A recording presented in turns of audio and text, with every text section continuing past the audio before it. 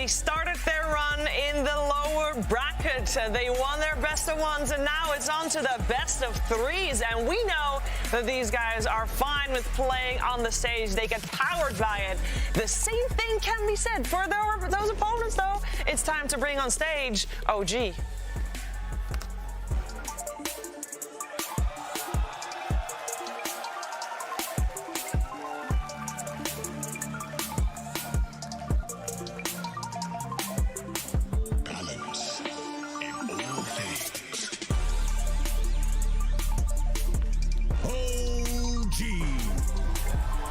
It's been a bit of a regional affair for OG thus far. They started out in that upper bracket up against Tundra, and they do fall here and start up in the lower bracket again against a Western European team. They are very familiar, of course, with these opponents. That can be said for both, and that will be the deciding factor here in this game. Who knows who best? And I think there's one thing we need to talk about as well, because Effie, when we're looking at a bracket like this, it's all about who can adapt best, who can learn the most from losses, from wins as well. And I've not asked this before, but I'm going to do it. Do you have straight up a favorite in terms of who learns the best? Who learns the best out of every team in this tournament? These two teams.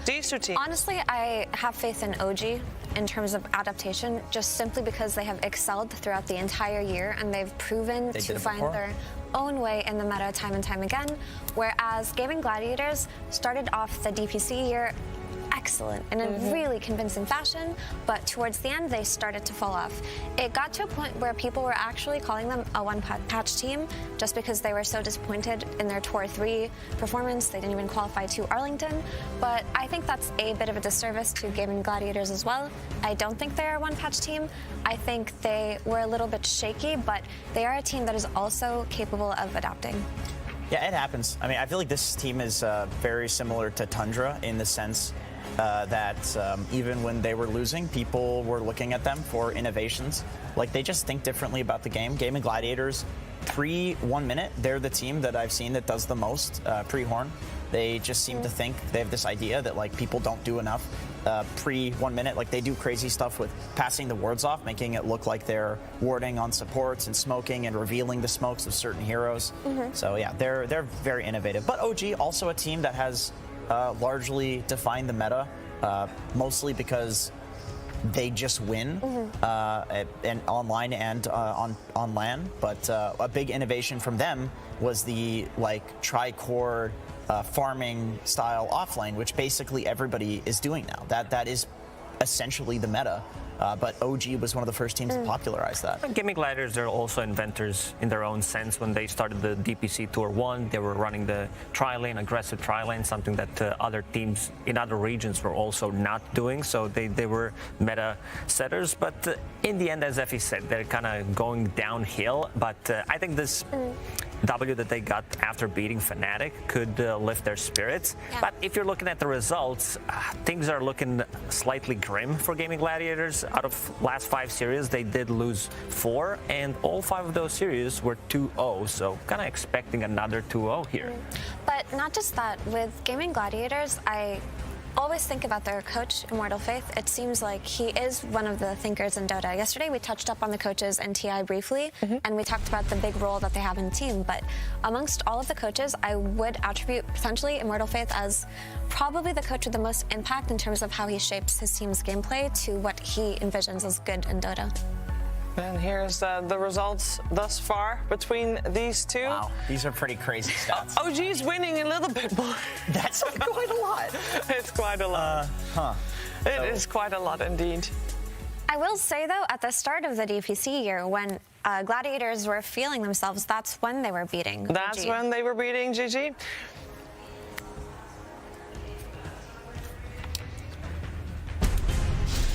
Gaming Gladiators versus OG. Game 1.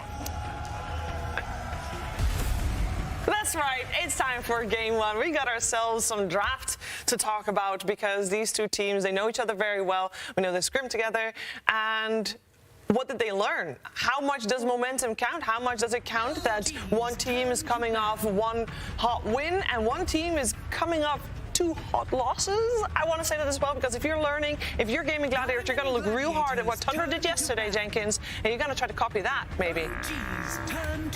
Or do That's right. That's right, Cheever. So true, Jenkins. Yeah, I mean, Tundra definitely shellacked OG. Yeah. I think we saw that they figured them out. OG didn't exactly stick to their guns in Game 2. They picked the Timber instead of the SK, but it looked like Tundra had also had a solution for that. So the thing is, with OG coming into this one, is I feel like that was OG is very comfortable with these few strategies. Tundra figured both of them out to a degree. So I think Gaming Gladiators is not just going to have it easy, where like OG is going to come in with different stuff regardless of who they're playing against, because they lost to Tundra with their 2 primary things that are running throughout the group stage. One advantage that OG has is having much bigger hero pool, especially from the carry position, because like the whole squad of Gaming Gladiators have very limited hero pool, one of the lowest ones, second lowest actually, and yeah, as expected, like this team is very easy to predict what they're going to go for. This Enchantress, this was their bread and butter throughout the DPC, all 3 DPC seasons pretty much. Yeah, this is interesting because OG go for that first phase Naga Siren, which we don't really see that often. This is kind of a really big statement of confidence in this series, right? They're just going for a hero that is potentially something that can be much easier to set up for in the second phase. And I know that some teams have experimented with Naga a little bit, and that it's not necessarily the carry, right? Some people have tried to run it as offlane. I don't think I've seen people play it as support anymore ever since the Meteor Hammer patch. Wildcard played it in the last chance qualifiers, I think. Yeah, like it was just them. But it's the same 2 heroes that OG did beat them in Game 1 7 days ago. They did have Naga Siren and Snapfire, so I mean, it's a lot of team fight. It's a lot of way to reset the team fight as well, a lot of magical damage. I think you can also shift this Naga Siren to position 4 if necessary. Potentially, but maybe OG are just going for this carry Naga, and they're just going to expand bans to defend it now, right? This Brewmaster ban, it makes sense, for sure. Brewmaster obviously banned out versus Naga, so he doesn't dispel her illusions. But I do want to say, though, since we talked a little bit about OG, I have faith in Gaming Gladiators and how they're going to approach this patch, because if you guys remember back all the way to Tour 1 when they were having their dominance in the DPC Tour, they actually placed second, I believe, or something really impressive like that, and first in the regional finals. But they were the team that was most close to Tundra in playstyle. The 2 fastest teams in that patch, in that meta, in that Tour 1 were Gaming Gladiators, who were Team Tickles at the time, and Tundra. They had a very similar playstyle where when they would win, it was an oppressive win. They would win in 25 minutes, and they would just take over the map entirely. So if Tundra have hit their stride, and they have a similar type of high-paced, high-tempo gameplay, then I do think that Gladiators themselves may have looked at it and are going to try to imitate it a little bit. Yeah, and Gaimin they're back to their bread and butter.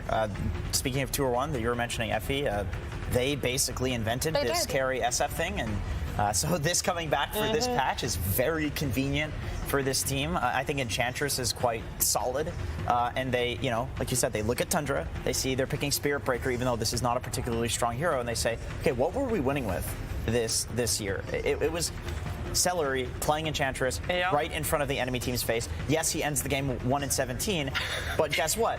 He wins you the lane. He wins you hard. Everybody else is farming, and he's even farming while feeding because he's just buying out before he dies. But it's interesting because Gladiators didn't just invent the safe lane SF meta back in Tour 1, they also invented the safe lane Kunkka meta, and having it be... And TA. Yeah, having it be the standalone laner while they go aggressive tri-lane. They had a lot of cool things that they did early on, so it's just nice to see it kind of taken back to where it all began this year. Yeah, I would not put it past them to aggro try this game, even though there's like no reason to do it right now, just because I feel like Gaming Gladiators, when they're in a place of pressure, that they'll do what they're comfortable with, which is aggro trying. Yeah. But speaking of pressure, OG is one of the teams that plays incredibly well under pressure, right? They've always been able to come back in very difficult situations, and even though yesterday may have been a bit of a blow to their confidence, I have faith that they've recovered today. And Tiny picked up by Gaming Gladiators. They needed some kind of a stun, something on low cooldown to be able to keep people in place. Enchantress very good early at rotating, potentially getting a Centaur, pressuring the towers. But I think this Invoker pick kind of does a lot for OG, where you have magical damage against the Shadowfiend once his BKB is down, against the Enchantress. They don't have that much physical damage, and a lot of ways to control. Like, this hero is not that easy to gank onto mid lane. Yeah, and surprising that they do pick up that Tiny on the side of Gaming Gladiators, because they didn't play it at all during the group stage. First of all, did they play it against Fnatic last 2 days ago? No, Ooh, they've never picked it. I was about to say that, like, because Gaming Gladiators, they're, as we said, very predictable as a team, but this Silencer, I don't like it. I even suggested the other day that Naga Siren could be a potentially good pickup, because you do have the first item you build is Manta style, so you dispel the global, and then you reset the whole fight with your sleep. So I'm not a big fan of this Silencer. I mean, there's a couple of things going for this Silencer, honestly. Which Sure, is, stopping the Snapfire ulti is always going to be good. And not just that, right? Invoker is a hero who does not like to build an early BKB. He likes to go for those 1 or 2 items, and it just depends on the flair or the style of the Invoker player, whether they're going to pick up the Witchblade or the Vessel or the Blink into the Troubles, what have you. Yeah, it just depends on that player. But when you're playing against a Silencer as an Invoker, you're often forced to buy a BKB. So that is a little bit of an inconvenience to the hero. So I don't necessarily think that it's bad per se, but I do agree with you, Lacoste, in that it just isn't that great if it's not countering something huge like an Enigma. It's a lot of minus armor from OG already. It opens up the Roshan, like one big fight. Like, OG is going to be controlling Roshan with their lineup this time around, because you do have Naga Siren, you have Invoker that can easily get in there, and then you have 3 heroes that do have minus armor. So this is going to be very difficult, I'd say, for Gaming Gladiators to come in and contest. It's also going to be a little bit difficult depending on whether this SF is going to be played mid or on a safe lane, simply because if you have this Snapfire and Slaughter lane, typically an SF does do well versus melee heroes, but when you have the Snap who gives you the cookie, the ability to gap close, that suddenly does put the SF's life in danger if it is a safe laner. And if not, OG are in a really good position to set something up for the mid lane to have a good matchup versus SF. But we've talked about the Tiny a little bit. Yesterday, a lot of teams showed us, particularly South America, that Tiny can still be played incredibly effectively as a mid laner, and he does not necessarily have to be played as a support. So lots of flex potential in these 2 heroes on Gladiators. I feel like if this game goes very late and like OG gets any amount of a lead, they are going to be insanely oppressive. Like, it's really hard for Gaming to come back just because they have like Cataclysm with the Naga Sleep, Snapfire ulti, which of course can be canceled by the global. They have all this minus armor. They have Alacrity as well for the Naga Siren. It feels like Gaming is banking right now on like winning the lanes and snowballing, which is their playstyle. So it is, but also like this lineup is very difficult to play from behind, having Enchantress and Silencer. So if you lose the laning stage, even these heroes cannot gank. Like, you need to snowball from the laning stage really hard. Your only playmaker right now is this Tiny. So Tiny needs to have a good game. He needs to be very active. Enchantress, of course, first 10 minutes, you know that always going to be good, especially when Celery is playing it. And looking at the bans, it's Faithless Void, Templar Assassin. So maybe Gaming Gladiators, they do have more information about this Naga Siren not being a carry. I was thinking this Naga Siren could actually have been played by OG in scrims or something like that as a support, as a means to set up the team fights, right? Because if you look at their heroes, they do have strong team fighting heroes if they have something like a Sleep to just get the positioning well. They have the Slardar who can blink in on the key target. They have the Mortimer's Kisses coming out of Snapfire, and of course the Invoker who would love to press Cataclysm on top of a song.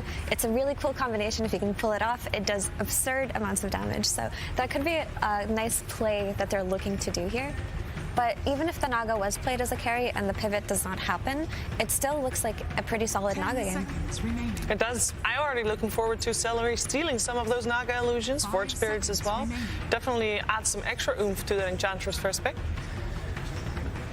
Yeah, it's definitely nice to just send an illusion down a lane and always push one lane out. Like, it makes the illusion so much more powerful too, because you get the Ench buffs on it. I could see, by the way, Boom maybe picking up a Storm here. Well, actually, wait, no, sorry, that would be, we're looking for an offlaner, right? This is Ace's hero. Yes, I would imagine so, because I really don't want to see Silencer as a core, so I hope that the Tiny and the Shadowfiend will just be your position 1 and mid. A lot of offlaners banned.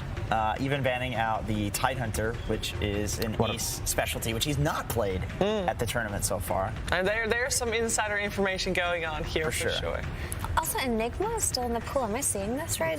You are seeing this correct. You are. And the Enigma silencer combo. I mean, wow. There's no way. It's good, but again, the playmaking option, their team fight's going to be strong with the Global, with the Requiem as well. I'm a little worried that it's all a bit tiny. too greedy. It's all on Tiny if they pick Enigma, but it is, you know, the second or first most contested hero of the tournament, and it's last phase pick. But yeah, it's just so cool how the meta develops sometimes where some team matchups don't care about picks that we see often. Even in Tundra versus OG yesterday, the Primal Beast was neglected in the game one, the Marcy was untouched. Like, it's just very telling of how well these teams know each other.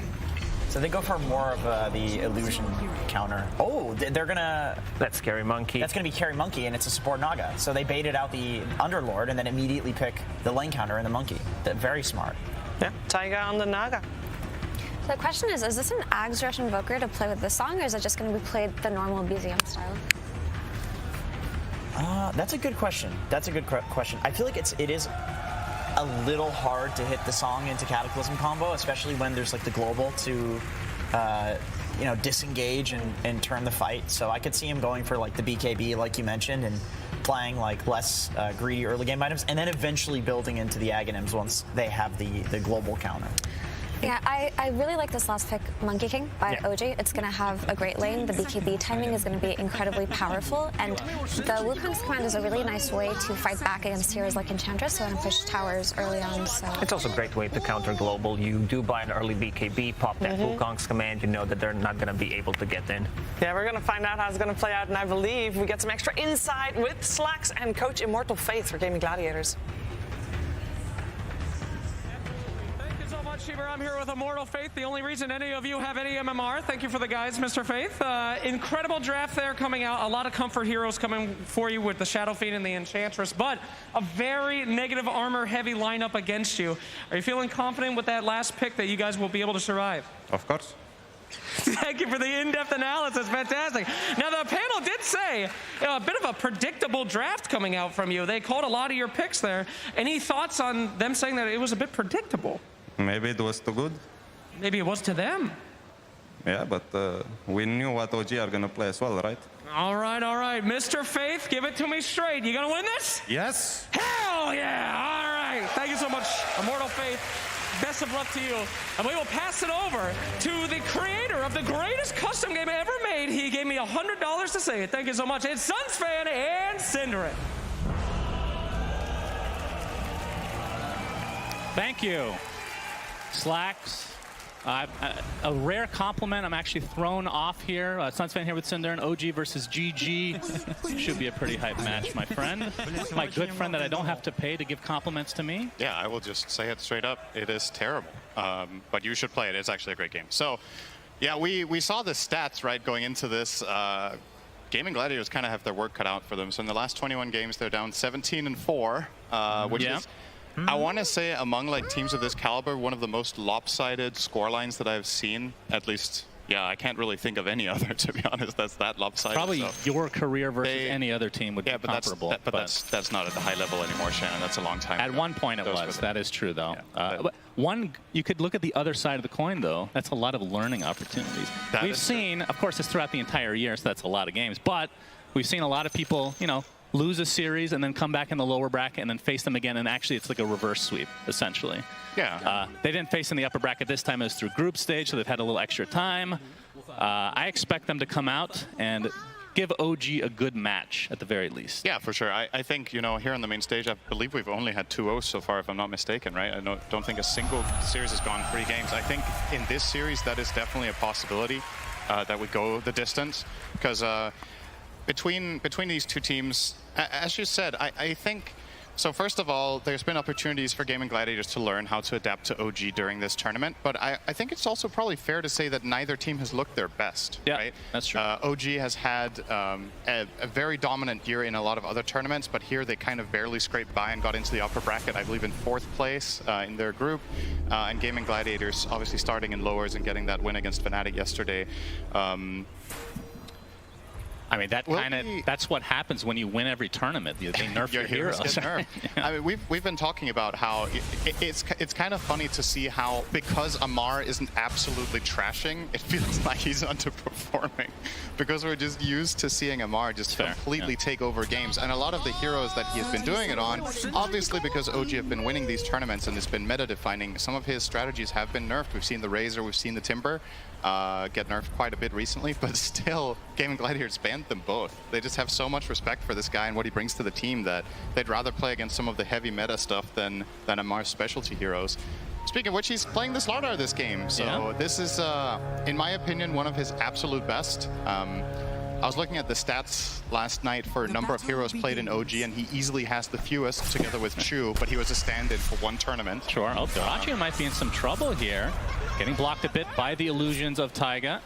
And it looks like he'll be okay, but takes heavy damage here at the beginning of the game. And we'll try to walk away. Something worth pointing out about the way OG approached this draft as well was Dyrachyo actually taking a lot of damage here. We'll get a couple of races in if he wants to, just one though. Opening the face with Naga when you have the absolute last pick of the draft does give you that flexibility option where you can switch it over to support. And what OG essentially accomplished was that they kind of forced Gaming Gladiators' hand to at least pick some sort of solution to carry Naga. And then when they don't like the matchup enough, they just swap it over to position 4 with this minus armor strategy they have. I think OG's lineup in itself has incredibly much, I don't know if you want to call it internal synergy, like the way the heroes play off each other. You have so much physical damage with minus armor, alacrity, whereas Gaming Gladiators' strategy is, as the panel pointed out, very much early heavy. I think it's super important for them that the lanes go well, but they are on a lot of comfort. And to me, maybe the unsung hero. Everybody's talking about Marci, right? You know, it's like Marci, Enigma. I think Tiny is still undervalued in this tournament. I think this hero is incredible right now, and they will grab that for Boom in this game, and he's one of the very best. Yep, Dyrachyo still sitting on a relatively low HP, but no way to really catch up to him right now. The raise way off here from Dyrachyo. Maybe a little nerves here on the stage. I mean, one thing we should mention about Gaming Gladiators, they started out the year extremely well. I can't remember the name of that. It was the regional finals or whatever it was called. They did really well. And then the second major they placed really well. And it feels like since then, they've basically, when they qualified for TI, I don't know if they've dropped off or teams have just figured them out a little bit better, because they just haven't looked quite the same since that point. Yeah, I think this tournament has had plenty of surprises, right? And I think something worth keeping in mind is looking good in groups does not necessarily translate to the main stage, right? We've had examples this year, probably the most glaring one, with EG winning their group and then losing 4 games back-to-back on the main stage. It's a thing, you know, like you can have really good days, you can have bad days. The days you want to peak is on the main stage. And I think something that's really good for Gaming Gladiators in general is that, oh, hang on. Nice cookie. He's going to close the gap here for Yuragi to right-click Tofu. Pops that Fairy Fire, but the Jingu is up, and First Blood goes to Yuragi. Gets a little bit of HP back thanks to the Boundless Strike Jingu combo. But OG first on the board. And this is a very good lane matchup for Monkey King, one of the most formidable laners against the Underlord, so getting a little bit of a head start. Another Curry? No way. Very good. Oh, he is. He's faster, yeah. One more will do it. God, that is... I think he didn't get Dyrachyo's Curry the first time, right? It was somebody else's, if I'm not mistaken. I think it was Celery's. I mean, this is really bad news for Dyrachyo. That was his salve as well as Wraithband, so a lot of laning presence just out the window here for him. Yeah. Still has the 2 mangoes to work with, so I would say this should be a Shadow Fiend favored lane. Like, Slardar is a melee hero who has no ranged way of farming creeps, so every time you want to go and get a last hit, you're exposing yourself to getting raised comboed. But so far, so good for Amar, right? He's 13-3 against the basically exact same CS scoreline for the Shadow Fiend. And that is while playing with support Naga, who honestly doesn't really offer that much for a Slardar most of the time, right? Offers courier killing potential, apparently. We see another cookie setup kill onto Tofu. Jingu with the Scatter Blast. And second kill in this lane for Yuragi and OG overall, who, I mean, like you said, even in this off lane, for Amar, doing quite well to start this game. He's going to take a raise, though. Gets a crush off, but no one in the vicinity. So we'll have to back away as the Tango's slowly bringing them back up to a healthy amount. I gotta say, man, I don't want to play Silencer Underlord lane in this game. I feel like Silencer's job is so difficult. You need to offer some sort of presence for the Underlord, because if you don't, he just gets bullied out of the lane by the Monkey King snap. But if you come even remotely close, you get Boundless struck into a cookie and you just die, right? So it's just really, really difficult, and it goes to show how powerful this pick from OG was. I was wondering if Gaming Gladiators were actually going to opt to go for some sort of tri-lane to try to solve this laning problem, because they're one of the teams that likes to do that. But the issue is, I don't think Underlord enjoys either side lane. Otherwise, we'd be playing against Slardar, which is also not great. So you kind of had to choose the lesser evil here, and unfortunately both of them, for that guy, are not the best. Ace is getting great farm though, gotta say. 23 and 7 is very impressive against this lane, but it has cost a lot of potential for Tofu's ability to scale somewhat in this game on the Silencer. Right. How important is it for Ace to be kind of active on the like how fast do you actually get active on this hero with the Fiend's Gate? I can look at the OG lineup. You've mentioned the minus armor. They have amazing setup for Sunstrike in various ways. Yep. Like their lineup makes sense, but from Gaming Gladiators, it feels like there's some maneuverability here. I think there's some interesting plays with a... Oh, hang on, bottom lane. Yeah, a lot of Firestorm damage. comes out, but that's the stun onto Ace. And Yuragi not gonna go any further here. I saw the glyph come out there. I think maybe Gaming Gladiators were expecting Yuragi. Oh, the Hurricane onto Amar, but he gets the crush off and is A-okay. Taiga, he's gonna get the ensnare. A little bit extra damage to Celery, but Amar not in range to get a stun off. How many courier kills we're gonna have this game? Is that 3? Yeah, that was Ace taking out the opposing courier here. Finally, Gaming Gladiators get on the board on that account. Indeed. We should have a courier death count somewhere. How about visible at all times. How about a courier kill cam? That's fully zoomed in. That sounds kind of, I don't know, that sounds kind of violent, honestly. Oh, but you don't mind when the heroes die, right? Yeah, sure, yeah, but the couriers, let's yeah, but the protect them squeal of a courier is just on another level. Have you seen the couriers? A lot of them don't really... Okay, I mean, there's kind of a... Okay, I take that back. That's a really cute dog with a hot dog in the dire base. All right? Could be Onion. could be anyone. Scatterblast onto Ace. Mars in trouble too. The cookie set up. Boundless Strike. Sunstrike's coming as well. And Ace, one right click away, and Yuragi takes it. On the other side, Amar did fall to Dyrachyo, and Celery able to get out, so no trade at the top lane, but a trade basically globally for both respective position 3s. Taiga, Dyrachyo, another raise, but not quite enough to finish the job. Pinecone? The Pinecone is very scary. It's too slow. Very slow, as you would expect from an inanimate object. Oh, it's still alive. It be able to juke it successfully. If it got to, what's it called again, the ability it has? You know this. Seed Shot. Oh, you actually knew. I mean, that one's the dumbest name in the game, probably. I forgot. It's not something you... Not a very called out ability. True. Mid lane is one lane we haven't really talked about too much, with BZM on the Invoker sitting on 37 and 11, and then 31 and 12 on the other side for Boom on the Tiny, who is now smoked. So if they can, I mean, with the TP coming into the top lane, we'll see if they can punish this a little bit. Yep. This should be a good rotation. If they kill Amar again, they actually stifle his game run a lot into here. Taiga instead. They won't be as happy with this potential trade. And Taiga will be the sacrifice for OG, which again, they're going to be relatively happy. Although he did TP there. He was the one that TP'd, so he did, but it's a long walk. It's a much smaller prize to claim. And in the meantime, lane Cookie, so much setup for this Sunstrike, and Yuragi still ends up with the kill himself. And he is off to the races, 4-0 to start the game. All 4 kills. And you can see what item build Ace has gone for to try to combat this, right? He's gone Phase Boots and Lace on the Underlord, but even then, the stuns into Sunstrike just too much. Doesn't have too much in the way of tankiness. Obviously, you have a bit of armor, but he now even buys a fluffy hat, right? He's just really trying to get all the small value items that he can to try to stay alive down here. Want to point out, by the way, when we see this Invoker pick, I think OG, correct me if I'm wrong, they basically never play Wex, right? I'm like trying to think to myself about the rate of going these builds on this hero, and even in the patch where everyone was playing Quas Wex Invoker, this guy was the one player who just basically never deviated. BZM plays an incredible Exort Invoker, and it also goes very much in line with OG's kind of ideology in the patch, right, where they want all 3 cores to scale. So where other Invokers would go Quaswex, Rush, Urn, maybe Vessel into Midas, BZM, he goes Brown Boots, Midas, Exort, and he farms. And he joins fights globally with Sunstrike, and then eventually he carries the game from mid. So quite concerning for Gaming Gladiators, I have to say. It's not like this is a monumental lead by any means, the 1K, but BZM's having a great game, Yuragi's having a great game, and arguably their lineup just scales so incredibly well with minus armor on Radiant against Roche as well. Is Amar going for a Midas as well? Yeah, looks like that is also the case. Yeah, well, that's his catch-up mechanic, I suppose, because he's kind of pushed out of lane to a degree. But we'll see if it ends up being a little... I mean, obviously, I would assume Gaming Gladiators, their response would try to maybe push a little faster, group up a little more before that can really truly come online. It's just the most Amar thing ever, right? Like, a lot of other players, it's like, oh, my other 2 cores are doing really great. I'm going to buy utility items on my starter, and they will carry the game.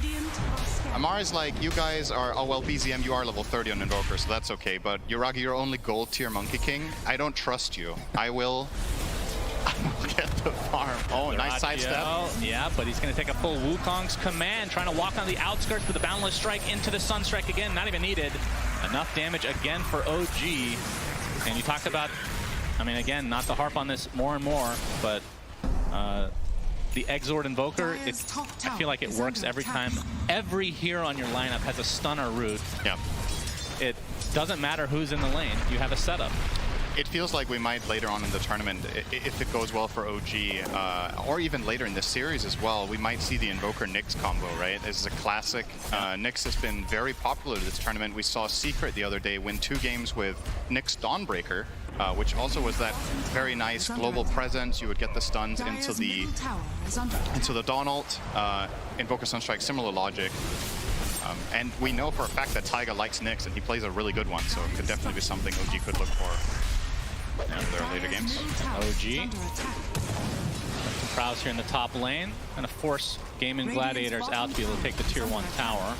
BZM is getting so much done mid. I mean, Dyrachyo finally now will take out this siege creep, but mid tower down to 200 health, OG taking top tower, so effectively more or less grabbing 2 tier 1s at the 11-minute mark at the same time against an Ench lineup. That feels so good, as a wise man once said.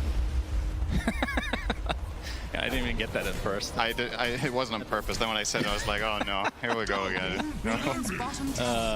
Well, Boom is 1,500 into his Blink Dagger, and I think that is going to be the crucial point for Gaming Gladiators. They have to get stuff done with that, especially with the 2 Midases, which Amar... Oh, but his might get delayed here, Yuragi. Well, we have the initiation onto the Tiny now. Good global. The global silence to force OG back. And of course the TP as well from Gaimin. And looks like there's not going to be any casualties here. Yeah, there's almost perfect overlap between the cooldowns of these 2 spells. So Snapfire's ulti is 120 and Silencer's global silence is 130. So effectively, if you trade them off, you need to make a perfectly timed move with your next Snapfire ult to not have the silence available again. Seems like it was a big part of why Gaimin did pick this hero in this game. Dyrachyo, Requiem, there it is. Do they have the raise? Yep, and Ace is here as well. Huge Big kill for Gaming Gladiators off of the Invis rune from Dyrachyo. But it's going to get punished to a degree. Ace will fall. Nothing comes for free.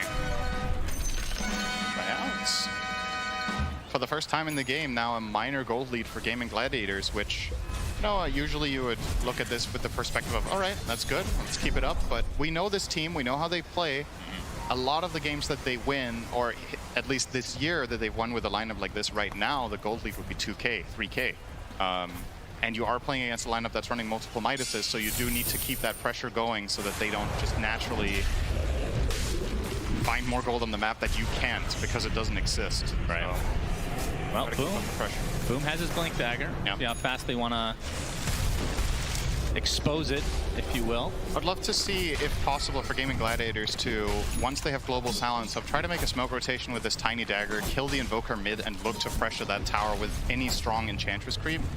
It's a lot of things to have happen at once when you've already lost your top and mid tower, but I think you kind of need to get creative and start making invasive moves around the mid area, because otherwise OG are controlling what we used to call the triangle area. I don't know if we really should anymore because there's no third camp, but everybody knows it as that. But OG really want that area all the time because they are playing this greedy style with their Midas, and just Amar is also going and farming Ancients a lot of the time. So opening up the mid tower would give them more avenues to... If you want to extend it a bit, and just the secret shop icon is the triangle. That's true. Point. That's actually true on both sides. I like that. Thank you, Synderen. You're very smart. Thank you, Synderen. Once in a blue moon. Well, the smoke gank didn't end up resulting in a kill, at least not yet, although Yuragi is hunting. Celery inside the tree line here. There's the vision. Celery is mega dead. But again, just the support for Gaimin. Don't know if the Blink Dagger... What are they waiting for something specific? Are they waiting for the Global Silence to come back for Boom to reveal this Blink Dagger officially? Not sure.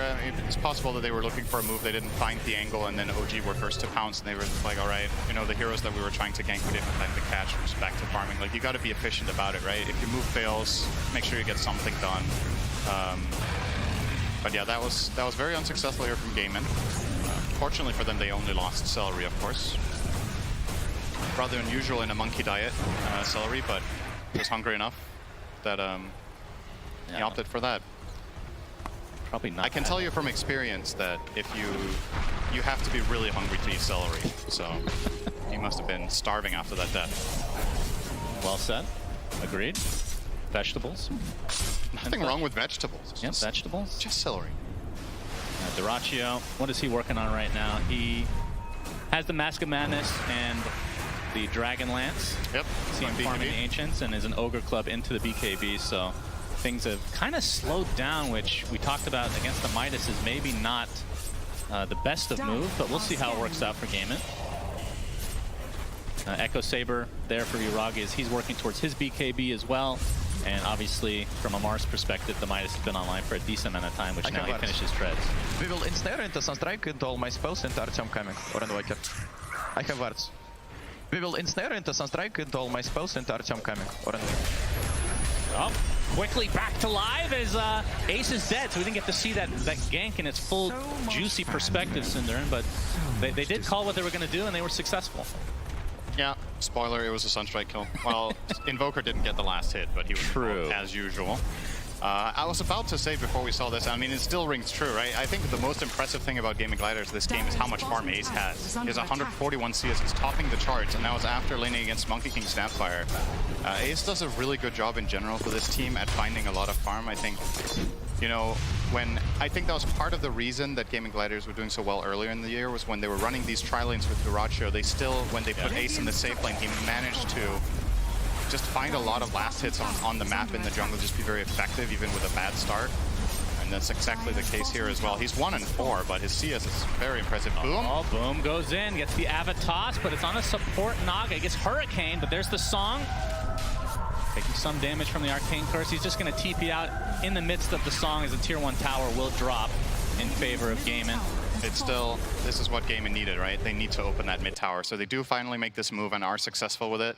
I like the choice there of holding the global. They could have killed the Naga if they wanted to, but they think the global silence is too important in order for them to go for their next objective, which is right here. And this goes very, very fast, actually. OG. Yeah, they have to be careful, though. Mortimer's Kisses are online. If OG have an idea this is happening, the Sunstrike is going to reveal a little bit, but Avatos back into the pit. Amar just dead.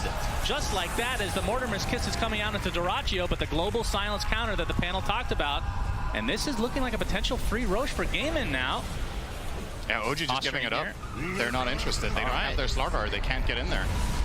Yep, and the zoning Requiem as Boom secures the Aegis for himself. Interesting they didn't give it to the Shadow Fiend. I really thought you were going to put that one on Dyrachyo. I feel like this hero is often very vulnerable and gets a lot of value out of having the Aegis because you don't have to pop BKB in your first life when you get jumped. Picking ult. Yeah, Boundless Strike into the Wukong. Sunstrike coming, but he is okay. Dire's bottom tower. Trying to bait some TPs potentially, but nothing actually came. Does have 15 armor, so Wraith Pact wasn't cooldown. Oh, he's actually going for the wave. Is Yuragi going to try him again here? No, not quite. But yeah, I love that move from Gaming Gladiators. Really good stuff. They not only do they get the Aegis, but keep in mind this Radiant lineup is incredibly good at killing Roche. So the fact that you take it away from them is almost as valuable as getting it yourself. Dyrachyo would have loved to have it now. The Aegis could have been on him, but instead would have died twice in this scenario, I would assume. Although, you can see Gaimin starting to pincer in a bit. The Avatos onto 3, Misha very low, nice Firestorm from Ace as Yuragi kind of separated from his team, attempting to TP out, and he will be able to TP successfully, just barely out. The Aegis was consumed. Yeah, that's pretty good for OG. You're happy with that. You find the Shadow Fiend and you get the Aegis on the follow-up fight. All you lost was your position 5. That's great. Very, very good TP there out from Yuragi, obviously counting the stuns, knowing there's nothing left. The only cancels that they have are Requiem, which was dead, and then Underlord Root, as well as the tiny combo that was used immediately in the beginning, so good call there. And OG with the 1K lead at the moment.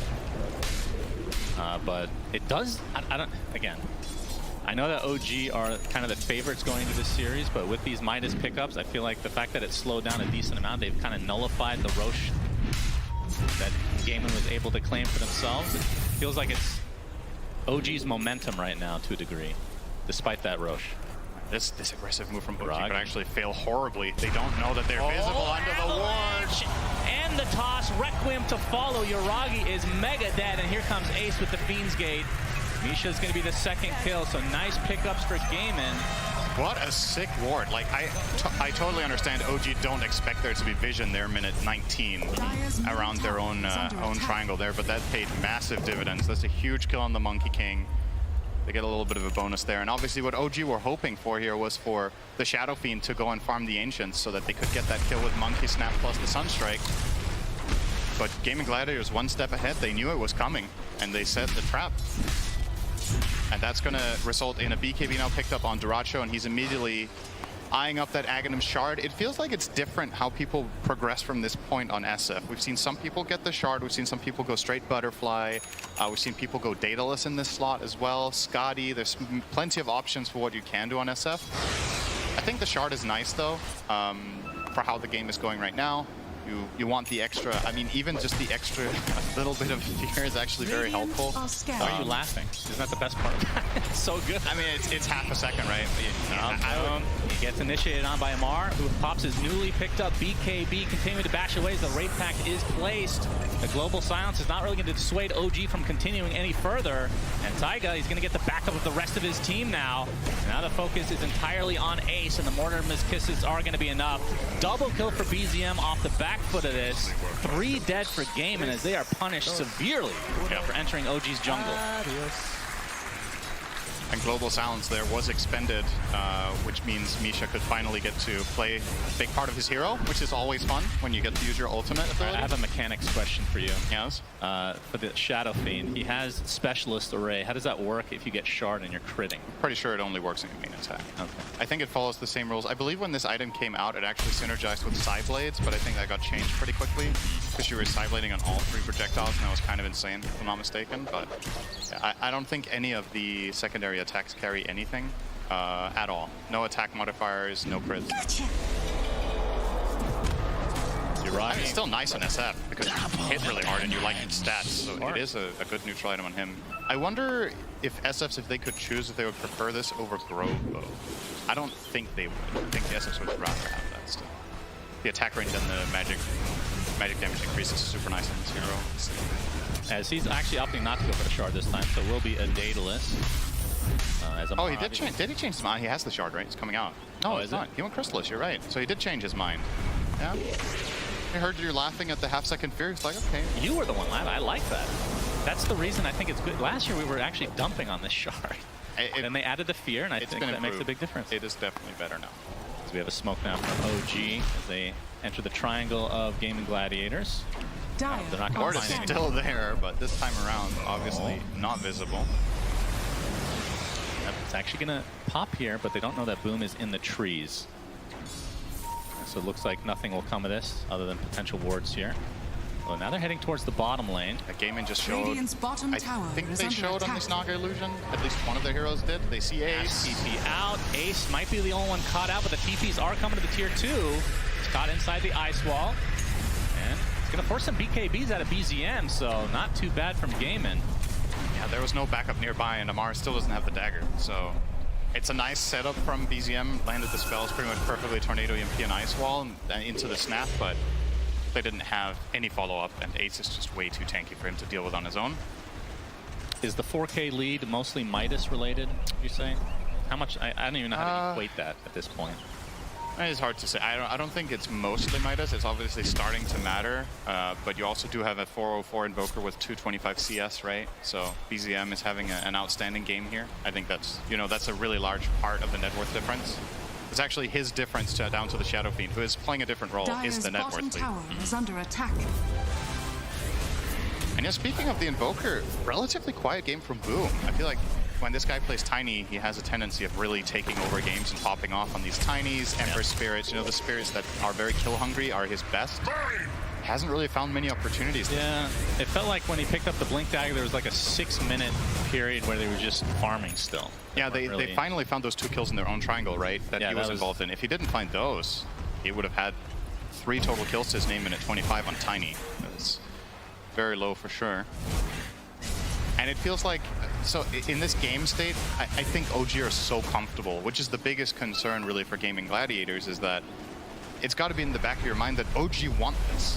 Yeah. They want the game to stall out and nothing to happen. They will smoke themselves now with a better map positioning perhaps, but like they don't have to make a lot of moves as long as the lanes are in the right position. They feel very comfortable with just scaling up. Yep, Celery, tanking the gank.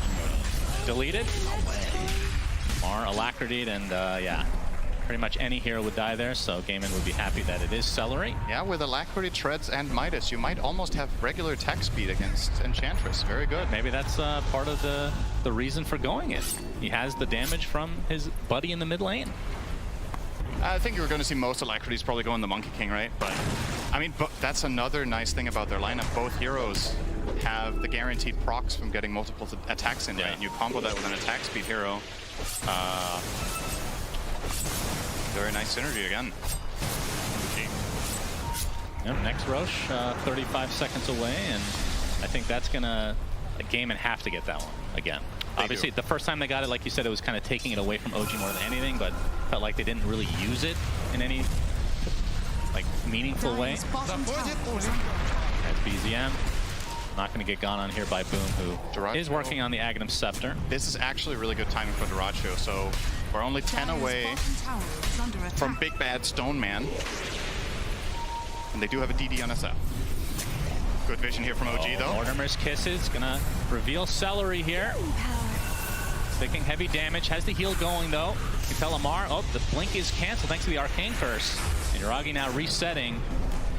A little bit of an awkward mini engagement here between the two teams as they know that Roche could be up. Once again, great play from Tofu to not global there.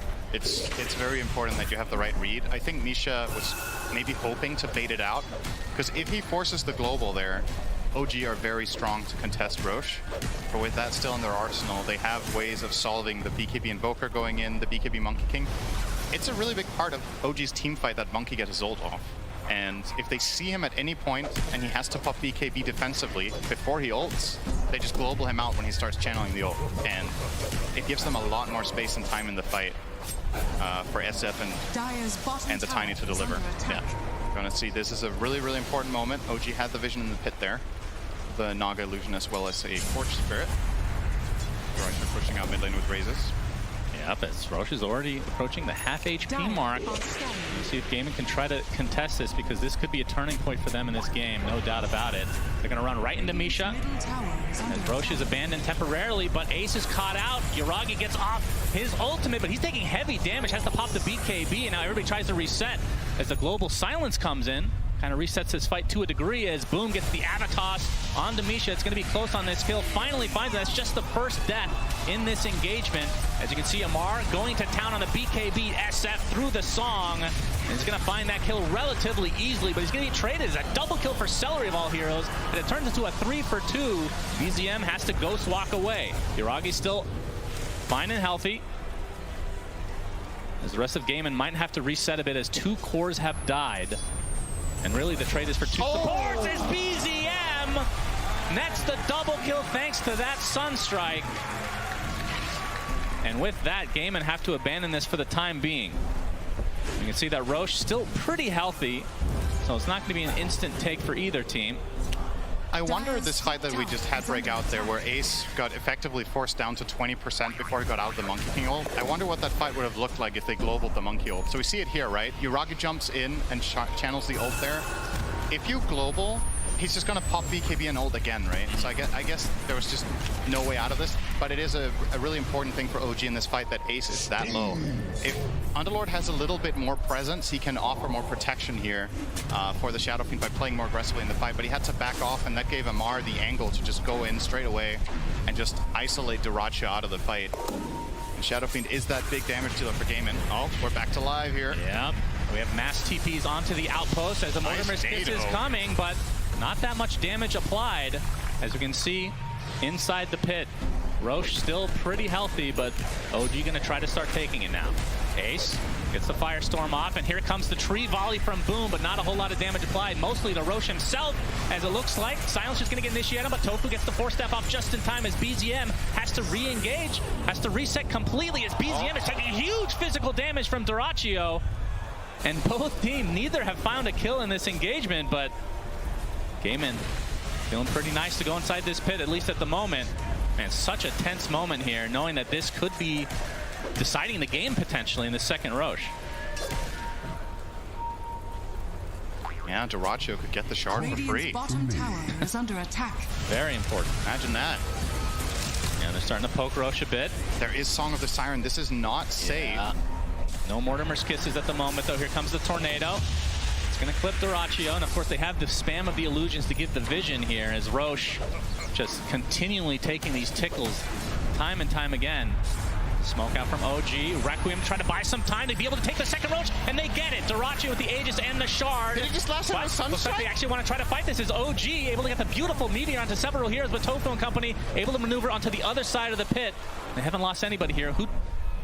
Did they get the Roche kill? No. Oh, you're right. Dyrachyo snatched the Aegis, so... I think BZM Sunstruck the Roche. Either that or an illusion from Naga, potentially. I think it was Sunstrike.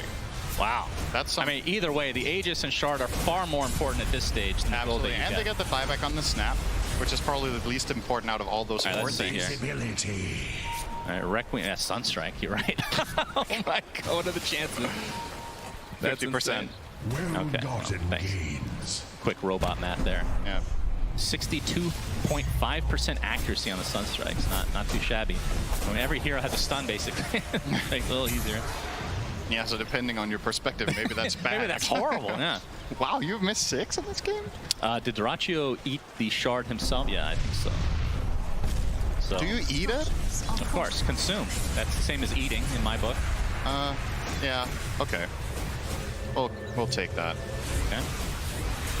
So Dyrachyo with the Aegis for another 4 minutes. This is actually a really strong time for Gaming Gladiators in 1 minute. Dyrachyo is going to pick up the Daedalus at that point with that fresh free shard and the Aegis. I think Gaming Gladiators are finally going to start looking at some tier 2 towers and taking more control of the map. Maybe they will even do it before the Daedalus, but it just feels awkward to do it right now. You're 300 gold away, but maybe OG aren't interested in defending bottom anyway, in which case, you know, power to you. You can, one of the luxuries of having this Underlord is that you can send him top lane and he can connect with your team bottom with Fiend's Gate, kind of Dawnbreaker-esque gameplay that this hero can pull off.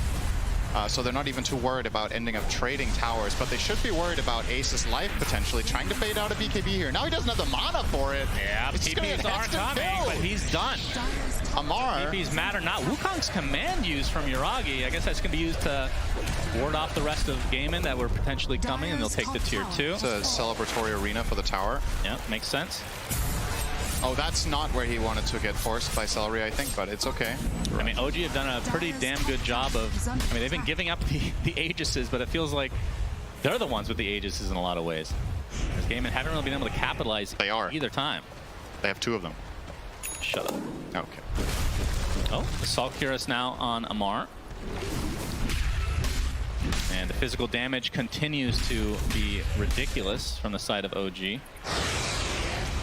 But it feels like both times that Gaimin have had the Aegis, the lead has grown a bit for OG in some way. Well, now we can start talking Midas, because now it's been quite a while, right? Yeah. Both Invoker and Slardar, I would guess, have used it about 10 times each, perhaps. So that will obviously start really mattering and racking up. And Ammar, as a result, also with the extra experience, has now reached level 20. So that's the -4 Corrosive Haze armor talent. Now down to minus 24 total on that spell.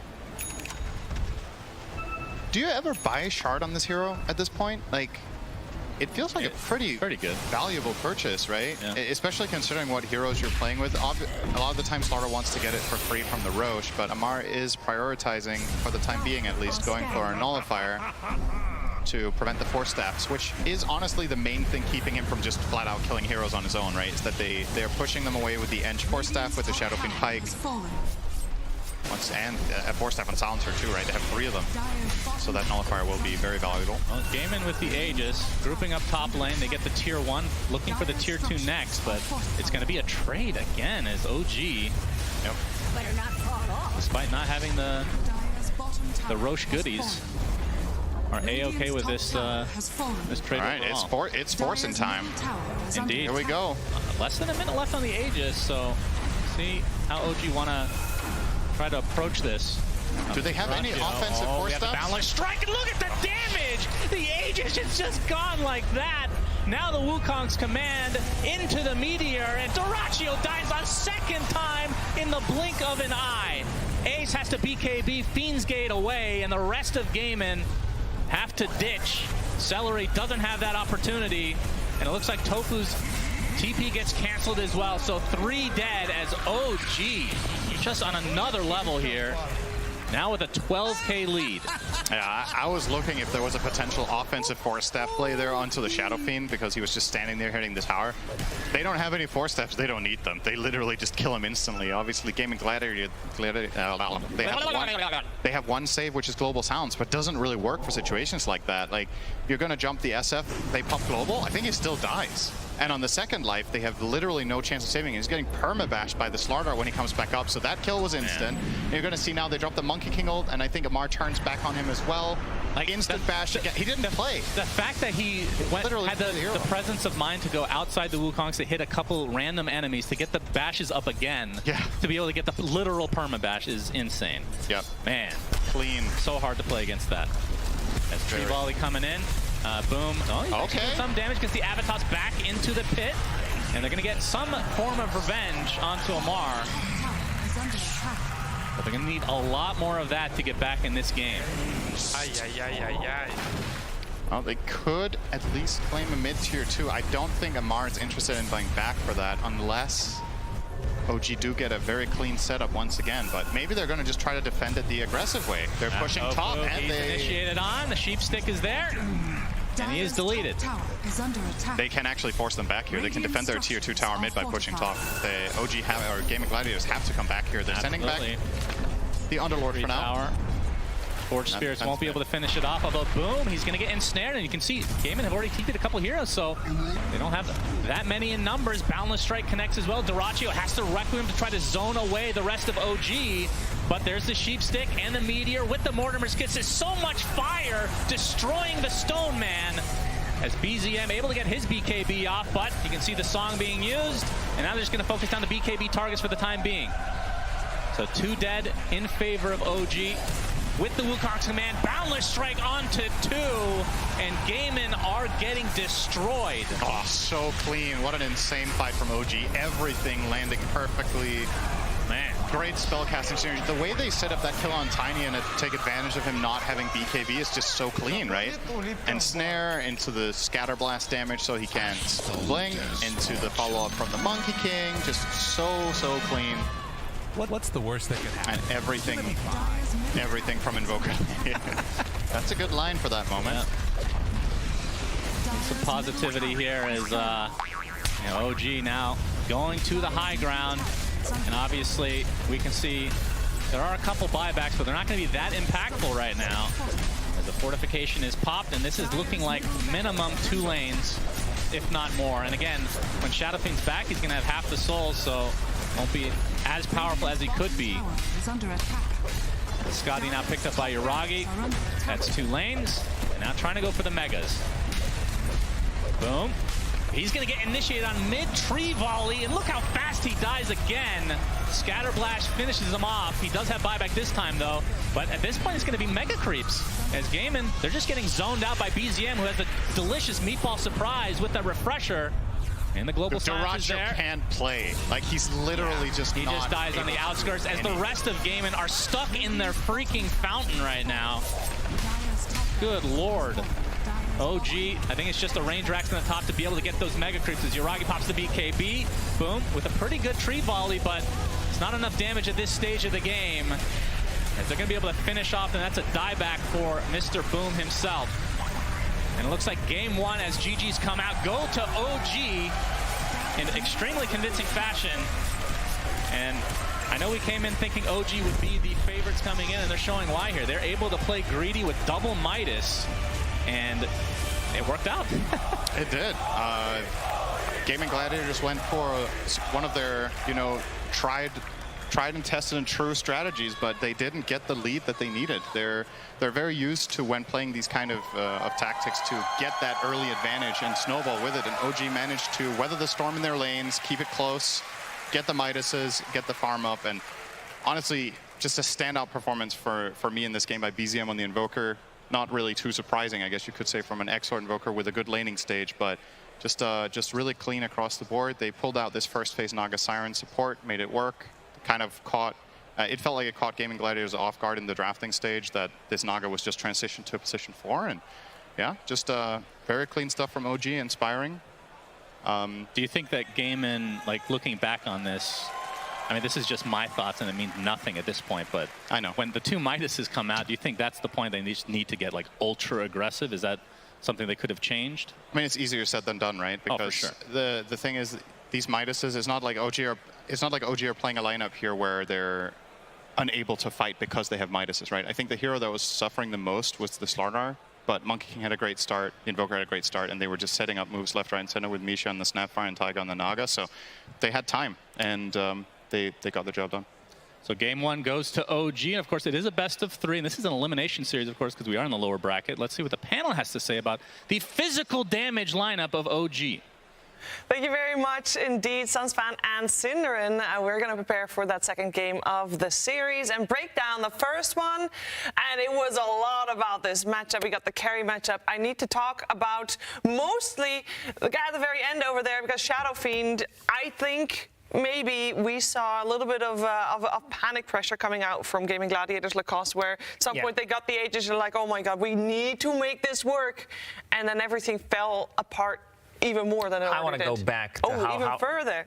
Laning stage. Okay. Taiga did manage to kill Career twice from the Shadowfiend, which did set him back. This is supposed to be the lane that they completely dominate, playing the Shadowfiend into melee matchup. But yeah, as you said, when they were sieging the high ground with the Shadowfiend, they wanted to make use of it. They're like, we got to do something with it.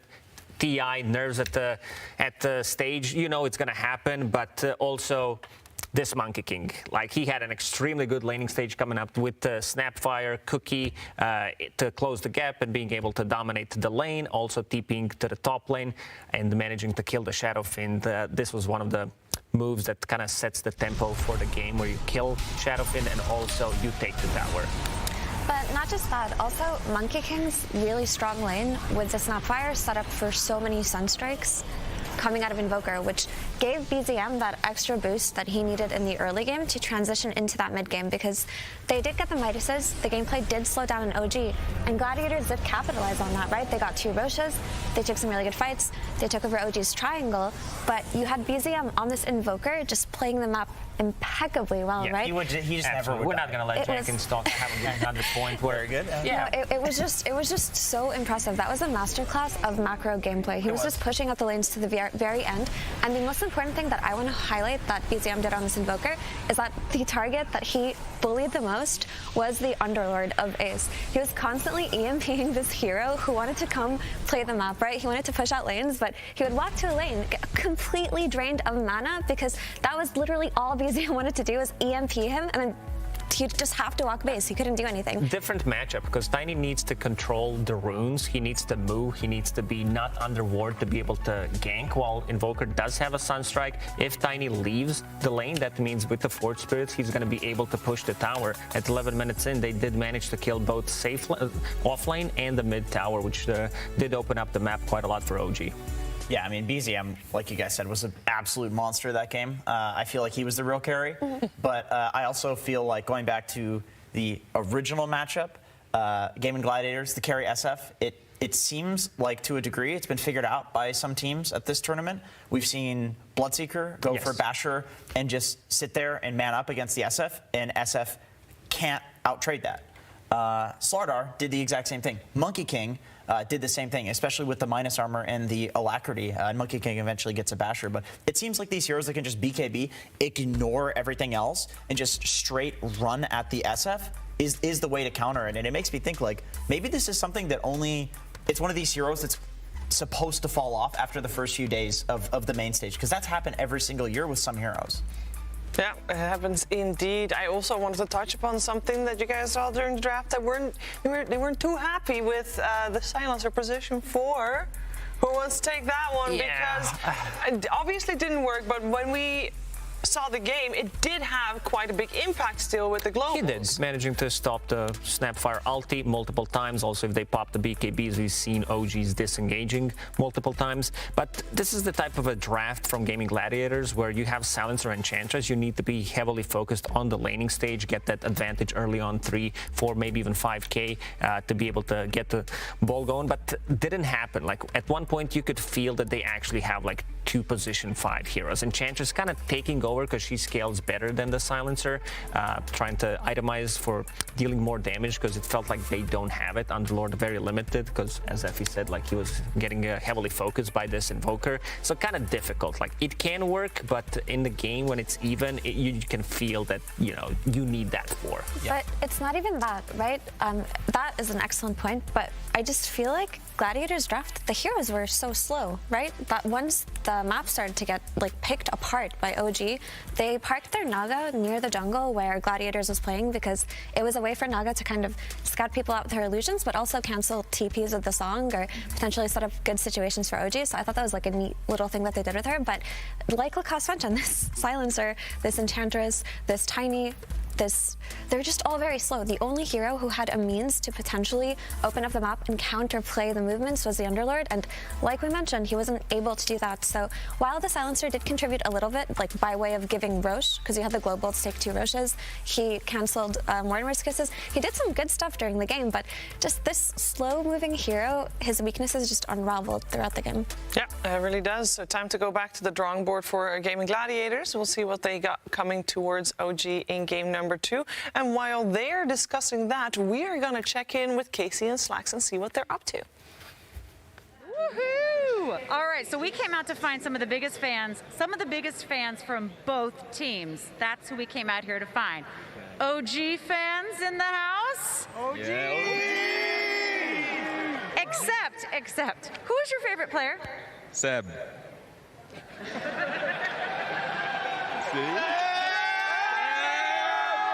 I know he's back there. I come out to the crowd, I'm like, OG fans! They're like, me! Everybody's like, Seb, go Seb! I'm like, you know he's not playing this. You know that's changed, right? Yeah, he's back there. I know he's there. What do you want to say to him if he can hear you right now? I hope we can get a picture with him and interview. Yeah, Seb, stop what you're doing right now. Come on out here. We need a picture. What about you? Who's your favorite player? ATF. Ooh! Amar. Yes. Gather in. ATF, Amar. ATF, BZM. No tail. No tail. Again, with us in spirit, but yes, I like it. Now, you guys promised you would do an OG dance with me. You ready? Yes. Okay, come on, let's go. All right. I'll bet you Slacks can't beat this. OG! Cut the camera! There's other teams out there. In fact, the Gaming Gladiators, we found the literal Gaming Gladiator celebrate. Is anyone here a GG fan? There we go. All right. These people need to get motivated. The boys need to hear you in the back. Please give us a rousing speech, Mr. Gladiator. I give you the mic. Give us a Gladiator fans, are you not entertained? We never give up. We're gladiators. We're strong physically. We're strong mentally. We're never out. GG. Next game. Let's go. Hell yeah! Let's go! I want the game 3. I know the Gladiators do. I know the OG fans do. Casey! Slacks! Game 3! Game 3! Oh, that is a great impression. Thank you very much, and we'll put it back to you guys. Whose hat is this? Whose hat is Don't worry about it. You steal drinks and I got the What lights. you do here? That's Great, not good. Thank you. Yes. All right. Well, thank you very much, Slacks and Casey. You got quite some fans in the arena, indeed. Are you doing well, Jenkins? What do you Are got well? there, Jenkins? Some sauce OGs, huh? I don't get it. Sausage. Yeah, speaking about OG, I feel like the last game, the fact that they built 2 Midases, they knew that they could basically hold out the early to mid game, and then eventually the timer was on Gaming Gladiators.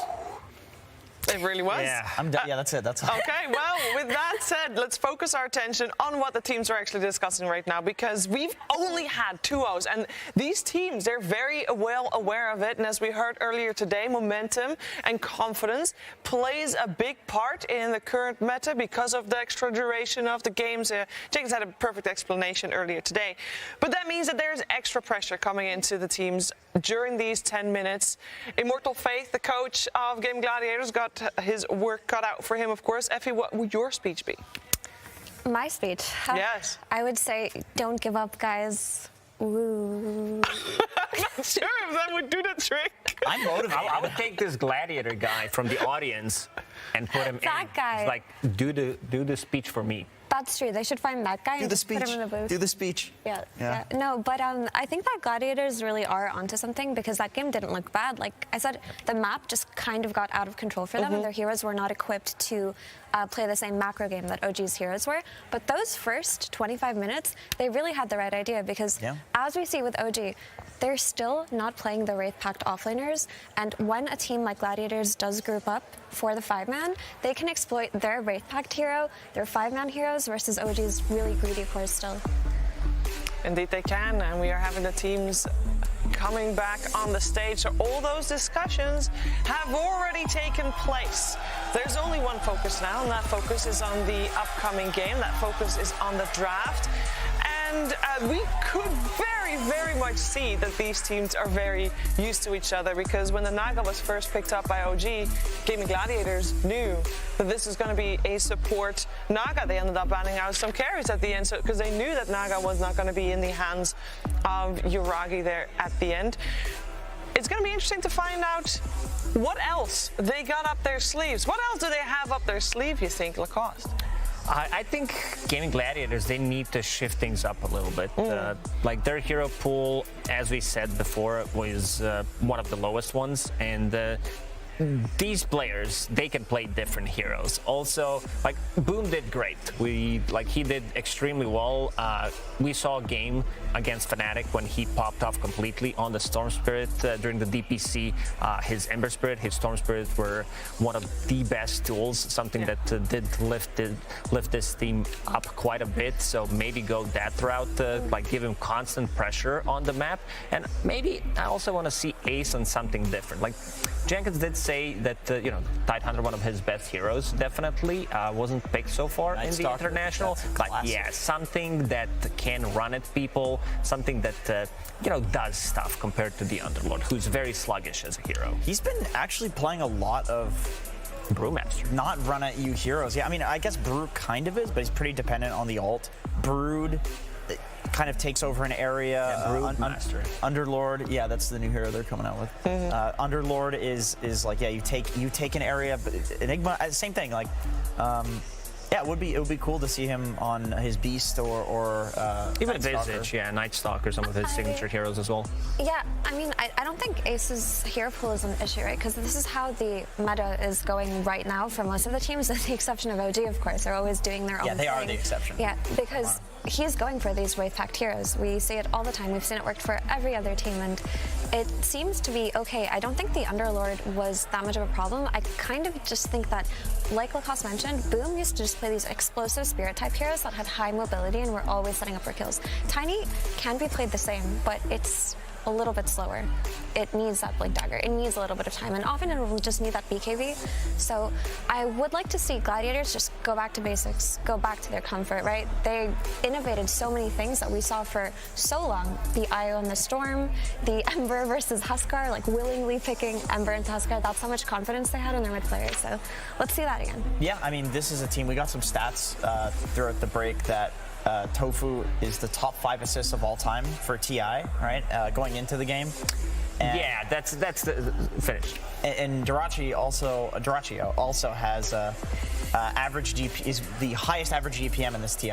It is time to get into it. It is time for game number 2.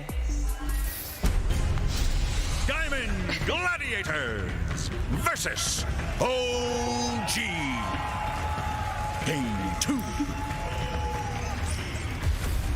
And if we want Tofu to once again get high assist numbers, he needs to play something else. Yes. Other than Silencer. I think that was a part of the problem, to go back to Jenkins' point about him being very active in terms of the assists. You get assists for pressing global. Now they changed that. If you silence somebody and they die, you get the assist for it. Do you now. actually? Yes, you do. Yeah, it counts. It counts on the ticker as an assist. Okay, so that for silencer with the refresher this game. Yeah, just maximize your assist stats. It counts because it's a debuff, and all debuffs count as assists. It used to not, though. Now if you're Spear Breaker charging somebody and they die, you get an assist, and you actually get gold for it now. That's always been that way. No, it wasn't. Yes, it was. No, because if something didn't take damage, you would not get the assist. That's not true. I used to play Spear Breaker 2 years ago and just get so many assists charging heroes that aren't. Well, yeah, but we're old. I mean, 2 years ago, it might have actually been when they patched it.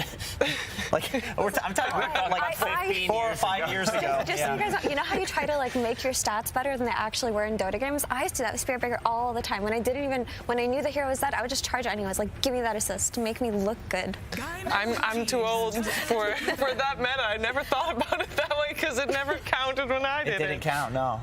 All right, we're in the draft here. We got ourselves Gaming Gladiators on the Radiant side this time around, so they swapped around. First pick is going the way of OG, and we have Shadow Fiend. Even though it lost, still removed from the pool. Compared to previous game, we saw previous game OG, they banned out both the Marcy and the Primal Beast. Now both are still in the pool. On the side of Gaming Gladiators, they stuck with the same thing. They still ban out the Razor and the Timber, and the Undying next to the Shadow Fiend is the other one removed, and it is going to be Pango as the first pick. So this Pango is just a testament to how this hero, since his release, has just been so useful in what he can do in the game. But right now, most popular as a mid laner, he's very good as an anti-Zoo hero, right? He's anti-summon, he roams around very well, can match the pace of a lot of heroes, and he's very heavy on skirmishes. He's also anti-carry hero with his disarms. That's something that a lot of carries don't like to play into. And, this is going to be a silencer. Good way to counter Pangolier when he tries to use the roll to be able to lock him down, or even focus him down with the heavy physical attack while the rest of the team does have global on them.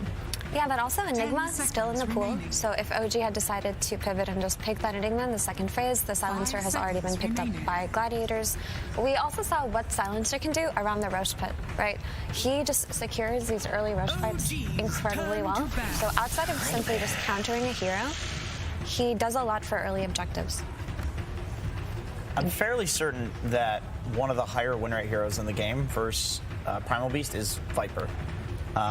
You'd think like there's some break mechanic at play there, but I don't think it has anything to do with the break. I think it's just that you can Viper ult the Primal and screw with his trample through the BKB once he eventually picks that up.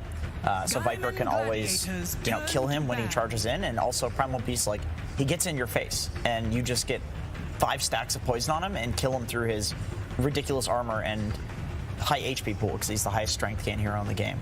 So I do like this Viper pick. Yeah, they might shift the priority of this Primal Beast, because both Boom and Ace were playing it so far in this TI, so maybe start thinking about different, because I mean, even Viper is a flexible pick. Like you can go to pretty much every single role with this hero, and Yuragi, his hero pool is the highest at the international. So, but they might still run Viper. He's played so far, I believe, 18 different heroes.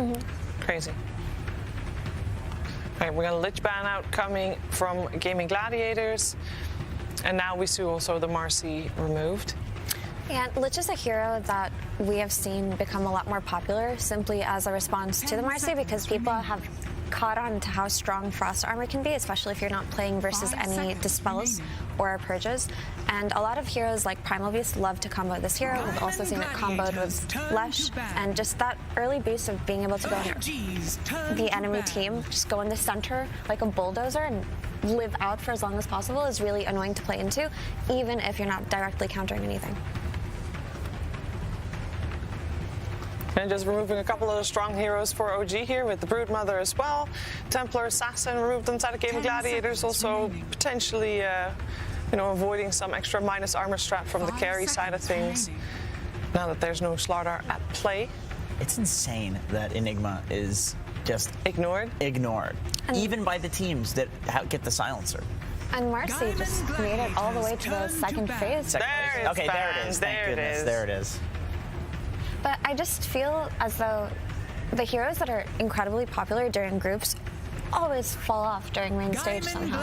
And at least a few of them, yeah. They can figure it out. But the thing is, we were making these discussions, or we were making these points about how main stage meta shifts towards team fight and comfort, but I feel like Enigma is a hero that's comfort for almost everybody because he's been in meta for what, 6 months now? It's been so long. You need to know how to play Enigma, otherwise you're going to be very crippled when it comes down to variety of the heroes that you can play. And Crystal Maiden, like, I don't mind seeing Crystal Maiden Silencer as a duo, because I think it's a bit different.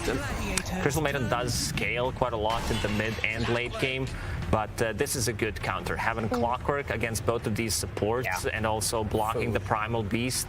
Like, if we go way back, I don't know, 5-6 years ago, when like Ancient Apparition, Shaker were extremely popular as heroes, Clockwork was always a counter, being able to scout them in the back lines and also initiation on them, forcing them to get a Force Staff. I'm not saying it's a bad thing to do, but you still need to get the gold from somewhere, and after the recent patch, the gold is you get less gold on these supports, so that means that these Force Staffs are going to come into the game a little later.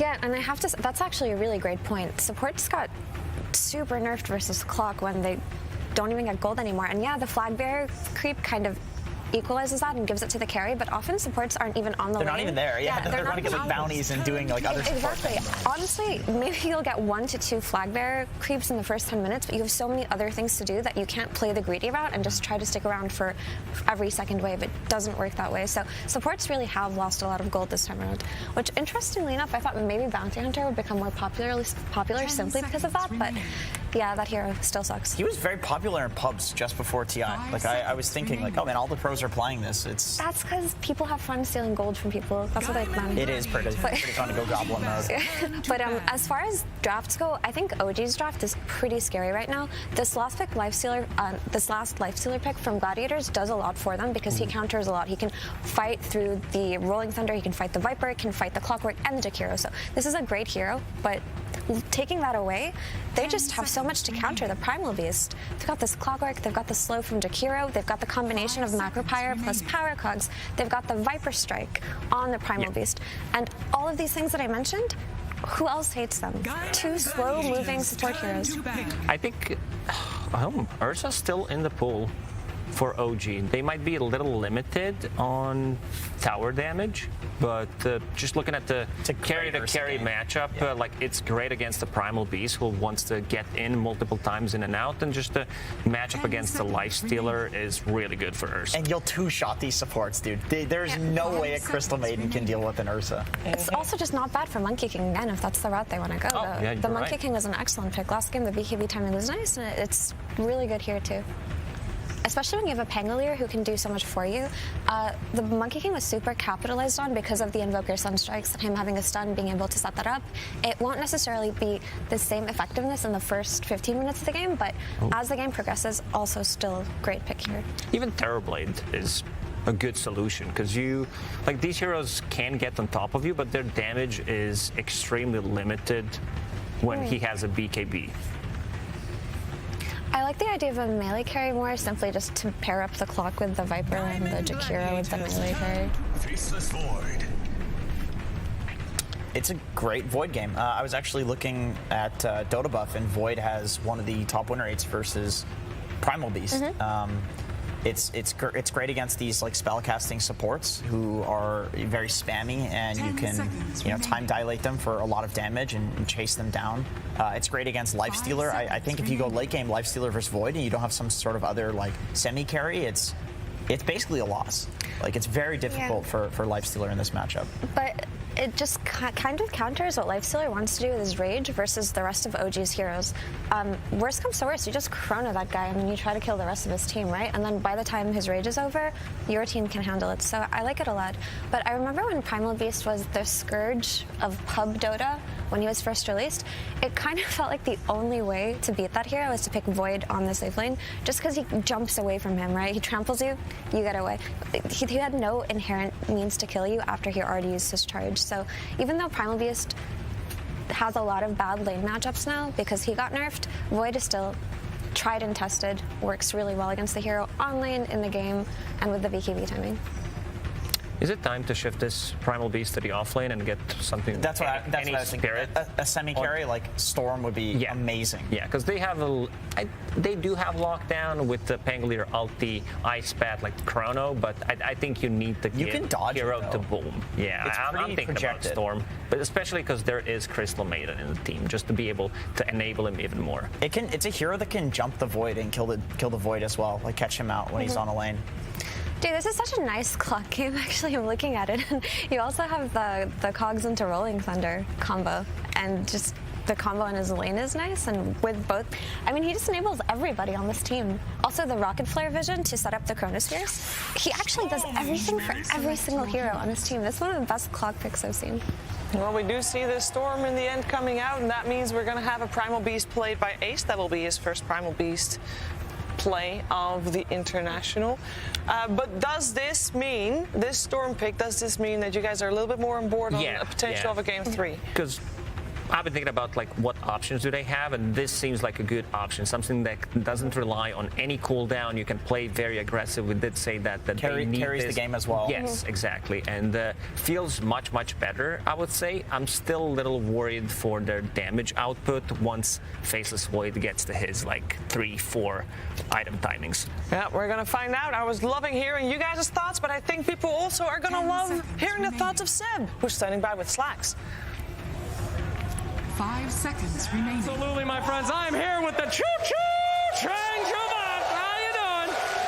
Fantastic. So, Primal Beast, pretty good hero. You only picked 5 counters against him. Do you think that you have enough to take that beast down? Should be fine.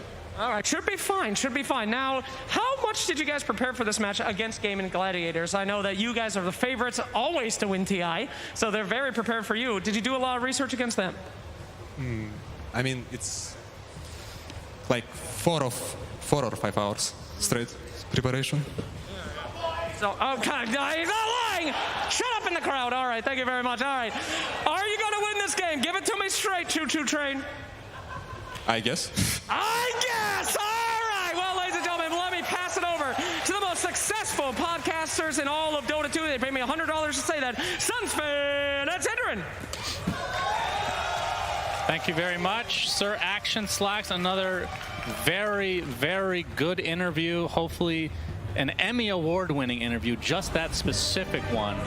I love the confidence. When you can just tell the coach, like, I guess, you just know it's in the bag, you know? Yeah, that's true. I'm so inspired. You know, I think coaches saying, I guess, have a higher win rate than coaches saying we are definitely winning this game, at least at this event so far.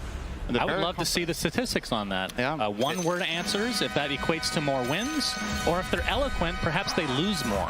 Yeah. Doesn't make any sense. But kind of like me. I talk a lot, but not so much play, you know? So it makes sense. It really does make sense. You know what else makes sense? That this is Game 2, because Game 1 is over. Not sure if you're aware of that, Sundarin, but that's true. Game 2 of this lower bracket matchup between Gaming Gladiators and OG. OG with a 1-0 advantage so far. And they're looking to close this series out while Gaming trying to hold on to their TI hopes and try and force a game number 3. We're finally going to see some Primal Beast action, but the panel kind of talked about a lot of bad matchups for my boy. Talk to me about it. Yeah, so Clockwork is already a little bit of a tricky one to deal with because you're a mobility-based hero, right? As Primal Beast, you really need to move around and navigate the fight, and you have an ability that gives you a lot of armor, but in the way, like Clockwork is 90% magic damage, he has a lot of ways of interrupting your movement with cogs, with hookshot, battery assault is annoying, and you have Pango ult that's going to be annoying for you. You have Ice Path that you need to navigate around, Viper Strike, and then the final last pick that OG get, which kind of reminds me a little bit of what they did in game number 1. They picked this Faceless Void, so if the Primal is going off lane, he's going to be playing against Void, which is one of Primal's worst lane matchups. You can just time walk away from the trample. And if he's going mid, he's going against Pango, who can just swashbuckle away from the trample. So they kind of cover their bases here where they see Gaming Gladiators going for a top-tier pick, and they just make sure there's nowhere he's going to be truly happy to play. So it's a very disruptive way of thinking about drafting that not only do their heroes make a lot of sense together, but there's one singular hero in the enemy team that you're really just trying to make miserable, and that's going to be Ace. So curious to see how he performs in this game. I think it's a very, very difficult Primal game. Yeah. What about the other heroes, though? We have Lifestealer with the Infest Bomb potential into the Storm Spirit, which was the last pick from Gaimin. The Storm pick was very good, for sure. So see if they can execute properly in the mid-game. Try to get some pickoffs here onto OG. How many Midases can we see in this game from OG? I don't think BZM usually buys Midas on Pango, so yeah, I'm gonna go out on a limb here and say 0. 0? The Viper Midas. Maybe Uragi will buy one, wouldn't he? Yeah, maybe Faceless Void buys it from time to time, right? So, and Amar buys one every game, so I think it could be 2 still. Yeah, I mean, it's possible. It definitely could be. And on the side of Gaming Gladiators, yeah, Lifestealer, probably the only one who would ever buy it, really. If you buy Primal Beast Midas, you're playing the hero wrong. I'll go out and say that right now. Maybe he needs it real bad this game because of the bad matchups. I think that's not a good look. I mean, what kind of itemization can you go for Primal Beast to try to mitigate, like, the counters that you're going up against? I mean, you obviously have to get BKB, right? That's every game. Yeah, no, but you have to get it even more this game. You have to get 2 BKBs this game. Oh, so a refresher. Okay. But you don't have mana for that, so you need some sort of item to give you mana. So you're going to hope that you find... All right, give me the full list of items that will allow him to have double BKB. Is he getting the robe or not? Let's just say everything goes his way. Okay, BKB phase boots, robe, refresher, and then is wand enough? I don't actually know. It's probably close. I don't know. His mana pool is atrocious. That's Taiga taking pretty heavy damage in the bot lane here. Dyrachyo pops the rage, take off those poison attacks. I mean, he could also go BKB refresher and 6 mangoes.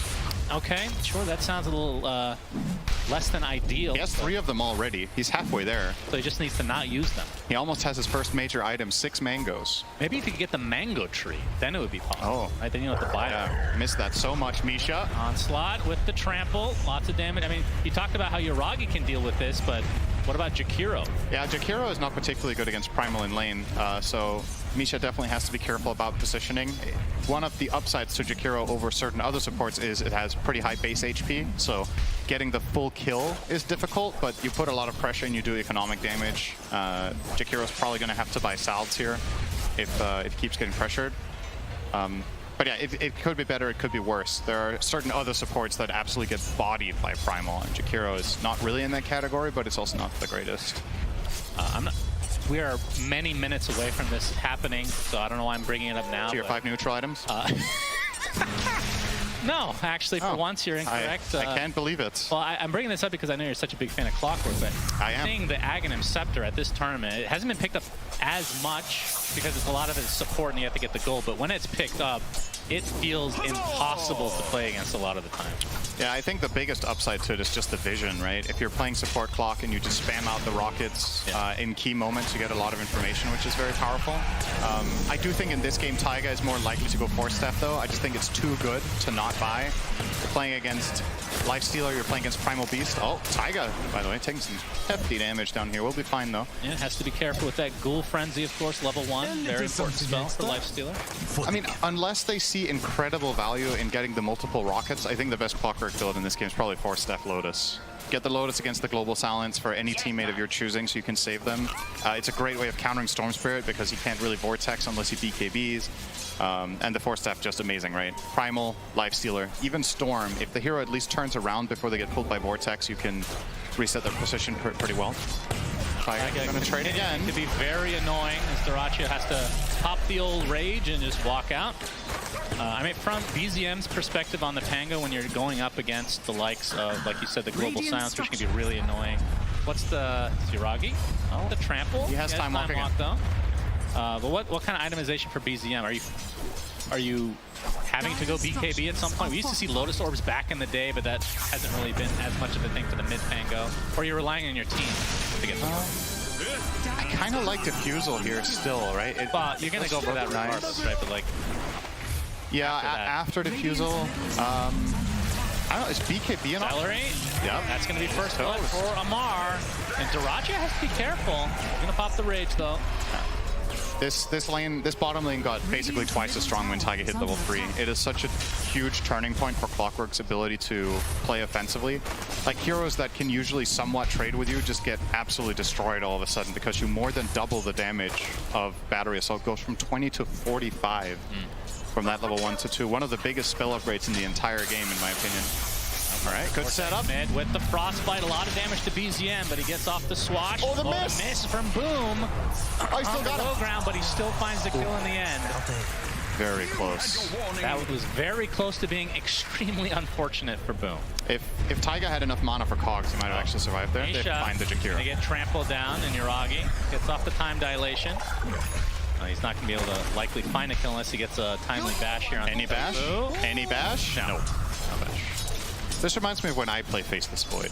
Okay. Give me the deets. I think sometimes it's tempting to not skill time lock because it just doesn't work when you're playing the hero.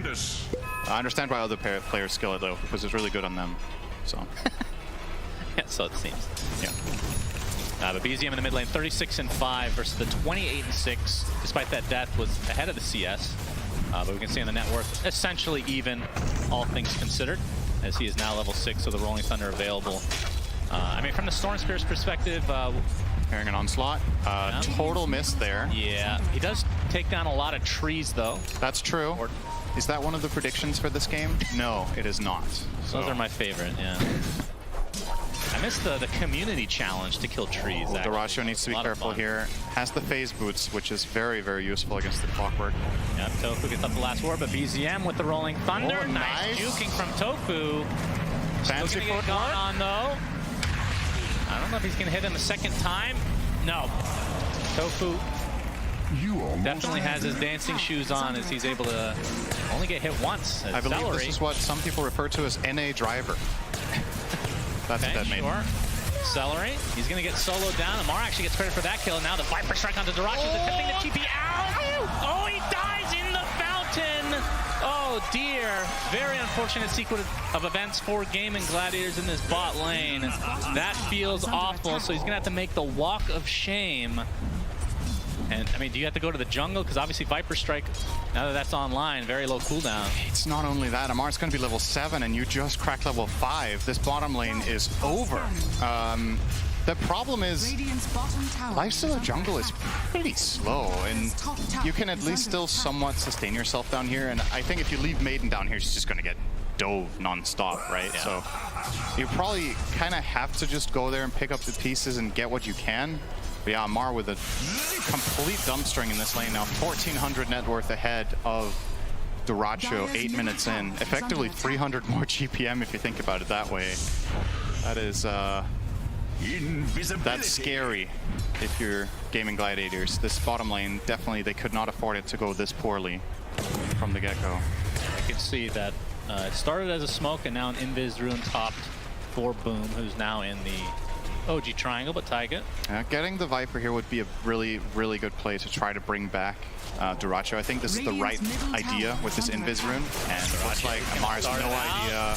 There's the initiation. He has to stand his ground with the Nether Toxin and the right clicks. It's actually trade him he's away, just though. Rot away inside, so it's a 1-for-1, and now Celery with the rotation of BZM will be taken out.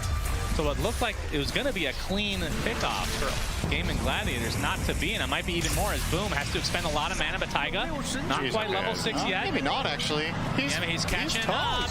Shield crash, and he's going to get locked down into Oblivion, so another kill for OG. And that is another big part of why Amar is so strong on this hero, is that even when the enemy team is going for his Viper to try to solve the lane after it's been lost, if his teammates are fast at rotating, Viper is a pretty hard kill.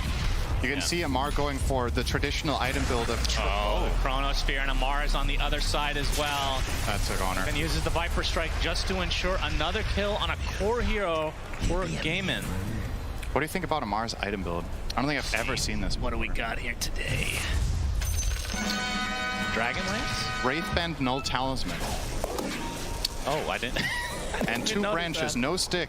Okay. He's getting the mana regen from the Null, and then he's not buying stick. This is one of those do not try it at home moments. Don't do this at home. I'm sure people will. You or do it at home. Maybe it's easy to pull off and look good on. Yeah, that is odd, but Amar always has his reasons for. I mean, maybe I'm wrong. Maybe he has bought this multiple times before, and I just haven't noticed. But it just stood out to me. This is an item combination you very rarely see. Wraith plus Null. Good steal there from Boom, though. He got some of it. Indeed. Ice Pack. Oh no! No! Will take down eventually, though, to Misha. And now Celery looks to be next, potentially. Not even needing the rolling thunder. God. Man, Gaimin they're getting punished every single angle of the map right now. That is a kill I would have never expected there. The fact that OG finds that with that combination of Jakiro and Pango was really, really good. And it was on the edge, too. I think he died from the last tick of Dual Breath. It was the very last second, so also close call. Uragi, the global silence, the Infest out, and they do claim themselves the Faceless Void. And it's hard not to look at the scoreline because it's a 3K lead for OG, but Taiga, he's going to be the next to fall, it looks like. Okay. So Gaimin able to get some important kills here to try to get back in this game. Well, they've also taken half the mid tower, so not too bad. Great rotation there, good first global. Usually what Faceless Void does so well against Primal, which is also what happened in lane, right, is that you go on him and he just time walks away. But when you do have that global silence and you time it well, you start off the onslaught where Void is like, oh, they're going on me, and then you global him and he can't solve it. Obviously Void will be itemizing against this eventually, but not yet. And we also have some. I blocked him. He's dead on CM. He's dead on CM. Yeah, kill.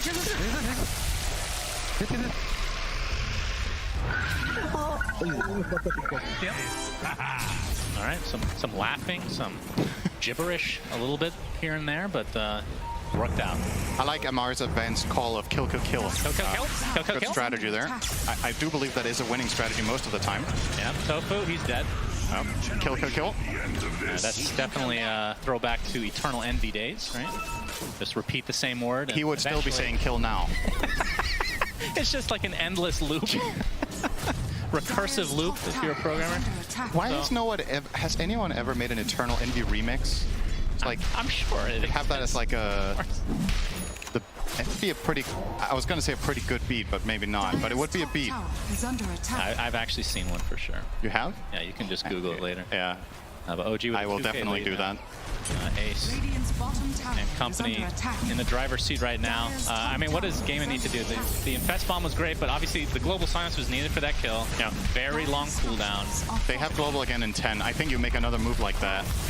So just do everything off the global cooldown. Not everything, but you need to use global. So whenever you have it, you should make a move, and when you don't have it, you maybe need to be a little bit more creative with the plays that you make, but when global is up, there's just no excuse for not finding a big pick, and it's going to happen right now. They're going to spawn him. He swashbuckles to the creeps, which actually gives him a little bit of extra space. But there, he's going to get silenced and eventually brought down. It cost Boom every it did, but he dodges the hook shot. He's going to be spotted, but I don't think they can close the gap in time. The ice path just barely not in time. And that is why Taiga's nickname is What Can You Do? Sometimes you just miss.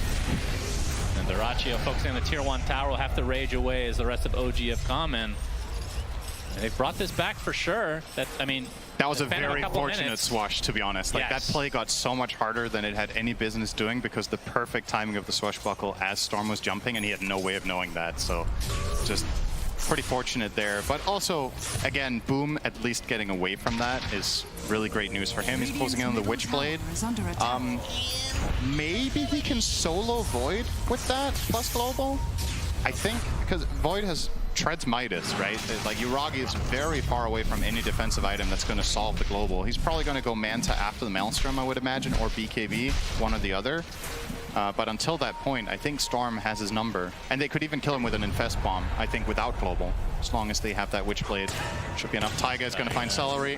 Indeed, inside the Cogs. Ace is here to watch for the time being, but Dyrachyo pops the Rage, and now the focus is on Taiga. Gets off the hook shot, and look at that range from Amar. They end up getting the support kill in the end as BZM gets off. Oh, doesn't want to go for the Rolling Thunder quite, but the Electric Vortex comes in.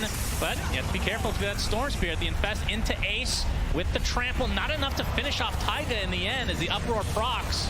The Cogs being used as a wall to be able to maneuver with this Rolling Thunder. That's going to be the death of Ace, and now the Chronosphere on his teammates, but the more important is on the Lifestealer, and Dyrachyo will fall as a result. Not the prettiest of plays, but OG still get it done.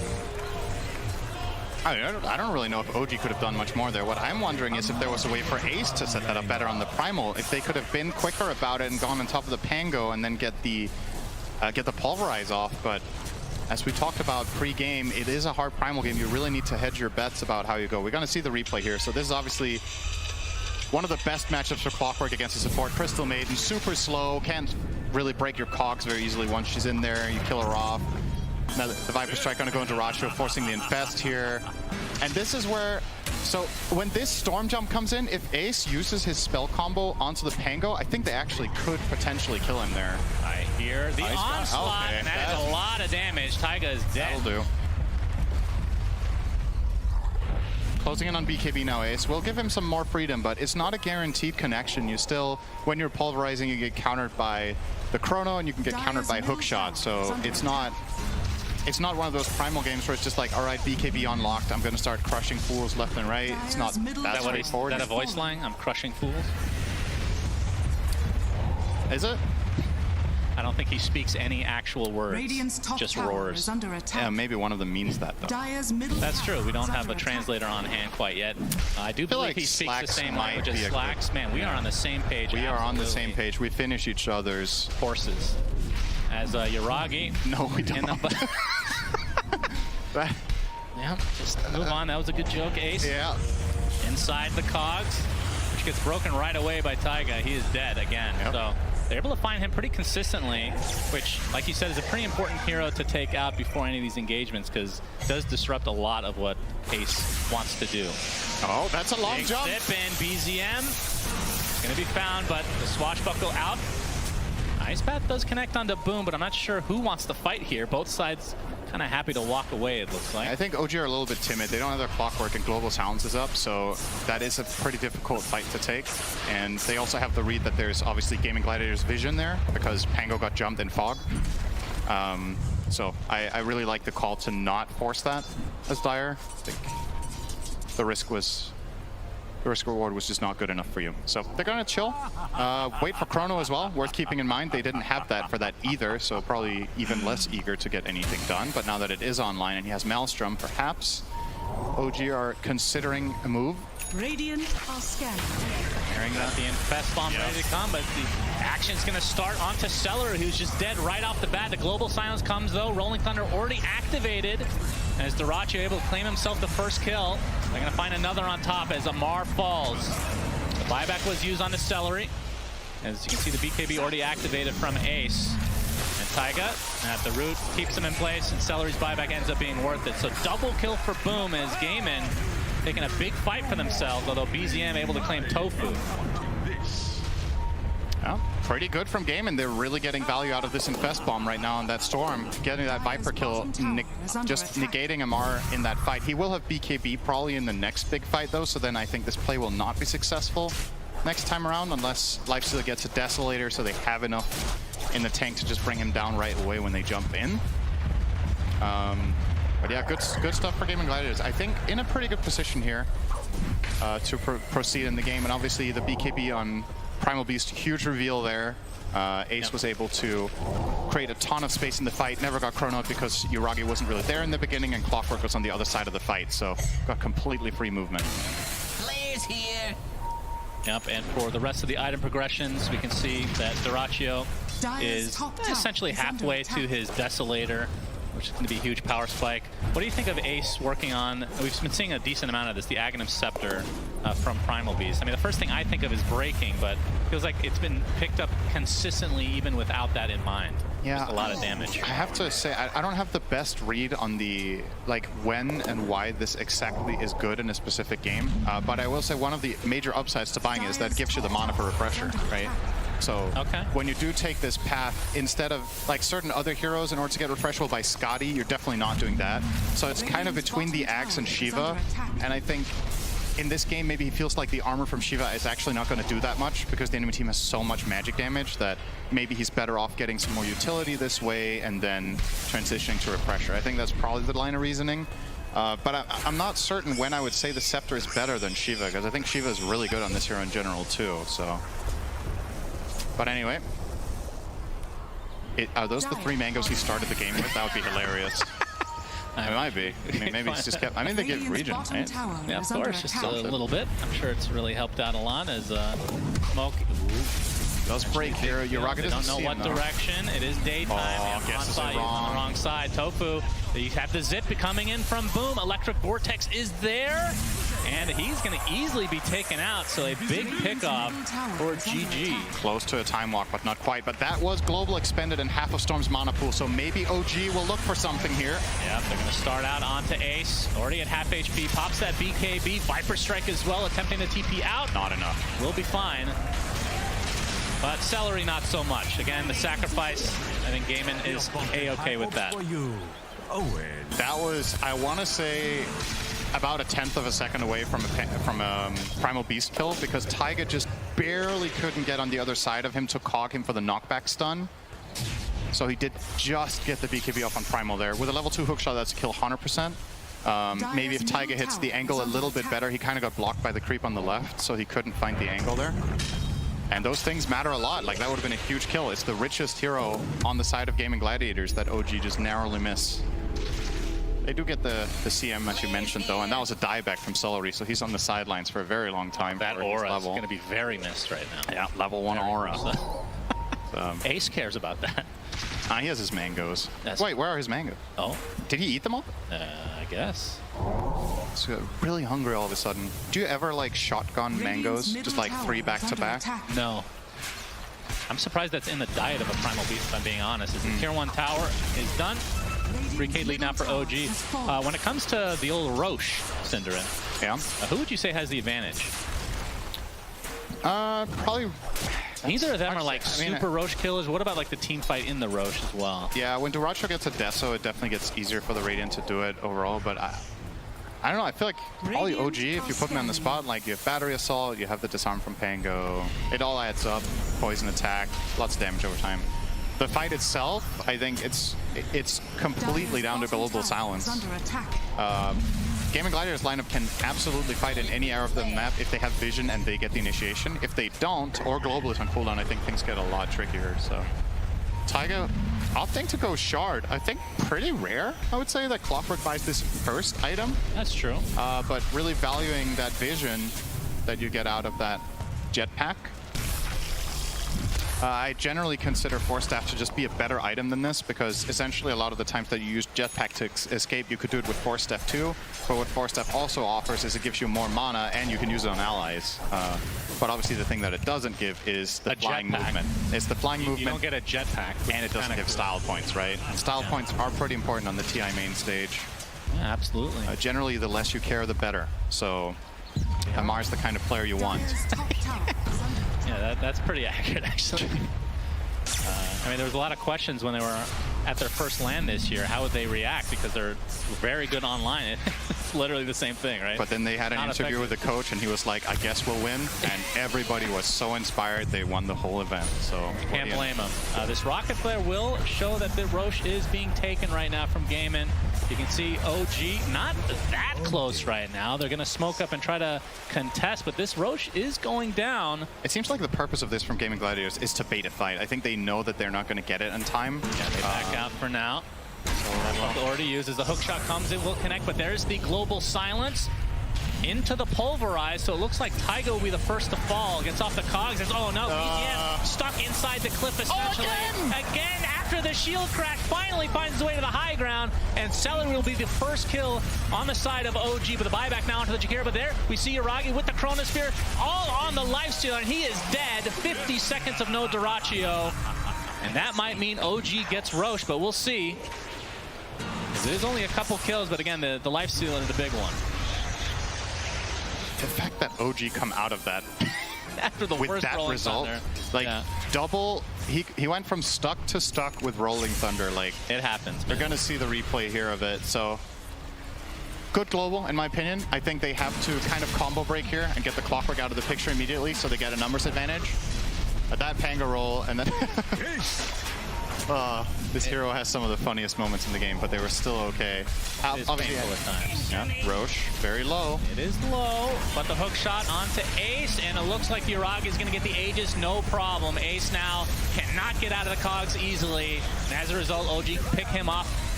And now they're going to continue on. Boom. Pretty low on mana, but BZM pretty low on HP. So they reset, being happy taking that first Roshan for themselves. Now they're sporting that 4K lead. And the global silences, I mean, they've been consistently getting kills, but in like a Roche fight like that was essentially, they popped it, they killed the support, and the support just popped back pretty much. Yeah. Like they don't stay dead very long in these. And if you're just getting a support out the global silence, maybe not.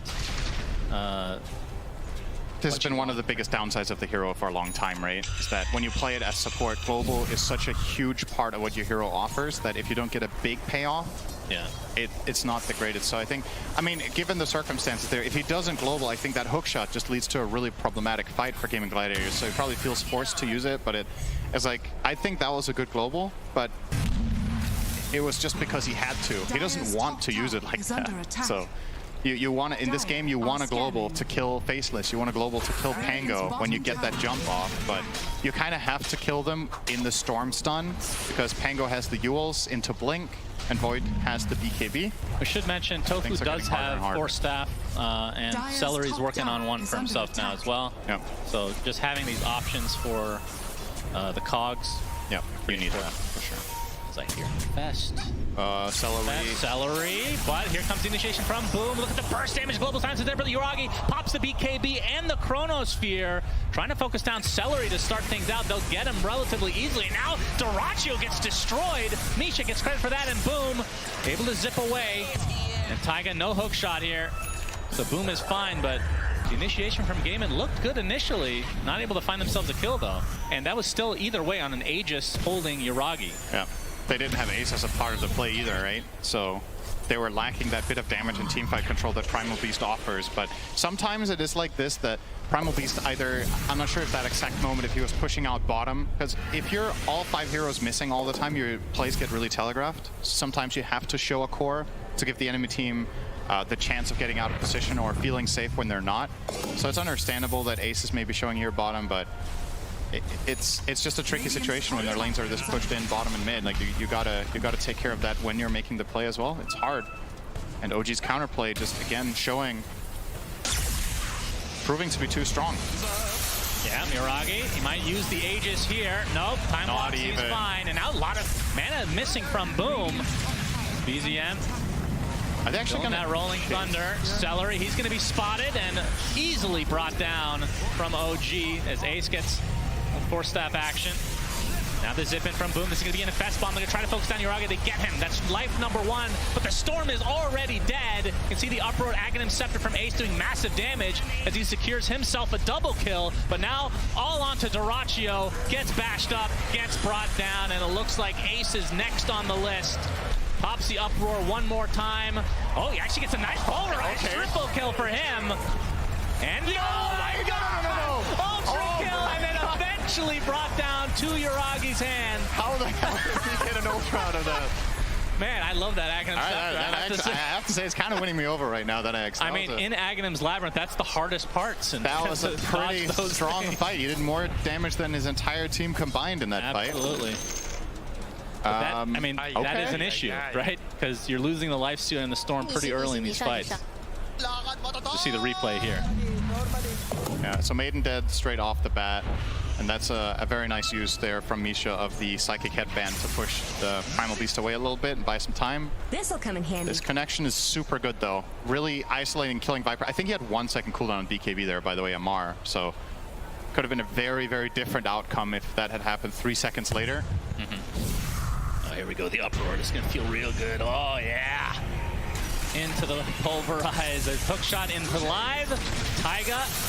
Well, BZM is here to try to help. It's disarmed there. And Gaimin just disengaging a bit as, okay. Celery with the freezing field just wants to hit the R button this game. Understandable. Pretty hard game to get that off, honestly. Yeah, if he doesn't use it, I think Taiga was actually trying to bait. He still had stick and mech ready. Wasn't expecting the freezing field damage to pop off there, I think. Wanted the Storm to have to zip to finish the kill, and then maybe they could have made a counterplay. Not worried about it. What do you think of open wounds being picked up? Like an actual perk. Oh, yeah, a lot of times lifesteal, you get it off of Roche. I mean, against high HP targets, it's extremely good because it's percentage based for each proc, but they don't. I mean, the strength here they have is clockwork, so a little bit odd. I guess it helps him stay on top of targets and some extra lifesteal. He becomes a little bit less less dependent on Storm Spirit constantly. I think for the most part in these team fights, Dyrachyo has been kited really hard. We've talked about all the counters to Primal Beast. They're counters to Lifestealer for similar reason, right? Viper Strike, Cogs, Hookshot. If you have this shard, maybe you can stay on top of a target or at least reconnect on them later in the fight. It's a relatively small price to pay for the opportunity that it could offer you, right? Dire's bottom tower is under attack. But yeah, obviously you would rather get it from Roche, but that has not been happening for Game in this game. Yeah. Yuragi. Oh, hook shot. Taiga finds Celery again. He still doesn't Amar have is in the area to help finish the job. So support kill is Boom. He's going to be seen here from Misha, but pretty hard to catch that Storm Spirit without either. I mean, they have Ice Bath, Chrono, and Hookshot. That is quite possibly the worst Gauntlet challenge I've ever seen. You get Hookshot by Clockwork, isolated, and you don't have Force Staff, and then you challenge him to a duel as Crystal Maiden. I think you cannot use the Gauntlet any worse than that. Very good from Celery. He knew that he was doomed. And I mean, Celery, he's a memer, so. You're 31 minutes in and you don't have Force Staff on Maiden. He's having such a hard game. He had the dieback earlier we talked about. He's just been dying every fight. 11 deaths here. And it's... Oh, we got the zip in onto Amar. Dyrachyo. Oh, it's a BKB from Amar. He's going to try to walk away, and the rest of his team is here. The bash comes out of the swashbuckle, but now the global silence in retreat for Gaimin. But the Yule Scepter, Boom, out of mana, and brought down again. OG punishing everything that Gaimin is attempting here in this game number 2. Amar's just so tanky. This is his standard Viper build. He tanks up. Dragonlance Scotty. 3k health, 25 armor. Lifestealer doesn't have the damage. Yeah, Dyrachyo, he's gonna be jetpacked on, and the bash comes out from BZM, gets off the open wounds, but it's not gonna matter. He is caught out. And 2 big kills for OG, as they can try to extend this lead now. Of course, Roche, we won't know when he'll spawn for the next 30 seconds, but they do have very good presence on the map, does OG. Yeah. And Silencer's early efficiency is really starting to fall off now, right? Because this is what usually happens with the hero. Enemies ultimately get the gold to counteract your global. If you're not very farmed and have a refresher yourself, you can't really offer the same dangerous utility in the fights you could before. Or you survive till you get tier 4 items, and then half of them will dispel global silence. That doesn't help either. But Silencer has come back into the meta after a long drought, primarily because his one of his biggest weaknesses in the past was his laning stage just wasn't as good as it used to be, and he got buffs in that direction that a lot of the times makes it worth it, even if because global is an incredible ability for a decent portion of the game, and the downside isn't as significant as it used to be with the laning stage.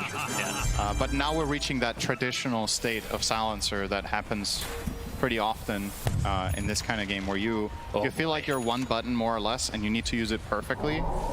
Man, BZM has the hard spell to use right now. He's got Ags, he's got Shard. He has the 2.5 second shield crash talent at 15. He is doing a lot. He even has the Brigand's Blade, tier 2 item that he's going to still hold on to because it's that good on this hero. He is going to do a lot of damage in these fights. As long as he's able to get off the Rolling Thunder, he is going to be very fearsome. Under attack. We have smoke from both sides. As Boom is being he's infested on right now. Radiant's top tower is. I mean, we should say one downside to infest bombing, because that used to be the way to play this Storm Nyx combo from back in the day. You're not getting the HP benefit, really. Like, it's not a save. We've seen that from the group stage, how powerful that can be. That's true. Yeah. If you're always engaging with infest, it never does anything else than that, right? Yeah. I will say, though, the way these fights have played out most of the time, I don't know how much of a save it would have really been. Probably. I think most of the time that OG isolate them, they're kind of just in trouble regardless of an extra 500 or 1,000 health, however much it is, depending on level. All right. Okay. Well, they are going for the old Roche. It's already at half HP. And I don't think OG's going to get here in time, so this is going to be a nice sneak. That is really, really important, actually, for Game-In. Dyrachyo regretting buying his shard now. Although Boom will take it, that's a very good one as well. They put the Aegis on Lifestealer, not on the Storm. Generally considered one of the single best Aegis carriers in the game because of that full mana pool you get back, but... That is interesting. I don't know what the logic is here, because a lot of the time when you put Aegis on Lifestealer in this like Lifestealer Storm combination, it's because Lifestealer is going to go and hit high ground, right? That does not seem possible in this game right now. Yes. I think you have to find team fights, and that's where I like it more on Storm probably, so you can play more YOLO, just jump in, expend his mana pool, get a second life, and try again. Because as it stands, OG's heroes are just getting so damn tanky. Viper with the 3k health as we've covered, you've got Greaves on clock. Tango's got Yuragi, he gets initiated on. Okay. And he gets blown up from 100 to 0 instantly. Like I said, they don't have the damage, Shannon. It's well, case in point right there. If they're able to use, yeah, the shard does a lot of damage from Boom, of course, but I mean, like I said, the open wounds, it does percentage-based damage. Doesn't matter how tanky you are. Of course, they do have ways to dispel it, but if you're going to be stun locked, then it eats through you very quickly. I think Yuragi was really surprised to die there. His 3k health and a Titan Sliver just died in the Vortex. Crazy. Obviously, Boom with the level 20 talent has that longer Vortex, so helps out. Is eyeing up a BKB now, has the Axe. Yeah, don't count Gaming Gladiators out, even though it looks hard, because that Roche could have potentially changed everything. I think a little bit of a blunder there from OG. It's easy to say from our perspective that that is one they need to defend, but just didn't have the read at the right time that it was happening. And now Gaming Gladiators foot on the pedal, just straight down to bottom tier 2. I don't think OG are interested whatsoever in trying to defend this one. I will say, even though, I mean, we're seeing them actually hit buildings with this Aegis, right? So that, like you said, having that on Lifestealer does help. And that's something that they did not take advantage of last time, is when they got the Roche, they were not able to do anything with it, as the Macropyre used to slow down Ace, but he's going to be fine. He was eyeing up the Shivas, but he changed it now to Refresher. He gets hook shot, and the Cogs back in, but the zip in. Oh, the instant bash onto Boom. He has to use these Yules just to keep himself alive. We'll have to zip away now, as even the Infest is used to actually disengage. Looks like Tofu's going to be the sacrifice, but that was an instant bash from the Swatch after the zip in from the Storm Spirit. It's a little bit unfortunate for Game-In, but they don't lose too much. I believe the math on getting a bash when you... Oh, hang on. They're going to go back in, and you can see they're going to blow up Amar right off the bat. And the buyback from the Silencer just to get the global silence off. And now the Pulverize coming through as well. Double kill for Dyrachyo, as Yuragi wants to try to fight, at least trying to get the Crystal Maiden. He'll do so. He'll time walk back out. Not a whole lot of mana to speak of now onto the Lifestealer, but he's got that Ghoul Frenzy, Synderen, which is all he really needs. He gets hookshot though, so Taiga gives himself enough space to walk away. This Diffusal Blade's being very annoying on the side of OG against Gaimin, but Gaimin coming out on top of another fight here. There is still Chrono. That was never expended in that fight. Global Silence on cooldown here from Tofu can't protect against Void going for that if he wants to, but yeah, pretty good again from Gaimin Gladiator. Sure, you use your Silencer buyback, but I don't think that was too terrible. Aegis, however, only 1 minute left, so I think they would love to find one more fight as long as this is online. Global up in 30 would align very nicely with the play, and you are seeing them all go back to base to get resources, and I would imagine a smoke could be on the menu next. If they have any left, they don't, I think. None of them are on their supports, so maybe that's just not a possible play. Ace is showing himself. Yeah, he was looking for something. He's going to get gone on again, though, and he's going to be bursted again. He does have buyback if he wants to expend it, but it looks like OG will likely just attempt to get back to base. So Gaimin, again, with the Aegis, has made such a big difference in these fights that they feel very confident to go in. That kind of felt like a bait from Yuragi, but again, it's just he doesn't survive. They don't force staff him, they don't get the hook shot in time. I think that time the Swashbuckle did also bash, so I don't even think he was unlucky on the Pango. It's the wrong read on how tanky he is, really, and I don't really blame him that much. I'm also a little bit surprised with how easily they kill him, but considering they already did it bottom, by now he should know what the game state is, right? So this time around, I think less excusable than the first one. Gaimin, I mean, this game looked like it was getting really grim for them. I think, yeah, the win probability was 84% for the Dire, and now we're pretty much back to a 50-50. So anything, anyone's game again. Indeed. That's hook shot. Dyrachyo no more with the Aegis. He's going to get pushed back, but he gets the infest off in a creep, healing up a little bit, trying to get his HP back via right-clicking, but it's not going to happen. But the reinforcements have arrived as Boom able to get one, but Taiga buys back into the game. Ace pops to BKB, now focusing on Amar with that trample, doing quite a bit of damage. Now we'll have to just TP out, but he gets back. Whoa! Okay. It was on cooldown, I think, from Shield Crash. The bash was on cooldown? Yeah, I think he got a bash from Shield Crashing on the left. So I think his basher was on cooldown for that one. Because, like, that was a Shield Crash plus a full Swashbuckle. If you don't bash there, I don't know, it's like 25% maybe to not get a bash when you use both of those together. I think we're going to see it perhaps in the replay here, so keep an eye on that in the end off to the left. Nice global here, by the way, was almost enough to save the Lifestealer. Didn't mention the Greaves, by the way, on clock to be able to dispel that. Very nice. Exactly, but the global just made him take a little bit of time to make that play, and that was enough to not get the full Cogs combo off. But we're going to see here, I think this is where he already crashed off to the left, right? He was on cooldown down there. So. Yeah, no, he's happy, That was a close one. Dyrachyo not too happy with that death, though. It seems like both carries are a little bit too far forward. Like maybe each team needs a Lotus Orb or something like that to maybe protect a little bit from these jumps. He's going to get hookshot on, and the item is still down there, but he pops the Uproar. No more bashes as a result, at least temporarily. Dyrachyo's come to play as well. There's a zip in from Boom. The focus again onto Yuragi, and he's dead again! Third time they've done this. Taiga, he's in his jetpack, and he's TPing home. They find a lone Jakiro, though.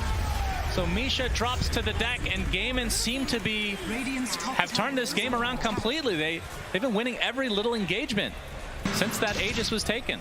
Is it time, Shannon? Is this when you buy A on this convoy? Oh, man. I mean, do you think status resist would help here, or is that not enough? I mean, it obviously feels bad to have to go for it, but... He even swapped out his status resist, right? He gave away the Titan Sliver to get a Ninja Gear, so... I think in this, it's actually kind of ironic. I think in this moment, he might have actually survived with the Titan Sliver if he had it. I think that would have... Out of the 3 times they killed him this way, this one, it might have worked. And that was the time he didn't have it. I don't know. I'm joking about the disc, of course, but they need to find some sort of way of protecting their Void. OG have really dropped the ball a little bit here in the last few minutes. Yeah, Boom has Sheepstick now. That's huge. So, yeah, now...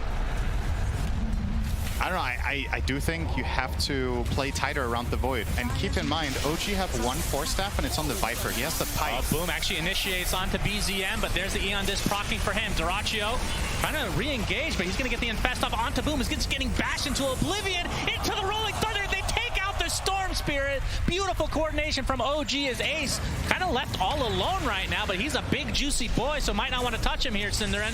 BZM gets off the bash. Ace has to use Refresher, and he gets bashed mid-TP. Oh, but gets off the Onslaught and into the Yules. I would assume this is going to be a kill eventually, but he gets off the Pulverize now. He's going to get this kill on the BZM, pops the Shard, and Ace just getting kited with the time dilation on top, and eventually the big bad beast is dead. That is terrifying, though. The fact that he almost turns that into a kill is kind of ridiculous. Again, the damage recap for the... How many fights does Ace have to do more damage than his teammates combined? Man, I'm sold on the Ags, by the way. It's really good. I'm very impressed, too, I have to say. It's doing more than I was expecting.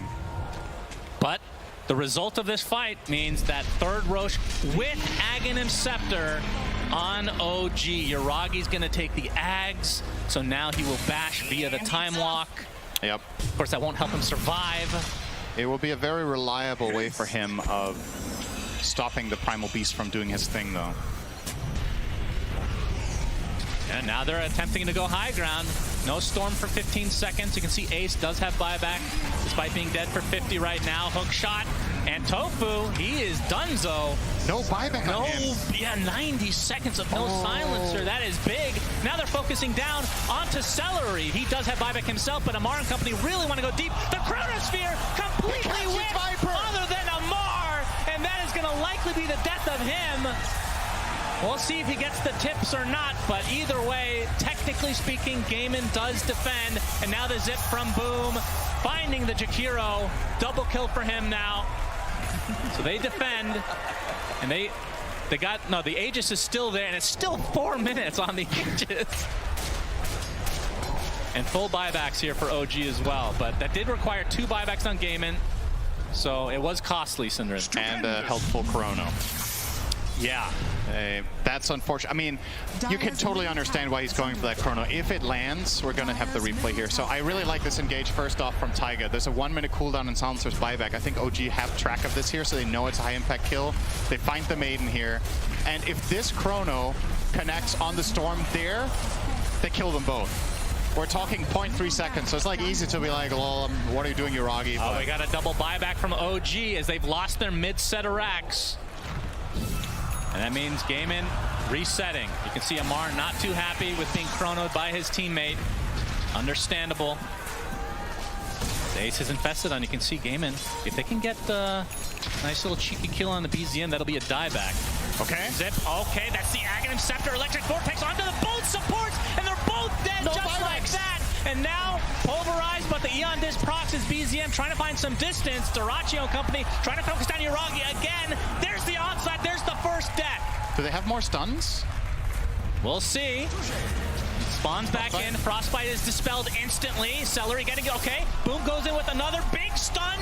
The Yule's keeping BZM alive, but this might be the death of him. Gets off the shark and the swashbuckle. He's alive, but there's the onside again. Are you serious? BZM still lives.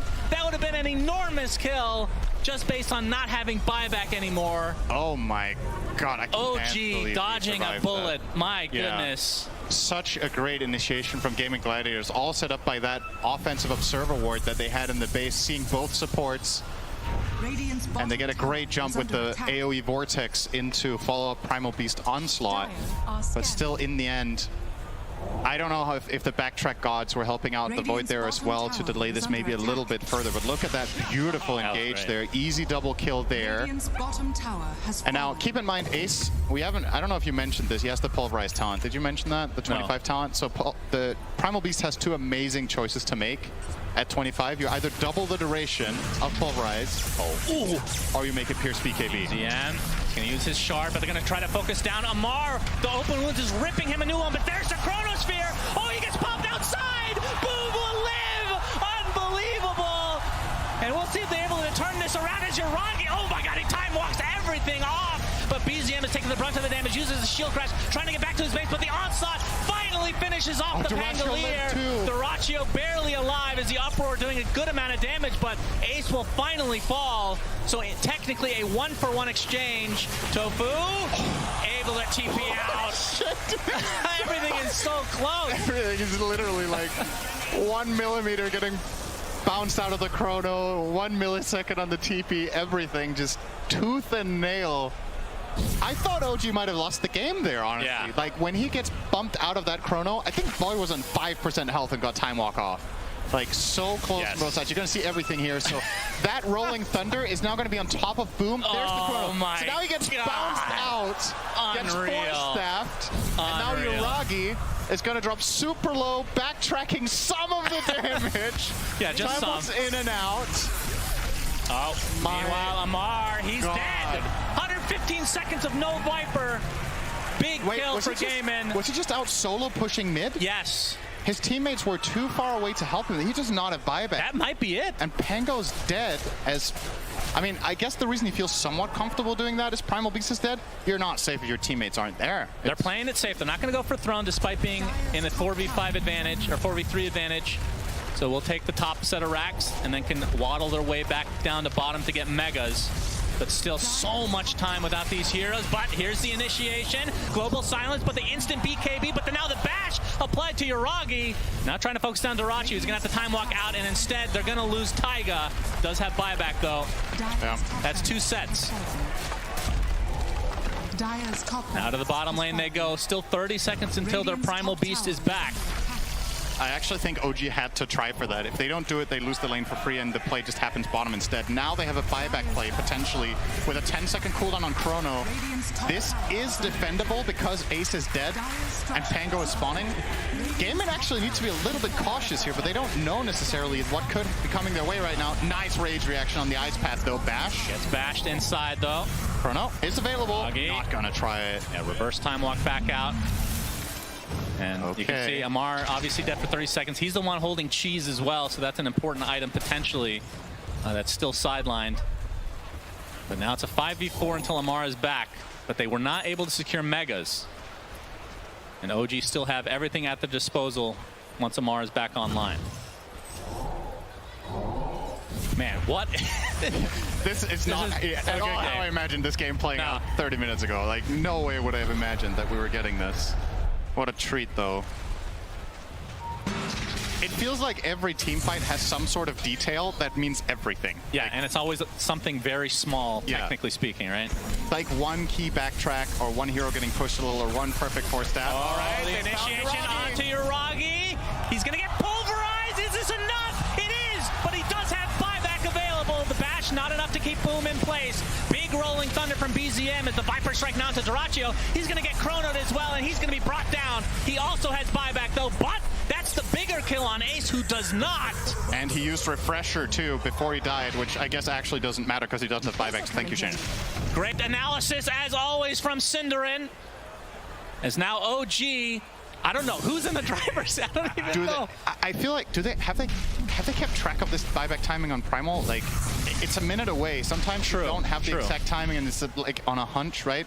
If you know for a fact it's not up, this is where you could push for barracks. And again, they do kill Yuragi, but this time in his own base with the buyback. Pulverizes are absurd. Imagine if Ace gets level 30.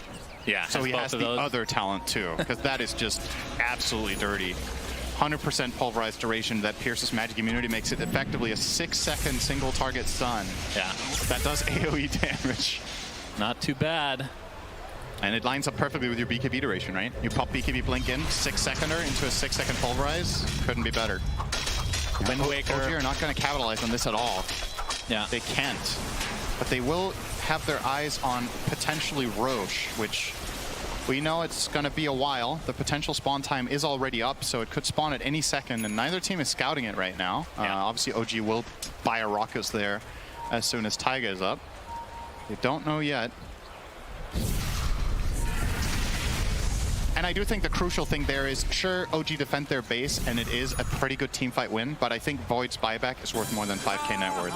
Like, I think if Gaming Gladiators lead was 10k before that fight and it dropped to 5, I still think I would consider that a win for the time being, because they have a clear way to victory now. Yes. Killing Void ends the game. I mean, look at the buyback situation right now. Yep. All 5 of OG have none. Yep. All exactly. 5 for Gaimin have theirs. You just need any sort of good core kill, especially faceless, and I feel like you've got this one locked down. You also have a 9-second BKB on Boom.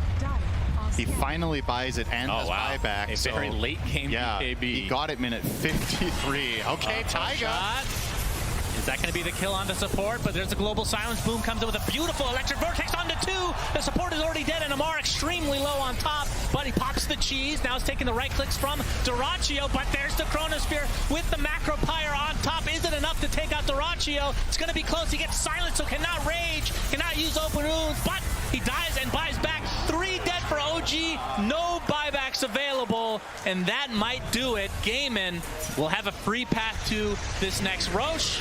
Yeah, they're going to get free Misha path too. potentially for the game. Misha doesn't have buyback either. Indeed. 4 dead on the sidelines. Misha is done. If they've kept track of the buybacks, they don't do this. So Gaming Gladiators don't actually know the game state here. This is 100% over if they just push. It's always very... absolutely no way Void could defend this. Maybe they're just going for stats. They need Roche kills, Synderen, to get their quest completed. Yep. Maybe that's a bonus that Gaimin Gladiators, the org, will give them. The more Roche kills. We promised you would bring you the... Oh, we get to see Lifestealer, Aghanim Scepter. Duragi, he's going to get punished. The sheep stick is there. Please use Infest on top of him. For the love of God, no, we won't. But it's a full team wipe, and GG is called as GG. Gaming Gladiators extend it to game number 3. What a game. I was not expecting them to come back, but that was it the second Roche? Or was it the one they snuck? The one they snuck. Yeah, they basically were won the game. Behind. What an insane comeback this was, honestly. Like, that's got to be such a huge morale boost too. You know that you were losing that game, and you still clawed your way back into it. You made the right moves. I think obviously Boom on the Storm really pushed the hero to its limits. It wasn't always perfect, but most of the time really found the right opportunities together with Dyrachyo on the Lifestealer. And man, Ace, talk about a carry performance on Primal Beast. He had 2 or 3 team fights where 2 of his cores are dead. Yeah. And he finds trades, keeps himself in the game. The ultra kill he got top propels him to get that refresher that has such a huge impact later in the game. Everything just came together. I'm super impressed. They were able to take, I mean, those kills on Yuragi throughout the game. Yeah. Where he is stun He's got to locked. be kicking himself. He literally has no time to even react. That has just great play from Gaimin, great comeback for them. Let's go to the panel so they can wrap up game 2 and we can get to game 3 very soon. Thank you very much. The curse has been broken. Gaming Gladiators are the first to prove that you can tie on the main stage of the International 11. We're going the distance. We're going to that 3rd game. And my oh my, in what fashion are they able to do that? Of course, joined by Jenkins, Lacoste, and Effie. Jenkins, this game, it started out with everybody thinking, like, you know what?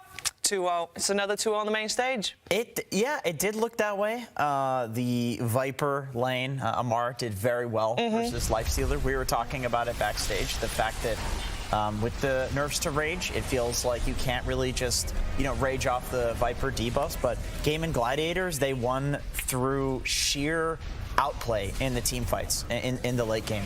Ace got an ultra kill on his own. It's about to happen. It's about to happen. He was alone. How? It's so good. He was alone, and the casters at this point are already saying, Ace sure to fall. He takes 2 more Ace sure to fall, but he got an ultra kill, I guess. All right. But yeah, it was just sheer tenacity from Gladiators. It looked really bad for them at certain points, but they just held on, and they came back with a vengeance. But also, just as their heroes scaled and as they were able to get this item progression and the gems to take away OG's vision, the Abyssal on the AC on Lifestealer, he was suddenly able to fight the Void Spirit at the Faceless Void, and they just had so much lockdown coming out for him, which I didn't actually expect him to have. But once the Storm got his items too and started to get these surprise zips and the hexes, the sheep was really important. It felt like Faceless Void was stun locked in so many fights, and they just had a means to catch the Pango as well. But we do have to talk about some of the misplays that OG did with the Chronospheres. I think they were forced. They were a couple where he, like, there's a rolling thunder inside a Chrono, then he gets bounced from it. I get it, though. I actually get it. Because of exactly what you were mentioning. It's the double hexes, the basher, like, the global sounds, like, it felt like he had to. He's like, I just got a Chrono. Like, I got a Chrono. They keep hexing me. Like, they keep grabbing me. Like, I have to Chrono. And then the Chronos are like on his team more than the enemy team because he's feeling pressured to do it. I feel like a bit of lack of items on supports from OG, because they did itemize very selflessly. I mean, sure, you can think about Guardian Greaves. It's a good choice, don't get me wrong, where he can dispel the global silence, counter-initiate with the hook shot, but the only one who had it was pretty much Amar with the Pike, because Amisha, he did have Aeon Disc to protect himself, and also Eul Scepter to be able to dispel the global silence. I feel like maybe a Lotus Orb or another Force Staff would make a difference there. So many times this Faceless Void being caught, and yeah, I think he was on his own. We wanted to see Boom on an explosive hero, and yeah, this is one of his best, if not the best hero. He's shown it time and time during all 3 DPC tours, and also like the execution of some of these fights, like it makes it very easy for Gaming Gladiators, where you have Infest Bomb with the Storm to follow it up with the Global Silence. OG, they understood every single time they do that, we need to take another shot, like immediately. They go for a fight because they know without Global Silence being available, they need to make stuff done. Yeah, at the start of the game, before the draft even began, we said that one of the criticisms on Gaming Gladiators in the past has been that they've been fairly predictable. I think that this game in particular, we saw the end of that draft with them shifting the Primal Beast back to the position 3 and getting that hero, getting the Storm Spirit for Boom. It kind of saved the game for them, saved the draft for them, and it blew the game wide open. It took a little while to get to that in the game, but it worked out, absolutely. It's going to be a story of momentum here, because this is the first time we get to a game 3, Jenkins. Thank Gaben. Thank Gaben. It's just ridiculous. Like, and it was a good game, too. That's the thing. It was a good game, too. It wasn't just Gaming Gladiators turning around and stomping. And I almost forget what the narrative is for what happens in game 3s. What do we say? Is usually game 3 is stomp in one direction? No, what do we usually say with these? I don't. Is it? I think Gaming Gladiators, they yes, we do. We say the same thing. They definitely do have an upper hand here, because this is a momentum for them. This is a big W. And OG, they knew that they had this game in the bag. And also one more thing to notice is this break mechanic from Aghanim Scepter on Primal Beast. He breaks Viper, he breaks Faceless Void Bash, he breaks level 25 talent on Faceless Void, which is Backtrack. One of the few things that you can break a talent, which sounds ridiculous, but it does work. And also BZM's passive ability. So you know that there's not going to be a disarm, which Lifestealer does not like to play into. It's going to be very interesting to see how this matchup develops as we go to a third game. We're going to read up on what we're supposed to do when it goes to a third game, because we haven't had that yet. And while we do that, we're heading over to Slacks and Casey to hear what they have to say. Hello, hello. Yes, we are in the arena. It has finally happened. Thanks.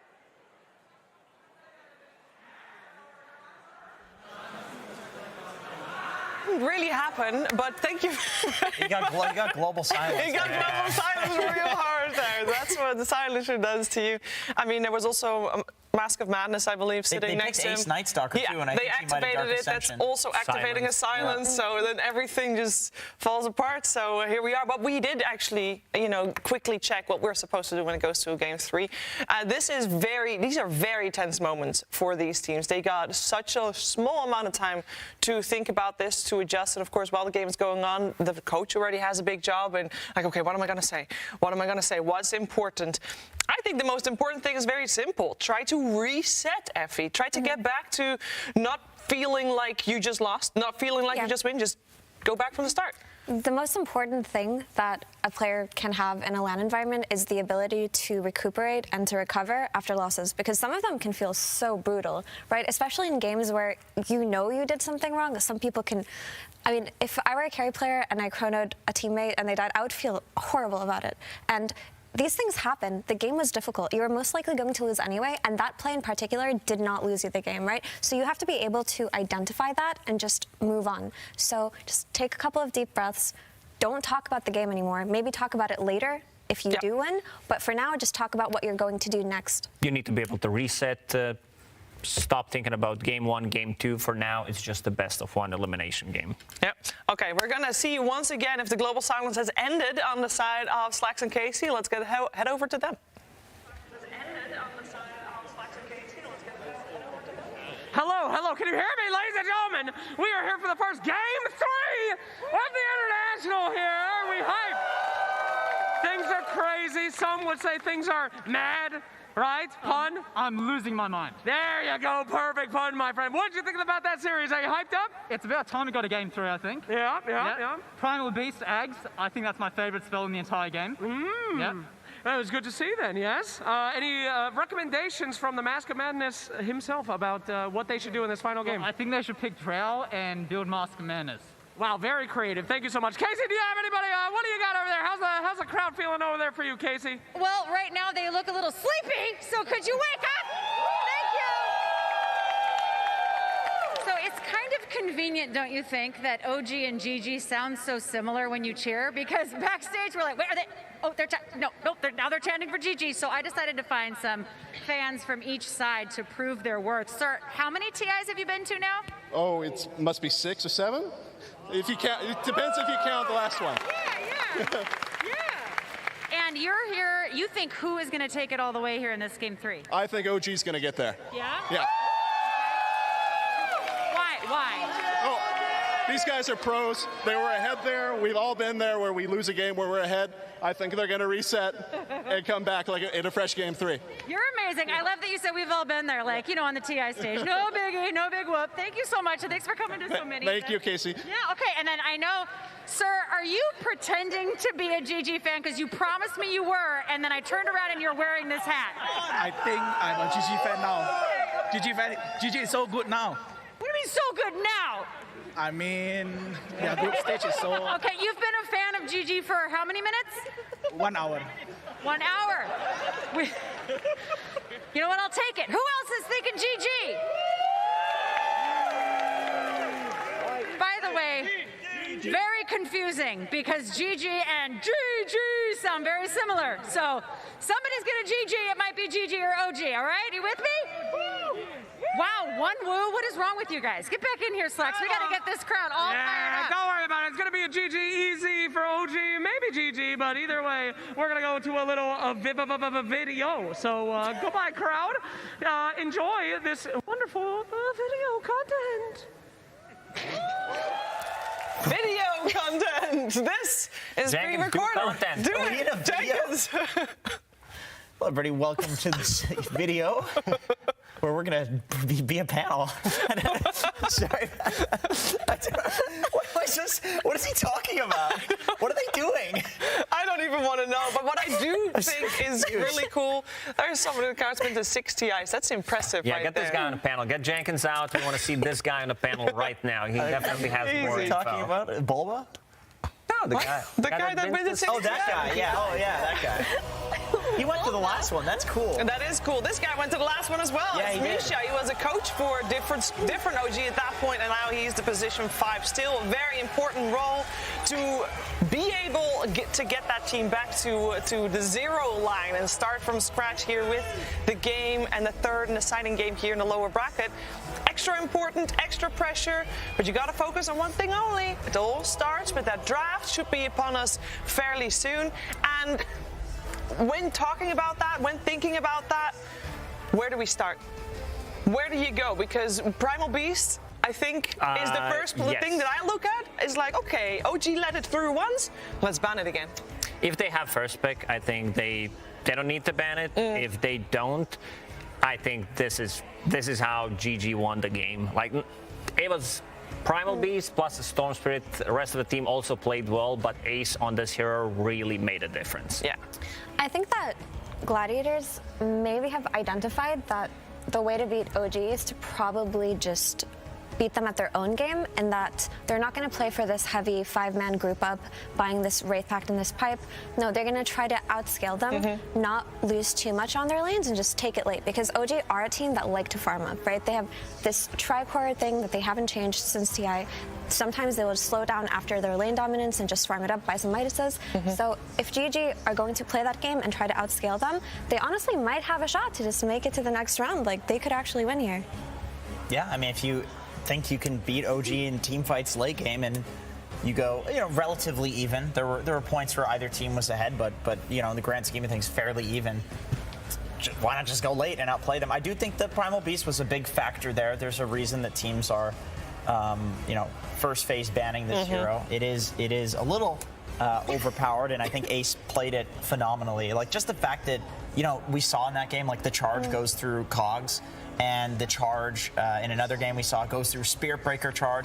It overrides everything because he's the new hero, and so that's like always how these heroes get added to Dota. He's a dinosaur. Of course he's going to override everything. Right, and it's the same thing with Marcy. She could throw people out of Chrono and Black Hole, which would be impossible because of the Event Horizon, of course, FE, and it's like, but that's the thing. They're new heroes. She actually can't do that anymore. No, she can't anymore. They nerfed that, finally.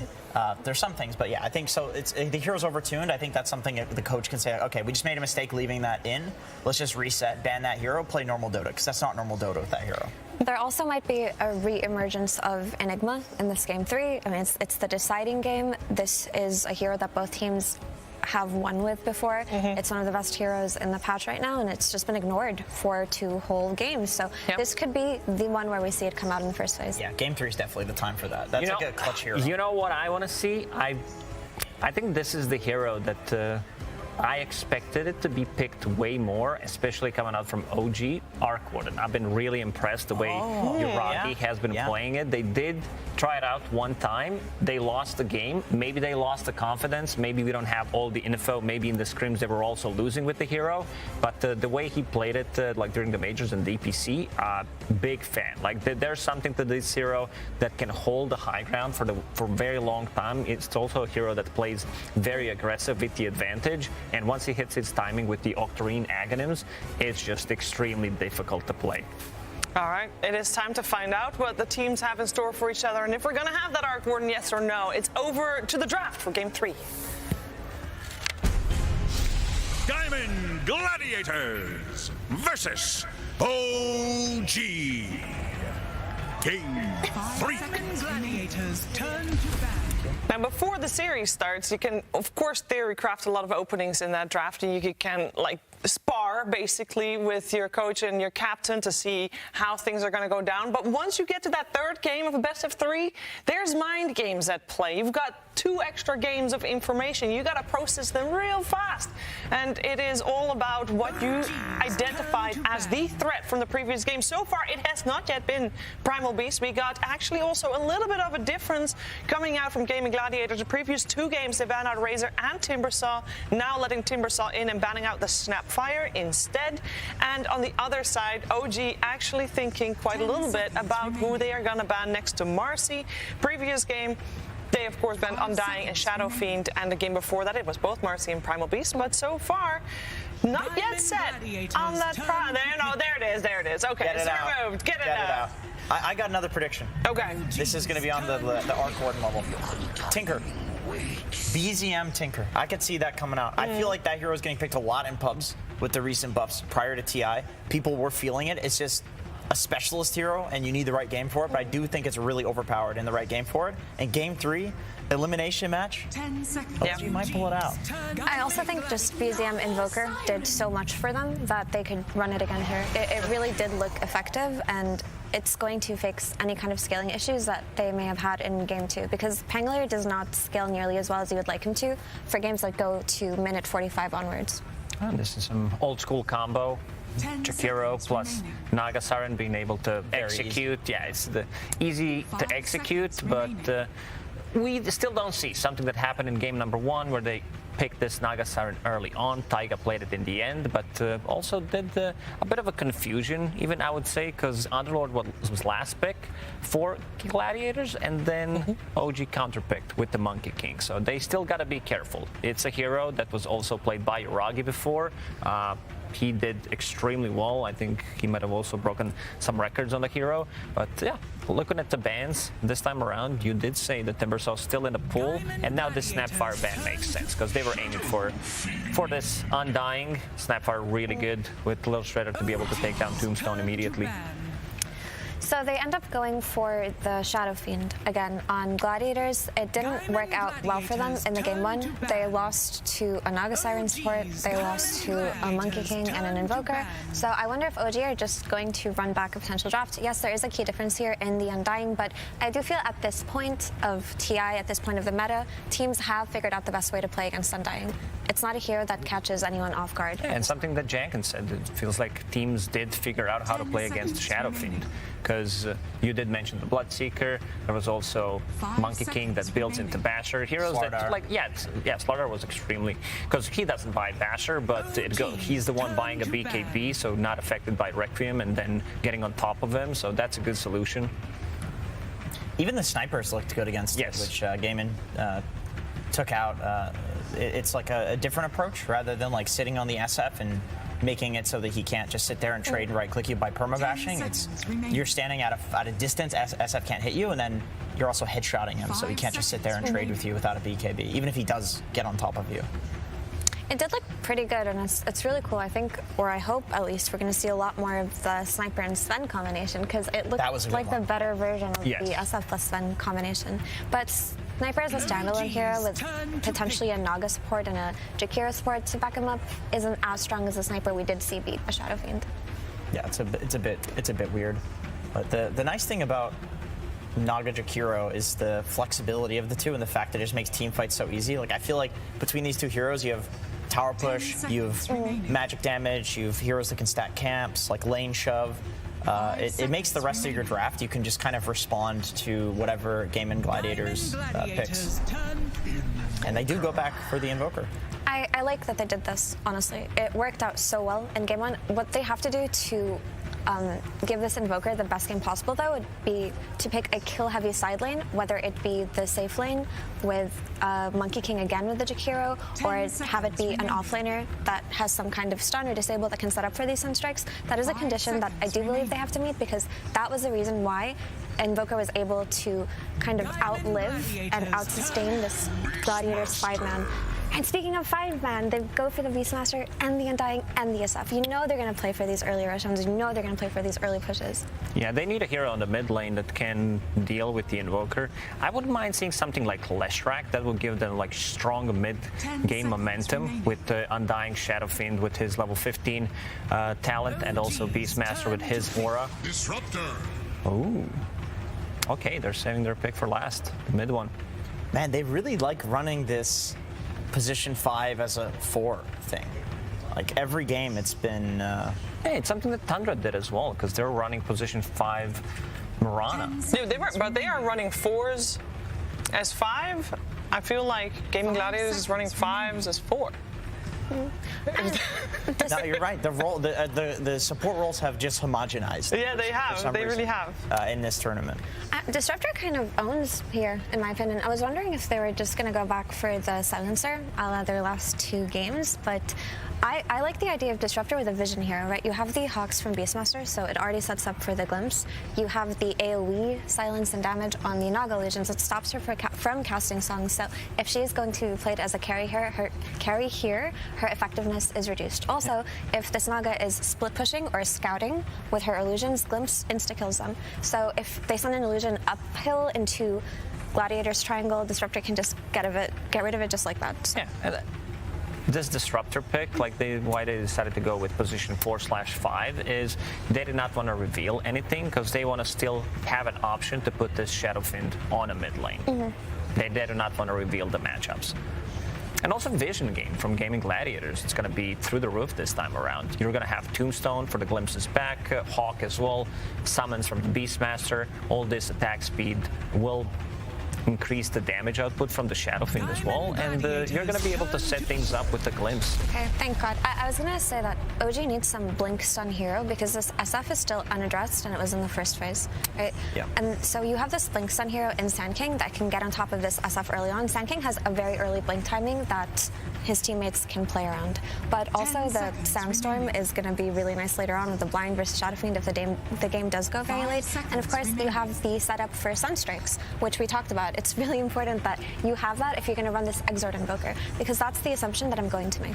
Yeah. Also, the reason why Taiga did pick up an early point in Snare, because he was playing with the Invoker. It's also a great setup. Anything that can enable your Invoker to have a good game is going to have a lot of value. And I think OG also, from what we've seen from them in the group stage and main stage, is they like Sand King against summons. He's like one of the best heroes, or if not the best, for just planting in a lane. And a hero like Beastmaster that likes to kind of snowball the map, you can delay that for like sometimes 4 to 5 minutes, which is enough to, you know, stop the hero from just like rampaging you in the early game. But we did see Tundra punish OG doing that exact thing against the Death Ball, against the Zoo, and yeah, if Gaimin can contest Amar's stacks on the Sand King and kill him when he shows up in that lane, we could see a repeat potentially of that Tundra game that we saw.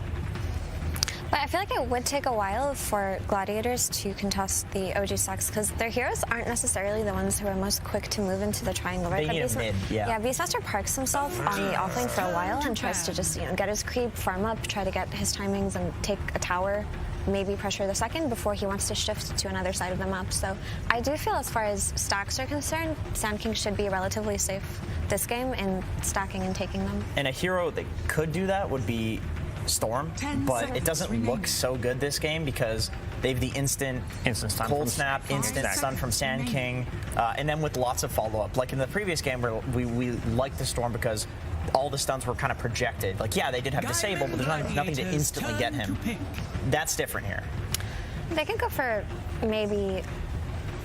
I was going to say Leshrac, because that is something that can push down really quickly, and the BKB plus Blink on Leshrac. Just double down on the Death Ball. Yeah, just do it. But the issue is, if Leshrac does have a difficult game or gets ganked a couple of times, they do have a means to kill him early on, right? And you can defend towers quite easily with the Sand King timing and with Jakira's abilities. These two heroes like to hold on to towers for as long as they can.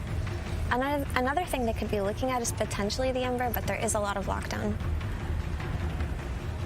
They have a full minute to think about what they want to pick up last here for Gaming Gladiators. And they can still shift the Shadow Fiend around if they really want to, although they traditionally like it on the range. Tango is still in the pool. It is. Yeah, I could see them going for that just because it's kind of in the middle. It can be pretty active as decent stuns. It doesn't exactly get countered by the instant stuns like the Spirits, because you can get that roll-up ability and instantly dodge out things. I like the sound of that. I think they're debating it though, because if they do go for this Pango, they're all in on their 5-man, on their Death Ball, and they won't be able to outscale OG. And we talked about how Gladiators were able to win Game 2 just by outscaling and holding on for longer. Ooh, this is a good one. We kind of forgot about the hero. Yeah, we mentioned it during the pre-show a while ago, but that was as a carry, because they are one of the teams that plays it as a carry. They could still do it. I mean, they could technically do that and run the Kunkka versus whatever the Sand King lane is, depending on the last pick. Because this did solve the problem with Naga potentially being a carry. You know what time it is? It's an elimination game. It's time to pick Troll. It always looks good. Like, look at that, you know, good lane. You have attack speed for Tombstone that you build into Basher later on. You connect onto Shadow Fiend. Are you convinced, Jenkins? I'm not convinced. Are you convinced? I'm not I think it sounds like you're trying to convince yourself. I hope it's not Troll. But yeah, just to talk about the Kunkka a little bit, I do like that this hero scales nicely, and as Lacoste mentioned, it can deal with a Naga if it is a carry Naga, but also we were talking about the need for Gladiators to invade early on, especially to stop this Sand King timing. They need to be able to go into this triangle early, and Kunkka's actually one of the better heroes to do it. Not only does his mid lane go stably, but he can walk and take the stacks himself, which the other heroes in his team would have needed a while to do. It will be the Naga carry and Mirana on a position 4. Wait. What? Yeah, okay, sorry. I thought I saw Taiga picking the... No, yeah, it's Naga carry. So they're going to have the Sand King Mirana combo in the side lane, which is incredibly strong. Naga versus Beast means that he's going to have to go for an Axis build, which is fine. Beastmasters do like to do that these days, although it's about 50-50 now. Naga can be left entirely alone versus Beast, basically. You just shove out the lane. Yeah, that's a solid last pick. They first picked their carry. It's just an extra stun as well. It chains with the Ice Path, chains with the Sand King, but also it can arrow the Beastmaster creep that he dominates early on. It can indeed. We're going to find out, though. Our first third game. A lot of excitement here. Elimination on the line and some extra insight thoughts from Immortal Faith, Mr. Exerslax. Thank you so much, Shiver. Yes, I am here with Immortal Faith yet again, sir. You have survived to get to our first BO3 Game 3. Congratulations there. In Game 1, we had Naga Siren coming out from OG. It wasn't that successful. Game 2, of course, we saw that fantastic Storm. What changed? Are you guys ready to take out that Naga this time? We're ready. They picked the last pick Mirana support. I think that's not the best for them. Also, we are just going to fully out-tempo them. We are going to win this game in 30 minutes. Oh, my, he calls it. We Babe Ruthin it out there, sir. I'd ask you another question, but that's hype as hell. We wish you the best of luck, Mr. Faith, and we will throw it over to our casters. Let's get ready for game number 3. Thank you very much, Sir Action Slash and Immortal Faith with the very bold prediction. I was not expecting that. Usually those interviews are one-word answers that sometimes don't even answer the question that was asked.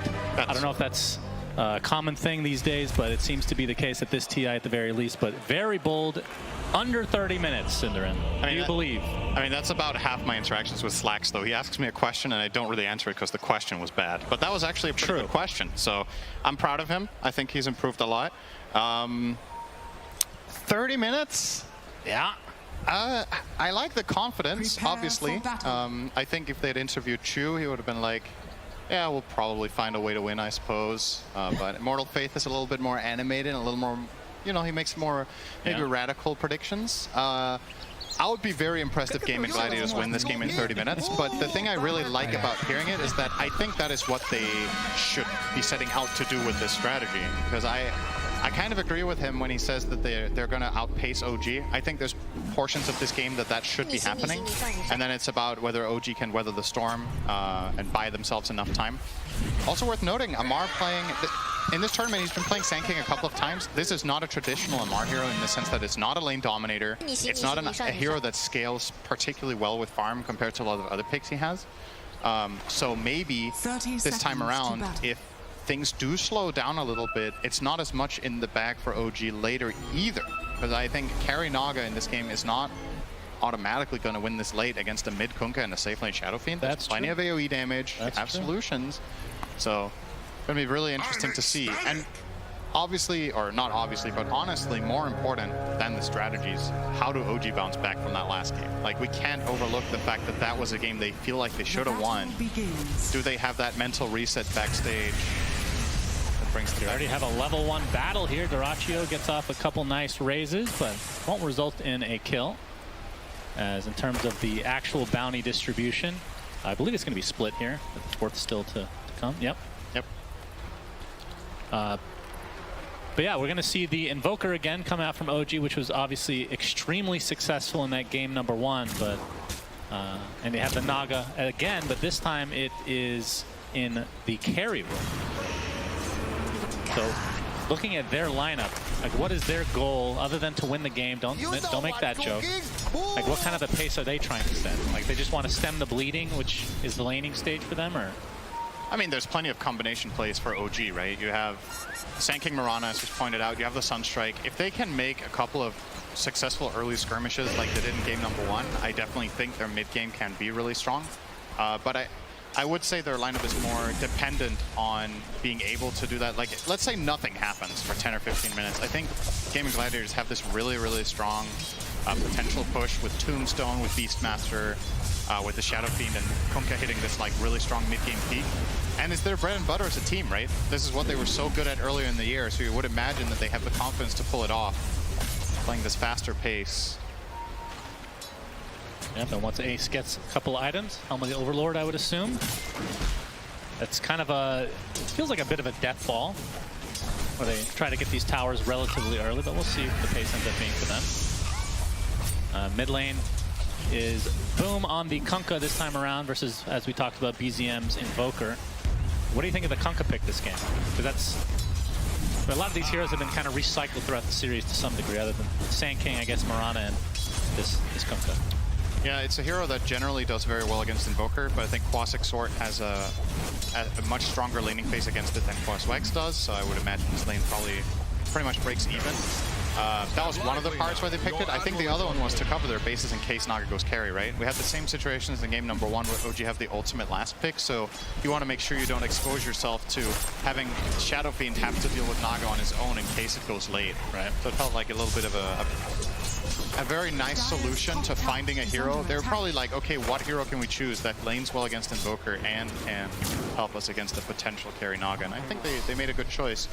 Also the whole pacing thing, right? Like, I just think this lineup it's nice to look at. There's a clear story to how the heroes want to combine and get something done. So. As the axes come out from Ace in the bottom lane, harassment continues. Again, this is game number 3, elimination match here. Winner will play the winner of the next series to come. How many OG fans we have in the house today? Okay, not bad. What about Gaming Gladiators? Oh, wow. Okay, actually more Gaming Gladiators based on my old ears, Synderen. But good to see. Nice distribution either way. Or maybe they're just louder. Yeah, very, very true. The vocal minority, as some would say. Yep. But I'm sure they made some fans in that last game. That was a nice comeback. Absolutely. I mean, you talked about the momentum potentially coming out from something like that. I mean, OG, it feels like they don't get affected by it as much as other teams that are, I mean, they're pretty young, right? But I think that storyline kind of them being affected by stuff like this kind of ended after the last major. Celery taking some heavy damage. There's the leap from Taiga. Another one, right click to come. And he'll end up getting first blood as a result of it, as Taiga just continuing to roam on this Mirana. Yeah, you just can't underestimate the Sunstrike factor. It's always going to be there. Oh, Burrow strikes Sandstorm into the arrow. It's even bigger kill coming out from OG in the top lane. That was very greedy. Did he not expect the Mar to be there? Radiant's bottom tower is under attack. Honestly, the worst part about look at how many denies a Mar can get here, or CS that Shadow Fiend loses. Yeah. He lost a full wave. I mean, sure, Celery gets some experience here, but that is just not a good start. And you know, Shadow Fiend Undying lane, I would pick any day against Sand King Mirana to have a good start, but just Undying being a dominant force in this lane with decays. He feels very safe, but Sunstrike is that X factor. You just can't deny that that is the kind of thing that can swing this kind of lane, and OG are making use of it. Yeah. I mean, that's how Arrow is balanced, right? It's hard to hit, but if you have the setup stun, yep, it gets pretty scary. And Burrow's not too bad for that Ice Path as well. If you want an arrow that you don't have to hit, you can play Gyro. Okay, sure.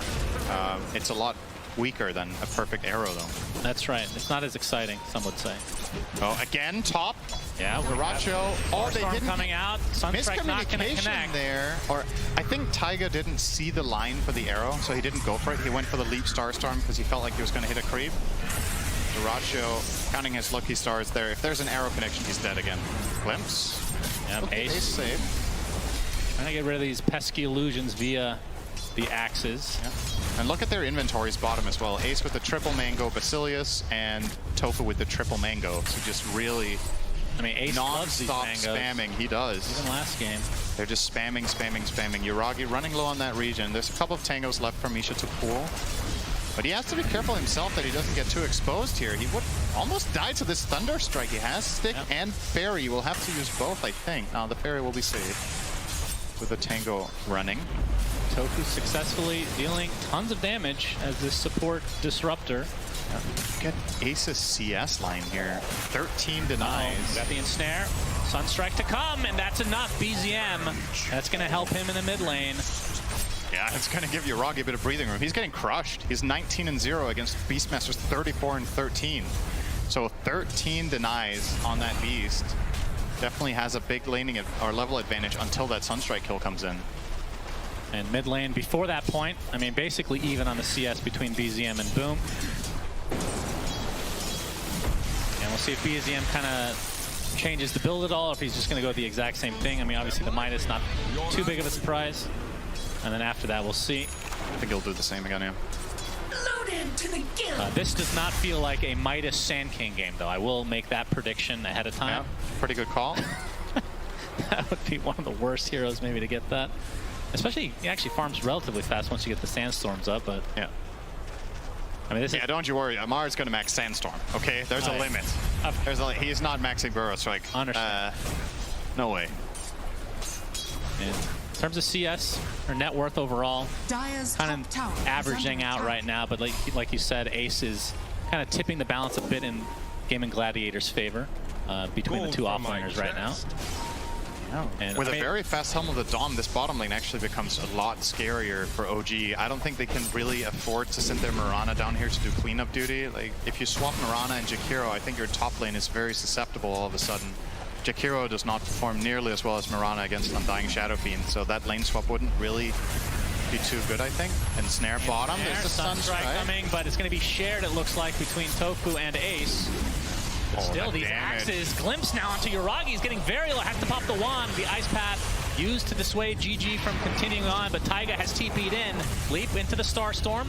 Not going to be enough to find a kill as Misha's taking the Thunderstrike damage from Tofu, so despite the TP coming out from OG, Gaming Gladiators are the one that gets the kill. I'm very curious what Tofu skills here. Amar in the Sandstorm. They have the vision, has to burrow to the high ground. Like he's fine. What does Tofu skill? He's still holding his point. There's the glimpse. Yuragi's dead. Ace gets credit for that one, and this bottom lane, absolute disaster for OG. This is just such a high pressure lane. Axe spam, Thunderstrike spam, glimpse now dealing damage. I think perhaps the mindset that people have when they see Disruptor picks where they're like, this is a position 5, is a little bit outdated, because now that Glimpse deals damage, I think he offers a lot more in offensive dual lanes.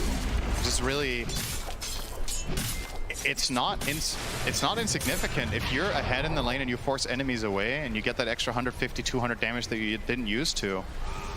And also keep in mind, this hero with farm, I would argue Disruptor scales pretty well. He has an insane axe. He has really good talents. Like, don't count this out as a potential 4-pick later in the tournament. Mars going to be seen here. There's the Dust. He is X'd up as well. Torrent to follow, and the Raze tries to time it, but can't. As Boom gets credit for that one. Nice arrow from Taiga taking out a creep, but still, this feels like Gaming Gladiator's pace at the very least. They're finding the more valuable kills overall.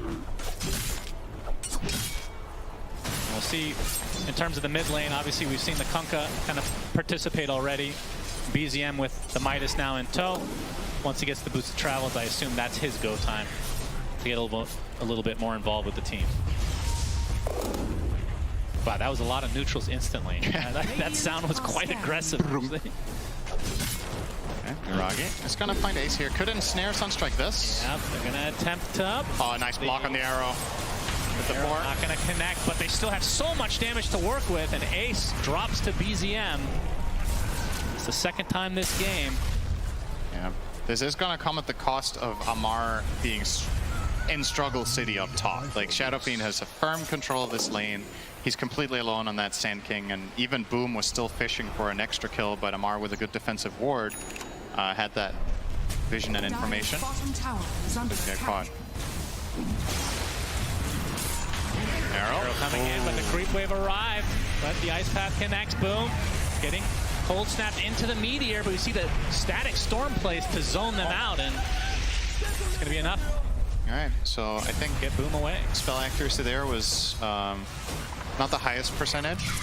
The Static Storm hit. TP bot, Mirana. Just run, block with your ball.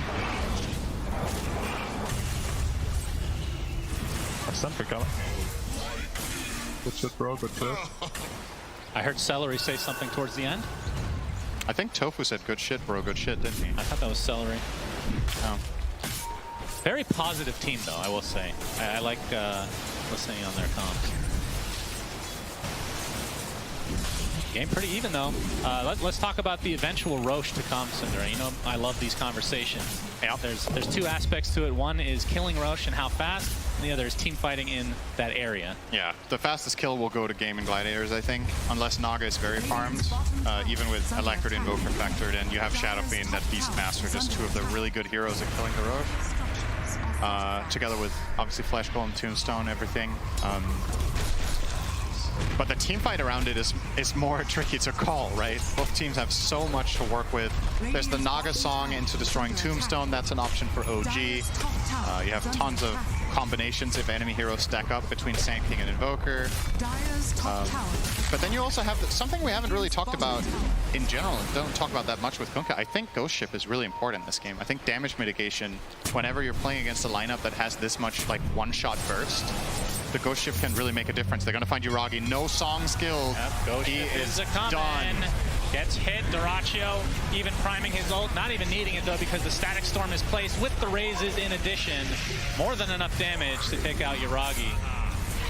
If they go for this tier 1 tower, but OG, they've come. They glimpse the Sand King away! The Blink Dagger comes out as well from Amar as Dyrachyo, he's getting very low, will drop inside the Macro Pyre. It's gonna be a trade for the Jakiro though, as Taiga able to leap out, but still inside that kinetic field as they end up taking out BZM on the sideline here. And 4 dead overall in favor of Gaimin. They lose the Shadow Fiend, but still. Such a good play from Tofu. That is so crucial that he finds that there. Sand King with the Blink reveal, Blink Epicenter stun, instantly glimpse to the top lane. You're going to see it here. So gets this initiation. He sees him there. He gets the glimpse while the ult is channeling. So only the Burrow Strike comes out. And sure, you get the Shadow Fiend for it, but that's everything thrown away. Gets sent to the top lane and doesn't have that second Burrow Strike that could have really cemented this fight potentially for OG. They get punished big time and lose the mid tower. That's huge. Dyrachyo's like, damn it, but good job, guys. We've seen a few of those in this series for sure. Yeah. Yeah, Shadow Fiend is very susceptible to getting blown apart by this spell combo that OG has, and they do showcase it there. But the cast around him, it feels good when you're playing Shadow Fiend and you can die first and win a fight. Because a lot of the time this hero is sitting on so much of your team's net worth and he's somewhat frail, and you know, you get punished really hard. That time he wasn't even needed. He just sponged up damage and his team cleaned house. Oh, we have the gank here coming out from OG, and they're going to find themselves, boom, gets off his Ghost Ship, but to no avail here. BZM with a tip, missing the arrow on the Sand King stun. Doesn't need it. But they do see this juicy stack, and it'll be a little bit of a slow one, but we have the glimpse top lane, Static Link, and the Roar expended. Looks like BZM is going to tick out here one way or the other. Amar able to TP top. They might find the trade on Tofu, but see Celery is in his Flesh Golem form. If that Soul Rip available, and Dyrachyo's come to play as well. You can see the Tombstone dealing a huge amount of slow here. Oh, nice from Amar there. Find another kill in favor of Gaimin. Well done. Dodges tier 1 tower. Dodges the glimpse with Burrow Strike. One of the only mobility spells in the game that can do that. If not the only, actually. It has to be a short list. If you time it, the way it works is that... Storm Spirit.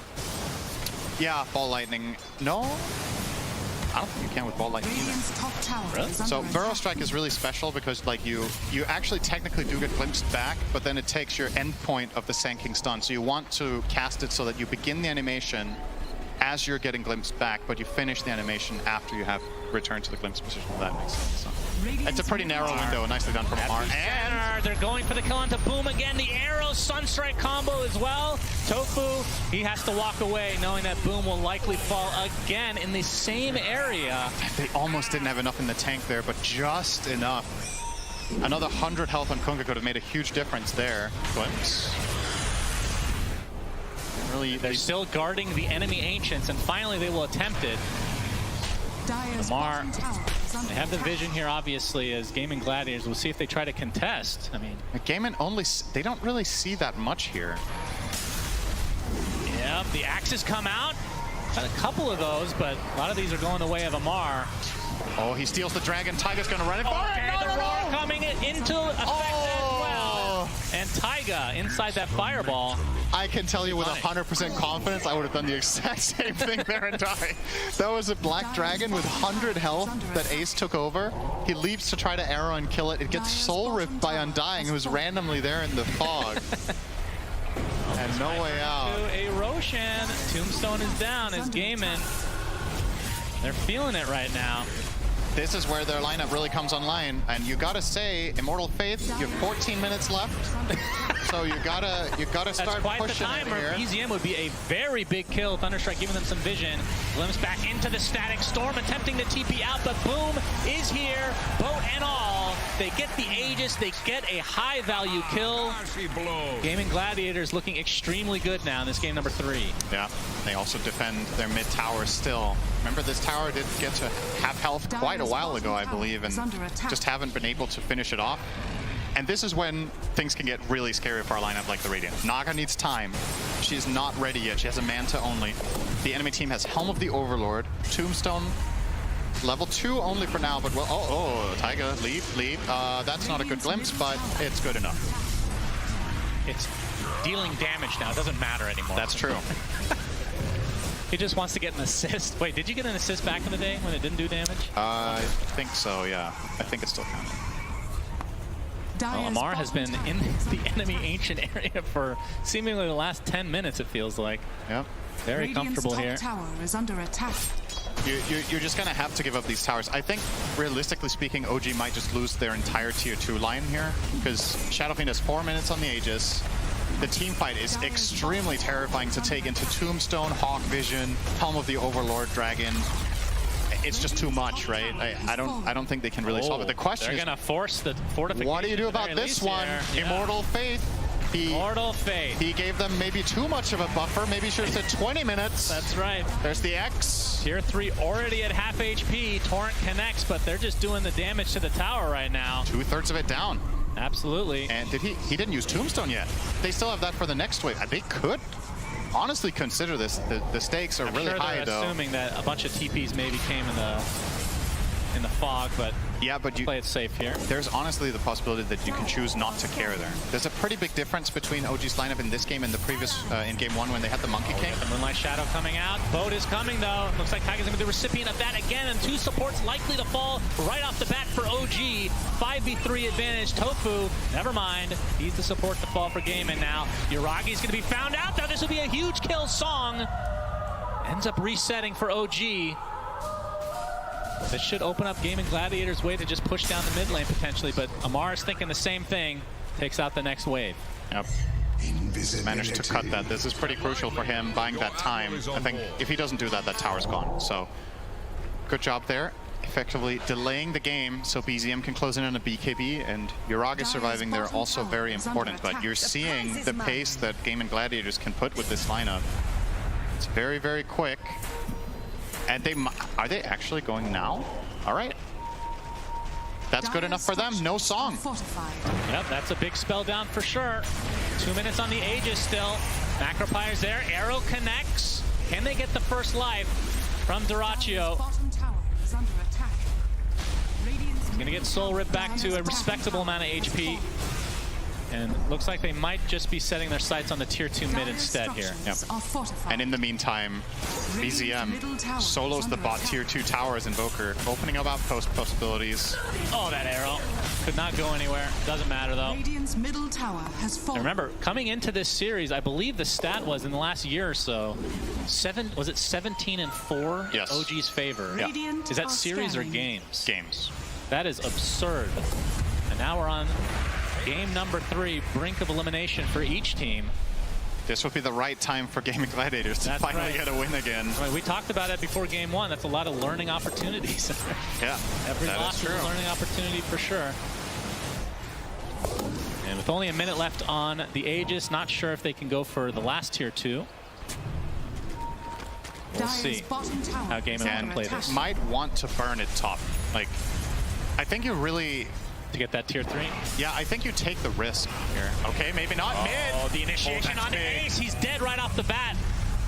Does have the buyback. I'm not sure if he wants to expend it though. X into the Torrent. There's the big Requiem to follow, but doesn't really connect on much.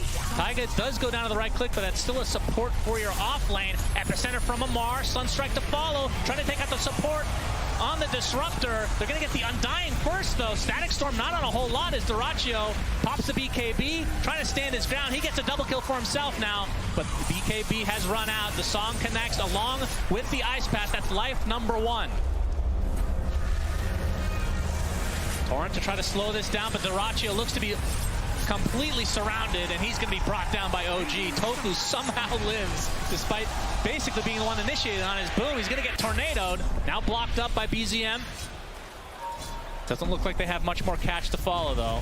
That is honestly the dream for OG, the way that played out. They kill Beastmaster first with at no cost. Like, that is Ace just being a bit out of position. They were biting over more than they could chew, right? Shadowfiend was already looking to go and hit top, and in the meantime, Beastmaster was pushing the mid wave with his body instead of just the summons. And Amar just pounced on that opportunity immediately, and they get themselves a huge defend, because not only do they kill that Beastmaster and win the fight, they end up saving their top tier 3 by going aggressive in mid. I think if Gaming Gladiators connect top with all their heroes, they drop their Tombstone, and the 1 minute Aegis is live on the Shadowfiend, the bare minimum is that they get the tier 3. And they could have maybe got a lane of Rax with any sort of good team fight. Now the Aegis ended up going completely to waste. All that is from one moment. Well, they did get a bunch of towers. Yeah. Damage to the tier 3. It was more in that moment. In the context of what was happening there. But you're technically correct, so I can appreciate that. Good job. Yep. Shout out to Syndra. Yep. For appreciating. Shout out to me. Yeah, pretty even game, and we are a little bit less than 8 minutes away from the timer that Immortal Faith put on the team. Yeah, clock's seriously ticking right now, but I think... I mean, what's the real clock, do you think? Like, when do they... Is there actual timer like, okay, this is too late now? They do have some scaling options. I don't think so, as long as Kunkka goes the right items. I think Gaming can even win this game minute 60.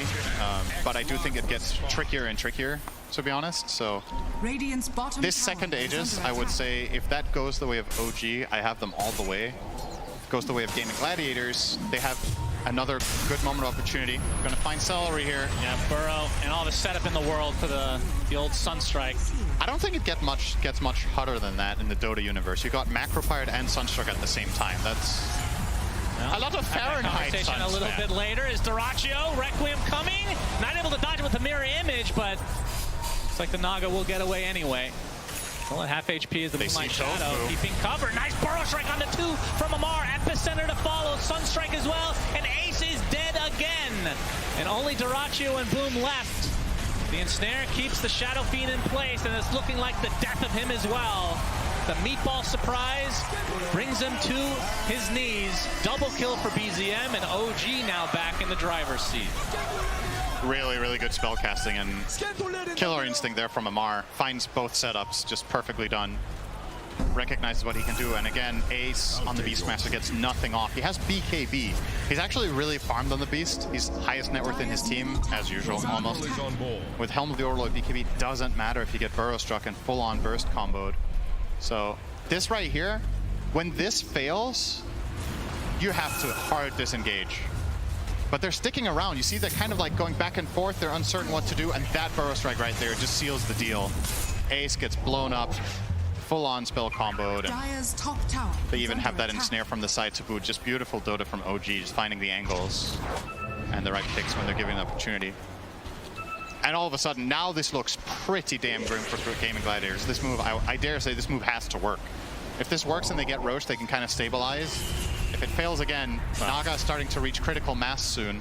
Yeah, we can see the Roche timer is pretty damn late this time around, so... but yeah, I agree. The second Roche is a requirement for game, and it feels like. Both sides smoking, though. It's Boom showing himself in the enemy triangle. And in the cover of these illusions, Amar and company try to initiate Taiga. Oh, he only found the one-man stun. Ace again getting locked down. Sunstrike to follow again.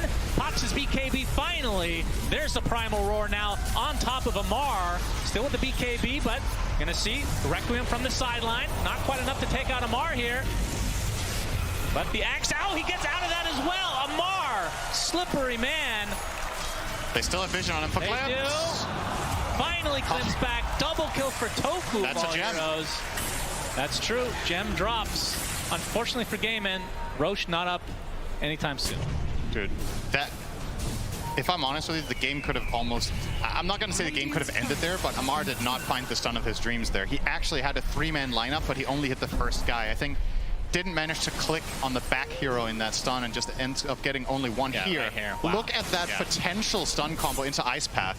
They literally just wipe them out if that lands on 3 heroes, but instead, Ace gets to play for once in this team fight. Huge impact there with the Roar, obviously ultimately leading to the Sand King kill, and they've already killed the Mirana, so. Dire's middle tower has fallen. Could have been the stun of his dreams. It's still not terrible, right? Like, you still have decent control. You didn't lose Roche. Yeah. BZM, he needs to keep in mind the enemy team has the gem. Yeah, they seem more scared of him than vice versa. Yeah. The gem is on Tofu, though, and he's not frontlining, so they didn't see BZM run up there. Pretty bold, honestly, to do that in that situation as Invoker. I mean, yeah, you have BKB, but... Duracio's going to get X back. Able to defend this easily, though. It's a nice benefit. Yeah, and they're going to keep the Roche control. 20 seconds to go now. Indeed. Roche number 2, so very important. What do you give a shard to if you get it on game in here? Shadow Probably Fiend, I guess? Beastmaster. Do you think that's better than Nessa? He has it already. I think, despite that, probably Shadow Fiend, right? Yeah, I guess so. I don't think Tidal Wave is worth it. No, probably not. And they're just sitting in the pit, but you can see the smoke down from OG. They are ready for this potential fight here. And Roche has begun. They're gonna pop the drums. They really want to get this quickly, but OG are here. Sunstrike's gonna give him some vision. There's the Burrow Strike Epicenter as well. Into the Ice Path and Macro Pyre. Massive damage being applied. Finally, the BKBs come out. Duraccio with a massive Requiem for himself. He's just going for the Roche, but he's gonna use! BZM takes the Aegis. OG gets the Roche as well. And now they're gonna try to turn this around onto Duraccio, who has no BKB anymore. Massive fight for OG. And the Ice Path clips Ace, who has to BKB TP. He'll be fine, but OG winning this fight and getting the Roshan. I didn't see if they got the shard, but I assume yes. Looks like BZM took it. I think that was a tornado from BZM, by the way. It wasn't a Yule, right? They don't have a Yule. Oh, yeah, They just literally just clutched it out. Perfect spell casting there. And Amar...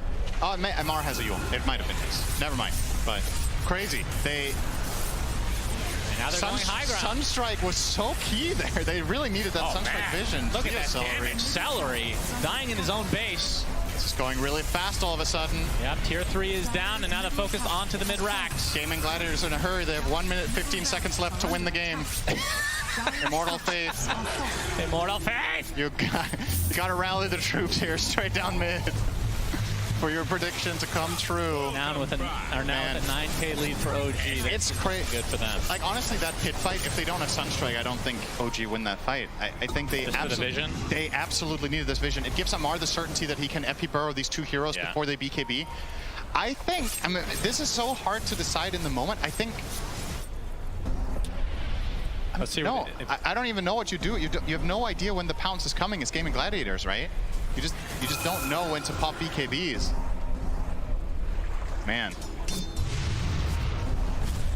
Good stuff from OG there. Get themselves a 10K lead and an Aegis on Invoker. And at this point, with how their lineup works and what they're set out to do, it looks like Gaming Gladiators need to do some pretty massive outplaying in the come team fight to fight 2 lives Invoker with Blink, Hex, BKB. Yep, it's going to be a tough one, no doubt about it. And we haven't even discussed Yuragi too much this game, but he has a Scotty, Manta, Butterfly, and working a Heart next. He is going to be tough to bring down for sure. And I think the problem here is Boom is going Hex, right? And it's a lot of the time on Kunkka, this is a good item in this slot. I want to place here, guys. Tank illusion. Aurus. Yeah. Guys. Yeah. Oh, he tanked it. We're super low, guys. Yep. I will spot SF. I will spot SF. Rush. Get it. Come. Yeah, I want to place here, guys. Tank illusion. Very calm. I would have been screaming. Something like that. But we're going to see a smoke from both sides. They're going to collide immediately. The Burrow Strike onto 2. Undying deleted. Ace and Boom able to get off their BKBs, though, in mass for the entirety of Gaming Gladiators. In fact, now they might have to back off as Ace able to get the correct Naga Siren with the Roar. But this is all in a defensive measure. Came in on the run. Duraccio trying to Satanic back up to a healthy amount. It's good amount of damage, but Ace is dead, and now the Ice Path connects. And this is looking very, very bad for Gaimin as they lose their Shadow Fiend as well. And the song just to cancel any potential TPs. Tofu spills 3 for 1 OG. Yeah, this is starting to look more and more like a formality of just going down the lane and getting a lane of barracks now for OG. They have 50 seconds on the Shadow Fiend. Without that hero, Gaming Gladiators can't fight. And what I was getting at is that you're going Hex on Kunkka, which a lot of the time is good here, but the problem is you don't have the damage against Naganamar. Good tornado timing. Canceled it. That's very nice timing. EMP is going to connect. Triple Meteor thanks to the shard. BZM not going to pursue any further. But Yuragi finds himself a Celery. Yeah, he was trying to delay things bottom by cutting out this wave. BZM has the Aegis, so he doesn't really care if he gets killed here, to be honest. He wants the mana back, so he's just going to go and hit the tower. Indeed. And they're pressuring the bottom tower as well with Yuragi and all his illusions. Tier 3 top falls. As Boom still trying to defend. Tornado comes out. The BZM still, like you said, that Aegis still in tow here. Now he's going to jump in. It's off the Cold Snap and the Ice Wall, just buying some time. And finally, the Aegis gets expended as Yuragi is going to be taking out the bottom racks in the meantime. But Static Storm, Ghost Ship is coming, and the Roar on top of it, and they do get BZM. Wait. A lot of damage being applied to all these buildings, but no racks quite yet. Song in retreat. And still the melee racks alive in the bottom lane with 200 HP. How the hell did Tofu know to Static Storm there? There was 1 second cooldown on the BKB on Invoker at the end of that kill. Oh, he probably just did it. They just felt it, you know? They're like, in my mind, when Invoker plays like that, oh, he has BKB for the second life, you know? Right. But they actually took the chance that, on the off chance that he doesn't have it ready yet, we get the kill there, and they did. That was really surprising to me that they find that kill on BZM and effectively defend all 3 lanes. They've lost all the towers, though. Literally everything is just ripe for the taking, but that was pretty crazy. And yeah, okay, I like this from Boom. He deviated from the Hex. I think he realizes they need more damage. Like, the Naga illusions are too big of a problem. They have 4k health. He has to be able to deal with some more AoE cleave. He's going now for the Silver Edge, which is a good connection item. I honestly wouldn't mind seeing him going Rapier after that if we get to that point instead of Hex. I think you're in that territory now where you have to take huge risks in order to pull it off. I mean, how good is Rapier these days on him? I mean, with all the changes that have been made in the last few years. I think it's pretty solid when you have the Silver Edge.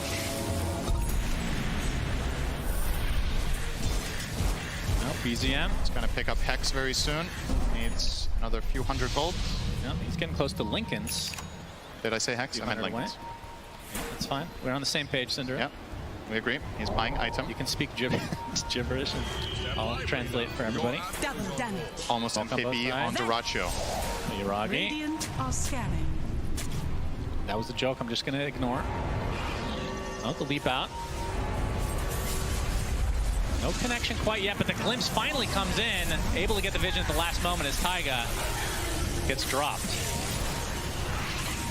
But OG not afraid. They want to continue on. Amar able to get the 1 with the Burrow Strike. Requiem, kind of the zoning. Oh, they pop the BKBs to try to get away from the Song. Kind of an awkward engagement overall. Running from who I don't right know, now? but the Ice Path connects onto 2. Tornado to follow. So both supports controlled right now as Misha trying to outrun this Triceratops and zombies as he gets destroyed by a Hawk, it looked like. Triple Meteor now as BZM just playing with his food. Not able to land that Ghost Ship, so BZM finds the distance. Now that would be an interesting team fight to have the True Sight audio on. Because, like, go back. I don't know, I'm out, guys. I'm still here. Okay, I'm coming in from the side. OG did not seem like they were on the same page with what they were trying to accomplish with that song. I mean, it's one of those moments where you might have a really good idea as one player, and then one thing you're counting on from someone else, they're a little bit too far away or whatever, and you end up, like, walking back and forward. Considering how that was looking, I think getting out with 2 support deaths is probably pretty decent for them. Because that could have got really scary if they had chosen to commit a little bit too much. So end up settling for that relatively minor loss, and I think it's time for both teams to start having a look at good old Stone Guy. Spawn timer obviously not known to the teams. We know Bit of a late one again. But it is the area to play on the map now, for sure.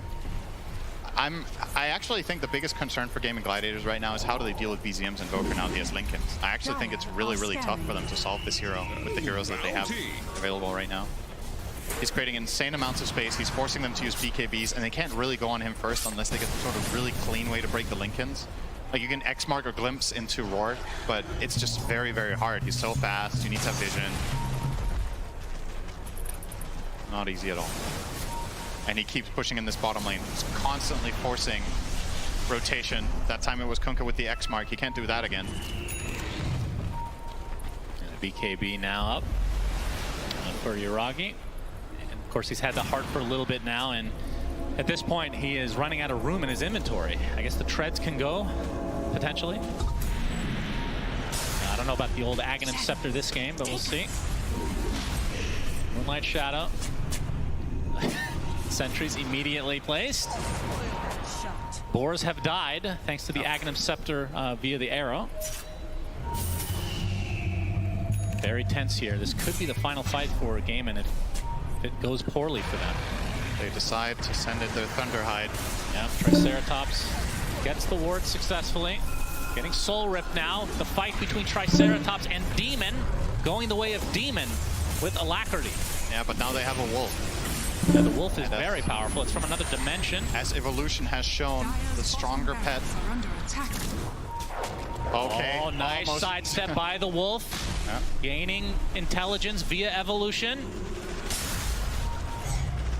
They do have the good vision here actually placed, which could give them a moment of opportunity. They see a lot of heroes right now. Now they don't. Yep, okay. Back. This is all about when Rosh is up. And obviously the vision for Gaimin with the Hawk potentially here playing a big role. And let's see if it's the Ags. It's Refresher Shard. All right. Good on Invoker, though. It is very good. Just less exciting. Let's be real. Aghanim Scepter's cool. I don't know. I feel like an Invoker Shard is pretty exciting. Very good, like I said. The Wolf is still alive, in case you're wondering. Yep. The Hawks have been spawned. But surely there's going to be sentries in the area. Yeah, the dual breath. Idea that this is here. Horde Spirit's really important there, actually, giving him some much-needed information. Amar, the Tombstone comes out, so that cancels the Blink Dagger, but here's the song just to kill Tombstone. See if they can turn this around on top. The Ice Path connects onto Celery. Dyrachyo gets off the Requiem as well, but it doesn't really connect on much. Ace gets the blink up with a nice double burrow from Amar. Inside this kinetic field are two members of OG. They find the first support, so 1-for-1 to start. Buybacks galore, though, as Dyrachyo trying to right-click his way out of this, but he is not doing anything, it feels like. The Death Requiem comes out. Ace and the rest of Gaimin on the run. Epicenter. Oh, Amar. All right, blinks to the high ground. On the other side of the ice wall, and it looks like this is going to be the death of Boom at the very least. OG trying to clean up even more as Ace on the high ground, being slowed to a crawl and being brought down again. And OG in prime position to move on here in the lower bracket of TI-11. Yeah, if they were to just push now, they would get Megas. There's two cores without buyback on Gaimin, but they will get the Rosh first. Keep it safe. They're not over-rotating for the Rosh, though. They're doing it with two heroes and leaving a little bit of a cheese for fun here, letting it ferment for later, then it heals more. That's right. That's how it works. Tastes better, too, which is not unimportant. Top racks are gone. The creeps will take care of it. And onto the mid lane, OG goes. Tofu trying to stem the bleeding, but I feel like they might just have to give up the Megas and try to fight outside of that. Because they don't have these heroes up for quite a while. Plenty of time for OG to try to finish this right here, right now. The Burrow Strike onto the Disruptor. Does have buyback, though. Cellar's going to be spotted in the trees. Tornado not going to connect. Along with the Sunstrike as well. Looks like he'll make it back into the fountain as the song being used to control them. Ice Path. Oh, BKB from Dyrachyo, but if you have to use that next to your fountain, that's probably good news for OG. Glimpse back on a Taiga, but the Mega Creeps have come. The zoning is successful. Trying to focus that. Kind of beautiful Burrow Strike from Amar. Ice Path to follow, but Dyrachyo with the Requiem from a good distance here, but they're really just working on the illusions. That's what's taking so long. And again, OG 4 minutes on the Aegis. Now we have the Deafening Blast. The 6 meteors come out, burning them in their own fountain. Epicenter to follow. Gaming Gladiators will fall as OG will move on. Ace almost the last remaining member of Gamins, but he's going to die inside the fountain as GGs are called. So Gaming Gladiators, a great year overall, but eliminated here at TI 11, and OG will move on. Yeah. Whew. That was spicy. If you think back 15, 20 minutes ago, that looked like OG could have easily been on the ropes with one good top push. Gaming Gladiator's strategy was not far from being successful in what it was trying to accomplish with that first Roche, but that one moment where they have Beastmaster caught mid, it snowballs into 4 OG kills. They keep building their advantage. Since then, they get the next Roche, and then they just clean up. That is, that's how it is when you play these risky lineups. Like, and I'm not gonna say Gaming Gladiators, oh, they were all in and they lost at that one moment. It was still possible to recover, but OG just had amazing jumps from Amar after that, and BZM again on that Invoker just crushing. Really, really impressive stuff from OG to also keep cool after the last game, right? Like you we said, should mention, like a game and a half in, it looked like it was just going to be a 2-0 for OG. Yeah. And Gaming really showed a lot of life. They made a great comeback in that game number 2, and then game 3, it started out, like you said, in their favor. But unfortunately for them, it just wasn't enough. Let's go to the panel and see what they have to say about this series that OG just won. Thank you very much, Sunspan and Cinder. And indeed, congratulations to OG. They move forward, and what a game to do it in as well. It was pretty clutch there because before 20 minutes, we did have Gaming Gladiator knocking on that tier 3 tower on the side of OG, but they couldn't do it in the end. I'm joined by Jenkins, Effie, and Lacoste, and we're going to break the game down and obviously also say goodbye to Gaming Gladiators. Effie, this third and deciding game, tenacity from OG in here. Absolutely, but also just the ability to cut waves gave them so much, because when it looked like they were going for that early end on GG and they were just going down mid, going down bottom, that one looked pretty decisive. They were able to kill one wave with Jakiro's Macropyre, and of course they were cutting waves with the Sand King, and the Sand King actually never got caught doing it, and when he found the opportunity, they were able to get that really important kill on the Beastmaster, and then Misha with the beautiful double Ice Bath into Macropyre, just so much perseverance, so much trust in each other, and it was really great to see, honestly. So many times throughout this game, we've seen either 2-man Ice Bath or 2-man Burrow. Every single time, Amar, like, he's so patient. This is like patience from Zoe, pretty much, where he waits for so long and then just gets in a perfect initiation. I don't think you can ask for anything better. And this last pick, Piranha, actually worked out amazingly for them, because you have so much setup, whether it's a Sanking, whether it's a net, even an Ice Bath, anything from Invoker, and BZM had extremely good game on Invoker one more time. Like, he's just a different beast on a hero. But OG just played the macro game so well in this game and in the first. Wow. That is so sweet. Yeah, super wholesome. But yeah, in this game and in the game 1, it really felt like they were in a position to just get run over by Gladiator's early aggression kind of style, but they were able to just play the map in a way that unraveled Gaming Gladiators. And when things started to go wrong for them on GG, it felt like they didn't stop going wrong. They never really pulled themselves back together. Maybe they got 1 or 2 key kills or key pickups here, but for the most part, once they stumbled, they lost their footing completely. By the way, guys, No-Tail was officially right. Okay. This OG is now guaranteed to at least get the same placement as the last OG at TI, or better, of course, if they continue going. We've seen them do lower bracket runs, so looks like rebuilding this roster from scratch with a bunch of newbies turned out to be a pretty good decision. Yeah, a bunch of newbies turned out to be pretty good at this old Dota game. Also, of course, when I shout out to Gaming Gladiators, they exit here as the first team from their region. They have had a decent year, of course, starting off very strong as well in the Western European region as a fresh squad, just like OG did. But in the end, Lacoste, any final words on them? Yeah, this was a team that was formed from players that did not manage to find a team, and they did amazing. Like, this is something that everyone got surprised by, because first DPC tour they did extremely well and they set the meta pretty much, and this is the team that has a very bright future. I think they did maybe lack a little bit of experience on lands, but this is how you start, and bright future ahead of them for sure. Yeah, they have the respect of like every single pro team out there for sure. We saw it throughout the year, like people were copying them. They completely set the meta. So for their first year in the limelight, I'd say they should be pretty happy with themselves. And they made it to main stage TI. They accomplished a lot. They had a really good year. And for all of those fans who may have been thinking or calling them a one-patch team, I hope that they can eat their words now, because that was a great series, the best one we've had on the main stage and the most close one so far. So just kudos to them, and that was a pleasure to watch. It was an absolute pleasure to watch. There can, of course, only be one champion.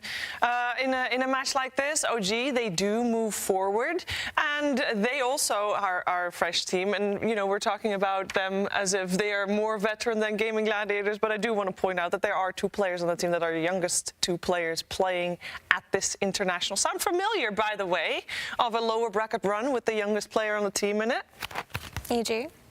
Team Spirit last year at the same. I thought it was like Sumail and.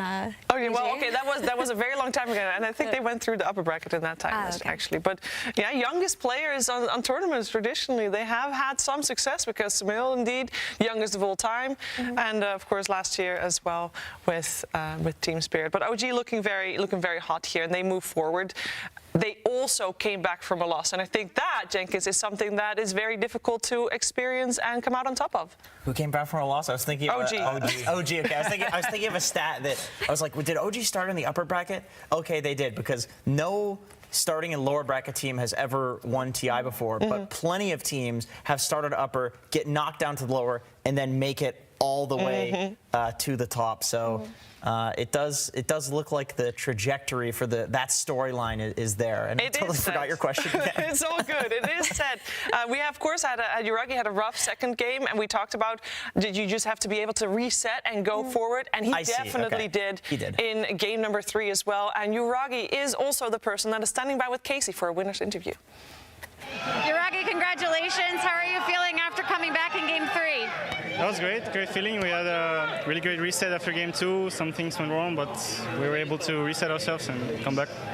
Misha hasn't been able to play with you the last couple of big tournaments. What is it like having him back? I mean, it's amazing. You know, it's our captain, our soul of the team, and it's great working with him. All right, who do you want to face next? We got Liquid or Entity, depending on how the games go this afternoon. I'd say Entity. All right, how come? Just more fun to play them, and I got some PTSD after the 3-hour pause against Liquid. Anything you want to say to the fans? Thank you. Thanks, everyone. This crowd is amazing, and thanks for everyone supporting. All right, well, congratulations again, and we will see you again soon. Back to you guys. But, you know, Yuragi actually made the smart play. You know, you've got all these players shaving their head. He came in bald. He already got the power. He is good to go, and he's good to go through that lower bracket to find their matchups. Either Team Liquid or Entity. He prefers to face Entity, and indeed, we do remember a 3-hour pause in between the series or during the series that he had with Team Liquid, and we are gonna find out who their opponent is very soon, because Team Liquid and Entity, those 2 teams, they are coming onto this stage. Next, we're gonna have another best of 3 on our hand, our last elimination match of today. Always a little bit of extra spice on elimination. Let's bring our first team out on stage. It is Entity.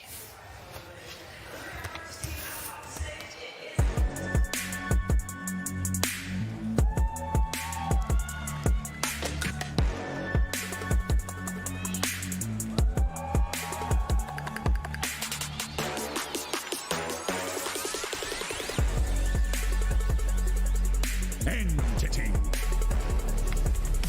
They've been forged by the fires of this stage already. One best of 1 with probably more playtime than most other teams in this tournament. Over 100 minutes. They are ready to go for a best of 3. Their opponents for this one is Team Liquid.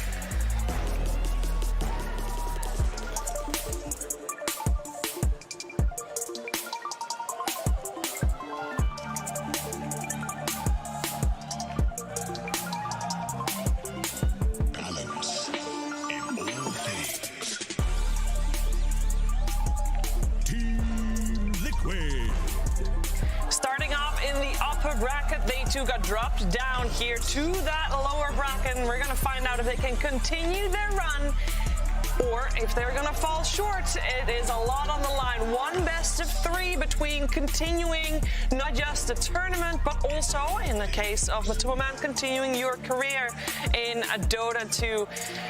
One best of 3, it sounds like it's a long time away before we find the result, but that can go over in a split second, unless you are Entity, because Entity has had a really long game just a couple of days ago, Jenkins. Yeah, that was the greatest game of Dota that's been played in a very long time. The longest Dota game that's been played at a main stage of TI. It was so good that if anybody's not watched the entire thing, I don't even want to spoil what happened by talking about it, but I will anyway. It's fine. It's fine. We don't have to spoil it. We can just relive some of the moments that happened while this team was winning. There were so many emojis. I cannot even imagine what you're building up to an 170 Like, how do you react to that? He fell. We also have a clip of how Stormstormer was an interview with Casey. Or a soundbite. Oh my God! Stormstormer! I'm exhausted watching you! Yeah, me too. I know, this game actually insane. Man, holy shit. We played a 128-minute game against one player on stage. No, just kidding, but holy shit. This game actually, I don't know. It's TI, I don't know. I can't even imagine, guys. This is me doing analysis at TI. I don't know, man. It's TI. I don't know. If a player can do it, we can do that. It's unimaginable how much adrenaline you build up in a game like that, and obviously all that comes out at the end in a big release. I think it's really good for Entity that they've had a day to relax and prepare for this series, and I don't know, what can this do for their momentum, Effie? I mean, when you think about it, this was their trial by fire. The first game they play on the main stage being that long, that tiring, and that satisfying in the end. You could see it from Stormstormer's emotions. If they had any kind of nerves or anxiety regarding the main stage, they can't have it after that. They killed it. That drained them. It's been totally purged from their brain. Absolutely. That was their anime character arc. They are definitely feeling themselves going into this matchup. Storyline is pretty nuts because they did start Tour 1 in Division 2. They did qualify in Tour 2, then they needed to play tiebreakers to stay in Division 1, and then they had to battle it with Team Secret to go to the major, and they went to the major and had really good result. Yeah, and their carry got poached from them in the middle of the year, right? Chrysalis got offered a contract from Secret, and he took it. So they just found themselves without a carry, and the stars aligned. They managed to get Pure, who was teamless at the time, and they made it all the way to TI. So I think regardless of the outcome of this series today, they're definitely happy to have made it this far, and they should be proud of themselves. I mean, Fishman, he's very persistent. First, couple of his players get stolen by OG, then Secret takes one player, but he keeps on going. He finds the talent, and here he is on the main stage of TI. Yeah, I think when Yuragi was asked who you want to face Entity, it's because the old Creep Wave guys, they really want to face each other on the stage. So there's a little bit of that playing part as well with Amar and BZM and Fishman all being part of that same squad, and Katomi, of course, as well. On the side of Team Liquid, though, Jenkins, we got to highlight them too, because they've also had a crazy road. Their year was very different because they already, from the get-go, had very high expectations put to their squad. Yeah.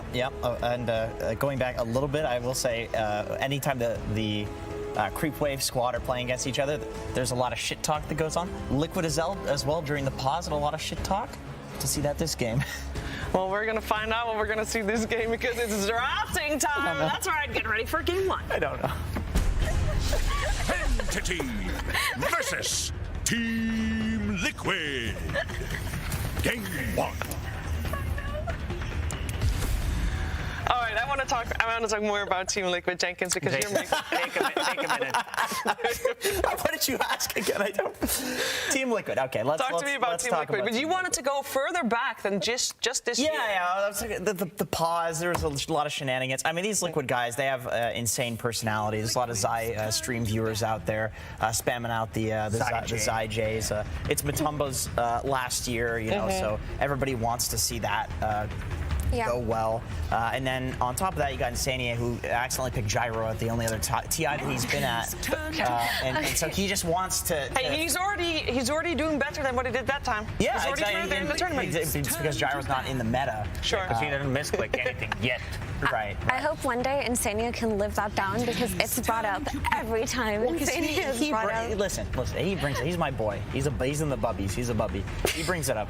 He ridicules himself over that one. But we were talking about how Entity should be proud to have made it this far and to feel satisfied after the performance. Liquid, on the other hand, would not be satisfied if they were knocked out here. They have so much expectations that not only their fans and their organization has placed upon them, but expectations they have for themselves. This is a squad of veteran players, of accomplished players.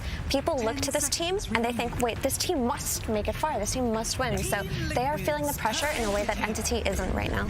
Well, on the other hand, you could argue that getting through the last chance qualifiers, it's kind of like Entity playing that 100-minute game, where way more than 100-minute game, where like 128. They've already drained all of the nerves out of their brain systems because it's like, well, they already had to deal with that in last chance qualifiers. They don't got any chemicals left up there, you know. Oh yeah. And looking at the opener, Tiny for Entity. And most likely it's just going to be straight up position 4. Kataomi player. Oh, there it is. You wanted to see it in the previous series. I wanted to see it. You wanted to see it in the previous series. Thinker, yeah. And Kataomi only played 5 heroes so far, but his Tiny was mean in the game against RNG because he was the one actually carrying the game from that position. Like, you're not position 4 anymore. You're literally carry. And the five HF version had 2 Wraith Fears. And that's not even the guy. And Moon Shards. Yeah, Moon Shards, of course. Easy. So Arc Warden first pick is such an entity-specific kind of thing. I don't think we will see any other team on this main stage do something so bold. Potentially OG might if they get to that point, but I don't know. But this is a Stormstormer hero. He has a really high success rate actually on it so far this TI. I think he's won 4 out of 5 games so far.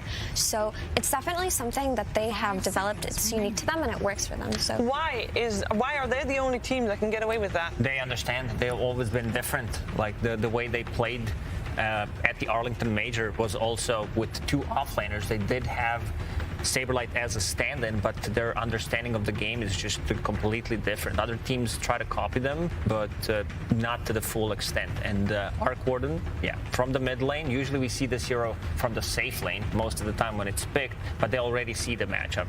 This is going to be Lashrak on the mid lane. Mickey has been dominating, one of his best heroes for sure, and they know the matchup. They do have a kill threat with this Tiny roaming around, setting things up, and banning out these heroes to protect the Arc Warden because Lone Druid, Matu is one of his best heroes, and also having Savage Roar push him out of the bubble. But also, Entity as a team, they've always been hero specialists, so to speak. Their hero pool for each individual player, with the exception of Pure, is a lot smaller than a lot of the other teams, right? So Lacoste is pointing at his notes and he's like, look.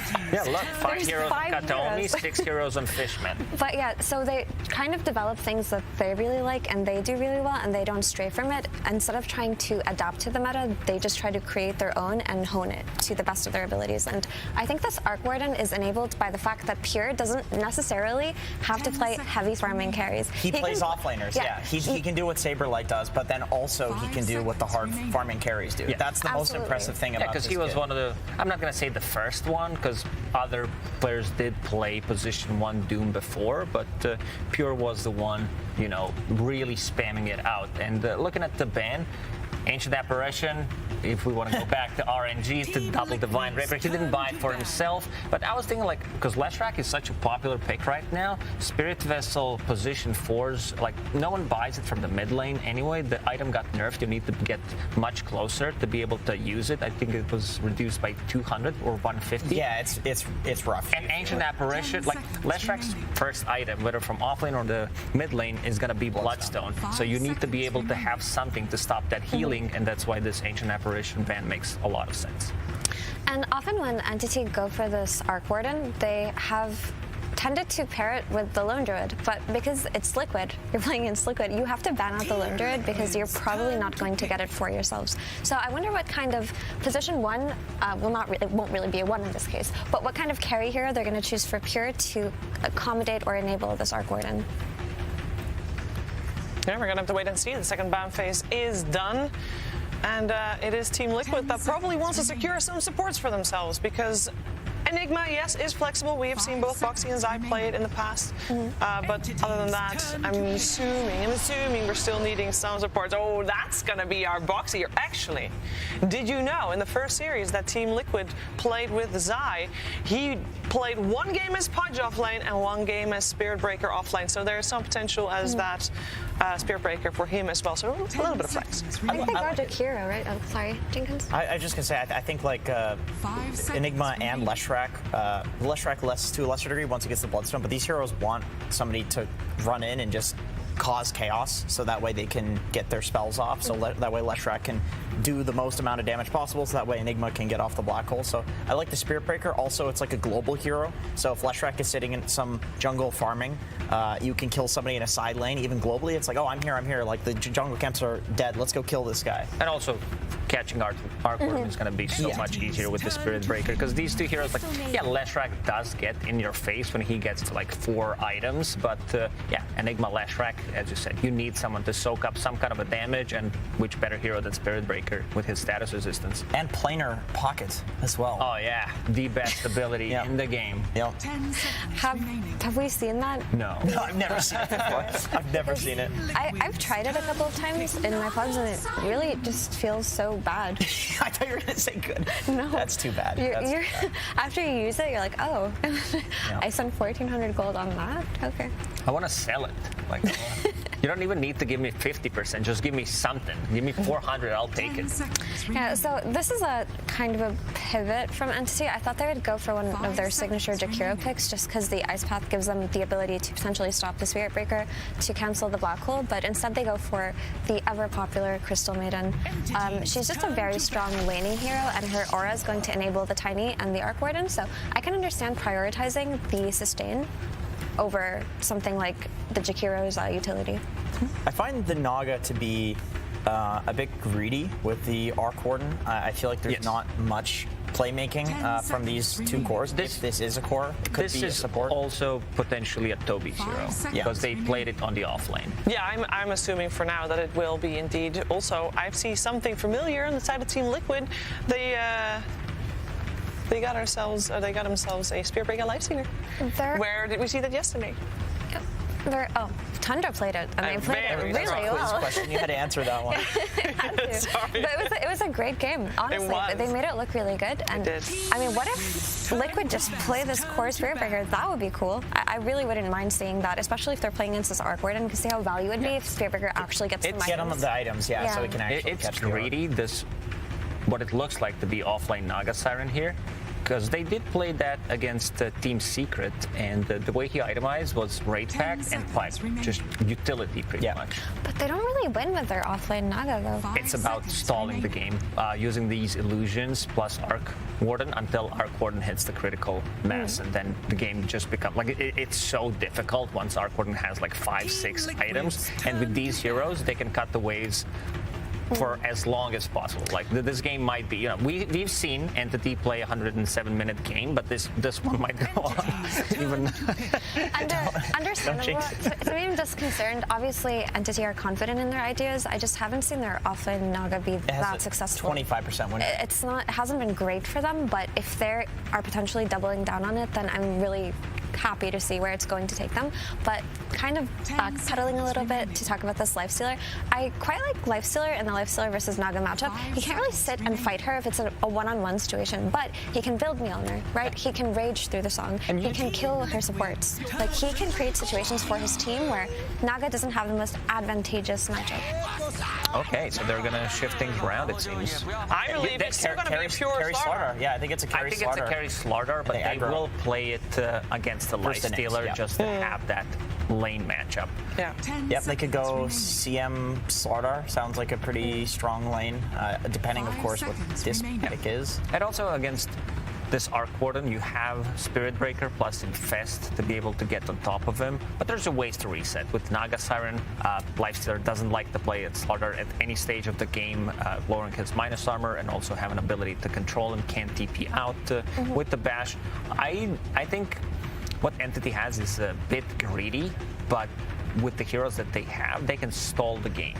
I think if they get the lanes that they want, Slardar into Lifestealer and Tiny into this Enigma, you just go tree grab level 1 and you just hit his Eidolons. He's one of the better heroes at making sure Enigma doesn't have a great time on lane, simply because of that. And if he's played as a support, which he is going to be, he can focus all of his tree charges on hitting the Eidolons. He does not have to hit creeps or deny creeps, right? So I do like it for Entity if they can get those desired lanes. A lot of talk still, or a lot of time still left to talk here for Team Liquid. They had close to 2 minutes left in their bonus time before this final pick. So we're seeing Coach Blitz give a little bit of a speech to his squad. Some waves coming out. Oh, yeah, you know what? I like Lich for the last You pick. do? Because they're all blue and right-facing? Well, Lifestealer not. But well, other than Lifesteal. Okay, yeah, sure. And also having an extra armor, you have bouncing between illusions. It's very hard to micro Naga Siren illusions and still like deal damage, and great against Invoke or Arc Warden because you can pull them out of the bubble. Yeah, we still don't know where the Spirit Breaker is going. And it is Lich. Good call, Cost. Good call indeed. And is that for you enough to sway Liquid's play? Not convinced. I like it, but I'm a big fan of Arc Warden. I think this hero is not utilized enough, so I think I'm going to go with Entity for game 1. I like both of these drafts, but after seeing Tundra play the Infest Bomb Lifestealer, I'm really excited to see it in action again. I do think there's a lot of potential for them to hit this really strong timing before Arc Warden reaches that point where it's impossible to fight into. So I think it's just going to be a matter of execution around the 30-minute mark more than anything else.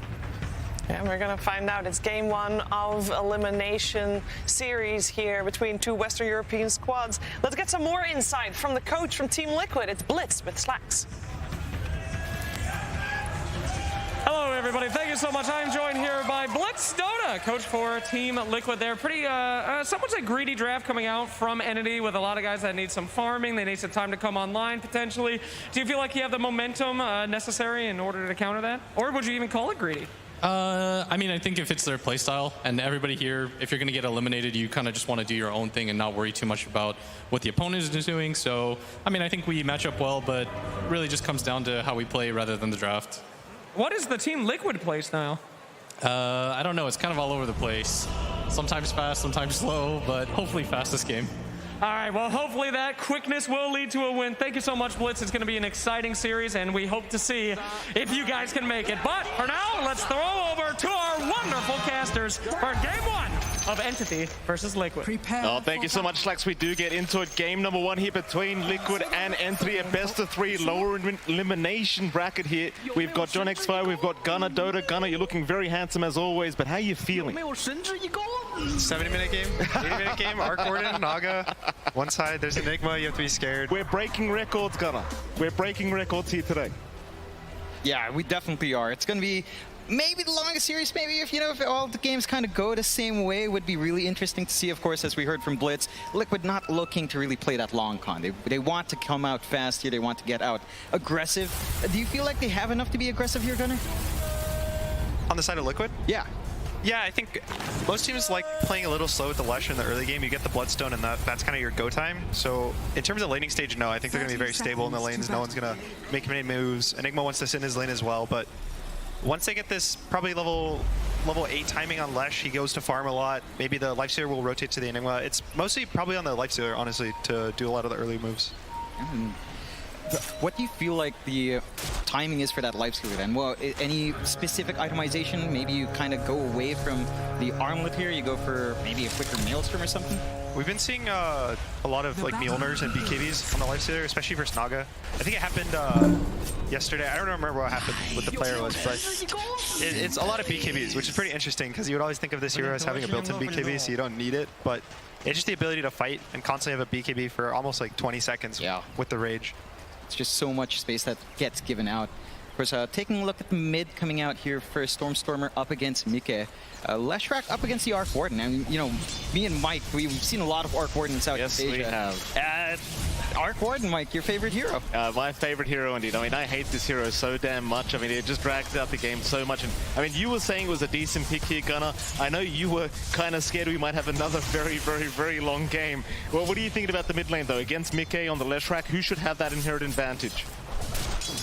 I think probably it's fairly even. Both of them have nukes, so they're just going to secure creeps and not think about it. And as well, both of them walked into the matchup very comfortably. Obviously, the Arc Warden's picked into the Lesh, so he knows his matchup, he knows it's mid. But Mickey also had the opportunity to, pot off the Lesh if he's too scared of the matchup. So I think it should be pretty even. Both people are going to farm. There's opportunities at level 6, mostly on the Arc Warden side. This level 6 timing is really strong with getting 2 sets of all your spells, having a support rotate. But we'll probably see Mickey just rotate out of the lane once he says. Well, let's talk about the top lane as well. Matama Man, Insania are going to be against Toby and Kataomi. So the Pulse 3 Nagasara and the Pulse 4 Tiny against this Lifestealer Lich lane. John, what are you thinking about this lane? Like top lane, do you think one side has the advantage here? Do you think it goes the other way? I think it's fairly good for Liquid. I mean, down the line, you're going to have the Frost Shield to just kind of hold Matamba up front. Toby's not going to be able to be as aggressive with his right click grass, and Kataomi's going to need levels to really kind of gap close. What I'm interested to see is really the itemization of Toby. We heard the panel. They've been going for utility, you know, raid pack, Pipe of Insight, stuff like that, just to keep you alive in the middle of these fights. And that can really slow down Liquid here. I mean, they do have damage, but it's mainly on Mickey early on. It does feel like it does take a little bit more time for that Lifestealer to ramp up, outside of just staying alive for a long time. So I think that's what Entity's likely just going to look. Get those utility items up in Naga and just run from there. Yeah, we've seen a lot of Naga being picked pretty early in this tournament, and a lot of the time it's actually flexed to supporter offlane, like probably majority of the time. And you would always think to yourself, why would you pick this hero that's always known for, you need 3-4 items, you need Manta, Defusal, Scotty, a heart, and you're like, okay guys, I'll show up, I'll stop farming, I'm going to fight. But a lot of it's now that pushing lanes is very important to a lot of teams, and Naga, her spells are so good that she can push lanes with no items, or little to no items. And the way that fights are being broken up now is there's a lot of 6, 7, 8 second fights where you have BKBs, you have the big Mars arenas, you have Black Hole in this game, for instance, where that's where a team needs to win the fight. The fight needs to end there. And with the new Shard, which is that, it used to be the old Axe, where it's the healing on the song. You kind of have this ability to reset the fights very easily in a lot of games and just, you know, play for, in this game, they have the Arc Warden. Arc Warden loves long fights, and so all they have to do is survive the early, like the initial fight of Liquid in the mid game to late game, and they should have the advantage. Well, talk to me about that. In fact, hold that thought, because top lane, there is going to be a bit of an avalanche, but it's not going to lead to much. Talk to me about that last lane. And we've got the bot lane as well. I believe we do have the Enigma and the Spirit Breaker here against, of course, the CM and the Slardar. What are you thinking about this one? Like, is there an advantage for either side? I feel like Pure should have it over Boxy, but I suppose it can go either way with the Enigma being against them as well. I was surprised the Naga didn't go bot, actually. I thought Naga is generally good versus Enigma.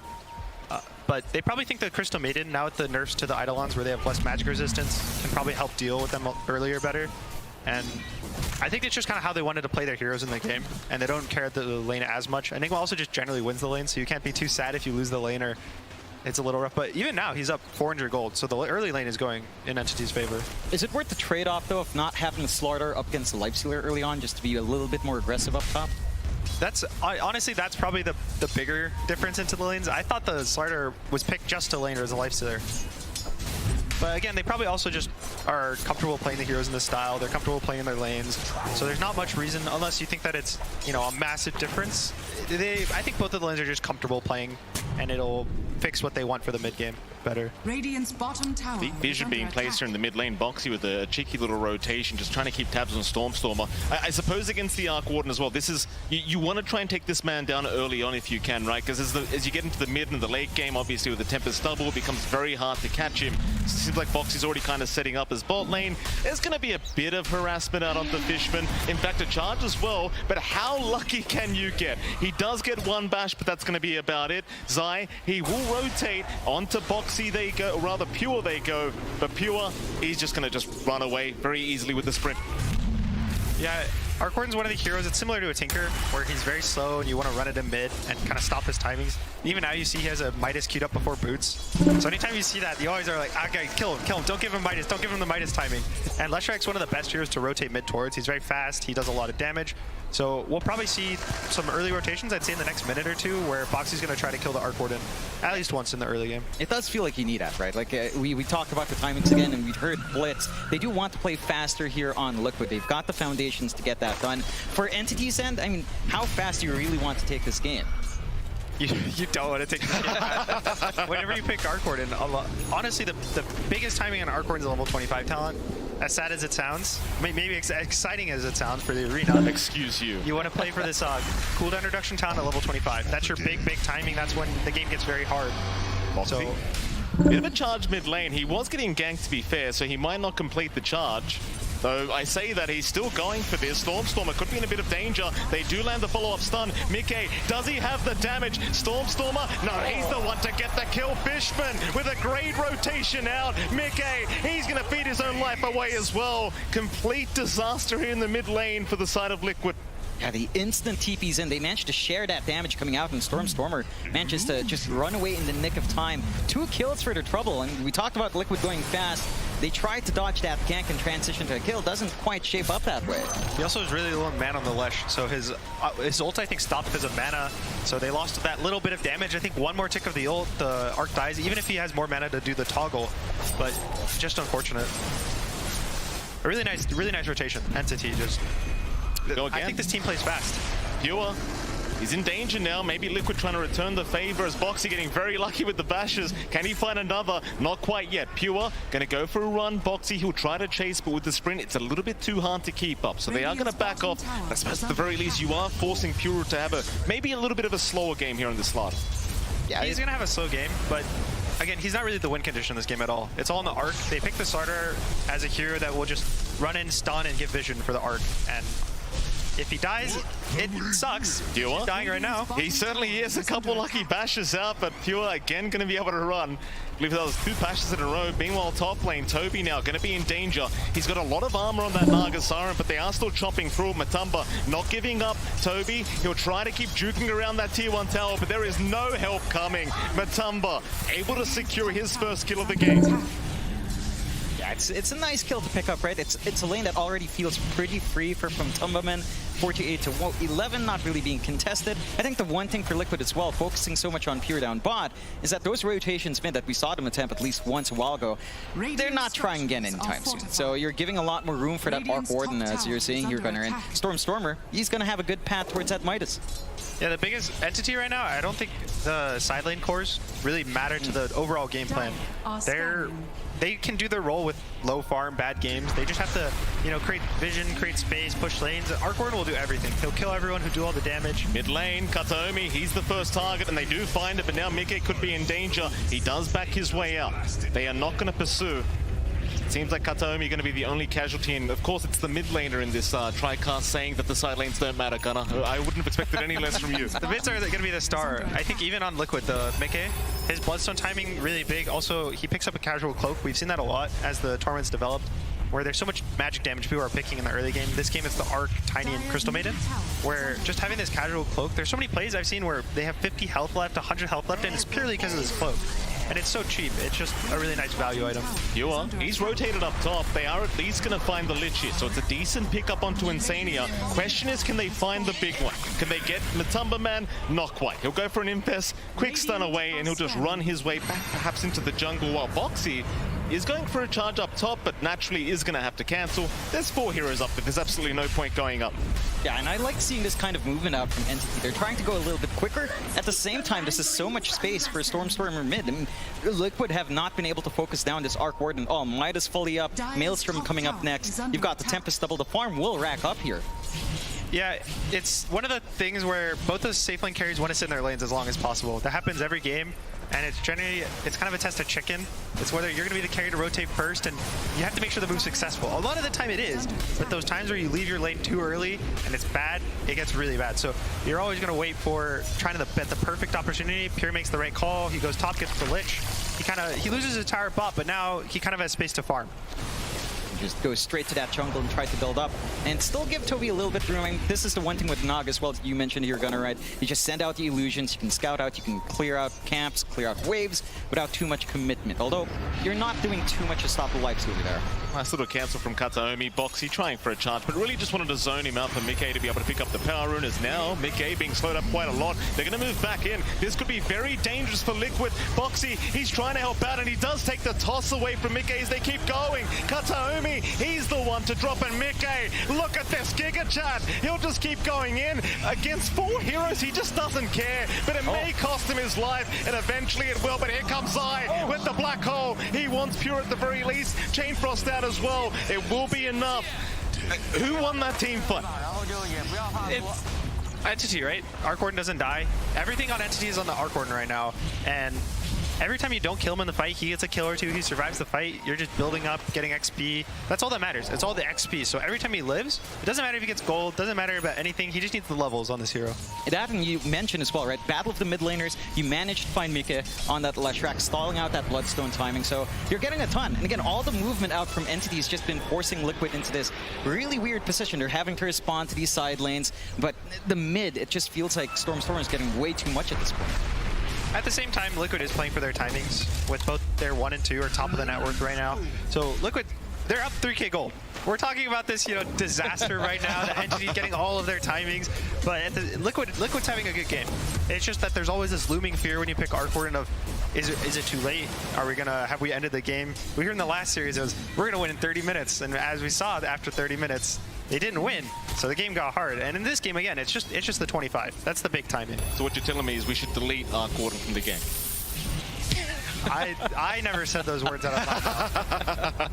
I mean, you want to play it, don't you? I like 20 level 25, 60-minute games occasionally. If it was a staple, maybe I would agree with you more.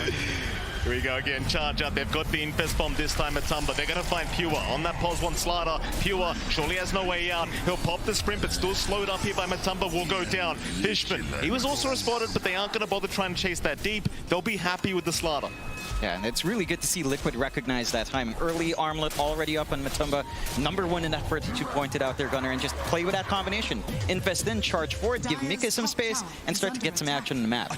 Yeah, the panel is talking about this Infest Bomb, which last year kind of moved away from this in the, 2015, 2016. There's a lot of the puck lifestealer. Every game, your entire life was just infest him, jump out on a blink, get a kill. And we moved away to being more of a body. But I think now that everyone just dies so quickly right now to all these jumps that it's kind of becoming the standard these days.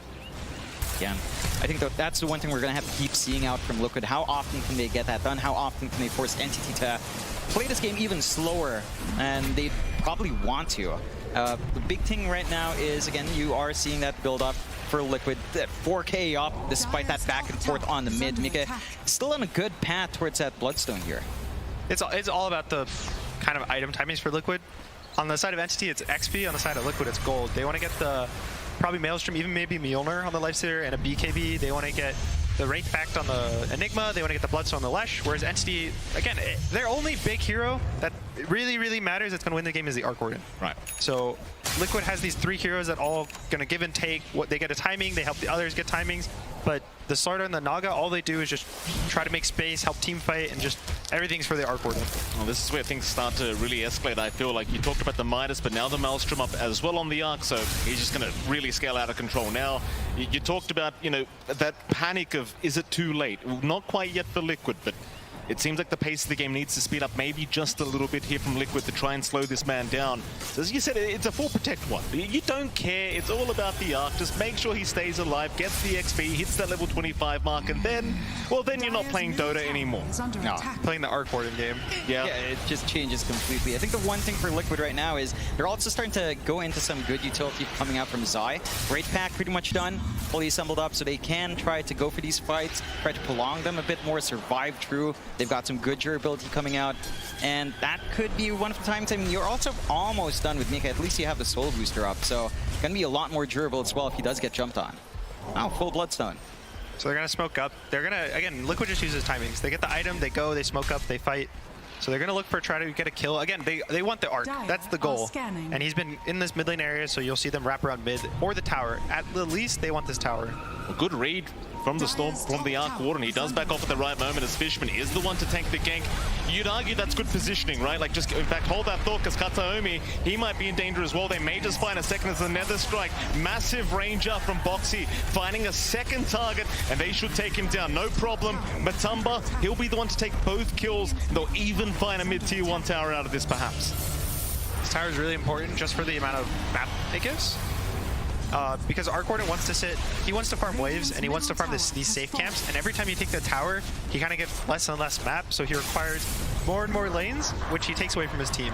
Anytime you give him safe farm, he'll take it, and then his team also gets farmed. But this is where his net worth is going to go up, and his team is going to go down, and you're going to, as you can see, the top 4, 3 of them are Liquid. And one of them is Entity. And it's going to keep getting bigger and bigger, all the differences. And you can see that gap already between Stormer and the rest of his team. At least the 2K gap. Pretty big considering how much more well-balanced it is on Liquid's end. And it's going to get a little bit tougher for Entity to kind of maintain control. I mean, you are getting that build-up slowly but surely onto Toby here on the Naga as well. He does at least have the Hood of Defiance going into the Orchid for some a little bit more control coming out. Is there anything else from Entity that can maybe help them match up against Liquid's timings? It's all about how they take the fights. They want very slow fights. They don't want them to be bursty, so probably they don't have the best follow-up for a Song, but I would say something like a Song into like a tiny combo and a hero. You kind of kite the fight out and you get a lot of spells. The Arc Warden still will do damage the whole game. He does a lot of damage, a lot of magic, but he can't ever get jumped. So they just need to play these really long-range fights. Pokey, even Sarter's not too bad at it. He does so much damage in a jump in 1 or 2 hits with the bash that they're hoping to just get 1 kill, get out, and just, you know, the game gets delayed by a minute. Delay the game, delay the game, delay the game. That's all it is. It's just about delaying.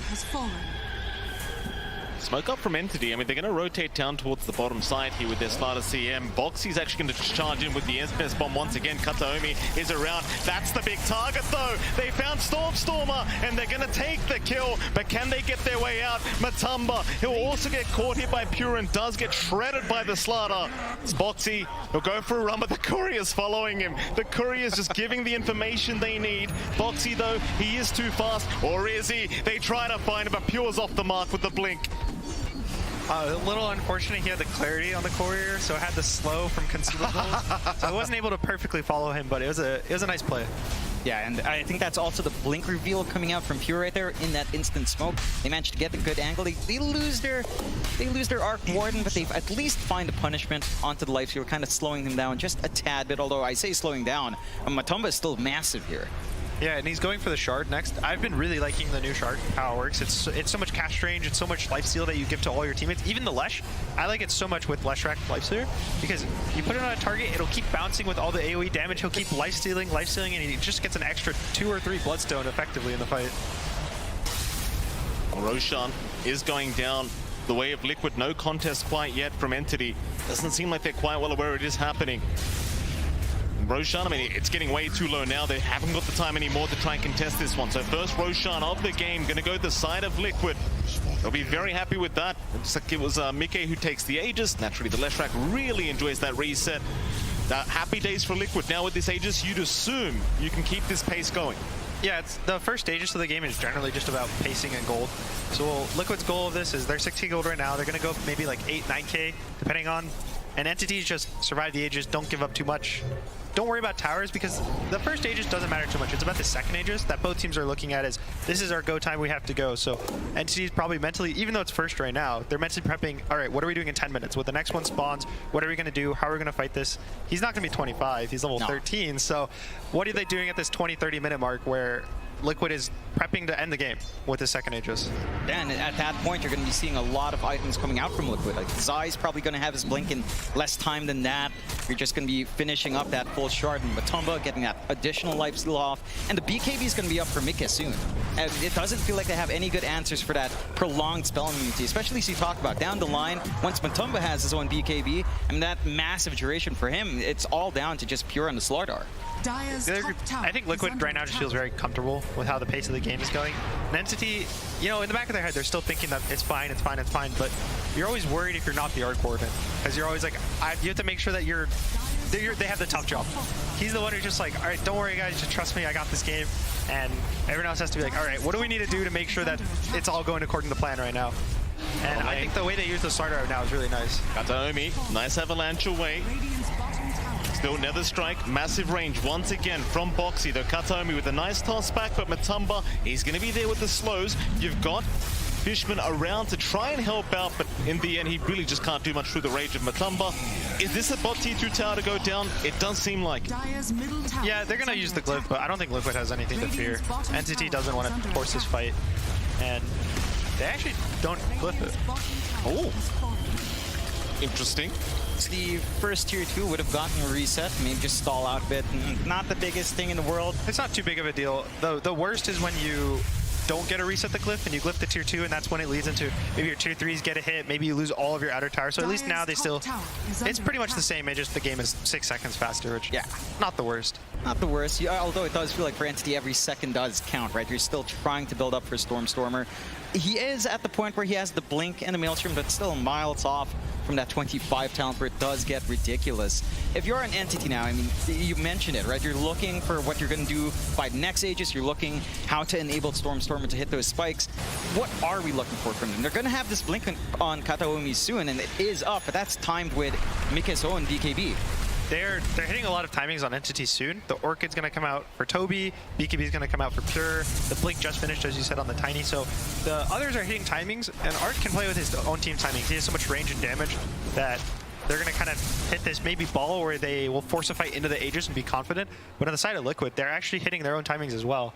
Boxy almost has a full BKB. He actually has the full BKB right now on the Spirit Breaker, which is, this is where you see the kind of difference, I guess, in terms of one team's being ahead and one team's other. A lot of it also comes down to the supports. You see that it's been 20 minutes and he just picked up the blink on Tiny, and on the other side, he's up 2,000 gold on the Spirit Breaker and has a BKB. Yeah, so it's going to feel a bit tough to kind of close out, and that's something with the support Tiny, right? Like that blink timing just feels so pivotal, and when you manage to only grab it after the initial BKBs come out, it can feel a little bit rougher. And that's him playing with the Philostone that they've had for a few minutes now. So it's just been a little bit slower for Kataomi. He has been copying the ganks. I mean, he's 0-4-5. He has been kind of making that space for the team. He made the choice to go phase boots, which is generally if you want to make a lot of early moves and not force the blink and play with your team. But unfortunately, it didn't really end up working out except for that first TP play. Give me a rough estimation, you two. What's the time? Like, give me a time in the game where this Arc Warden's a problem. What is the exact time? I want predictions. Exact time on the clock. I don't want your level 25. I want exact time. 42 minutes in the clock. I was going to say 43. Oh. There you go. Okay. Very close. See what happens. See which one of you is right. Entity grouped up. May go for a smoke. Chances are you don't really want to. Just group around Stormer, make sure he remains safe, keep that farm going. Liquid, they have taken over that Radiant Triangle, so it's going to be a pretty nice bit of farm denial here inside of Liquid, but again, it doesn't seem like they're panicking. Entity, they're more than happy to drag this out. I also know we talked a lot about how Entity's kind of doing in there, but and like how they're behind, but they are actually very good at defending this high ground. They have Tiny and they have an Arc Ward. Both these heroes are amazing at defending the high ground. They have a Naga Song to reset if Liquid goes a little too far. So Liquid is, they're not too happy about going and forcing high ground until they're 100% sure that it's going to be good. Yeah, the tools are there on Entity to kind of stall out. We've seen already from Entity's one game, they can stall these games out. You are. He's going to drop. Very easy pick up here by Matumba once again. Just the Infest Bomb proving to be so powerful here by Liquid. Pure, again, he's the pos one, but doesn't really care. He's just buying space for his mid laner. And it seems like Liquid, well, they are going to find a Tempest Double, but that's not going to be the real thing. Get a bit of gold here for Mickey, but that's about it. The gold injection's always nice. You are kind of working on what you're looking for with the Aegis, right? Gunnar mentioned use first Aegis to get 2-3k more gold. They are up 7 to 8 from that 6 to 4k lead they had a while ago. So they've worked the map really well here on Liquid. They're starting to shut down Entity from getting into that jungle, from trying to reach forward in those lanes because of how early some of those tier 1s fell. It's just a little bit more challenging now for Stormer to just farm. And as you mentioned, Gunnar, he's just eating all the farm now. The farm is still there for Stormer, but it's starting to feel like Pure and Toby are really being sacrificed for that. His BKB is so slow. It's going to be probably a 25-minute BKB on your carry, which is not the happiest. That's why he keeps dying. He's just getting run down by the Lifestealer. And even when he goes on them top, you can see how confident Liquid is to just walk away. They see all the TPs. They get the 1 kill on starter. Fishman is just 1 hit away from dying to the Lifestealer because he's going to be so slow, but Liquid just walk away. They don't feel the need to make anything. They don't need a bigger win than they're getting right now. They just take a small win here, take a small win there, and just walk away. They'll save Kataomi and Fishman this time, though I say that. Nether Strike, Boxy, not going to go all the way, but does see Toby. He might try for the Naga Siren, but does end up thinking better of it. In fact, Ensnare is out from Toby. Just hold down the Leshrac for a little bit, but it's not going to mean anything. They allow Mika to walk away. Liquid once again controlling that Radiant Triangle. And Entity still sticking as a group. It's starting to feel like you're finding a lot more for Liquid to play with here, though. Blink off on Zai, Aether Lens as well, a little bit easier to reach with that Black Hole. You do have really good cancels here from the side of Entity, so it's not exactly the easiest to just go in without any protection or spell immunity at all. But the options are available for initiation from Liquid once they feel like they've got that foundation to try and pierce through for more objectives. Yeah, this Enigma, he's early picked, so his Black Hole is generally early picked. He's not picked for the Black Hole anymore. He's picked for the lane, the Malefice, and all the ores he's able to buy. I wouldn't be surprised if he goes up a BKB, but I wouldn't be surprised if he just buys the Shard and just stuns heroes. Because he doesn't need to do anything in these fights. He just needs to exist and scare Entity away from grouping up, clumping up, and being able to kind of protect each other. Because once you do that, that's how you get Black Hole, and that's how the game ends. Oh, there's that Gleipnir up. This is where things get scary for me. I see that Gleipnir, I get shivers up my spine. It's so hard, just the Tempest Double all over the map, able to solo you once he roots you with that Gleipnir up. And see what Stormer does done again. You guys kind of mentioned it's about 20 minutes away from him feeling completely busted, so we're going to give it a bit more time, but it does feel like it's getting to that point where even I'm getting a little bit scared now for Liquid. And you can also see at the exact same timing it's like Gleipnir, BKB finished on Starter, Pipe finished on Naga. All these timings are kind of lining up. Fishman has a lot of wards queued up, so we'll see those timings coming out soon. But this is where Entity's going to try to pick one hero up, maybe 2, and then just call it a night, go away, keep farming. They just want the kills to delay the game, whereas Liquid want the kills to secure the next objective. Yeah.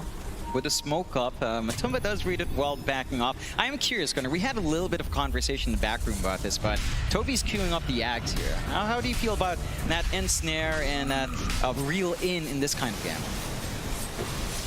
I don't even think of the reel in. You know, if reel in got removed, I don't know if the Ags would change at all.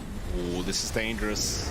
Boxy, he's going for a big charge. There's a lot of heroes from Entity around. He'll still go for Fishman. They might find the CM. Entity, do they want to try and force a fight? It doesn't seem like it, but this is a big timing. You talked about the second Roshan. It is now available in Liquid. They've spotted it out. Yeah, this is when the game starts going downhill very, very in Liquid favor. They're going to get Shard, they're going to get Aegis, and Entity hasn't really hit their timing. The Arcborn, even level 18, really big timing. You almost have 100% uptime on the double. But he's level 15, just hit 16. So this is probably where Liquid's going to want to look to hit, you know, maybe mega, or not mega creeps, but, you know, super creeps in the mid lane, take out their racks, take out bot racks. At least one side is probably going to be the next goal. Yeah, they're going to be able to do that really well as everything's lined up. They find Toby. They are going to find Toby. They don't want that Song of the Siren available in this team fight. In comes the Tempest Double, but it does end up expiring. Liquid, oh, that's a big stun out from Pure. It's onto 3, but there's no follow-up to it. In they go. Onto Boxy, but he's got the BKB up. Song of the Siren's there, but Boxy, he just keeps going. Oh, with the tum, but they'll find at least one. And that's going to be Pure gone. Can you keep this fight going? That doesn't feel like it. And great first BKB use out from Boxy, interrupting that fight, isolating Pure, and still they managed to secure that Aegis. So everything Gunnar said, they're going to be able to start targeting some tier 2s, start looking at some lanes of racks to take out and really build into that advantage, really start to choke out. Maybe not Stormstormer, he's still going to be able to reach out into some lanes, but the rest of the team is just going to start suffering on Entity's end. There's also really unfortunate timing for Enti. As you said, the Tempest double times out. There's a 28-second downtime where he has no Tempest double. So Stormstormer TP's mid. He's sitting there in the trees watching the fight the entire time. You watch his ult tick down because he doesn't want to go with his hero. He wants to use his illusion to be able to fight. But by the time Pure's dead, he gets the illusion. They don't have the... It's just very unfortunate how it timed out. It's just not quite shaping up in the Entity. Mind you, they still have a lot of time to play for. Liquid looking to start to speed that game up. They've got the full Basher up now on Matumba as well, so he's got some control coming through here, and it looks like the Mjolnir isn't too far off as well. So all the timings really being met. Sharing farm nicely with Mike up there in the top 2. Mike for his part, a little bit more armor on, going for the Lotus Orb next. For Entity, I mean, we talked about those key timings, you know, with the BKBs, with the blinks up. What else can they do? Maybe just execute better? Should they be the ones starting back? They're going. They're going to try now. Mickey, he's in. Fishman, no, they want Toby. They want the Naga Siren. They'll get Fishman first, but Toby is completely melting to the damage of Mickey. They even found another. They'll find Pure. He'll try to BKB, but the Nether Strike right through it. They will secure the outpost, and Liquid just running circles around Entity.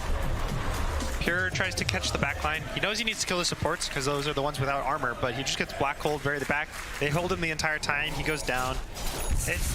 As you were saying, it's hard for Entity to take a fight, I think, outside their base. They need to force... I think they need a toss back. They need to secure one hero, get him isolated in the fight, burst him down with all of their stuns, their damage. And playing these elongated fights or getting jumped at all by Liquid is kind of impossible, it feels. Yeah, and they've got the tools to do that. Of course, they can stall with the Arc Warden, as you mentioned. They've got really good high ground hold, although they're going to be able to find the illusion at least. There goes that Tempest double.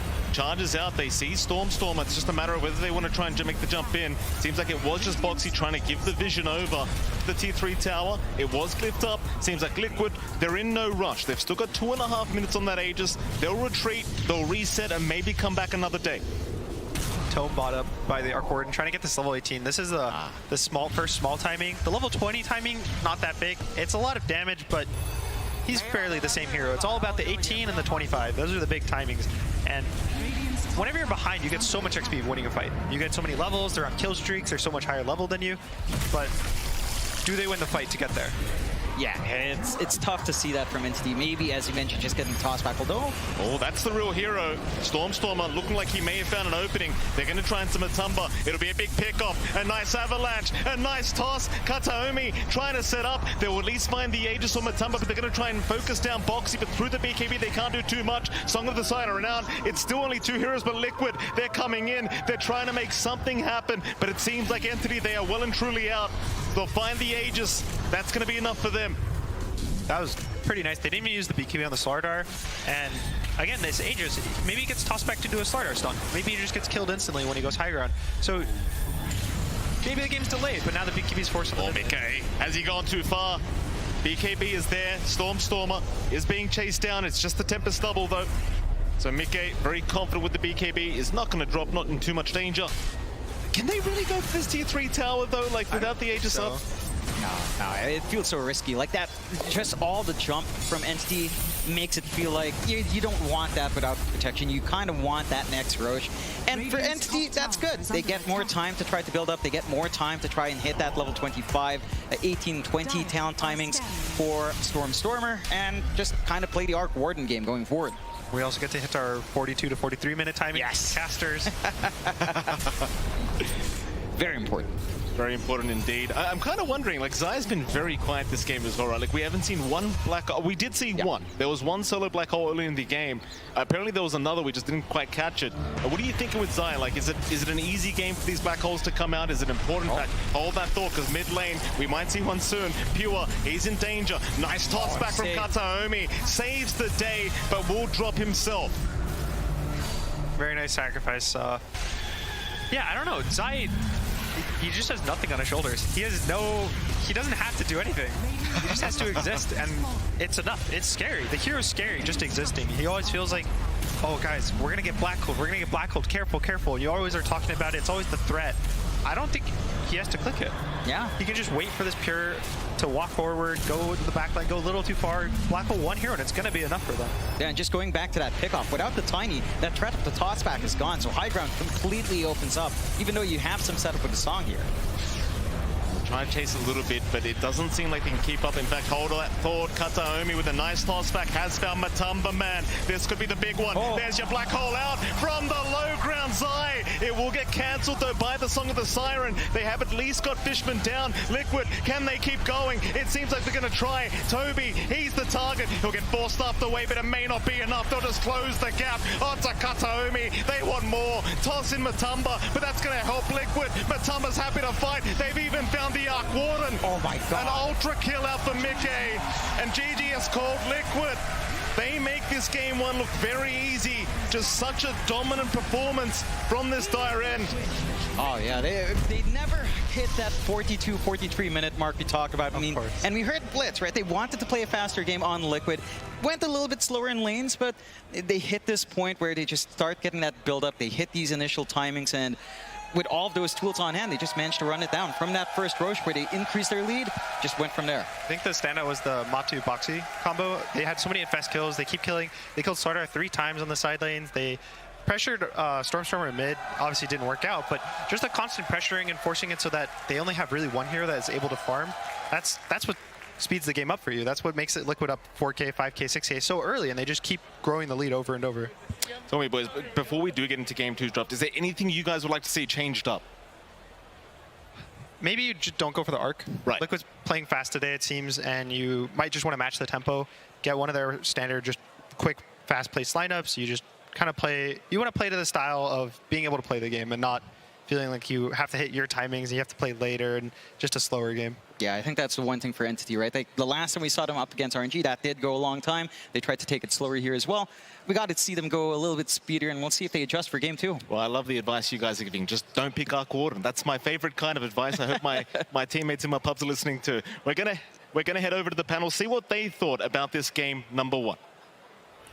It sounds so simple. Just don't pick Arc Warden. Words from our commentary team. And is it that simple? I'm going to also ask that same question to my panel. Is it that simple? Jenkins, don't pick Arc Warden. Was that the reason here that we have a 1 game up for Team Liquid? I mean, they actually play the Arc Warden pretty well. Like I feel like the Arc Warden maybe wasn't the issue. It's more along the lines of like Liquid. I think like figured out. You know, if you pick Enigma, well, you don't really care about going late game. They were playing the map a lot better, out farming. There was a lot of like inaction for the first 20 minutes, and it's like, oh, the Arc Warden, of course, that favors them. You look on the other side, there's Enigma. It doesn't. It was kind of slow, especially from Entity's side, where I was this offlane Naga Siren just didn't feel like it worked out. Didn't do much. Yeah. You want to have something else. I don't think you need to be as greedy, considering that you have Arc Warden, so you have a lot of these boxes checked. Whether we're talking about, you know, getting the Gleipnir, holding the game for long enough, you needed to have something that actually plays Dota until your Arc Warden comes online. I 100% agree, and we touched up on it a little bit in the draft, but they don't really have a high success rate with this offlane Naga Siren. And I understand the desire to make it work. I know what it can give them by way of teamfight and wave clear, and also it was their early black hole cancel, but the hero just doesn't do enough. They would be better off just trying to get something like a Primal Beast for the offlane if they're going to run an Arc Warden, right? Something that can fight early on without items, without the need to soak up any farm. And I think, all things considered, Stormstormer did what he could. He read smokes really well, actually. There was a couple of smokes where Liquid were hunting him, and he was just able to dodge it. And of course, one of his supports tanked it, but it really just wasn't enough. Their draft was way too slow. It was a little bit on the slow side. We also heard our commentary team saying that if you pick Enigma that early on in the draft, you're not picking it for the black hole, so maybe the black hole counter wasn't really even needed in the end. Sai not dying even once. There was one point that I just remembered that we talked about yesterday. Yesterday we had an upper bracket match where Team Liquid lost to Aster, and the comparison was made. that Liquid is the Aster of Western Europe, and Aster, obviously the Aster of China, but like that they are doing great in their region, but maybe not too good in the international stage. Well, lucky for Team Liquid that this opponent, and should they win the next game, the next opponent, it's a Western Europe, Jenkins. Yeah, it's there was what 6 Western European teams that we had at the start of today. So these teams know each other very well. Yeah. I mean, I would have said this last game, so maybe this doesn't hold that much salt because it's TI and everything changes at TI. But you'd think if one team wins game 1, it's like, oh, this is one of those matchups, rock paper scissors. Like we know Liquid can beat Entity, but yeah, like I said, it's TI. So even though it is Western Europe, everything changes. Yeah, they do know each other very well. And speaking of knowledge, knowledge is something that Tsunami is going to test us on. What's happening, Tsunami? Please explain. Yeah, you thought that I'm going to be bringing the knowledge, but this time I want to really benchmark all this analysis that you guys have been giving. I want to really put it to the test. So I'm going to play a little game show with you, a little quiz. And you at home, feel free to participate. It's quite simple. I am going to present 2 heroes in front of you. And I need you to choose which of them have the higher metric. It'll be kills, GPM, tower damage, stuff like that. For group stage included? Oh, we want to get really into the semantics. Up until now, or up until yesterday? Up until, like what? Are we counting last chance qualifier? We're not counting last chance qualifier. We're counting group stage. We are counting last game because one of the heroes was Arc Warden involved in one of these things. Okay. No cheating. All right. No cheating. I'm not watching. Pencils down. Let's start. Higher kill average between... B. You got Bloodseeker? Because you said B. No, it's too late. You said B. I'm sorry. Zeus and Bloodseeker. Wait. It's one at a time. average. The highest average, I mean, make sure you can't see my card. Higher kill average. Is it Zeus or Bloodseeker, I think Jenkins? Bloodseeker is... Oh, Jenkins first. Zeus kill steals. I think it's Zeus. I'm going to go Bloodseeker, and I think you're baiting these 2 with the Zeus because the kill steals. Okay. I want to go next. Sure, Shiva. Because I also want to say Bloodseeker because I think he's been played less and therefore overall has a chance to be the highest. Makes sense. With you there. Slaying the odds. Makes sense. I'm going to say Zeus because I remember some really sick Zeus game where a player had like 18 kills or something. It was Dark Mago. And he's hard Thunder. carrying the average? Yeah, I think Dark Mago like inflated those stats a lot. So. Zeus is not played from position 4 role anymore, so it's always... Well, neither is Bloodseeker. I know, but... We got a lot of questions, friends. Okay, go ahead. One at a time. Okay. So final answer? Bloodseeker. They pick Zeus. Bloodseeker, Zeus. Carry me, Dark Mago, Bloodseeker. please. I'm sorry, Dark Mago did not get you enough fantasy points. The answer is a Bloodseeker. Hey, get your hand out of here with that watch. That's number 1. Let's see how you be sure to keep score and be sure you at home. You better be honest about this one. Higher GPM average. God, that's a good one. That's a good one. Witch Doctor or Clockwork? Oh God. All right, I got my answer. I got my answer. Oh, you got your answers. I mean, you don't have any analysis on this Wait, one. what is the stat again? Have you seen any Jungle Higher Doctors? GPM average. Have we seen Jungle Witch Doctors? Yeah. Is that a real question? Yeah, it's a lot of GPM. We actually... there they are. There they are. They're back. I have my answer as well. Okay, what you got? I got Clockwork for the sole reason that at the group stage, position 4 Clockwork was very popular and got a lot of kills. Kills give gold. Kills do give gold. Yeah, you can also kill steal with Rocket. I'm all about that kill steal. Especially if you're overclocking? Yeah. Okay, what you got?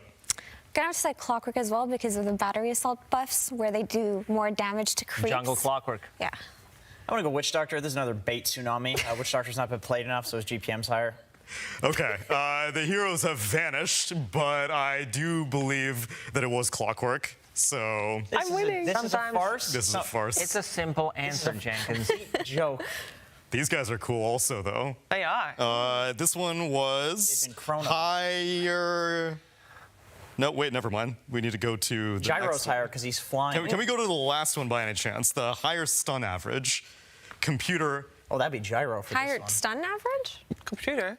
Arc Warden You can with just a call them fourth. Which heroes are you want to call fourth? No, I don't know. It's supposed to be between Mars and Kunkka. I don't know if we have time for that, though. Well, higher stun average between Gyro and Arc Warden, who has no stuns, is Gyrocopter. Easy. Yeah, I'll agree with Effie and say I'll tell you this what. is a bait. It is Arc Warden. You've had a very successful episode 1. We'll bring this back for episode 2 some other time. Is there a prize? Thanks for playing! Woo! That was awesome. I hope they're surprised. I won. We tied, actually. No, because you were wrong and yeah, you but wish we're on a doctor. team. We're on a team. That's not how that When we formed an alliance. Do you want to do a team? We might not be a team. Do you want to team up as well? Sure. Okay, our team is better than their team is. I know two people who are a team. It's Slacks and Casey.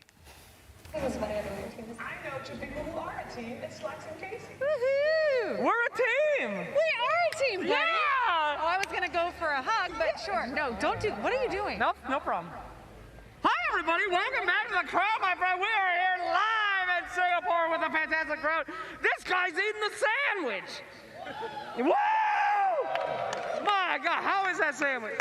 It's amazing. Oh, okay, fantastic. Is it as good as the Dota games? Sorry? Is it as good as the game, the series that you just watched? It might actually be better. Oh, my God. I don't know if that was the correct answer. Good luck getting out of here, my friend. Yeah, this guy's great. We're going to move along. No problem. Well done, sir. Well done. Casey, you see anybody interesting over there? Do I see anybody? I see a whole floor filled with interesting people. Oh. Yeah. Wow, guys, that was I was really trying to sell you there. That was your chance. Let's try that again. I see a whole floor filled with interesting people. All right. Yeah. Let me get something more directed out here. Sir. The entire Dota world is watching right now. More people than you will ever have the opportunity to talk to is listening. Is there anything you want to say to the Dota world at large? I want to say that Dota 2 is an amazing game. And Duh! Is there anything good that you'd like to say? Oh, come on. and I want to say to my fiance, should have come with me here. You're out of time. All right, fantastic. You should have come to the event. We're going to throw it back to the panel. Thank you so much. You should have been here. Oh, thank you very much, Slacks and Casey. As we welcome the teams back into the arena, I think that could have gone very differently, by the way, as well. So Slacks got a little lucky there.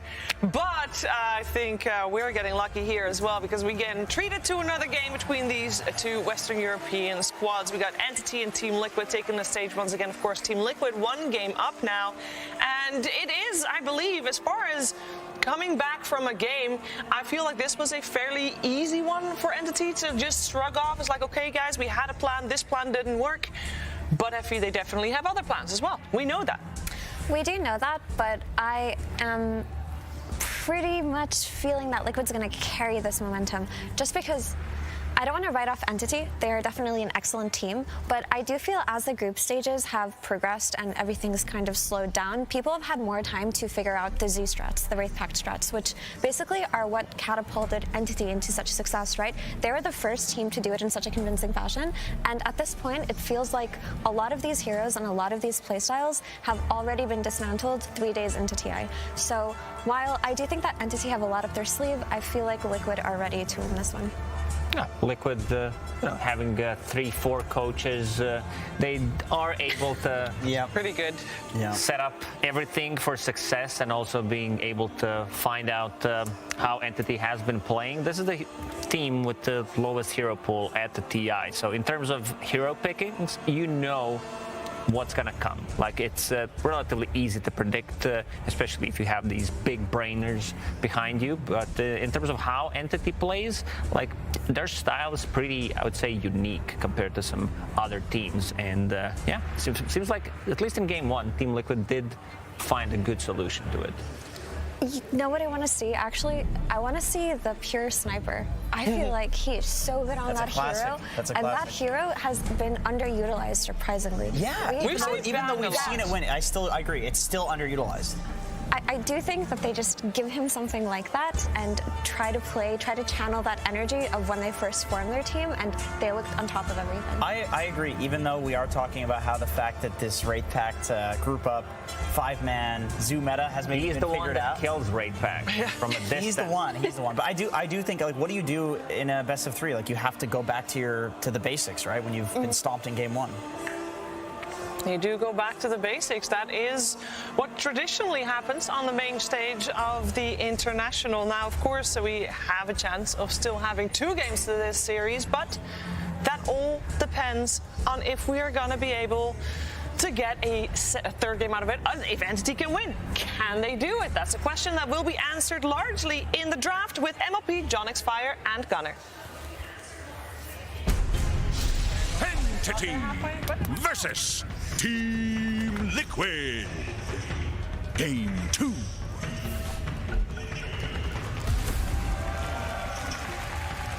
Yes, ladies and gentlemen, welcome back. It is MLP Dota, Jonix Fire, and of course the lovely Gunnar Dota. We're going to head into Game 2's draft here between Liquid and of course Entity. Boys, you talked about it. The strategy is just don't choose Arc Warden.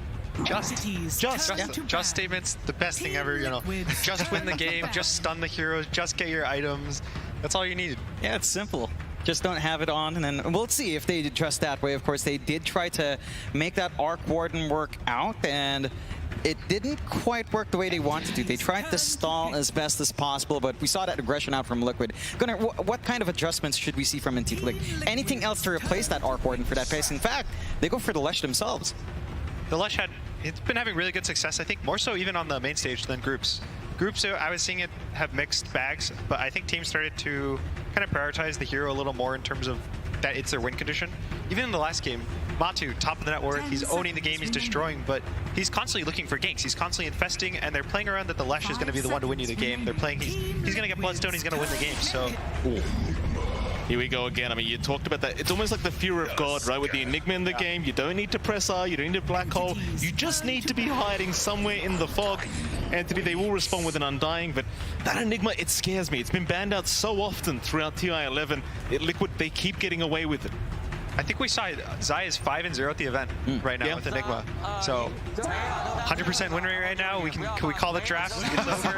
I mean, if it works, it works, right? You don't change what isn't broken, and it does still feel like the threat of Zai just being there, the utility the Enigma brings, the lane domination it provides you to slow down the enemy core is still a big aspect of what Liquid managed to get out last time. Like, we saw a lot slower of a lane for Pure to come out. Like, he wasn't quite free farmed. He was forced to try to respond earlier, and he did still get a good Blink Massive Madness BKB timing coming out, but it just felt like Liquid got a lot more because of that Enigma lane. And I think a big thing now is they snatch up Undying for Entity, so they already have two heroes that are very stable in the lanes. Leshrac will go 50-50 with most mid matchups, or can even go the safe lane and destroy. And Undying, you pick this hero and you tell your carry that you're gonna have a good lane. Don't worry too much. And even it has the flex. It can go in the off lane. It kind of has the same thing where you put him in the off lane, he buys 6 mangoes, he presses his decay over and over and over, and he'll be fine. Yeah, it can be really aggressive, and I like that switch up from Entity. You know, we talked about it, play a little bit faster, try to match Liquid's pace. They've got the foundations for that. How do you build up though? Like for Liquid, Enigma Tusk doesn't reveal too much. There's still some flex in the Enigma if they don't want to give it to Zai this time around. Which way do you want to see their draft go? For the side of Entity? For the side of Liquid. Liquid, I think they should just keep doing very basic things where they're doing, where they just have Zai and Enigma. I think they shouldn't do much flexing. I know I've talked about how Enigma can go to the 5, but Zai kind of crushes every game with this hero. It's just some silent impact, constantly winning his lane, pushing out lanes with Eidolons, always getting this nice black holes that you don't need a 5-man black hole to win the game. He's always just great with the black hole usage. And I think the Tusk, I think Boxy's Tusk is really nice. I think when he plays these melee heroes, he's very enabled to just his Marcy, I think, is actually one of his best heroes. The way he plays the early game on these melee stuns are really nice. So probably just something that enables these heroes. Maybe looking for Matu, just a standard strength carry goes in. He's been playing a lot of Lone Druid, Pudge, Bloodseeker. I don't know if he's actually done the Bloodseeker yet, but I think something along those routes, and then giving Mickey just a nice ranged carry spellcaster mid. Like SF is what they've been usually doing a lot in the tournament. I think something along those lines are just the bread and butter. They don't need to do anything special. Well, talk to me about the mentality right now. We saw the panel talk about it just for a moment there before they did throw to us, but Entity, I mean, they're one game down, they're one game away from being eliminated from TI11. Do you guys think they've reset? Like, is it that easy? I mean, obviously not, but how do you reset, and do you think they've managed to do it here? It's not easy to reset, but right. The best way is to go out playing your style, playing your thing, and not changing everything at the last minute, throwing, you have one game, you're like, let's just throw out the book, let's pick what Dota Buff says is the highest win rates, let's just pick the best heroes in the game and just hope for the best. So I think probably they're going to play to just win their lanes, more so than they did the last game, and play their fast. As we said, the Wraith Pact, the Zoo style, I think that's kind of what they're aiming for. Just picking really stable lanes all across the board. Yeah, and I think the one thing as well, it does feel like you don't have as much time to reset in between games, right? It does feel like the turnaround time is rather quick. So it really tests how mentally strong a team is, because you don't have that interim period where you're allowed to pump yourself up a little bit more. And I think that's one of the bigger tests that we've seen at TI, maybe contributing to a lot more of those 2-0 series here.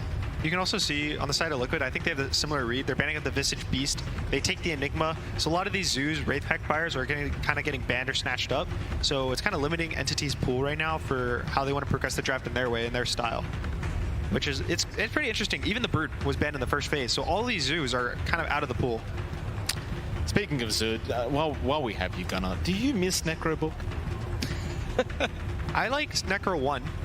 Okay. And maybe 2. I think the true side of level 3 was a little questionable. True, yes. You're a support player, I assume? You like being able to D-ward for free and have a gem? You know why I'm a support player, Gunnar? Because Necrobook doesn't exist. I used to be a mid player. I used to be that Brood Mother spammer back in the day. You buy the Necrobook, you buy the Orchid, and you just terrorize everyone in the game. Now they took it away from me, Gunnar. I've got nothing. I've got to play Pulse 5 every game. It's sickening. Oh, we've got a Pudge in the game. Yeah. They actually flex it between both players play it in both lanes. Mickey's played it safe, he's played it mid.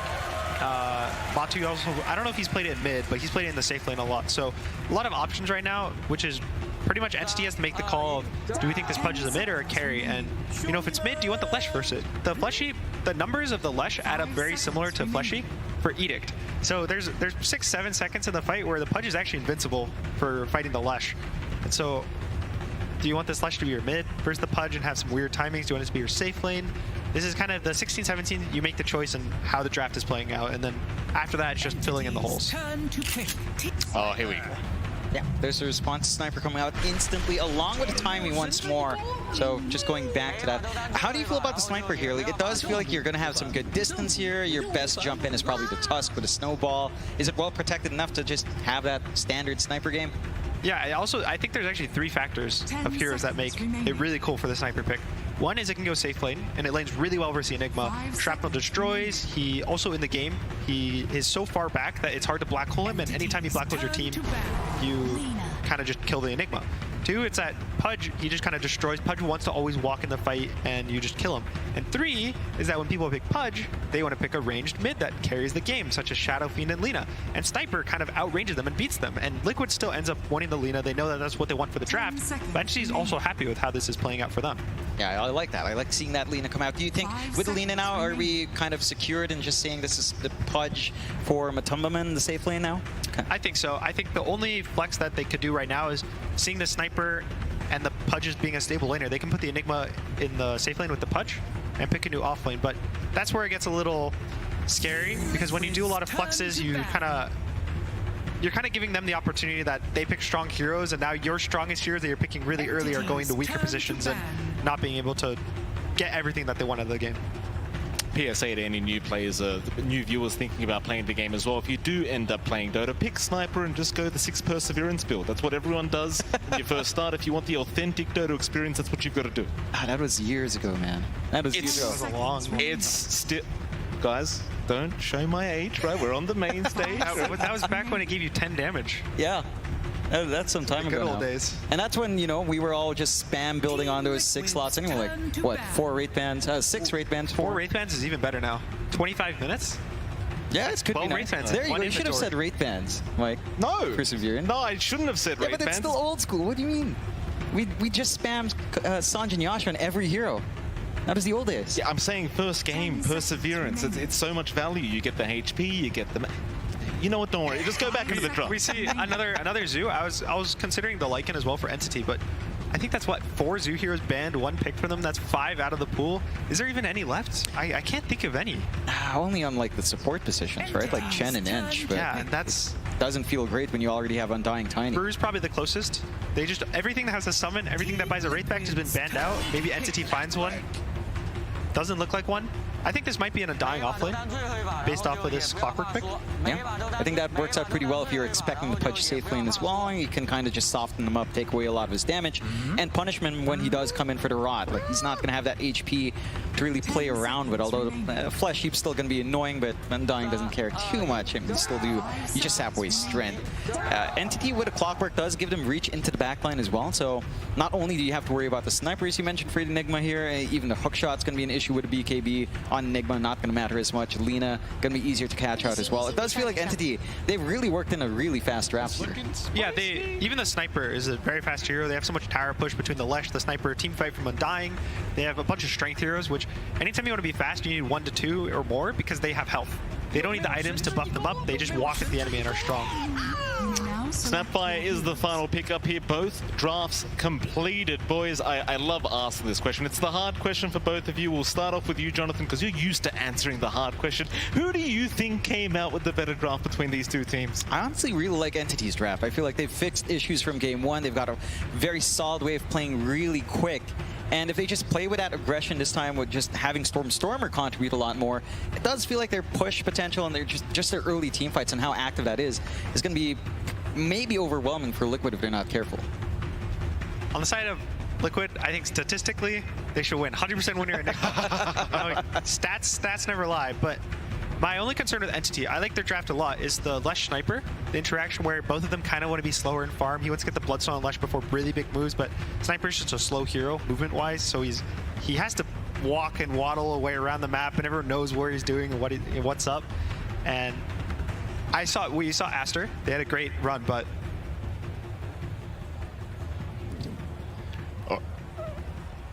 all right, with that, we are going to head over to Slacks. Welcome to the panel here, my friends. We are here to talk to Metrum coach Entity. How are the boys feeling? This is the first time I've had an opportunity to talk to you guys on the main stage, especially after a loss. Team morale okay? You feeling good getting into game 2? I mean, it was a rough game, not gonna lie. Like, they completely destroyed us. But we instantly knew what was the problem in first game, so it's kind of easier to reset when you understand what you actually have to do, rather than reset when you like just don't know what's happening. So, like, we had some speech, we talked a bit, we talked a lot in this tournament already. Yeah, we hug each other. Like, I'm sure we going into this game with the right mindset. All right, well, we'll see if that right mindset is enough to take us to a game 3. Ladies and gentlemen, give it up for our boys as we get into the game, and we'll throw it to the casters.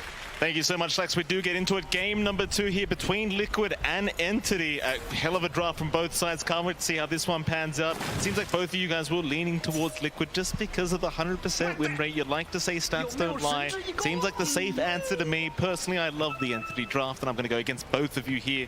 What are we expecting? I mean, early level 1 team fights, is there any chance? There is. Pudge is really strong level 1. Now, ever since they buffed the hook, there's so many times where you'll just smoke up, or you just hook the bounty rune and you'll just get a hero instead, and you just first blood's a lot more gold than a bounty rune. Yeah, and you've got the Radiant side as well, so you could always go for the tree cut if you want to trap someone in. Doesn't quite look like Liquid's really prioritizing that, but they are putting themselves in a nice aggressive position. See if they find anything. We'll see. Toby's going to frontline here on the Undying. Doesn't really want to take too much damage from this Lina, so it does seem like he might back off as Insania. Oh, that's going to be a nice chance. He's trapped 3 of them in there. Boxing with the perfect position. Oh, Toby's going to give away first blood, and that's a dangerous point to try and fight in when you're against a Tusk. Yeah, they just get the perfect block from coming out, and Matoma, he's got the damage, as Gunnar said. Level 1 hook feels pretty damn good. That does give them a lot. Yeah, so much damage coming out. Just pure damage as well. So they lose a bounty, but they get a lot more in exchange. Mid lane, I mean, Stormer against Mickey. Talk to me about it, Gunnar. Like, this mid lane, do you think one side or the other has an inherent advantage between these two heroes? I think Lina has a pretty big advantage, but we've seen Lina's kind of fallen off recently in favor, at least in this tournament, because they nerfed her armor a little. I think she lost a little damage, so she's a lot more manageable than she used to be, but just the way these heroes both want to play the lane, it's very Lina favored. A lot of damage. Leshrac can't outrange you. You just get to hit him on and on and on and on, and he just has to sit there. Yeah, it feels a lot easier for Mika to just work that lane. I mean, Stormer can kind of shove out the lane as well, but it's just going to drain his mana a lot more, and once that mana is gone, he can't harass like Alina does. What about this top lane, boys? I mean, you've got Zai on that 100% win rate Enigma with Boxy on that pos 4 Slider, and they get a very nice shards off to block them in by the tier 1 tower, but can they punish Pure? He's taking a fair bit of damage here underneath that tier 1. Fishman, he's going to try and have a run here. Pure still dropping very low as Zai. He'll chase them down. Shrapnel's down to try and slow them up. Who are they going for? Pure, he's the one in danger. Boxy, has he got the shards? Oh, he's got it in 1 second. He should have the angle, and he does. Pure, he's trapped up. Have you seen that before? The shards block on the tier 1 tower. I've never seen that. That was so cool. They know a lot of safe lanes now. They push in these first 2 waves. They get a double wave and they dive the tower. They force you to walk away from the wave, give gold XP. Boxy knows that. He pulls the wave before it gets the tower, but Pure is already under the tower. He's prepping for this dive, and now he has no protection. He has nowhere to run. He just takes all the tower shots and goes down. Oh. Yeah. Incredible. Go on, John. Yeah, it's just a great start for Liquid. We talked about this top for Zai, right? Like, it's supposed to be a bit tough. It's not looking that way. They're going again. Again, Pure. It's important this time for him to survive. He has not got that mid-arc warden this time, so they are trying to at least save Pure. Boxy, he's just so aggressive, moving back in for some more hits, but Pure this time is going to survive, and kind of goes back to that point. It's so important for Pure to be the big man this game.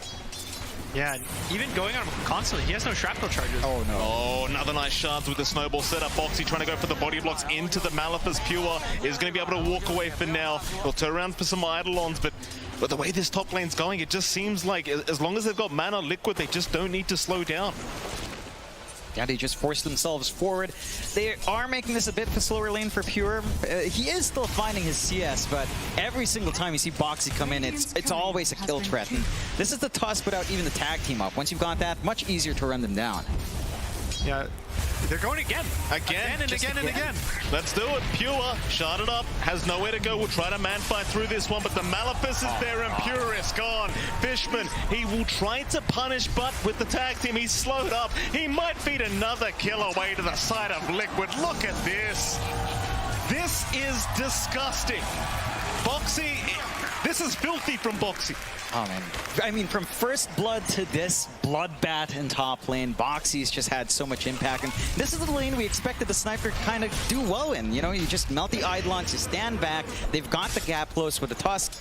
And it just doesn't feel like you're able to do much as Fishman here in the Clockwork. Like, yeah, he's blocking off. He's draining some mana. He's getting some good cancellations with a battery assault on the chase. It's just not enough to save them. Yeah, Boxy's just been doing something magical in the melee for this whole tournament. He's just outstanding every game.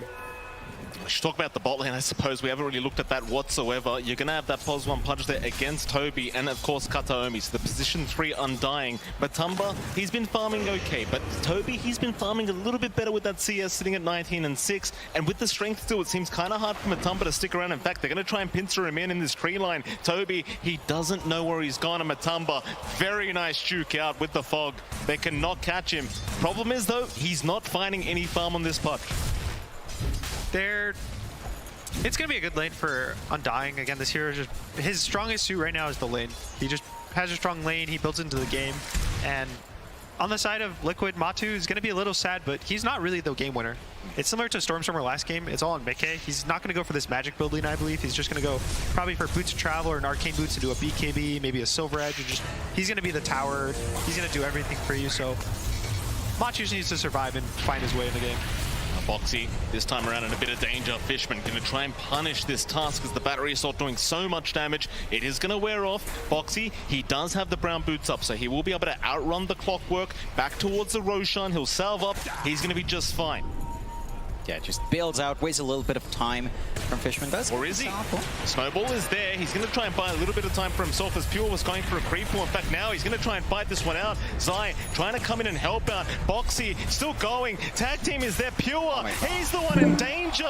They just turn it right back around to the side of Entity. And Pure, he is just getting blocked to oblivion. Kataomi, he's going to show up, but he hasn't got the damage. They're still trying. Fishman, he'll finally get lucky with the battery assault, but he might drop now. Zai is still chasing. Do they have a Maleficus up? They do. Fishman still running, but it's not going to be enough. Boxy. I mean, he was so close to living as well. Like, the snowball was just off cooldown. He might have been able to just get out and just find Fishman without dying. Boxy again. Forcing so much. Boxy, stop it. I thought he had another one. It's all over the map. And for Entity, we're not seeing that kind of play out from the supports. We're just not seeing as much impact out from our Clockwork, out from our Tiny, and it's not their fault, although they're trying now. Well, they've got a decent target. Cogs will be there with the battery assault. Matumba now in danger, and it seems like they will let him die. It's still a decent pickup, but like you mentioned, he's not the carry this game. Yeah, I think Matu's been having a similar game to Pure, but it's just not as... It doesn't look as bad because he's not dying. Right. Oh, Stormstormer. Mid lane ends up getting Lacuna down by Mike. It looks like Boxy was around to help out. That's a fantastic kill for the side of Liquid. 100% kill participation on Boxy. All 7 kills. Not even 7 minutes in the game. And just running around constantly. Yeah, he's just making work happen on map. Entity trying to set their eyes down bot here. He is caught. They have found him. Toss is there onto the creep, put the cookie away. In comes the Clockwork for Zai. He's joined the fray. He does have Black Hole, but Fishman, he's going to find the Enigma. There's no chance for him to be able to get this one off, so Zai will drop. A nice pickup so far for Entity. They might lose Fishman, but it's going to be a decent trade. In fact, he's still getting out of there. Scatterblast will slow him down, but in the end, he will go. As Stormstormer, he shows up. Boxy's around, but against the Undying with the Tombstone, it's too hard of a team fight, but they're still going to try with this little shredder. They'll take it out, but they are losing bodies left, right, and center. Liquid, they'll lose a third now, maybe even a fourth. As Insania, he was the initial one getting caught out, and eventually he'll be the last one to get caught out. Really good rotations coming out from NTT. They wrap around for a long time down bot. It looks a little bit awkward to start off with, but it does pay off dividends. You are getting space out here for Liquid onto Matumba, but considering all you find with Stormstormer around, that's a good gold injection for Arlesh. This is just nice. They fully wrap around the tower. Clockwork's in. Zai's just expecting to TP in those trees and get a black hole from the tree line, get a free kill, but he TP's in. Clockwork's already on him. He just gets solo killed almost by the Clockwork and doesn't press black hole, and now this whole top lane is... They're kind of feeding away the gold. Yeah. It does feel like you're reeling it back in here for Entity, staying in this game. You're buying space out for Pure as well. He's managed to just stay in the jungle away from this activity, and Stormstormer is the one just working the map with that Lesh. For Liquid, you don't have the lead. You're still 9-6. Are you recovering enough? Is this the point where you just kind of look at Matumba to start to get tankier? In fact, looking for more. Now Fishman can get caught out. We'll go for the Cogs. Boxy is there with the tag team and a very strong avalanche from Kataomi. Was it going to matter? Like, the turnaround is there. Cookie is going to allow him out for Fishman. He is barely going to be able to survive with his life intact. I think there's not going to be much on Matu. He didn't even go for the Vanguard this game. He went for the Hood, noticing how much magic damage is on Entity. So he's just probably going to play for his really big timings. I think Ags is probably where he looks to join the game. I wouldn't actually be surprised if he ends up going BKB after his phase boot, just a first item BKB and just all in commit for this Lina, doing everything for you. Yeah, we'll see if that's something Matumba will want. There was a little bit of pressure coming out on the mid. Entity, again, still clumping around. It's rather interesting for Entity to keep taking this aggression as well. We don't even have a hook shot coming out yet on Fishman. And once you have those initiation angles, it does feel like the game gets a lot easier. They do spot Insania out for a moment there with the Tiny on Kataomi, but not going to be able to really run in just yet. And just goes back to this equilibrium state of farm. Zai shoving up top, though. TPM. They are going to try and defend this one.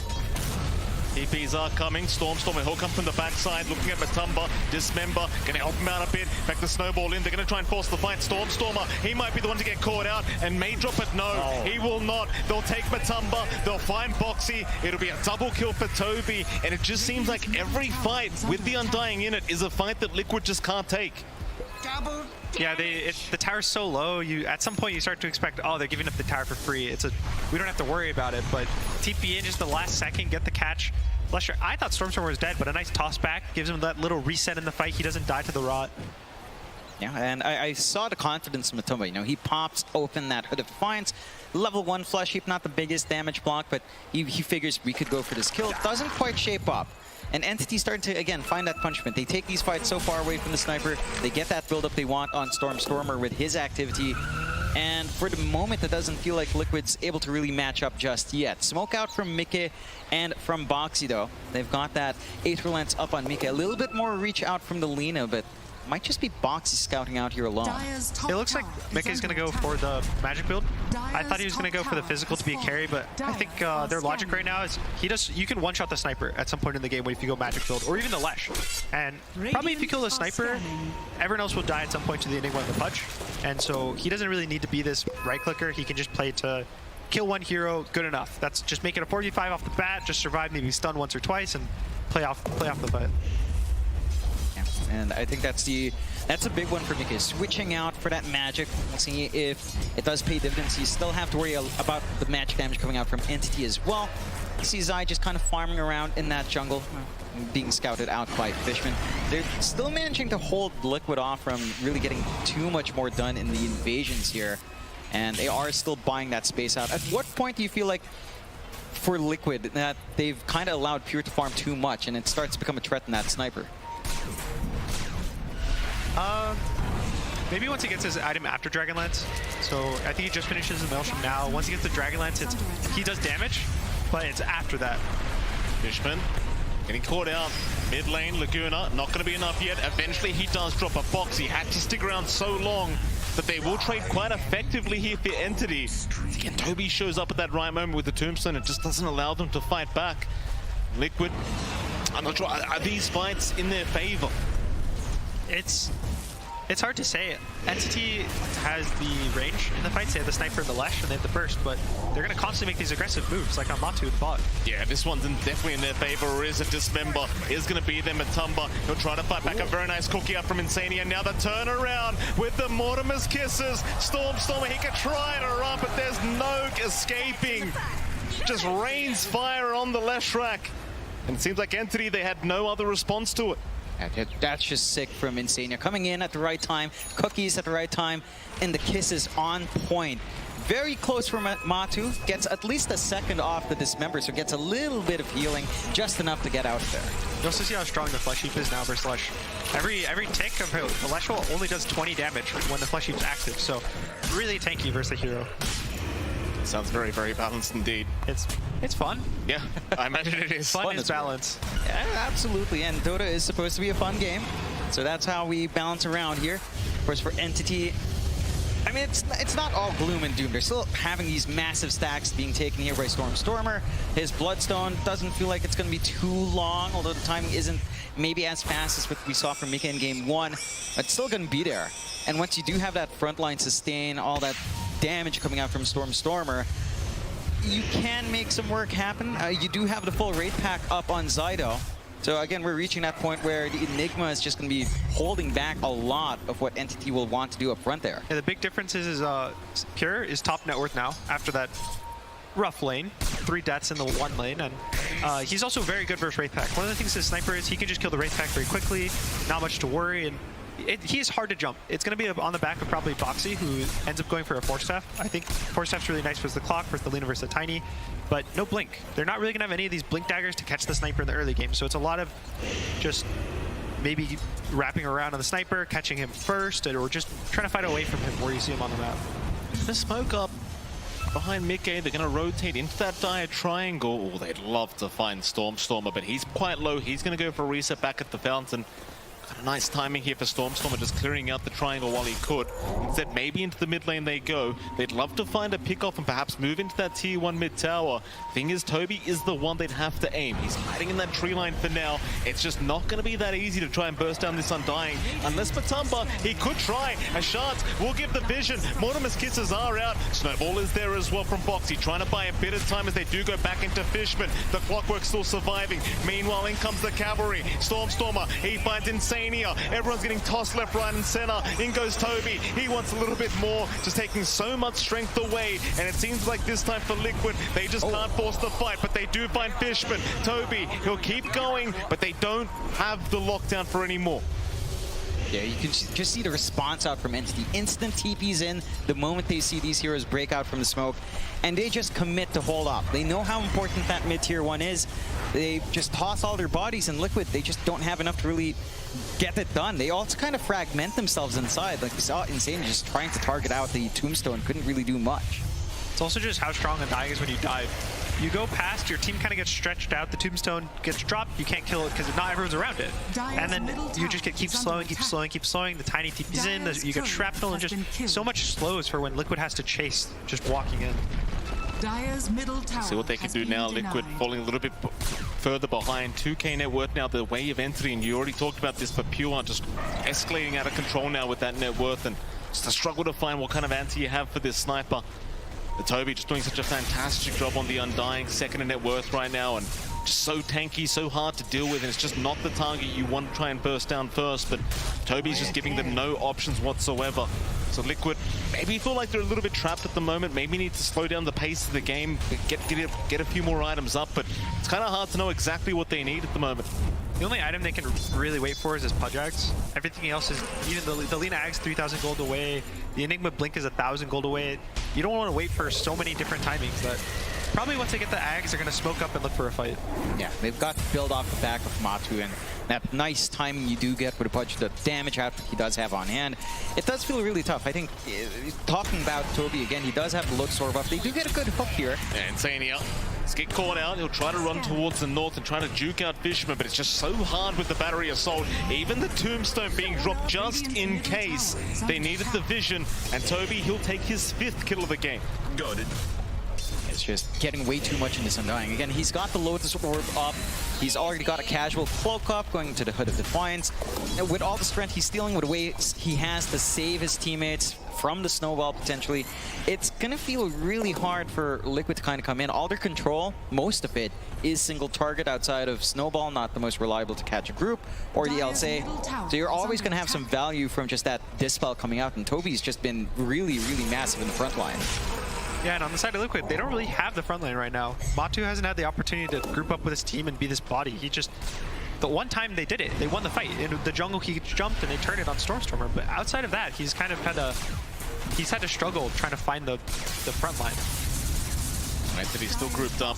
Everyone just hanging around Pure, making sure the sniper remains safe. They're going to find a double damage rune with a smoke up. This could be perfect timing for Entity.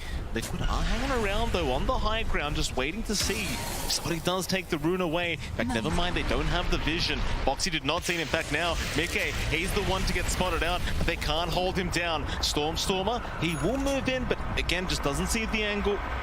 That'll be about it. They won't be able to abuse the double damage quite yet. Really close to getting tossed back all the way in, but thankfully for Mickey, he walks away, doesn't get tossed. And dodging a gank, that was the Leshrac Bloodstone timing. That's the biggest timing for the hero. You get this item, you want to go fight constantly for the rest of the game. And they weren't able to get a catch with it. Yeah, it's missing out a little bit on time, giving Liquid a little bit more room to breathe. They've got their own Ags up now in Matu. So the Pudge is kind of ready to go if they find something here. Hook shot in, very, very nice from Fishman, finding the angle, but there's Insania. Get the cookie away. They turn this one around. No, that's a big avalanche up from Kataomi, but where's your follow-up? In comes Pure. He's got the double damage. That's Saigon. Can he find more? Snowball in. Boxy has no choice in the matter. He's going to go down. Kisses are still going, but Pure, he jukes them out for now. They just don't have any more follow-up. In the meantime, they do at least find Toby. In they go again, though. Insania, he's being targeted, and he'll be the 3rd target to go down for the side of Liquid. They only find one in the mid lane. It's just a little bit too fragmented. You're super strong on Matu. He just melts through Toby in the mid, but he's not there to help his team. He's not there to try to, do a little bit more damage, poke them down with a rod, and they were just really clumped up there from the side of Liquid up top. There's a nice ward on the cliff, which is what lets them get the Hosha and Boxy, but nice disengage. You see what Liquid wants to do? They want to kite them into this ward. They want to keep running backwards, and the second entity went too far, they want to turn, but nice avalanche, big 4-man stun into toss, and once that happens, everyone's caught up from Entity. They're all grouped up now, and now Liquid's the one fighting into Entity. Just didn't feel that good in the end. I mean, the idea was good. Just doesn't quite shape up. They've got the blink on Zaydik. We still haven't seen a black hole this game. Again, not the biggest thing for the Enigma and more, but it does feel like in those situations you're looking for that lineup. Or maybe just, again, targeting Pure as we saw in game 1, where Zai would just kind of find an angle around and take away that big core. Pure is starting to feel like that massive core. He's working onto the BKB next, and we just saw his damage output. Sure, with a double damage rune, but yeah, if you can't gap close on the sniper, he just does so much. And that fight enables him to get this BKB now. He's about 700 gold away, and now Lina's going right, or magic damage, not right click. Pudge is all magic. Tusk is mostly magic. Who's going to kill him in the BKB? Do you black hole? He might not even die in a black hole BKB. Very, very fair point. Liquid got to find some answers here. Entity just going to keep doing what they're doing. 3K advantage, 13 to 15, 21 minutes in. Seems like as the game goes on, the sniper just becomes a bigger and bigger issue. And even if you gain the lead as Liquid, trying to go high ground against the sniper Undying and the Leshrac, it's just never going to be easy. They do hang around across the map on both sides. Neither side really wanting to try and force a fight. We'll see a casual scan out on the Roshan pit, but nobody hanging around there either. And it seems like the Axe is on the way very soon for Mickey. It's got a lot of cast range with that neutral item as well as the Aether Lens. Just cast from a mile away, and it's going to be a very nice feeling for Mickey to just not have to be too close. Let's see what they can get done with this Axe. Yeah, 2 big items picked up, which is why they go smoke. They get the blink on the Pudge. Now they have a hero to go in, stun, create chaos, and then the Lina Axe, which is a crazy amount of damage. It's 35% spell amp. You also take 35 magic resistance and 30% spell amp. So now this is how the sniper gets one shot. He gets stunned for half a second, Laguna, all the nukes. It does, I think it'll do around 1800 damage and just kill the sniper in one hit. It's going to be massive, but that BKB for Pure is flying out. So it's all about timing. It's all about pinning him down in that window and just pressing him down right afterwards. Immediate smoke out now from Entity with her own item picked up.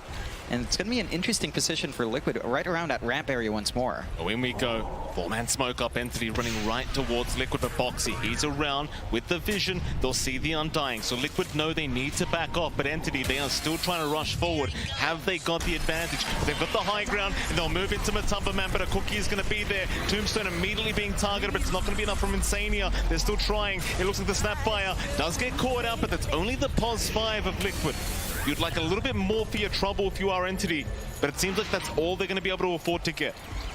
So hard to fight when he drops the Tombstone on the high ground. You don't really have anyone who wants to hit it. The Snapfire can hit it. You miss once or twice, Tombstone's not going to die to you purely, so how do you fight around these Tombstones on the high ground? Yeah, it just feels impossible. Like, we've seen that twice over now in almost the same area where they're just kind of forced to back off on Liquid. Zentobi just being a massive beast on that Undying. Perfect positioning in all of these fights.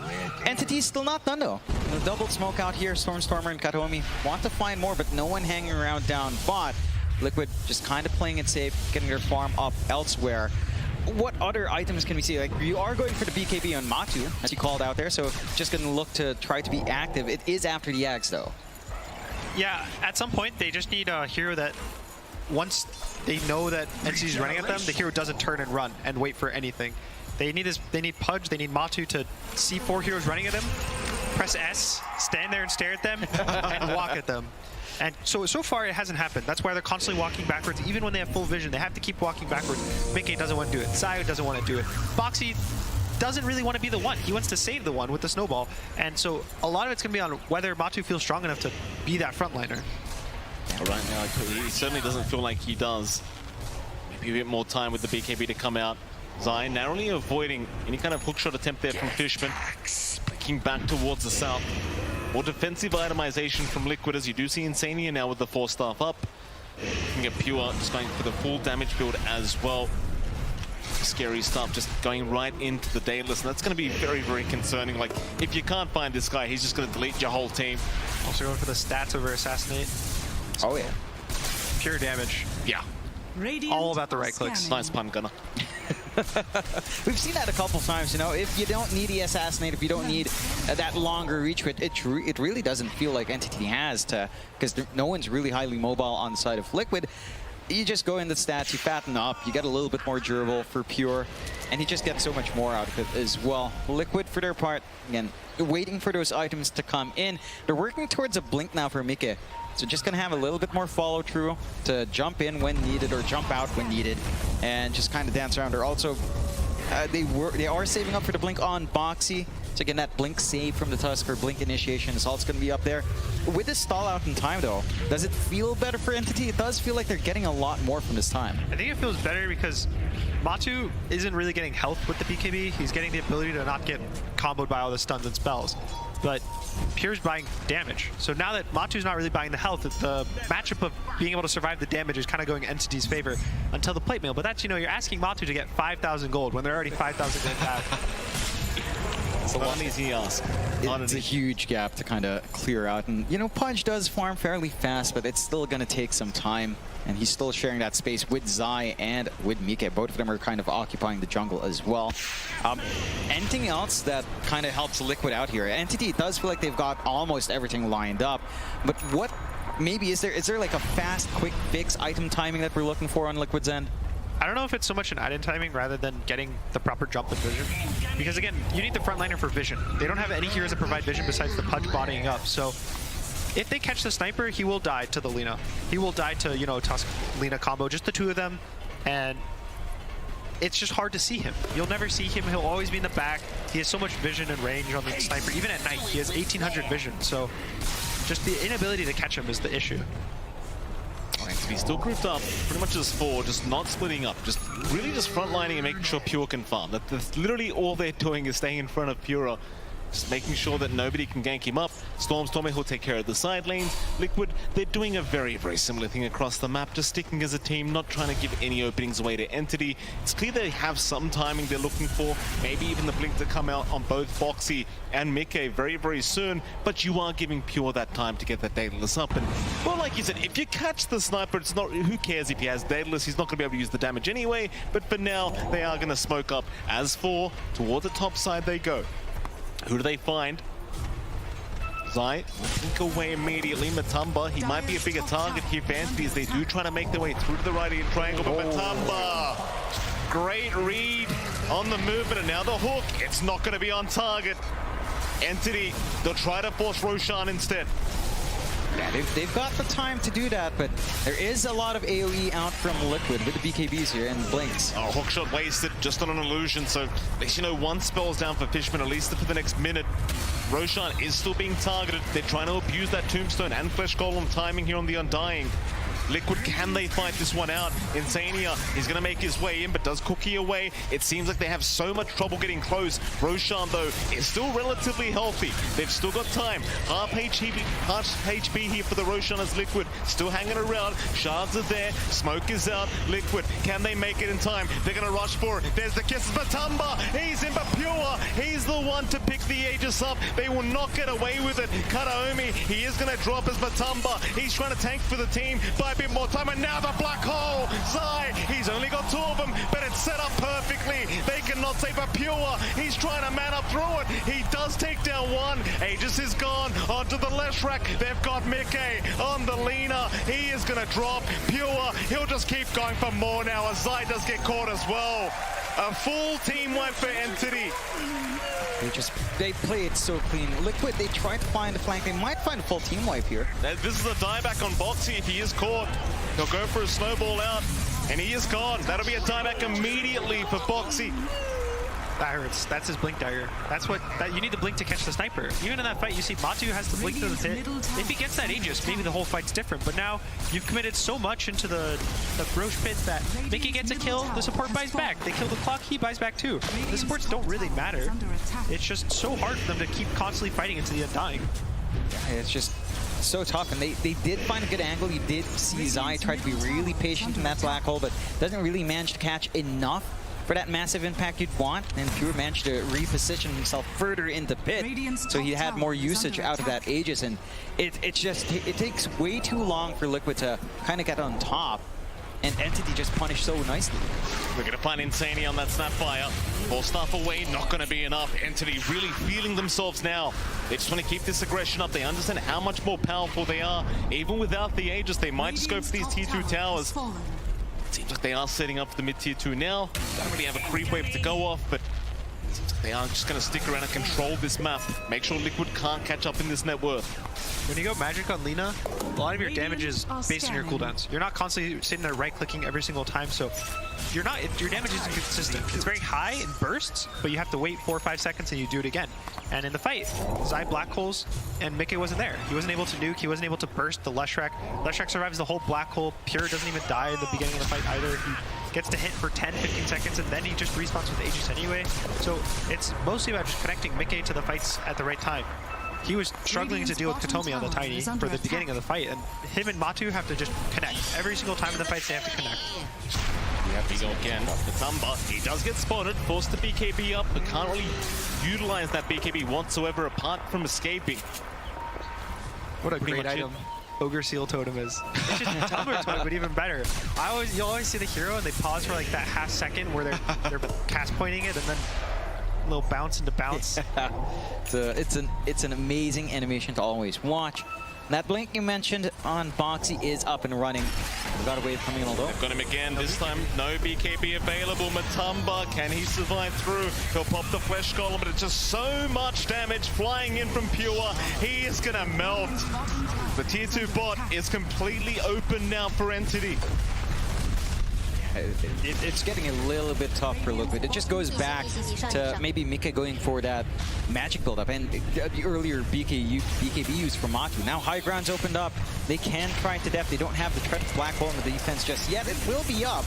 They still have the Blink Snowball saves if they want to kind of take a risk. Entity though, they do look confident in this one.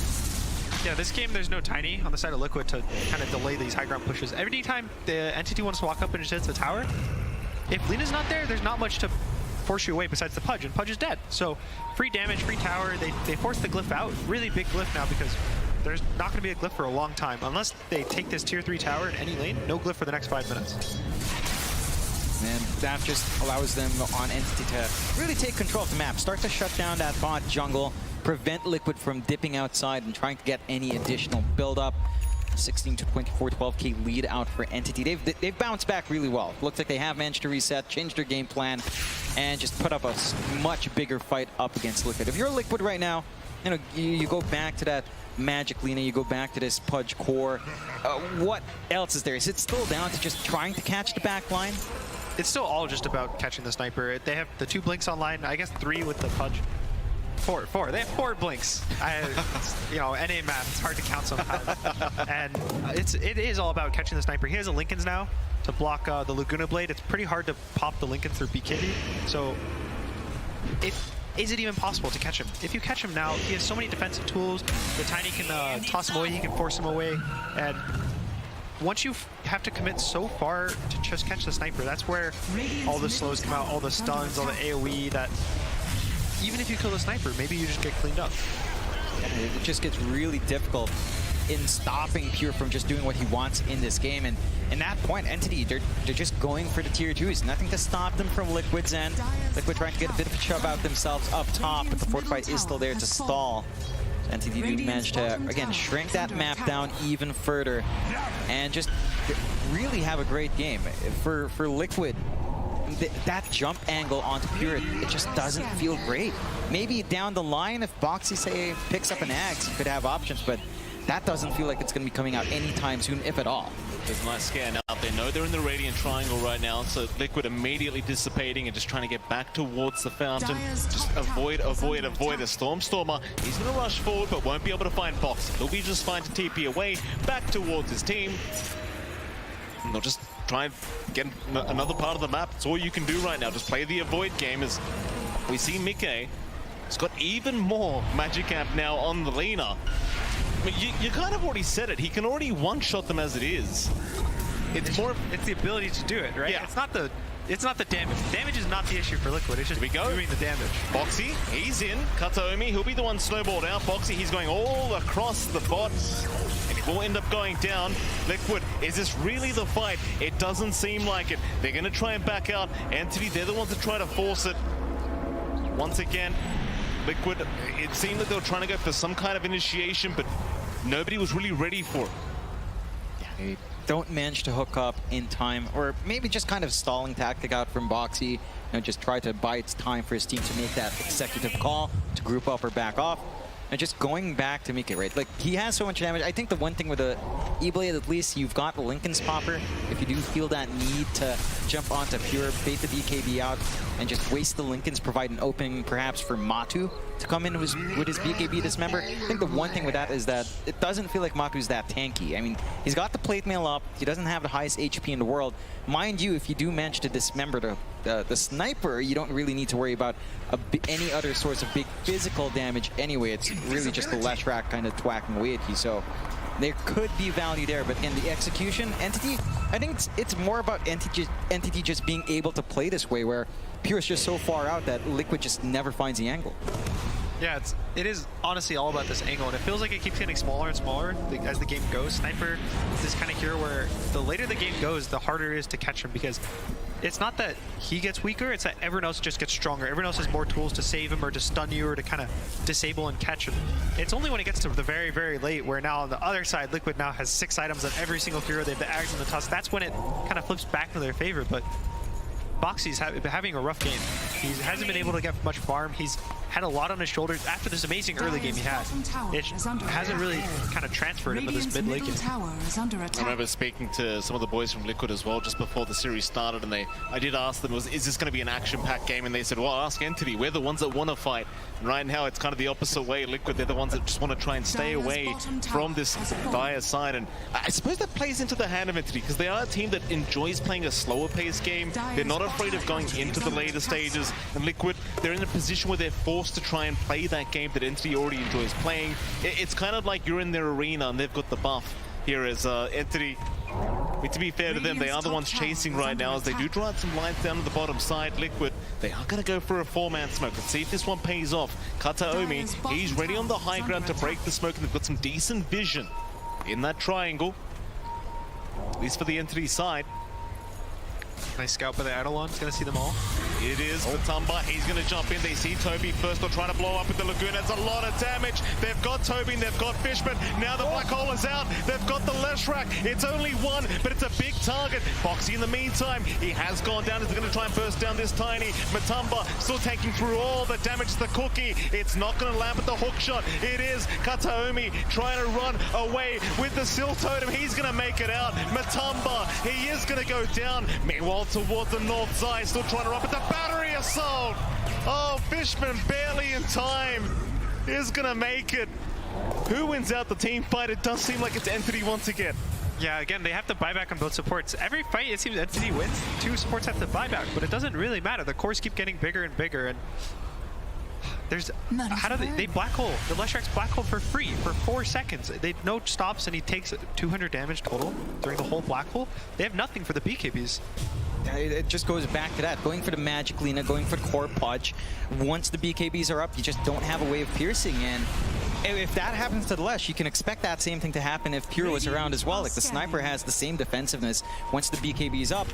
Liquid, they've got to find a way to fix that issue. Is there any way to fix that issue though? You've gone all in on Magic.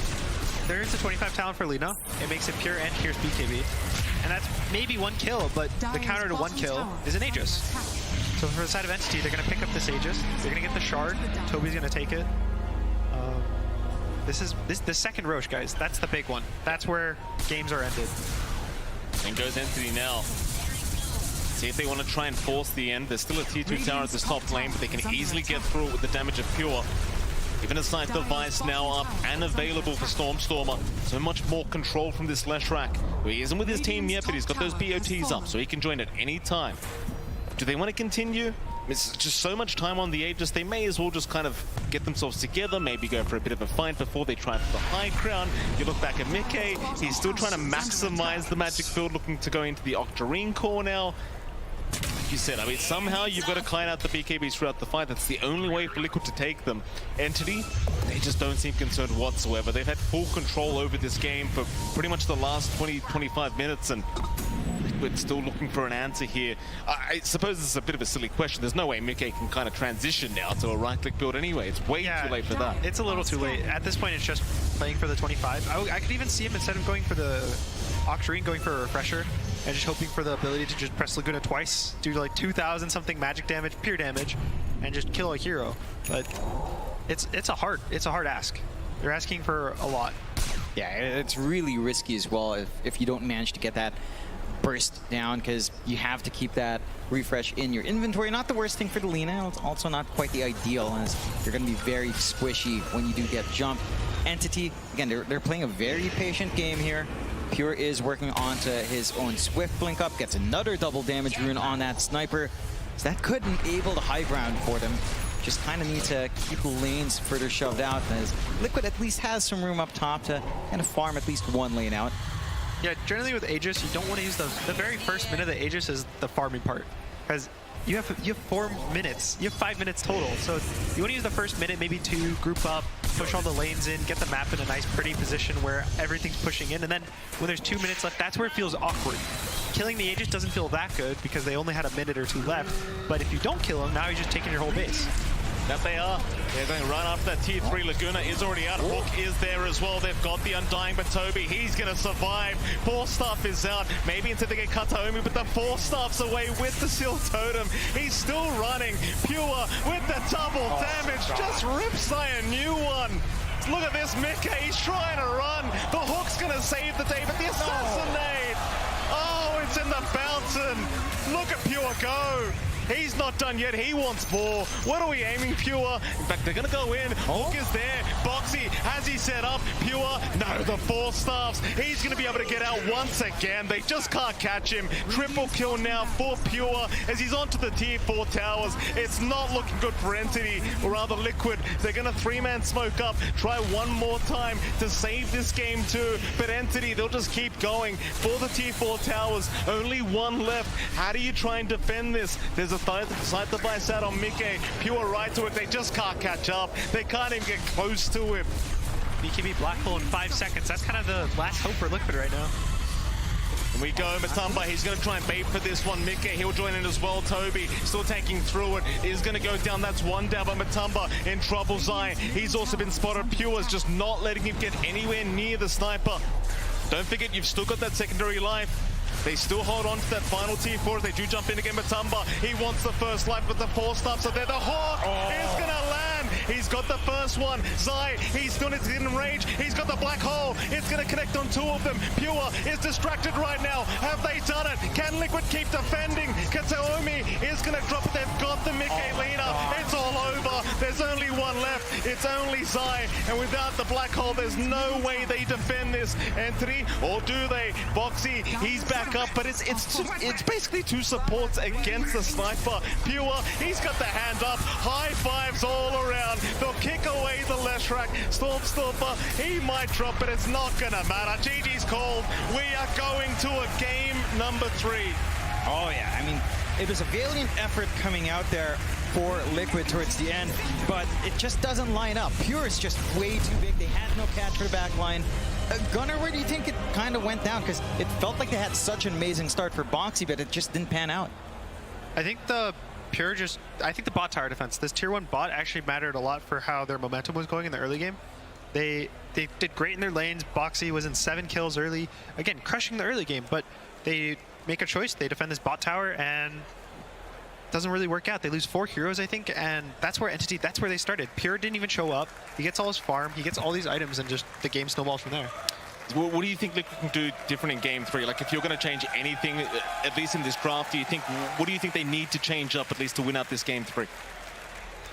I don't know if they have to change up much in general. I think the game plan they're doing is solid, as well as Entity. I think they're both having really solid game plans, and I think it more comes down to the execution. I think the drafts are fine. The way that they're like mentally, it looks like they're mentally playing really well games. It's just execution, making those small little choices. Those are what really matters in the game. Well, with that, we'll be back with our game 3 draft very soon. But let's see what our panel had to think about this game number 2. Thank you very much indeed. What a game for the second time this international. We are going the distance to the 3rd game. Can't wait to see it, but we got to wait a little bit. Got to give the teams a little bit of a breather and talk about how this happened, because if you only watched the first 5-10 minutes of that game, you would not have believed that sniper turned into the beast it turned out in the end, Jenkins. Yeah, it's funny because they were kind of feeding that lane with the Clockwork and the Sniper after that insane dive on the tier 1 tower at level 1. Yeah. You just see Sniper getting pelted by tier 1 tower shots, but the other 2 cores kind of carried the early game with the lead that they had. They actually had a 1k gold lead despite the kills looking very bad for them, and then it gave Pure the ability to just farm up and be the absolute monster that he was in this game. Yeah, I mean, there are a couple of things I want to mention, but I'm just really glad that Entity went for the Sniper, because we did mention it before the draft started that going back to comfort is so important, and that we wanted to see the Sniper come out, and it did in such a convincing fashion. Initially, we were watching in the green room, and I was just confused because I had this level 1 Sniper and his Clockwork diving tower. It was awesome, versus an Enigma and a What was your plan there? But what's going on there? I mean, it was a really sick ice shards from Boxy that kind of put them in a bad situation in the first place, but they did it twice. Not once, but twice. And not just that. Mika completely destroyed mid on the Lina, and somehow Entity found their way back into the game. They put Pure in the jungle, he farmed up, they rallied around that Undying, who, even though was played as a core, kind of played that more of a supportive role, right? He went for the Wraith Pact, he rushed a Lotus Orb so that he could protect his cores, and eventually the Sniper had way too many items. He was always in a good position, and it got to the point where Sniper was grenading himself high ground and hitting 4 heroes. I mean, at that point, what do you do? It's supposed to be a disengage, not an engage. that was good stuff. I mean, speaking of comfort heroes, Fishman, you mentioned his name. 2 heroes come to your mind probably: Fishman Bane, Fishman Clock, and also Kataomi on his Tiny. This is his signature hero. I don't think you can give Tiny to South American teams, and you cannot give Tiny to Kataomi because he always finds stuff. And I like the build that he's going for. You know, going for that phase boots and the windlace, and actually making plays before getting a blink dagger. But I'm just really impressed that Entity were able to do this when they were on the brink of elimination, because I really thought that after that game 1, Liquid had the momentum and they would just run them over in this game too. And the first 6 minutes of the game, it looked like it was going to be so one-sided, winning 2 lanes, but Entity somehow found 2 really good kills on the Pudge early on. They negated the Not Worth lead, and then the Sniper is a hero who is actually so effective against Enigma, right? Because he just stands far back and just punches him, and then he dies. And even if you have BKB, you can't do anything.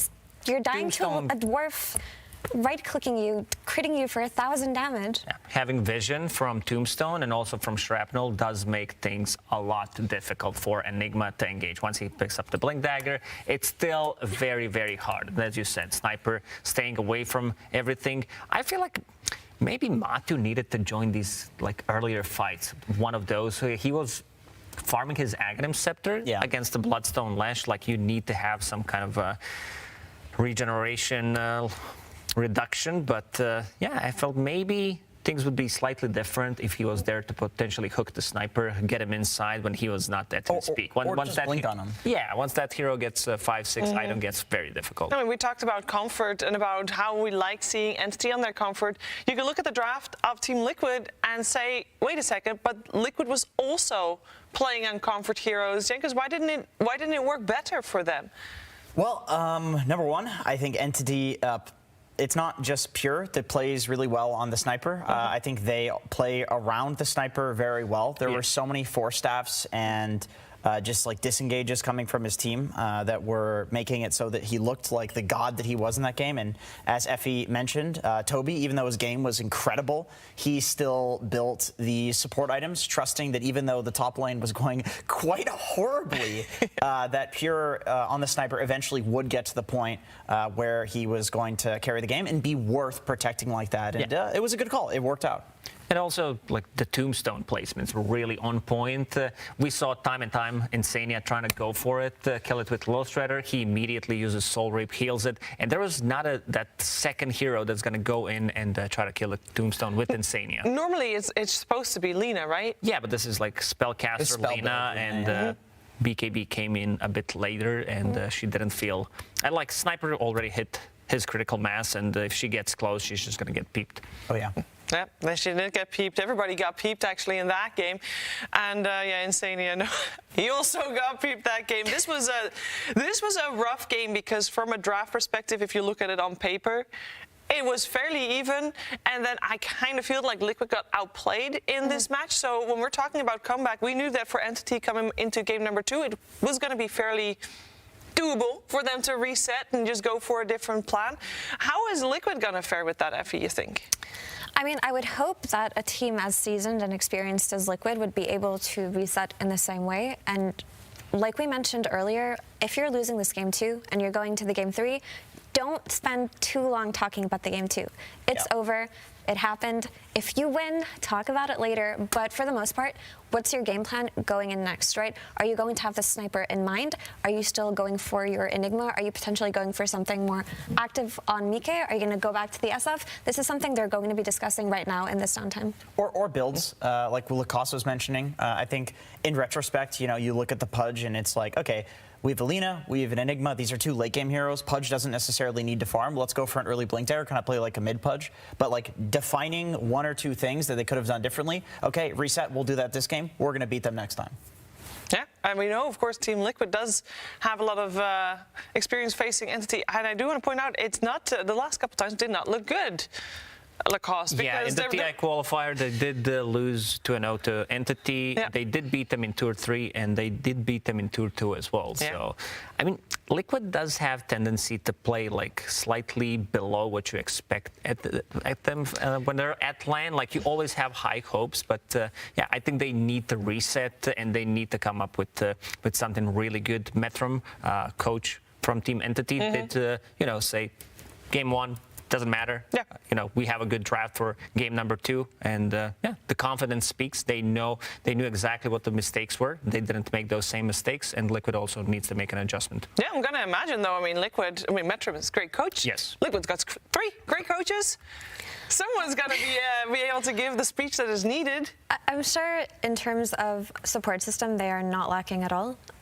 It feels like Liquid got handed the ball and then they fumbled, right? Because that was almost a perfect early game for them. They got the heroes that they wanted. They killed the sniper, 3 times in the early game? The Lina was out farming the Leshrac. You had this Matu Pudge that you're super comfortable on, and it felt like maybe they got a little bit too comfortable because at some point they were diving and overextending for kills that didn't matter too much, right? You often saw this Snap and this Tusk playing together, looking for these early game pickoffs, but they would chase all the way to the tower, and then Entity would TP in 2 or 3 heroes, get the return kill, and they did it maybe 2 or 3 times before they stopped. So I feel that that's a bit uncharacteristic of them. Maybe just, I don't know, talk about it a little bit more amongst yourselves, because you can never get too comfortable on the TI main stage. I agree. You're totally right that it felt like there wasn't a sense of urgency involving the sniper, which in a draft like that, when you have Enigma and you don't have these great heroes of getting on top of the sniper, it's like, at some point, we need to kill this guy or we're going to eventually lose. But I think you're totally right that they felt comfortable because it's like, oh, we killed him 4 times. He killed him 4 times. He's useless. So whatever. Like, Matumba can just keep farming. He can go for this kind of greedier build rather than going for like an early game, run at you build, because he's like, all I got to do is carry this game, not feed. The sniper's useless. And it's like, oh shit, he's top net worth. That's not good. Yeah, so what do we want to see from game number 3? Because the teams have had almost about 10 minutes to talk about this. We've obviously focused mostly on what went wrong in the previous game, but what often happens, and what we also saw in TrueSight, is that teams spent this time mostly on deciding what to do next, how they're going to adapt, how they're going to change things. And I would love to hear that too, because we've seen 2 very different games coming out from these 2 teams so far on this main stage, and we know that Entity can adapt. We just saw proof of that. Can Liquid adapt? I would imagine so. As you heard Effie say, these are very experienced players. They're going to be able to adapt, but how, Lacoste? What would you like to see changed? I wouldn't say anything was wrong with their draft in game 2. That's a solid, strong draft. It's just they did made a lot of these like small mistakes that can get into your head potentially, especially playing on TI stage. You know what you're playing for, and maybe shrug it off, let it go. Let it go. That sounds very like simple. Maiden. Sounds like Crystal Maiden perhaps coming out. I don't know. Here they come again. They are going back on the stage to play for one of these teams, their final game, guaranteed at the International 11. And for Entity, on one side, this team is filled with first-timers. Every single one of their players, including their coach as well, they've never been on this stage, and they are looking hungry and they're looking comfortable. I think that is the trial by fire we talked about earlier. The 128-minute win over RNG just a couple of days ago definitely played a part in that. And any result that they get from here on out, people would be saying, you know what, Entity started the year in Division 2? That's great. Good result, regardless of where they end. On the other side, if you got Team Liquid, they've got a lot more pressure on them. They have so much pressure on them right now, and they have to be feeling it. I mean, Team Liquid, when you look at this lineup, you think this is a TI winning lineup. And to lose to a team that was recently formed, that have only had the addition of their carry player for the last few months, that is something that they themselves are thinking cannot happen. They have so much pressure from their org, from their fans, from themselves, right? They have to do it. If you ask me, like, which player deserved to win TI, but he never did, I would instantly say Zai. Because that guy is so good at Dota, but never managed to get that Aegis for himself. Yeah, he got, of course, together with Matu, 3rd place last year. Yes. And I think for both of them, they were hoping, banking on this year was going to be even better and enough to reach that final stage, to reach that grand finals and to take the trophy. But they've got a long road ahead of them. And if they don't do it in this lower bracket, this is losing also. If they were to lose against Western Europe, that is painful because you practice against these guys the entire year, Jenkins. The good news with all of this, yes, please, is that what the story of this entire event has been is people going to hell and back, and then becoming a lot stronger. Back to hell and hell again. Exactly, which we've not seen that hero too much, very fortunately for us. But either team, whichever team wins this, not only have they gotten a lot stronger from the trials and tribulations they've gone through, this will make them stronger. And yes. I feel like, potentially facing up against these upper bracket teams, these lower bracket teams, they always look spicy, man. They always look strong. Honestly, Entity have already far and away exceeded my expectations. To not lose in that game 2 and to come back after that kind of laning phase versus a team like Liquid who completely crushed you in game 1, I never saw that coming. So hats off to them, honestly. This team is going to have so many new fans. Yeah, we know that at the start of the day, there were out of hundreds of thousands of people that made their bracket predictions. 4 people were still correct at the start of the day. I wonder how many will be correct after this lower bracket portion of the day is done, because it has definitely been a very close series, both of the ones that we've had so far between all the Western European teams. We have one more thing that we'll have to do before we go into the game, though, because we need to see the draft for these 2 teams, and the draft will be coming your way right now. Entity versus Team Liquid. Game 3. There's always a part of me that remembers some of the words from players. When we talk about things, we are analyzing. It's like, oh, they did this because back in 2015, we overanalyze things. That's our job. That's okay. But I know that for a lot of these players and the players right now on stage, everything or a lot of it is just intuition. They're like, we're just drafting what feels good, and we'll find the reason behind that. But we'll lie if we have to. Yeah, but we will find the theory craft, I'd like to say. You know what I want to see out of Liquid? I want to see one of their cores decisively asking for their signature hero. Ooh. Give me a lone druid. Yeah, Entity was facing elimination. With the arrow, with the pointing from Blitz, it was perfectly timed there for Jenkins. Sorry, if we continue. But the way that Entity were facing elimination and then Pure just goes, give me Sniper, I will defeat them. I want someone Liquid to say, you know what, give me that lone droid, give me the Shadow Fiend back. We can play it even though people have figured it out. Maybe also ban the Sniper as well. That's also a good call out to make. They had 3 bans in the second phase. Entity, we've talked about how their hero pools have been limited. Still, Kataomi, still 5 heroes. Yeah, that's right. But he looked so good on that Tiny as well that I am surprised to see it through every single time. He practiced it, but he practiced it at TI. All you need is 5 heroes. That's what he's showing us. What about Sniper? I would not be surprised if Team Liquid takes it. Not right now? It looked really good in Matu's hands. But I feel like this is actually a first phase hero, and I'm fairly certain that both of my panelists agree with that. From what we've been talking about, this hero is OP. Sniper is A tier, potentially an S tier hero right now, and so underutilized. And how we saw the Sven and SF become really popular, the Sven plus Sniper is even better. But not enough teams are willing to dip their toes there quite yet. It is TI main stage, which they don't want to lose. But the ones who have done it have looked really convincing. Yeah, it's scary because he's too goofy. You don't want to pick this goofy guy on your team. That's what it is. And they go for the CM. Man, I feel like a silencer. You have 2 channeled ultis. Enigma on the side. Don't you just silencer here? A Fishman does play it. You have to play it. You have to, but also do you have to pick it now? I kind of feel like it's too good to pass up on. I think it's too good to be true, but we'll see. This is Entity we're talking about here. What about that hero, Sniper? Well, still looks good. We saw he's keeping the distance between Enigma. Ooh! Okay, all right. Okay.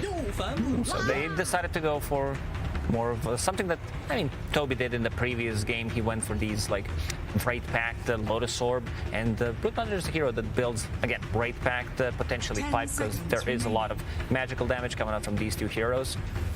And there was a really interesting statistic that I believe Knoxville posted about Broodmother and her Wraith Pact timing. And if Brood got it 15 minutes or below, her win rate was something like 80% or something absurd like that. And then if she got it after that, her win rate was 7 to 9 when he posted the statistic. So it really matters that you secure this timing, but when you do, it just offers you too much in this. Now, that being said, during the group stage, Entity was able to pick Broodmother 4 times total. They have a 50-50 on it during those groups. And as far as Brood goes in this game, I do feel that between the Crystal Maiden and the Enigma, they do have a means to kind of deal with it.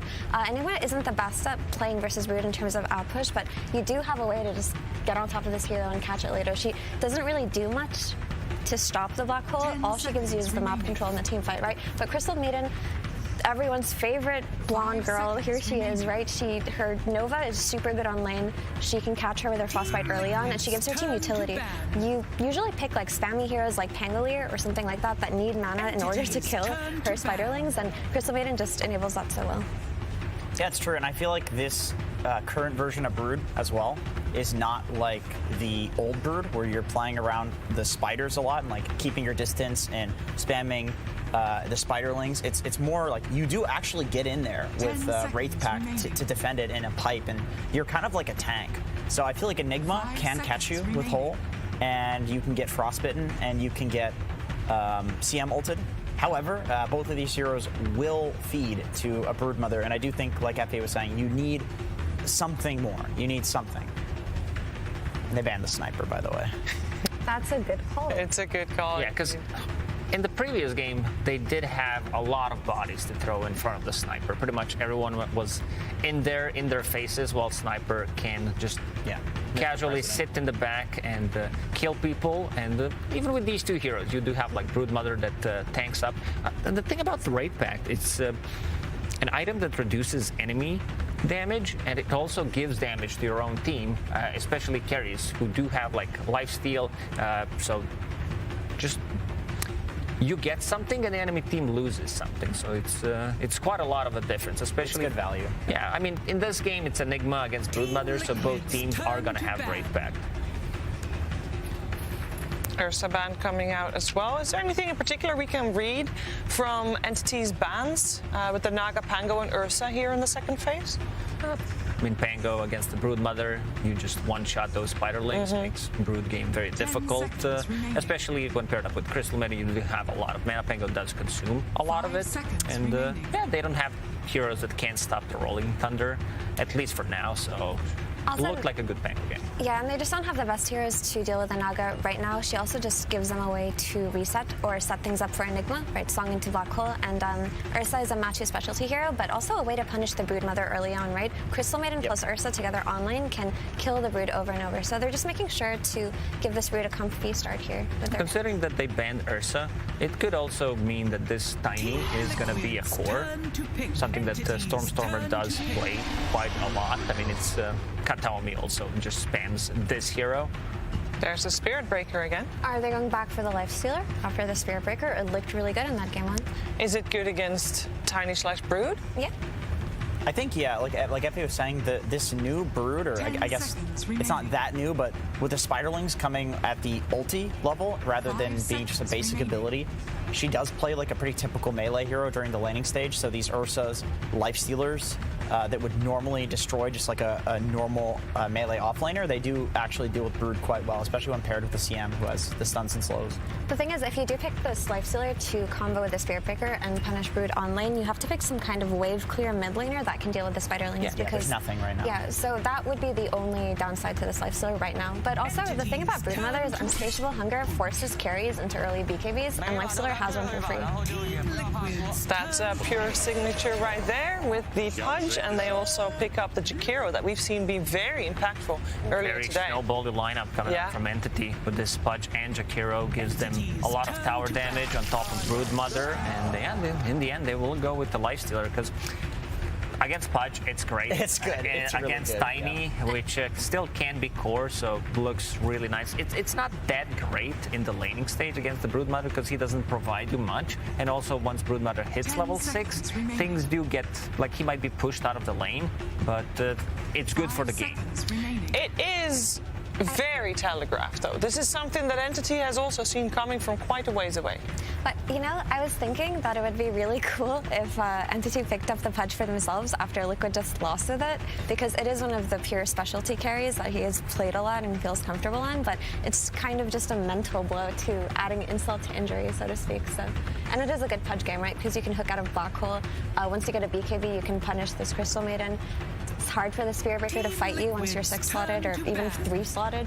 I don't actually think Lifestealer versus Pudge is as bad as people think it is either. Now, as a carry Pudge, you may be less likely to do this, but like for example, the way you can counter it is you get a Ghost Scepter and you bite Nakes, and then you Ghost Scepter, and that's 7 seconds, which is rage. That's the entire rage duration. Then you turn around and he hits you, but you have the lifesteal reduction with your Ags Rod. So I think once you have like Ags +1 timing, Pudge is actually pretty good against Nakes. It's just the problem is until the +1 item after Ags, that's when Nakes is very strong against the Pudge. Oh, what about some Lesh for Team Liquid? It's banned? Yeah. Okay, never mind. It would have been really nice, though, for sure. Unban. You should have one unban of your own bans. All right. So, and an unpick. And an unpick. Well, yeah. By the way, I want to change this hero, please. We're gonna I'm take using the Pudge. my repick card. Yeah. So what kind of Nikke hero can they go for here that has the wave clear to deal with I wouldn't mind seeing Invoker. Does give them a little bit more global presence with the Spirit Breaker, with the Sunstrike, and also a lot of AoE control. I think right now they are lacking a little bit of damage because Enigma is slow, so is Lifestealer. They do need some fast mid hero to play with, right? They need to be able to exploit the Spirit Breaker. It's good Storm game because they don't have much lockdown. It's basically just Tiny. I was looking at Mickey's hero pool, and Invoker and Storm are the only ones that don't get really hard countered by the Tiny mid. Like they could, Queen of Pain, they could Puck, but like these are heroes that don't do that well against Tiny because of the ability to just walk up an avalanche toss and they're dead from full HP. They banned the Quap anyway. This isn't a mid Tiny though, so I don't think it's that much of a concern. It could still be a mid Tiny. That's true. It is flexible, but it is Entity, right? It's one of Katarina's 5 heroes. It's going to be Team Liquid that has the overall last pick, so we'll see if Entity tries to keep it somewhat flexible maybe in their heads before Team Liquid gets their choice, but I'm going to assume that we're going to see mid-hero come out here as well, and it seems like Team Liquid was expecting the same with the Invoker ban and the Visage ban, 2 of Storm's heroes. Are they looking at Batrider potentially? I know the hero hasn't had a great win rate, but it would be nice to be able to lasso the Enigma and the Lifestealer, yeah. Maybe with the Quap ban, but the only issue is you get the counter pick if you're Liquid. So he's going to lose the lane, and then against Nakes, it's not that great either. And Spirit Breaker with the status resistance. It's going to be the Puck. Nice. I do feel as though that's the best option. They could have gone for it in the situation where Liquid have last pick on them because Puck can disjoint the Spirit Breaker charge. He can control the Enigma before it gets the BKB, and when Lifestealer gets strong enough to go on him, he has so many ways to disengage from him. So I like it. It makes a lot of sense. I think Entity's draft overall is looking really solid, especially for a team that didn't have last pick. I think they're in a better situation than Liquid right now. So we old school counter to Puck? Was it TA? What else is good and against? Tiny. And So, Tiny? Yeah, but they have it. So, but they have Tiny already? So old school counters is, TA, Dragon Knight. But I'm not sure if they want to bank that one out. Slow. Ember isn't bad. Ember sounds pretty good, actually. Yeah, Ember sounds solid. Just sit there and like chip away at the Puck in lane. They don't. Kunkka's fine, I think. Kunkka's good too. Yeah. Being able to catch people doesn't give them like they do have tower damage coming out from like Lifestealer later on with the Deso and Enigma, and they do have a lot of buffs if it's going to be Kunkka. Okay. Ember in the end. Yeah, so Ember is, it's good. It can run into situations, especially when it gets stream coiled and just run at. But it gives you a strong lane versus Puck. It gives you chains to catch, which isn't bad, but also wave clear for the spiders, especially if you go Maelstrom or something like that and you Sleight of Fist. You Sleight for so long. Yeah, it's an easy way to deal with it. It does seem punishable, but I think that's the best that they could have gone for in this situation. I don't really, something about the Liquid draft just doesn't feel right to me, and I feel like Entity are in such a good position, but I think anything could happen in this game 3. Yeah, is it really going to be dependent on the draft? That's the main question, I guess, Jenkins. I forget the draft. So then it's not going to be dependent on the draft. Yeah, there was a Pudge. Lacoste? Yeah, Pudge. Yeah, I'm going to go with I have the same problem as Jenkins. All right, guys, it is time. I loved hearing everything you guys said, but I would also prefer to hear the words of the coach. It's Blitz and Slacks. Thank you so much, Sheever. I am here with Blitz, of course, coach of Team Liquid. And ladies and gentlemen, Blitz, a lot of scary picks coming out of there. You know, you see the Brood Mother coming your way, slithering across. You got that Puck, a terrifying pick there. Do you have enough bug stompers to get through this one? Yeah, I mean, I think so. I think we should be able to address it. We kind of knew it was coming because we've been to Lesh, and we know that that's their flavor. And so, yeah, it was kind of just a calculated risk. Absolutely. Now, I saw you went down to 2 seconds left on reserve time. What were you guys talking about? Anything, scary on that last pick, or was it more motivation for the game? No, Matu really he thinks it's funny to troll Insania by leaving it like as low as it can possibly get. I'm being serious. Like, we do it all the time in this tournament. It's not, we knew we were going to pick Ember for like 45 seconds. They just think it's funny. All right, well, any words to say maybe to Entity before you get in, or to anybody watching before we end up in this last game? Yeah, in competition, there's always a loser, and if we're meant to be out here, couldn't have happened to better guys. When we made it through last chance qualifier, Stormstormer came up and hugged us all. He was really excited for us, and so hopefully we can be just as gracious back to him. They're really good people. Even if they lose in Dota, they're great people in life, and I hope it's okay. All right, thank you so much. Okay, thank you so much, Blitz. We'll get into this game. All right, now, let's throw it to our casters. Thank you very much, Lex. We do get into it. Game number 3. We've got some great people. We've got some great Dota here. Boys, what are we thinking? You've seen both the drafts. Do you think one team came out on top of the other? I think the Puck pick was really nice, but Ember, every time I see Puck Ember, it's a little scary. This Puck's getting nerfed. The lane is a little weaker, so it can be scary from that matchup. Yeah, I have a lot of dancing here for Mike. I feel like the Ember should be able to kind of jump in and out as long as the Puck doesn't fully commit towards him. So you've got a lot of play, and I think that back and forth is going to be key here for the side of Liquid and how well that mid comes back. It's interesting as well, Gunnar, right? Like we talked about it a little bit, but they do go back into the Enigma, and we see Entity go back into the Tiny. So Zai and Kataomi have played the same heroes this entire series, and they've managed to trade blows, so we'll see who does get the better win percentage out of this one. Yeah, and it's also the one thing that you have to make sure when you play the same hero is like mentally resetting. Because you play very stressful games, you're like, and the game ends, you're mentally thinking like, I'm level 16, I have these items, and then you go back level 1. You have nothing, you're slow, no spells. Just starting from the bottom. So yeah, it does turn out, both these teams hanging around the mid lanes for now. Standard stuff. A level 1 team fight could break out. You kind of mentioned it last game, but you've got the Pudge available, and that's always a painful kind of hero to have to go up against level 1. Yeah, we saw last game, Matu got the first blood, or he helped secure the first blood, and Entity is another team that has been playing carry Pudge for a really long time, so it's kind of their flavor. And last game it didn't work out. I think this game it has some better matchups than it did last game. Not as much damage, but again, Lifestealer is known to be tanky or good versus tanky strength heroes. They are going to move in, bully them out from the bottom side. It is going to be a 3-for-1 trade the way of Entity, so they'll be very happy with that Banner Rune start. It's a nice little bonus for them to get started. Of course, we'll look back into the mid lane straight off the bat, see how this one goes. So we are going to have the Ember. Of course, Mike going to be up against the Puck of Entity. How does this matchup work out? It's okay for the Puck if he can do really well in the first 3 levels specifically, but at some point, whenever it hits level 3-4, that's when it gets very hard. Puck has no armor, the Sleight of Fist spam just pushes him out of the lane very easily, and you can't really pop Flame Guard without overcommitting onto you. Yeah, it does feel like the early timings of an Ember just feel a lot better as well. Right, like just going for an early Orb of Corrosion, even just the Blightstone into face boots can feel really nice, and the Puck just doesn't sustain through that all too well. Yeah, Puck, the mana nerfs and the small cap removal hurt a lot, that you can't just spam the orb every time you have it. You have to think about when you use it. And now that you also have to use all your mana, you don't really want to get Waning Grip, so you can't break the shield, and then if you can't break the shield, you can't man up, so now you need phase shift, and it's just a lot of things that have hurt the matchup over time. Bot lane, Insania dropping rather low, but does find the courier of Toby, because you can have Matumba Man against Toby on that Broodmother, and Kataomi will be there to support that Brood. What are we thinking about this lane? Like, for now, Matumba's been doing a decent job of bullying Toby out. Is there a stage where Toby starts to kind of throw it back the other way?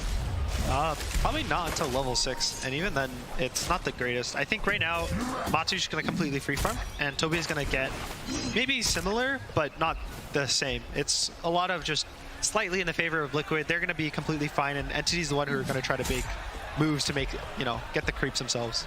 Fishman being chased down, Boxy hoping for a bash, not going to get it. There's no lucky bashes coming out from Boxy here. Kyudo, sometimes it happens, sometimes it doesn't. On mid lane, Mickey going to go for a bit of a chase onto Storm, but they're just fighting. This timing here, this 2-minute water rune timing, and it's like they should be able to find one each anyway, not too big of a deal. Yeah, it's still feeling really good for Mickey on that mid though. You can see that CS disparity already. 13-1, 10-1 for Stormstormer. Not too far behind, but once some initial items come in, at least the Blightstone, I think you're going to have a good time with a slight fist spam.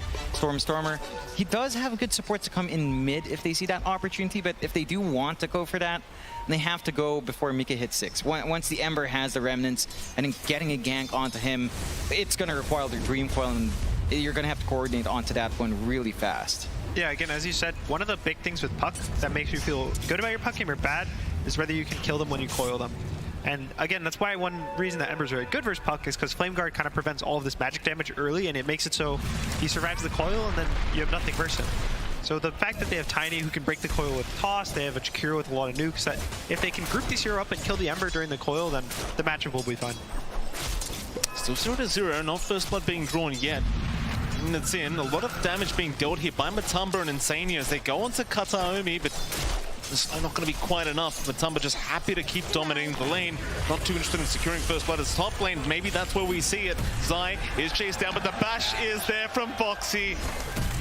Another one, all right. Can we get a third? Charge us out, let's keep going. Boxy getting very, very lucky there. I think if there's any lane with pressure, it's going to be in this one. Either side. Probably Entity, maybe once Pudge gets point and hook, maybe at 3 or 4 whenever he just decides to choose that. Because the other two lanes are probably just going to be slow wins over time. It's not going to be really kills. It's going to be you chip them down, you get the extra last hits. That's what's happening mid, that's what's happening bot. But top is where both lanes have the ability to kill. Yeah, they've got a lot of damage, a lot of slows on hand coming out from Entity. Good amount of stuns from Liquid if they got lucky. We saw Boxy kind of hunting for that stun for a very long time.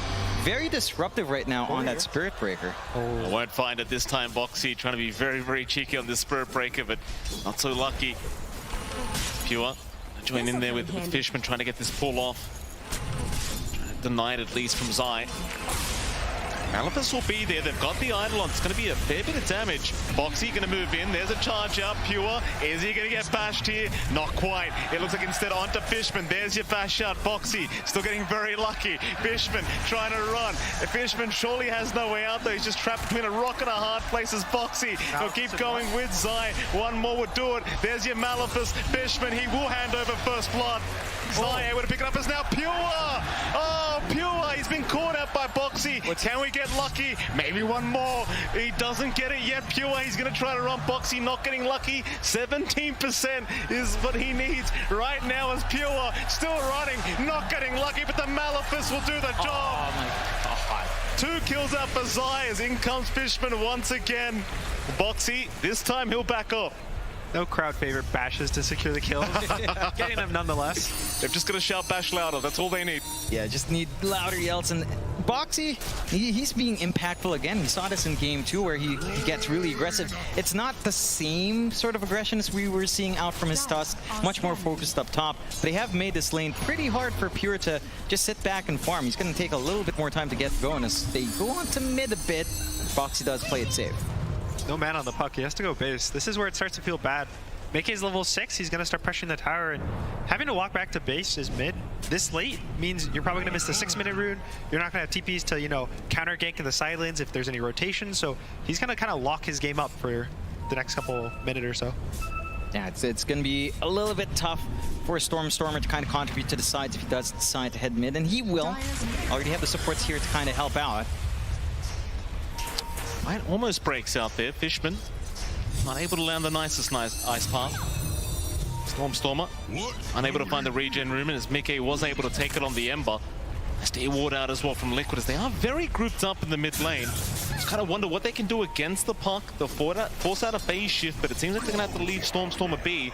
So maybe Boxy can rotate down bot. No, in fact, he's going back up top. See what he can get done here is Matumba. He's the one in danger right now. Toby will go for a chase, but a nice rage up. Matumba going to juke out the Avalanches. Now Insania does come in, but top lane, Charge was there, Pure. He goes for the hook instead. Boxy needs to run and will be able to do so as Zai will have his back. Yeah, this bot lane, again, it's very kind of calm lane. They're both hitting each other a little, getting low, chip, but we haven't really talked about the Brood that much. And the Brood feels a similar fashion to what they were trying to do with the Naga in the first game, where he's just going to buy a lot of aura items. He's probably going to go for a Wraith Pack into a Pipe. They don't really play this, you know, the old school Orchid, Diffusal, BKB. They play as this really tanky hero who just absorbs the map and just pushes you away. So it's going to be more of a, he's playing to just make the map very dark for Liquid. There's no more vision, no more creeps, and it's going to give space for Entity to kind of use this Pudge to farm his Ags, the Puck to kind of catch the picks on the side lanes, and mostly just a kind of a tool rather than like third. Charge out to win the game. Pure. He targeted. Zai is around. They've got the Midnight Pulse going with the Malapus. There's one bash out. Pure needs to run with the Black Hole. It's going to be cancelled. There was an avalanche there from Kataomi. Still Mickey. He's still going to go for the chase. Dream call out now as well. Stormer, the toss out. They break the coil. Can they hold down the Ember? Boxy's back in. He's manning up. Pure's gone. Mickey, can he truly survive this? Fishman's the one dropping low. Mickey's still alive somehow. Kataomi now. He's the one in danger. A double kill up for Zai. And a third kill for the side of Liquid as they're going for more. Liquid are not done yet. They want Stormer, and Boxy's gonna find him. They'll find a fourth. Oh man, the output right now coming out from Mike. Blades of Attack, not even a full phase boots with the Orb of Corrosion. It's enough to dig in, and they get some pretty good bashes. They shared the damage really well as well, coming out there from Liquid, just diving nicely and just ensuring they've got enough in the tank to power through. Visions of what happened last game. One team goes to the enemy safe lane, they kind of wrap around the tower, they force a play, and you feel strong, you feel like you want to defend, but you just get wiped there. Now, the map is so much in the favor of Liquid that if this Brood can't really kick the Lifesteal out of the lane and take the tower soon, where's their map going to be?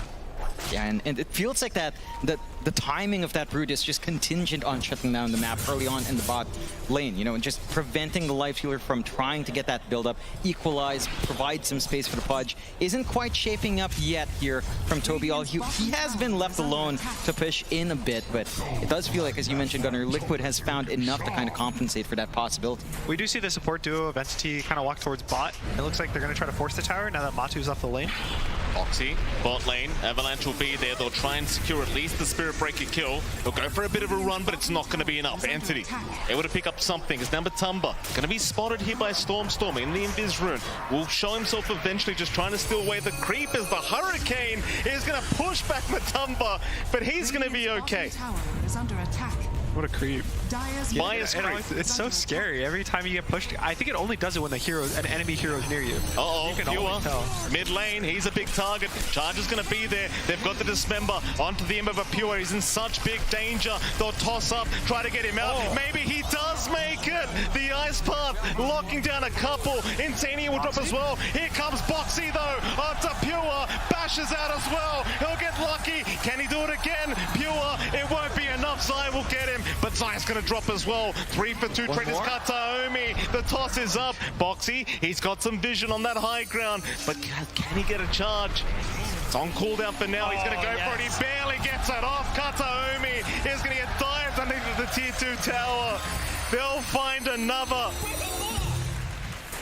Somehow Zai finds that from the grave as well. Stealing away Boxy's little pick off. Very patient there, dancing around. It does feel like you find what you want there on Entity though. You save Pure out, you manage to punish. Just a great... The Dream Coil and the toss back doesn't quite break this time, but it groups them up for that big move in from Jakiro. It's actually look really scary. Pure lives with less than 100 health. You would think he goes down here, but the Flesh Heap, also with the heal from the Dismember, the coil makes it so Ember can't slide a fist to do this little extra bit of damage. I thought Matu was also dead there. It looks really scary for Liquid that everything would just go downhill. Certainly did, like Pure barely going down into Boxy's. Boxy just kept the chase going, and eventually with the Eidolons they had just enough. Such a long, drawn-out team fight. Looked like Entity were going to win out that team fight for a moment, but Boxy, he just diving the tier 2 tower as well. Just no fear in the world. You can see the smiles on the side of Liquid. I mean, they're still happy with the way the state of this game is going. And would you agree that Entity, like you talked about it earlier, the Broodmother's not having the impact you'd hope for so far?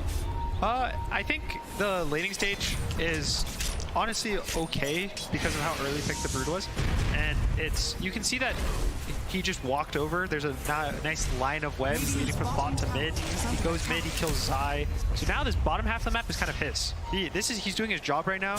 He has the cloak, he has arcane boots. He's probably gonna go, I would assume, for a Wraith Pact relatively early, or maybe even just the pipe rush. And he's doing everything he needs to, and there's no one to contest him besides Mickey. And Mickey, he's the strongest hero. He doesn't want to go down there and deal with him. He wants to run at heroes like right now.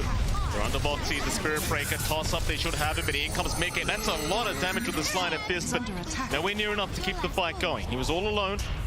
The Entity will pick up a very nice pick off for themselves and continue defending that mid tier 1 tower. Mickey will stick around, but he doesn't really have so much backup at the moment.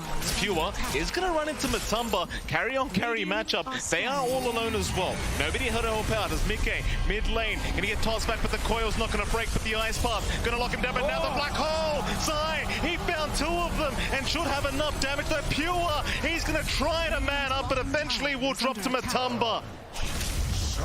That combination came out. They managed to punish Mickey really well. They had to use the smoke behind their tier 1 on the right side for it. But then the punishment from Liquid, like that black hole in the freezing field, barely enough to kill off Pure, but that does kind of make it feel a little bit more even. I mean, even at the same time, the tier 2 bot goes down. The tier 2's really big. Now he gets outpost. Now he gets the entire side of the map. Now he's pressuring your base.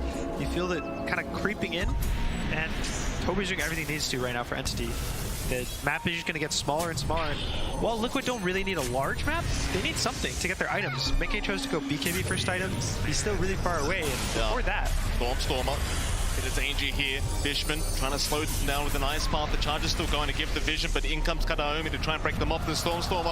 In comes Boxy. Phase Shift's going to save the day for now. Not going to be able to get that charge off. Instead, now they turn back around onto the Spirit Breaker. Boxy, he will drop. Stormer will punish. They keep chipping away at Fishman with this Sleight of Fist, but it won't matter in the end. It seems like Mickey is going to have to give up. But in the meantime, Pure, he'll go for a Dismember. Matumba, he wants to keep going. There's going to be a TP away. Nothing to cancel. The Ice Path, it looks like the Pudge is going to be just fine as now the Ember is in trouble. Fishman setting up perfectly with Stormer. They'll find Mickey.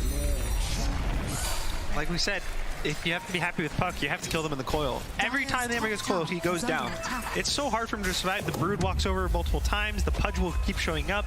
They just keep grouping multiple cores on every coil. It's never just Puck with maybe one support. It's always two cores, always four heroes together, always getting the kills on Mika. Yeah, the coordination coming out from Entity's been spot on. They've just been able to play off the back all these combinations well. No. They're going to try mid lane. Domi setting up the Insania with a great Ice Path from Fishman. Land on two.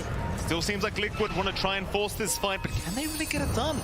They're going to try and break the gap. Mickey, he'll remnant in. Chain's not going to land on anyone. Toby, he'll turn around onto Matumba. Happy to fight this one out. Look at just the slower Matumba, man. He's not even moving right now onto Kataomi, but the Ice Path again from Fishman. Going to lock two of them down. So hard to catch up when you constantly get locked out by this Ice Path.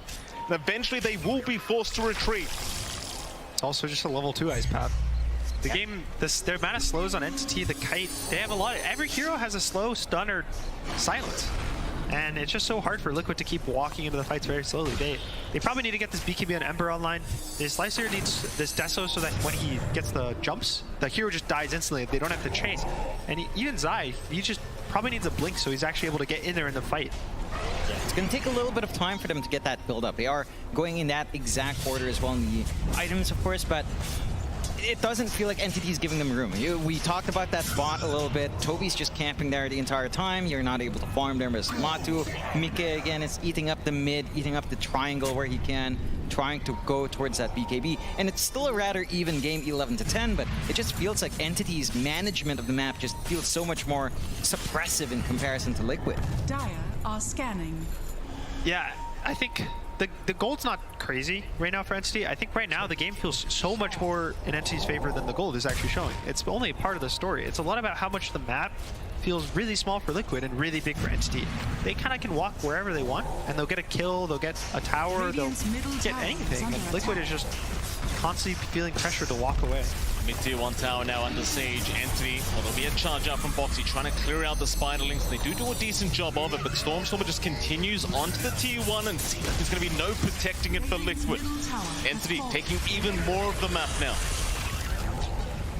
Just doesn't take them too long once they commit. Again, with all the control they have on the map, Liquid's counterplay just feels really limited, and they're not really done yet. I mean, they've got the smoke up from Kataomi, does fade now, but you can see they're just feeling so confident. The posture in that bot jungle to cut off the side of Liquid and just make it hellish for those catch-up items to come in. Like, we are still 1.2k away from Mika having a BKB. That's such a long time considering he's the one that feels like he needs to be starting to play around here.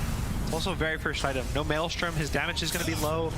Spearbreaker doesn't really provide much damage, only stuns CM's a very low level, so even once he gets the BKB, it's who does he really play with? Is it always Matu and then now you're asking your mid and carry to always be in every fight together? Then who's going to scale? Top lane, Zai. He spotted Stormstormer in the smoke, looking to see if he can pick up this Enigma. Kataomi is going to be there. Avalanche and Toss to set up into the ice path, but they actually end up missing. It shouldn't matter though. Eventually they should find Zai, though a TP away. Surely he doesn't make it. They're forced to Dreamcore to make sure they get the kill. There is going to be a pause out from Toby. So they're having a few sound issues, but Zai almost making it out there had they not committed the coil. That was a really nice TP. Yeah. Even standing in the macro pyre, it shows how strong Wraithpact is right now. All the damage reduction it provides.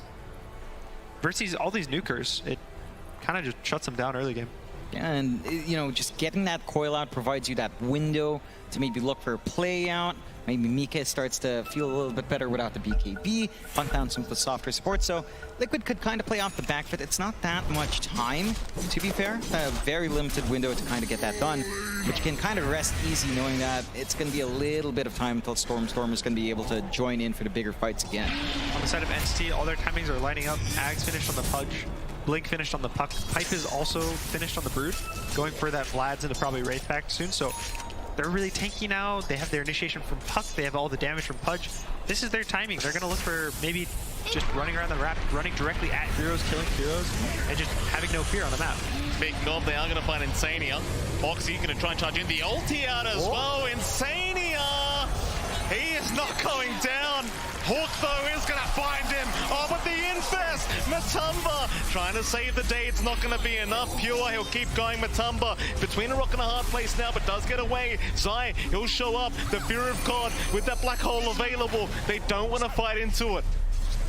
They're going to back off. It'll be a 1-4 on the position 5s.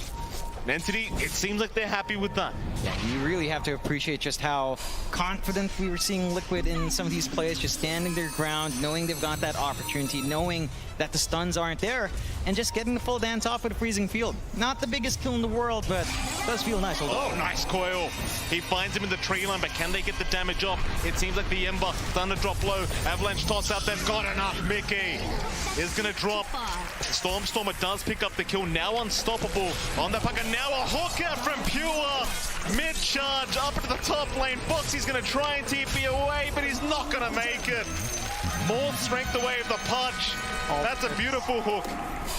Everyone just commending their boy.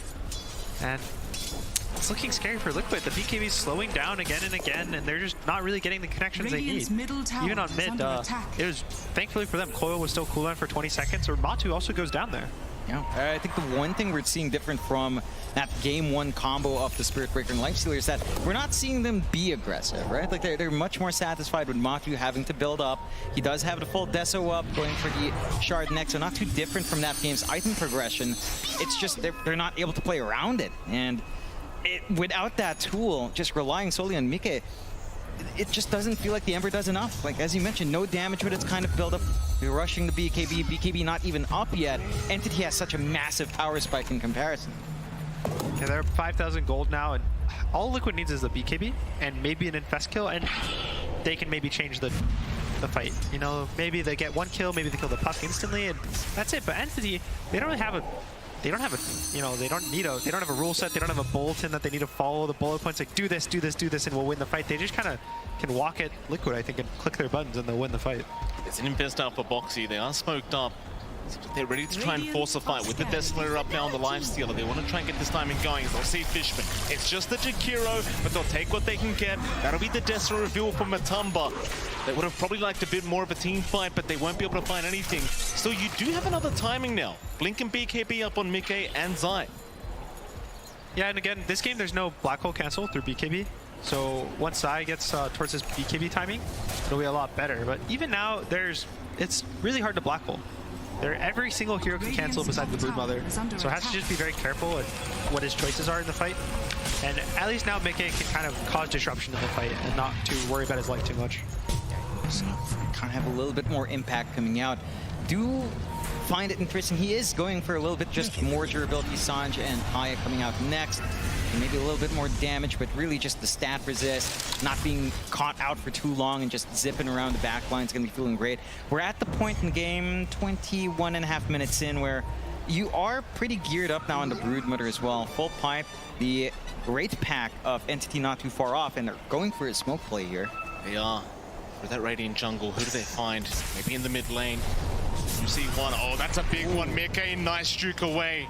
Not going to get caught by the Avalanche. Instead, it seems like they want to head north. Liquid now, they'll smoke up as well. In that dire jungle, they've got that high ground advantage. Just Kataomi is going to get caught out. Infest was there by Matumba. They should find one with the Dream Coil and the toss back. They've got 2 locked down with the Ice Path. Matumba, he's still going to try and go for the fight. Fishman is going to get shredded here. And now the black hole! Sai! He'll find 2 of them. There's no helping coming either. Perfect setup from the Enigma. But where's the damage? Stormstormer still running away. Mickey unable to finish the job as this Puck still managed to somehow survive. Now can Luka get out? Doesn't look like there's going to be a chase from Entity, but it looks so good. He black hold on the orb, he catches the Pudge and the Puck, but there's just no follow-up, no damage. Just instant blink out, man. That's going to be a consistent issue for both sides, it feels like, because on the one hand, Entity can't really lock in Mike while he has that BKB, but you also kind of lack that catch for Stormer once he's able to kind of blink around. So both sides kind of have to try to find a way to neutralize each other's highly mobile mids, and I mean, Liquid, as you mentioned, they got a really good black hole, but the follow-through just doesn't feel like it's there. Maybe back to that itemization with a BKB, without the Maelstrom, without that lightning procs, it just doesn't feel like you hit hard enough in that window. Yeah, a lot of his job right now is to just play with the Lifestealer, and so unfortunately for them, I don't think Matu is able to hit in the black hole.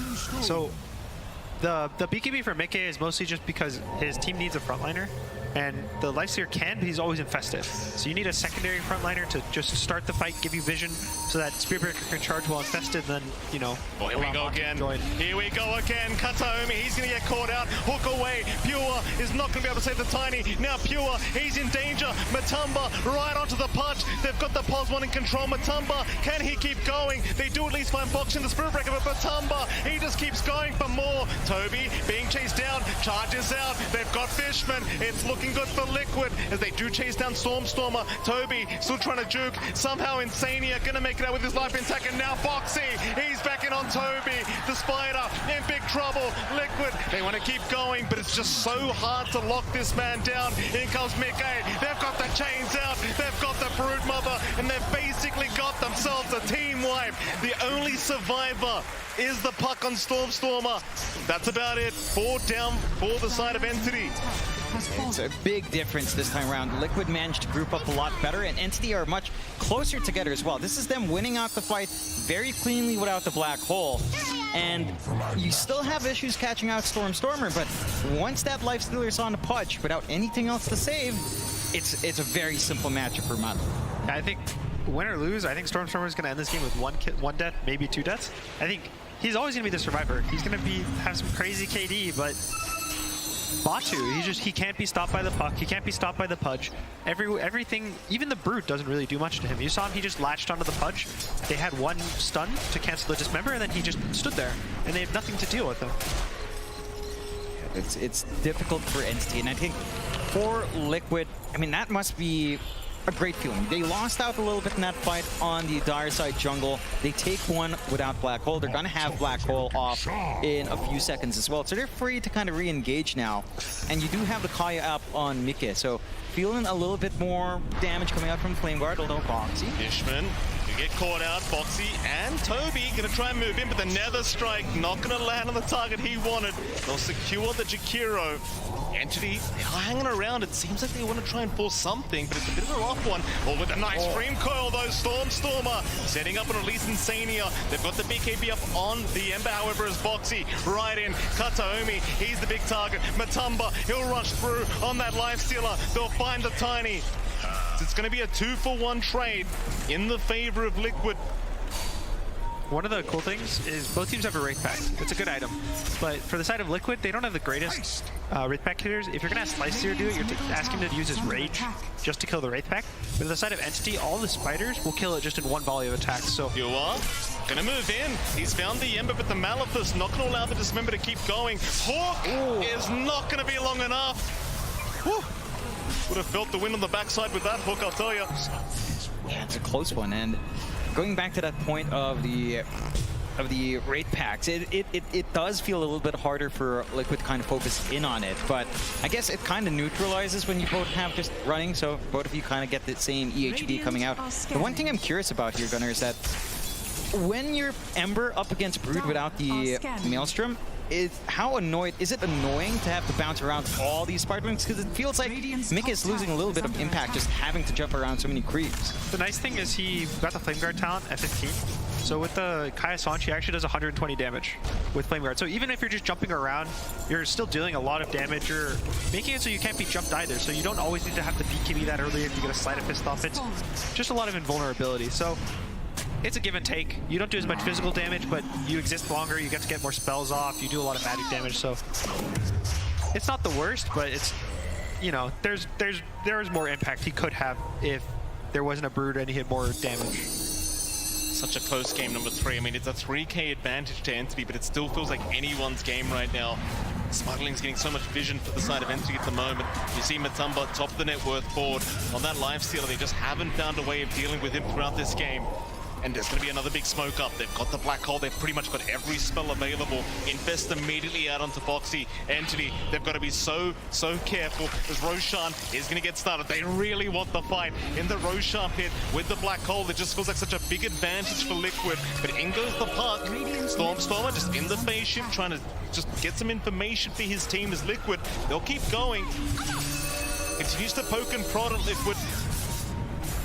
Yeah, and the BKB's now finished for Matu, so 15 seconds of BKB in these fights. He's in. Kataomi, he tries as well. They're trying to lock down Stormer. They'll find Insania on the CM. Meanwhile, Zai has been caught out. Dreamcore will lock him down. Toby, he can't get close. He's still ticking away. Zai somehow still alive. The orb, it's going to fly through Toby. He'll be able to get the kill. Secure with the Swarm. There's now Matumba being chased down. Stormer, has he gone too far in the puck, however? Liquid still trying to kite in and out. Pure, he's happy to oblige, though. He goes right back in, but he's not within range for a hook. Centaur stomp on Toby, trying to help out Liquid. Thankfully for them, they didn't pop the Mickey BKB. He still has his 8-second, oh, it's only 6-second BKB now, but can they even contest this Rosh now? They don't have the Zai Enigma. Matu doesn't really want to just walk in by himself, and it looks like they're just going to give up the Aegis. I mean, Mickey could try. He might just. Roshan going to go down. Pure, he's got the Aegis. Attempt as Boxy a little bit too close, will try to charge away. 4-star there as well. Looks like he might just be fine. But Aegis does go the way of Entity. Pure now with a double life. The game gets so much harder for the side of Liquid. That was a cool force. It was by the Tiny. It was to cancel the charge. So it was a nice idea, but just pushes him just past the high ground. And yeah, now Pure has 2 lives. Matu, he's going to spend a long time. He does a lot of damage, but Pudge has a lot of health. So he's going to have to use maybe his entire BKB and rage duration. And now, when he respawns, he's not going to have BKB. Maybe his rage is on cooldown. And can you really still fight him after that? Green Coil is there. Mickey. He'll be the one to get caught. Pure. That's a nice hook out. He breaks the coil on the Ember, but now Zai, he'll at least find the trade. That'll be Stormer down on 1-1 on both mid laners. Entity still looking to go in. Pure, he'll just jump right in, but Matumba, he's got the BKB usage. It's still Pure. So tanky is the hook. Is not going to land this time. Who wants to keep going, though? It seems like both sides might need a reset. They are both going to back up. That's huge to find on Stormer. A massive kill streak on him. So he does gain another death. You know, not going to say it one death here, still within a very low amount. But that feels really beneficial for Liquid. Sure, you lose Mika. It's not the best feeling in the world, but that's still a huge gold swing that just helps everyone else on their case. And it did cost them Black Hole here, though. Already infested on the Spear Breaker. Oh, gonna try to counter it? They're going to try. Charge is there, but Avalanche is out. They'll walk away. They will get away. Yeah, all Zai's kind of job, I think, right now, all he's thinking is wait very, very far back, wait for Puck to jump your back line, quote unquote, which is like the Crystal Maiden, and then black hole the puck and just kill the puck. That's all he needs to do. I think asking for a black hole and even more than that is not even necessary. If the puck goes down, then a lot of more free reign for Mickey, a lot of free reign for Matu, because being silenced without pressing raid is really scary. So the puck is a lot of the big issues right now. Yeah, and just taking care of that problem just feels like Liquid will have a lot to play with after the fact. 24-21, still a 4K lead for Entity, but with Matu at the top, does feel like this Lifestealer is starting to really shape up. Basher at the ready now for Matu, so he can kind of get a little bit more control for his team out. Going for the AC next, gonna be hitting pretty nice and hard here with the Deso on top. And then for Entity, I mean, we're at this point now, 31 minutes in, you know, after invading the bot jungle with Toby, after getting this Axe and BKB timing on Pure. As we scale towards a more mid to late game timing, do you start to feel like Liquid kind of picks up the pace here, or do you think Entity can kind of keep track with that scaling? I think Liquid, their draft-wise, is going to keep up the pace. I think Mickey's game is not, you know, amazing, so he's not some crazy Ember going to mid-late game. And a lot of it's going to be on Boxy. BKB's there, but Dismember's going to hold him down. Boxy's still going to another strike and is going to run his way out. Even the drum charge is trying to help him as now Maleficus, Toby, he'll get stunned up. Liquid, they don't want the fight. Or do they? Entity, they're the ones that'll keep going. Matumba is going to be spotted out. Seems like they just want to prep for this tier 2 mid-tower defense. Radiant's middle tower. Dangerous position now for Liquid, and I'd hate to make it worse for them, but there is a double damage rune sitting up top just waiting for the side of Entity. Storm will go ahead and pick that one up. Thankfully, it's no really good DD carriers on Entity. It's a lot of spells and kiting and some damage, but a lot of it's just these spells, so it's not the worst. There could be worse DDs, like if Matu got it this game for Entity, but... So yeah, I think it's all on Matu right now. Liquid is, all their hopes and dreams of this game are on Matu. Everyone else has their jobs, their roles. They're going to have very big impact, but it's pretty much on him whether he can just kill everyone one by one or not. A lot of damage on Boxy. Coil, high five up. Boxy cannot escape Stormer. Finds a single pick-off down to the bot lane, and with that one down, I mean, he does have buyback available, but you might want to try and force it by forcing in that tier 2 mid-tower. I think they'd probably rather give up the tower than force buyback. He's already trying to get his Shadow Blade, which I think is a really big item. It lets him actually catch the puck with these charges across the map and burst him. And if you ask him to buyback and you don't get probably 3 or more kills, it's gonna just feel bad for the game. Matumba, he's a big target. Maleficus will cancel still. The hook is there. Matumba forced to rage up and try to run. Be able to lock him down long enough. He will back his way out. That mid-tier 2 tower, like you said, they are kind of forced to just give it up. They don't want to commit that buyback on Boxy. So Entity, one step closer to winning out this best of 3 series against Liquid, just controlling so much of the map. And now their net worth lead, you'd imagine, does start to escalate a bit faster. Yeah, it does. And again, this next Roche, Aegis just expires now, so now waiting this next 3 minutes for it to start spawning, that's the big one. That's what everyone's looking at. And Liquid have the tools to fight it. They have the BKB on Enigma, and again, as we said earlier, there's not really cancels, but Entity, they just keep hitting their big timing Octarine on the puck. Okay. That's Remnant out. Matumba, he's going to find Pure. This is a pause one punch. Dismember is there with the black hole. Zai, he will have none of it, and Pure's gone.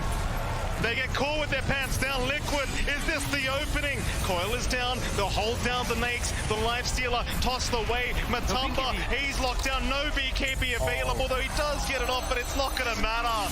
He is going to drop. They do trade 1-for-1 on the position ones. Stormstormer wants to keep going. After Zai, he does, but Boxy is there with a charge, trying to slow them down, but Zai is gone now. No buybacks as the Hawk. Insania. He will be the third to go. Entity onto the tier 3 towers, and they don't have the buybacks on Liquid. Yeah, they don't have the buybacks. Even if they did, Zai not going to have the black hole for the defense, so it's going to be basically all down to the combinations with Boxy, Matu, and Mikke.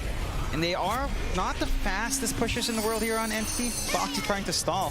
Can they cancel? Avalanche? Oh, it's not going to make it. The Ice Path. No mana for the Avalanche. So they're onto the tier 3 towers. You kind of ask yourself, how do Liquid stop this? Thankfully for them, they just got Bacter protection off. There was no creeps in the base, so they're basically going to die a little slower. Even just diving again and again. Hawk, not going to land this time. Boxy riding with the charge. The coil was expended. They just have to back off to the fountain, buy a bit more time. Zai's up now, but again, he doesn't have the black hole available. You need Matumba here to try and help defend this. Entity, they understand the weaknesses. They'll keep going, but it seems like that'll be enough. As Boxy, he's in onto Stormstormer. They'll try to chain him up, but it will not land. Storm, he's going to be just fine to orb away. Instead, it's back in onto Pure. They want the big one. Here comes Matumba onto the putt with the Dismember. Cancelled off by Boxy with a great charge out. Pure dropping way too low. In fact, it's insane that goes down first, but they've got the punch down. They've got Fishman as well. No buyback available for Pure. Can they capitalize? Liquid, they'll keep going. Katomi's down. Zai, has he found Toby? He has. He's got the Broodmother in the tree line. It's going to be a 4th down for the side of Entity. The only survivor's going to be Stormstormer, and there's 90 seconds without the Pudge. A massive win. And it looked really bad for Liquid as well, almost to the point where they might have lost Rasmus. But as you said, Gunnar, backdoor was still there. They managed to stall. Boxy's little play charging forward, buying enough time for them to even find this opportunity. Here's the scary part. How long will it take for Roche to spawn? If it's a fast Roche, they'll just get it for free, and then the game will be in Liquid's hands. So a minute, at least Entity has the chance to all respawn and be able to fight again, but as we watch the replay. It's a crazy replay. And they stuck around a bit too long, maybe. And it's just Boxy, right? He's just constantly charging through these team fights. We saw a great Dismember on Matumba, but it just didn't matter because Boxy's always ready with the charge. You'll see it here, I think. There it is. Charge immediately. Just no chance to just hold on to the Lifestealer. And you've got to argue. I mean, Boxy, he's doing so much work in these fights. He really is. Again, even down to what he's trying to do on the map, stalling out the pushes, dragging out the creep waves from the tier 3s, providing so much time for Liquid to kind of regroup up. And Entity, they're not in a bad state. Maybe just kind of have to rebuild, regroup, save up for buybacks, or hold out for buybacks, especially on Pure. But that will eat into the Aegis or Roche timing here, as it is starting to tick down. Liquid has good control over the pit area. And this is the big one, right? This is the Roshan that kind of dictates what happens next. Yeah, now it's been long enough, so they have Black Hole again on the side of Liquid. Liquid kind of has everything right now, and they don't have any buybacks. So they have 1 life on all of their heroes. Look at the win probability right now. Look how close this game is. 50-50 right now between these two, I believe it is. It's kind of insane how close it is to Stormstormer. Charge is there. They're going to move right in onto the Jakiro Matumba, trying to get the damage off the Dream Coil. Going to lock down 3, but they don't seem to mind. They'll keep going. Pure, he's waiting for a hook opportunity, but can't quite find one. Matumba, he'll pop the BKB. Pure, trying to move in. Hawk, not there. Boxy, just ready with the chance, just in case. It's Kataomi now with the tossback, trying to gift the hook over to his Pudge. Matumba, still running with that rage available. He just wants to get out, go for a reset once again. They got the buyback out of the Jakiro, and that's all they seemingly wanted. Yeah, but they used the black hole there from Zai. It's not going to be available. Black hole BKB pop didn't catch anyone out. Entity might have that opening for Roshan if they decide to play their cards right here. Yeah, their Rosh isn't that great. They don't really have like a carry, right? That's going to take the Rosh. Even the Brute doesn't have the build to just kill Rosh on his own. So they're probably going to look to take a fight and play off of the fear that Liquid thinks they might Rosh. They're going to try to play off of making them force a scan, and maybe they think they're in Rosh, and it's all about the kills now for Entity, whereas Liquid just wants to stall it out and play for the black hole. Here we go. Roshan gets started. Entity, they've got first dibs. Seems like Liquid nowhere near the Roshan pit, and perhaps without that black hole up, they don't want to try and force the fight. Just have to let this one go. Entity will happily take it away. Liquid, they'll have to sit back and just watch. Shards up, Aegis up. Happy days for Entity. Still, this game is just too close. Has been killed. It is very scary, both teams. I don't think any team is very favored right now. It's only 4,000 gold, it's 40 minutes in the game. The biggest thing is probably going to be buybacks and location of the fight. So Matu's about to hit his buyback. He'll probably choose to save it. Pure is not going to buyback for 2 minutes, but thankfully he has the Aegis. And there's very limited buybacks right now. It's pretty much just Mickey and on this Mickey and Matu right now for Liquid. Yeah, that could be the breaking point, right? Like, we saw how scary it was when Pure dived back as well. It gave a big window for Liquid that they just didn't manage to fully capitalize on. Gonna have to just wait for that reset on the black hole, as mentioned. And it's not too far off, half a minute away. Issue is, with 2 lives in Pure, that can make things a little bit tougher. We'll see if they find that opening. If you are on Entity, like you mentioned, that second rush being the big one, what conditions do they have to meet to re-enter that high ground once more? Again, their objective taking is not the best. They're able to force Rosh because they know Liquid's just not going to walk up. And again, I feel like they force the Rosh more of a come fight us. And when they know they can tell Liquid is just, all right, it's your Rosh, we give up, take it. But they're not really going to do that for the base. Enigma's going to be able to defend. Ember's going to chain Slight. So it's kind of hard for them to ever actually force to end the game. It's always just about the kills. It's always just about finding them, getting that one kill. Once you get the one kill, then you can go the high ground. But until then, it's a lot of walking around and trying to secure the map. It certainly became a lot easier to find that one kill. Stormstormer, he's got the ninja gear now, so just having the smoke on himself throughout this game, just able to find those pickoffs if they are hanging around. We'll have a look around the bot lane, but won't be able to find one. In the meantime, Boxy, he's finally got that Axe up on the Spirit Breaker. See what that can get done here for the teams. And obviously that we've seen how effective these charges have been throughout these engagements. Suddenly, Boxy, he's going to have a very, very low cooldown stun just constantly throughout these fights. Just seems so important Liquid trying to utilize this off the Spirit Breaker. Also, you can use it on the Pudge while BKB'd without having to find a different target in the fight, so a lot easier time of choosing where to charge and how to fight. I think Entity might actually just wait for the Pudge buyback. It's up in 400 gold, 20 seconds, and then at least they have a fail-safe. They lose the fight terribly.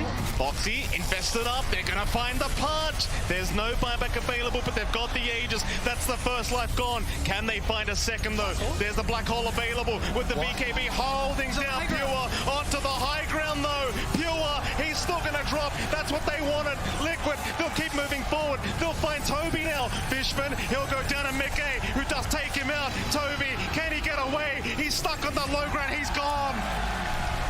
Oh, Liquid, they might be doing something special here.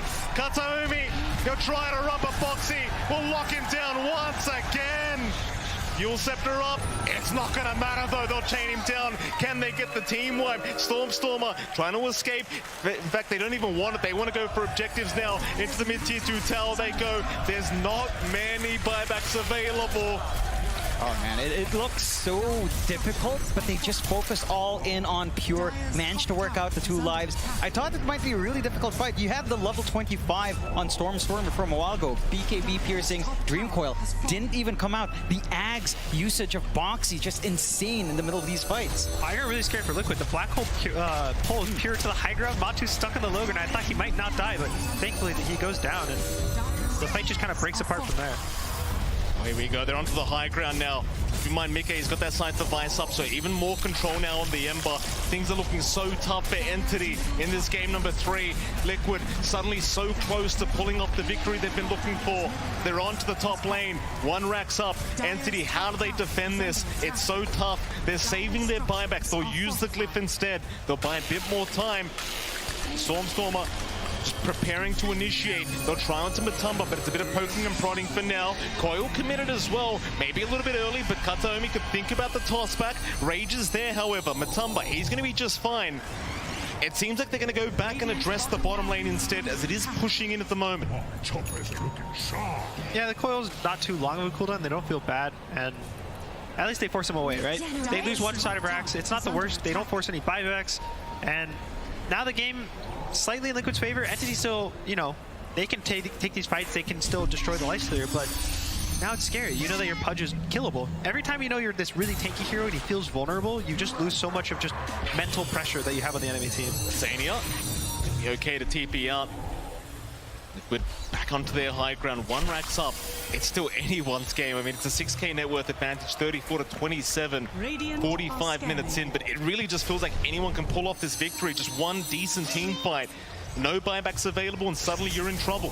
I think the one thing that makes this difficult for Stormer now, you've got the full Hex up on Mike.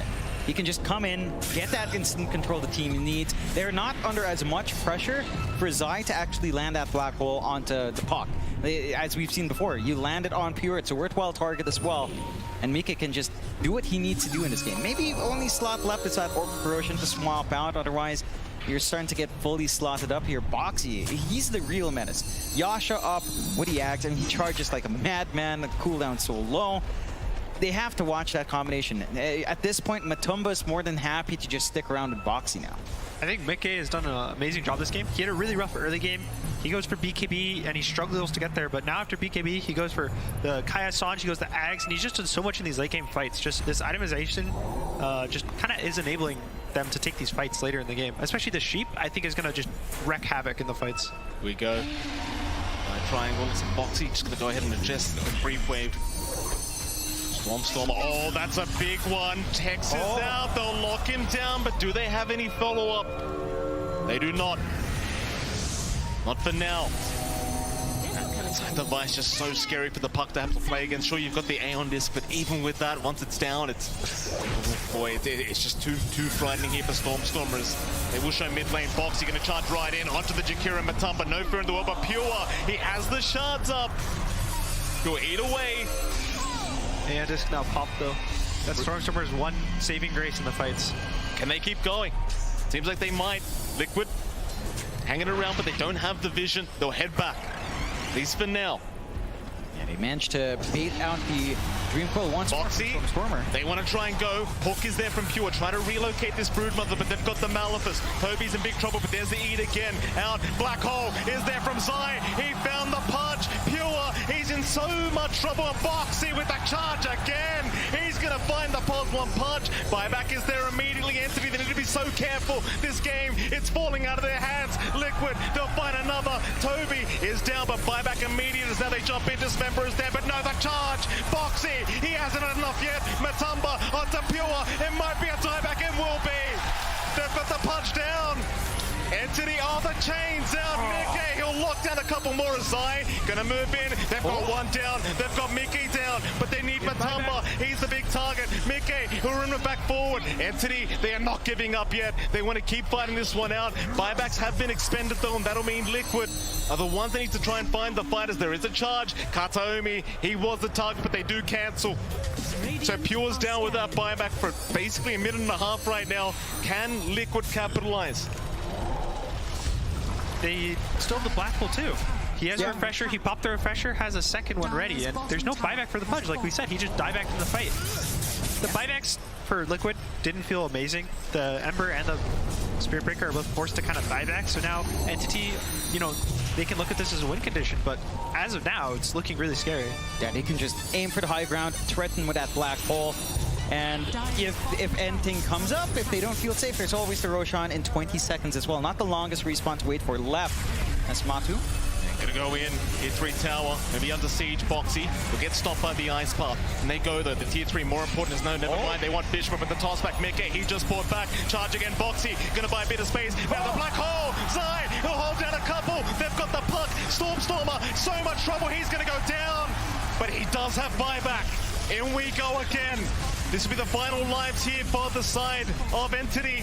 Liquid They'll find a secondary Rax. Do they want to go for a third right here, right now? They've got 30 seconds without the punch. It's so hard. It feels so hard to defend. Matu just does way too much damage. He has the full Abyssal finish now, too. They can't kill him. He kills them by himself. And what does NTT do versus him? Yeah, they still have a little bit of a window to go Roshan if they want to, although Respawn is coming out on Pure. But they have to repair these lanes. Not going to have an easy path outside for NTT to kind of contest. And they're going for it. Matu straight into Roshan. Free Axe along with a cheese now on Rosh number 3. And a double damage. And a double damage every single time there, Mike. Every single time. Gaben's Blessing is what we call it. Toby, he's going to move in. Roshan in trouble. Can he do something about it? He can try to sneak his way in with the Ice Spot. They need this Aegis their way. Katomi jumps in. Matamba! He does outclick them. His fans are way too fast. Katomi in danger. Yul's up, trying to run. Will force up to the high ground, but the chase is there. Mickey not done. Bouncing all across the map. The Tiny is still alive. Pure trying to save the day, but now he's the one in danger. He hasn't got buyback. He needs to run. The BKB about to wear off Boxy. He's going to hold him down. This could be it. They don't have their pos 1 punch. Toby in danger. Meanwhile, Mickey being controlled up here by the puck, by the Jakiro, but he's just mad fighting on the Jack. Insane. Meanwhile, Toby on the high ground in so much danger with the Crystal Nova. Bishman, he's also going to go down up north. They take him out. The only survivors are Toby and Stormstormer, and they've got to try desperately to try and save this situation. But in goes the chase onto the top racks once again. There's Mega Creeps available very soon if Liquid can find it. They've got their hands up. They're feeling confident. Boxy, he's going to find the puck, but Stormstormer is okay to back off. Man, it's just coming all together now for Liquid. They take that opportunity in the Roche. My heart. The snatch of Matu, giving them all the room they need to end this game. If that goes to Pure, it could end differently. Divine Rapier for Matu. Oh, here we go. Doesn't feel necessary, but it'll just reach the end of the game a lot faster. They want to put a little in this game right here, right now. Tier 4 towers under siege. Hardly any buybacks. They've got to try and fight this one entity. It's just such a tough ask. Such a hard defense. Liquid, men's of business. They'll keep going for the T4s onto the Ancient with the Divine Rapier. There's no way to stop them. Liquid, they'll be proceeding through. The GG's called. The GG is called. What a series we have witnessed here between these two. Anthony, they put on such a performance, but Liquid, the comeback in game 3, I don't know how they do it, but they make it happen. Yeah, they play so well in that game 3 as well, right? Like, there were a couple of rocky moments. Mika, it looked like he struggled a bit, rushing that BKB, not having enough damage, but then they just tie in together. They execute as a team to a very high level, and this item build-up, especially in Boxy with the Act, it made a massive difference in getting a lot of those fights going. Yeah, I think, especially Matu, I think Matu played a phenomenal game. He was always in the right positions. He was always infested in Boxy, and they were getting kills together. Boxy, great early game as well, but just I think Matu, just the way he was pretty flawless, honestly. Oh, elimination Dota, it's just, it gets your heart pumping, doesn't it? And you've got to feel for the boys from Entity, obviously. You heard Blitz earlier on in the game. He said these are great guys, these are very nice people, and they put in a hell of a performance for us here. Liquid obviously proving to be the better team today, but you can't take anything away from these guys. They were fantastic. Yeah, very close game, very close series. Even game 2, you know, it can go either way, both games. All 3 games can kind of go both ways. Yeah, just very close. And, you know, these guys on Entity, they had such a long journey. Their first match being the longest in TI, of course, in the playoffs. And for them to just show this much improvement throughout the year and perform so well, I think these guys should be proud of themselves. They don't manage to get as far as they'd want to, but they still do really well here in TI, kind of proving a lot of people who doubt them wrong. Absolutely. I mean, it's an experience, right? It's a learning curve. And you know, next year around, next time they come here, you could just bet they're going to be way better. Yeah, it's also, a lot of their players are, I think it's their first TI. So just, emotions. you know, some nerves, some emotions, and just good Dodo has played today.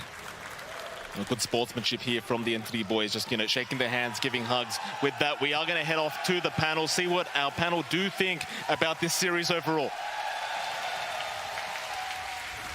Welcome back to the panel. Yes, we're actually beautiful moments on the screen there. I really feel that Blitz and Insania were talking to Stormstormer, who was like, you guys played amazing. You know, we're sorry we knocked you out, but of course, Liquid move on. Matu doesn't have to retire today, which is good. And I'm joined on the panel, of course, by Teacup, Lizard, and Sheepo. What do you guys make of the game? what a back and forth, right? The lane started, Liquid were doing such amazing rotations with the Ember Spirit, getting him super involved and owning, and then it just kind of swung back. Entity had this Broodmother that was able to push a tier 2 pretty much uncontested, and it really closed the map off for Liquid for a while. And it always happens like this when you have one offlaner Enigma, another Brood. Like early on, Brood definitely takes over. Like she can pressure a bit earlier, a bit better. But you know that eventually, if the Enigma isn't countered, like Enigma will just destroy everything with the black holes. Gender's an enigma. Enigma. It's an enigma. Yeah. Teague, what have you got to say? Spirit Breaker. Moo. Like, absolutely beautiful stuff from Boxy. His task in the previous game, it started well. Of course, it didn't go so well. But this game, we got to see him get the Kaya Yasha. He had the Ags, the BKB. He was just in the face of his opponents, just really driving Liquid throughout the game. And, you know, Matumba Man, he's finishing the game 14-1 and 14. He has a 669 GPM, like it's nearly a flawless game just playing behind Liquid. He had one death, and that was one full black hole committed only for him. And because of that black hole, like later on the black hole was committed on the Pudge, so they killed him together with Matu. But later on, that's the one death that Matu got because he overcommitted. He didn't have the black hole. Yeah. Don't worry. There was so much going on in this game. It really was. You know, it looked like Liquid were in a nice position. You know, then it was Entity, and then it went back. And yeah, Boxy just absolutely a huge member there. You know, really enabling Matu. You know, interrupting Pure from Entity. And I also say Mickey. You know, he didn't have the greatest start, but I think once he got his sheep stick, it really, you know, opened up an extra control because it felt like Team Liquid were really looking for, you know, these perfect black holes. It was a bit of pressure, but once you have a little bit more control, a little bit more interrupt, you know, Matu just kind of ran away with it for a little bit there, but he was really enabled. And Pure at the end, he must have been thinking like, oh God, you know, like, where's my sniper? Yeah, I mean, he wishes he was playing the sniper because in the Pudge, he's there, like the Brood's getting jumped on, he's using his ultimate to save the Brood, he's then BKBing, then dying, and it's like, wait, I'm the carry, I'm doing all this to save my hero. It was just, an unfortunate result at the very end for them. It's amazing that they went as far as they did in this game because it's so difficult for Pure position 1. You're playing into an Enigma, there's a lot of overtime damage, then you're playing into a Lifestealer as well, who's just eating through you. But what do you think of Entity's performance overall? This is still a fantastic TI for them. I'm so happy for them, like being these relatively newish players to the scene here, coming out and having this type of performance at TI. You know, they weren't just eliminated straight away. They made it out of groups. Like, I think everyone had really high expectations for them, and I think that's kind of hard. You know, if it is your first TI, having people say, "Oh, they crushed the qualifiers, they're going to destroy," right? That's pressure on your shoulders, and being able to deal with that and perform well is a high task to live up to. And I think they should be really happy for their first TI. I think they are. Like you can see, they definitely garnered a lot of fans, I'm sure. So, Entity, you know, a fantastic tournament. Unfortunately, they will be leaving us today in the lower bracket. We will be going to the upper bracket momentarily, but before we do, it's going to be an interview with Casey and Tumberman. Matu, I am so happy that I get to talk to you right now. How are you feeling? I mean, obviously after a win you feel good. It was a little bit nervous games for our team. I mean, we have a lot of players that haven't played that many TIs, so it's always a bit rough to get like the best out of our players, but this time I'm glad we pulled it through even after a shaky play. You've been to TI before, you've won TI before. I know this TI has to hit a little differently for you since you have said that you're retiring. How are you approaching all of these games with that mindset? I mean, for me, it's a win-win situation. Like, I get to play my last TI. I mean, it was a struggle to even get here. I'm not even sure if you're supposed to be here, so I'm just happy I get to play the games. And after this, I can just like, to be honest, no matter what happens after this point, I'm just gonna be happy and enjoy my retirement days. Huge cheer from the fans here. What do you want to say to them? I mean, thank you for supporting us and all the good stuff always. What do you even say in these situations? I know, right? I mean, it's really heartwarming to have loud cheers of your own name, and especially when it's my literally like last event. Any game, best of 3, I'm gonna play on that stage. It's either gonna be my last one or I'll have a next one to play. Yeah. Congratulations. Thank you so much. Back to you guys. Thank you very much, Casey. Yeah, Matumbaman there doesn't have to retire right now, even though he's dressed a little bit for it, but his boat is going to stay in the docks because, you know, his retirement plan is to just sail around the world and visit friends that he's made over the course of his career. I mean, that's why he grew out the beard. Last time he was just chilling on his boat, he grew out the beard, and then he got called up to play again, and he came back. So, yeah, hopefully we get to see Matthew's big beard in the future, too. Hopefully we do, but what we get to see now is another game, and we're going into the upper bracket.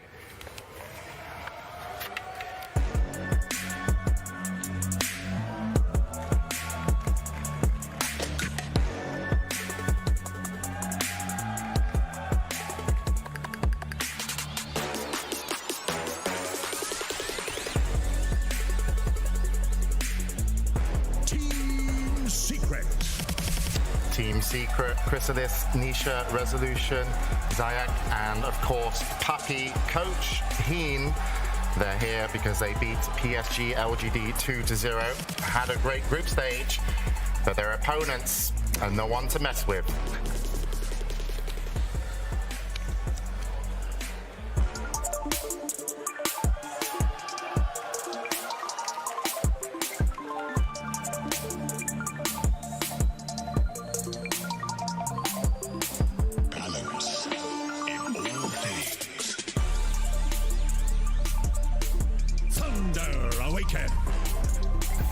Thunder Awaken, the South American team from Peru that have made it all the way so far to the upper bracket semi-finals. This could secure them a top 3 to go through here. They'll be making the upper bracket finals, and you know, just absolutely amazing. And guys, what do you make of Thunder Awaken?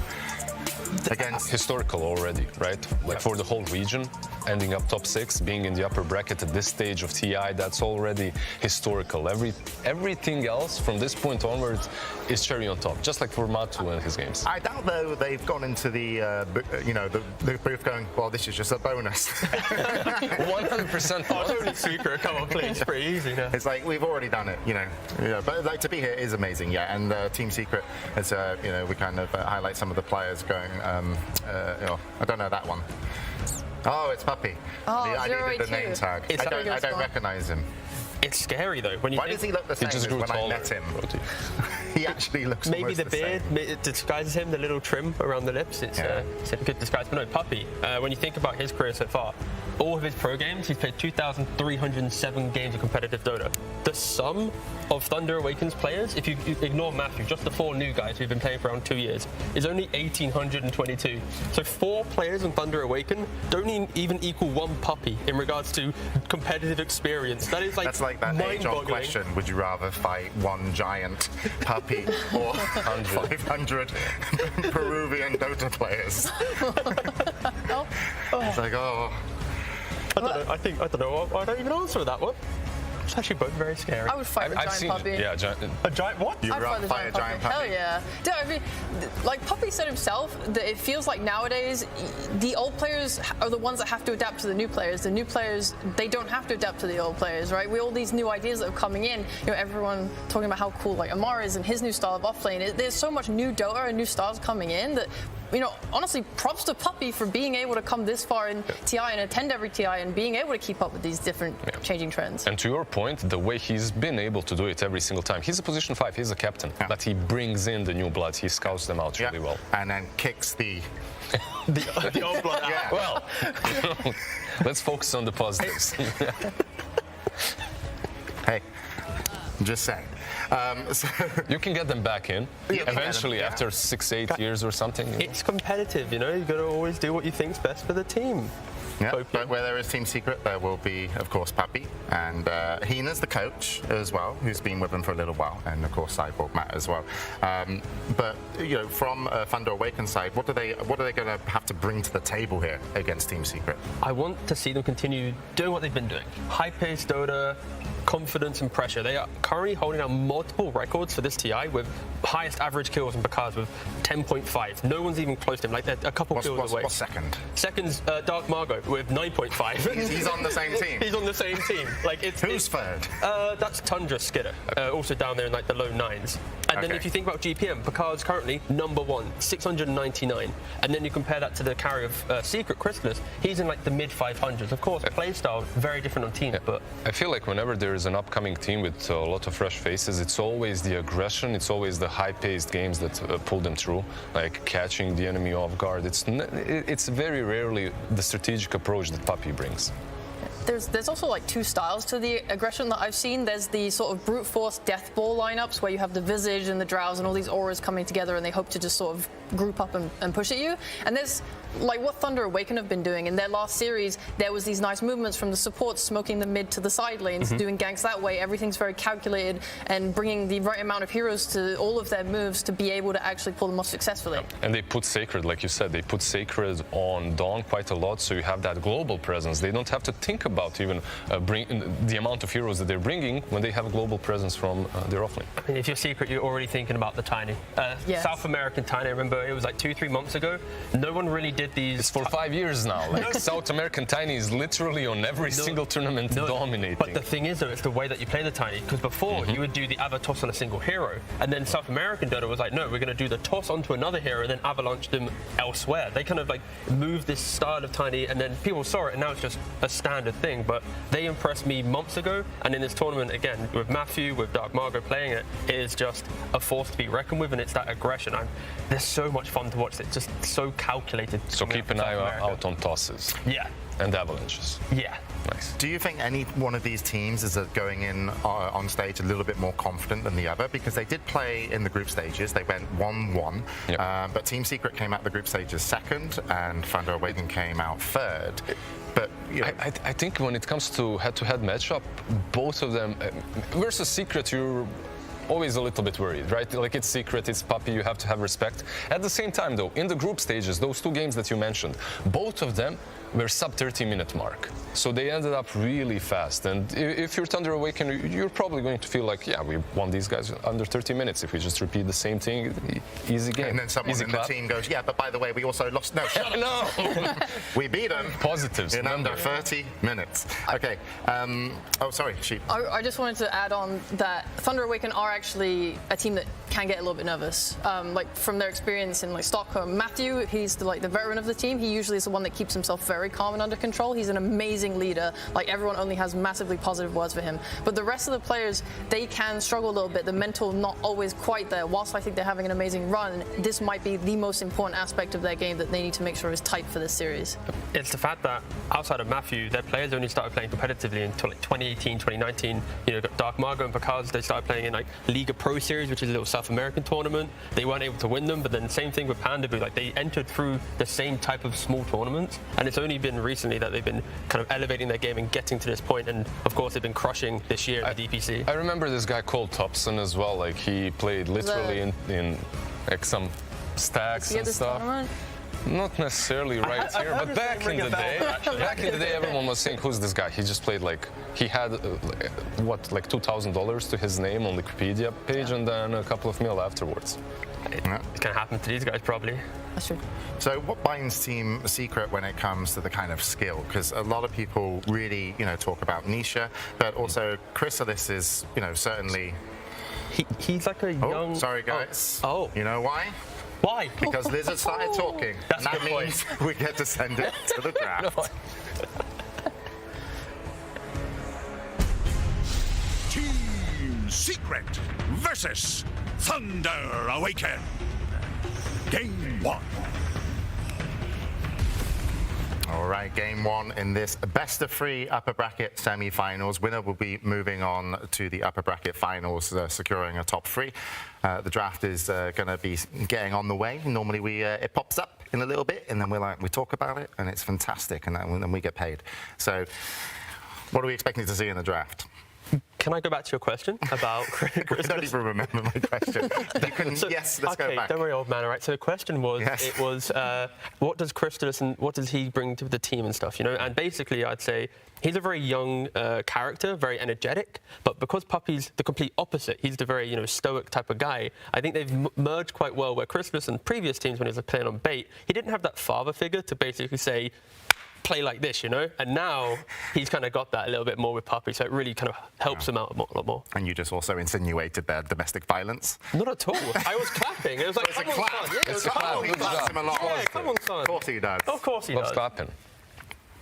And So anyway, then my next question.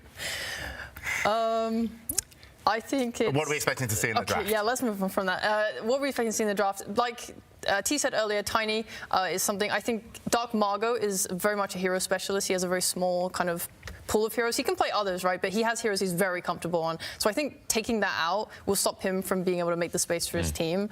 I also really value the resolution Marcy. That's something that was very popular in previous tournaments, and they sort of moved away from it a little bit. The man wants to be a carry, right? He's on the offlane, but he still wants to be the carry, so he really enjoys that offlane Marcy. But guys, Chen Ench, what about that? Are we seeing it banned? Are we seeing Team Secret snatch one of those up? Because usually teams do ban it against Puppey. Right? Well, they've played some pretty jungle lineups, right, and pushed pretty, you know, and strangled out the map, and really, you know, one of those early games, as you call them, with that lineup. So it is pretty scary. But last time, I believe, Secret banned Enigma and Tiny.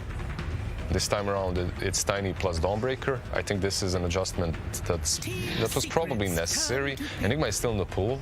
Nyx has been banned out, so Lash is still in the pool, and the Silencer.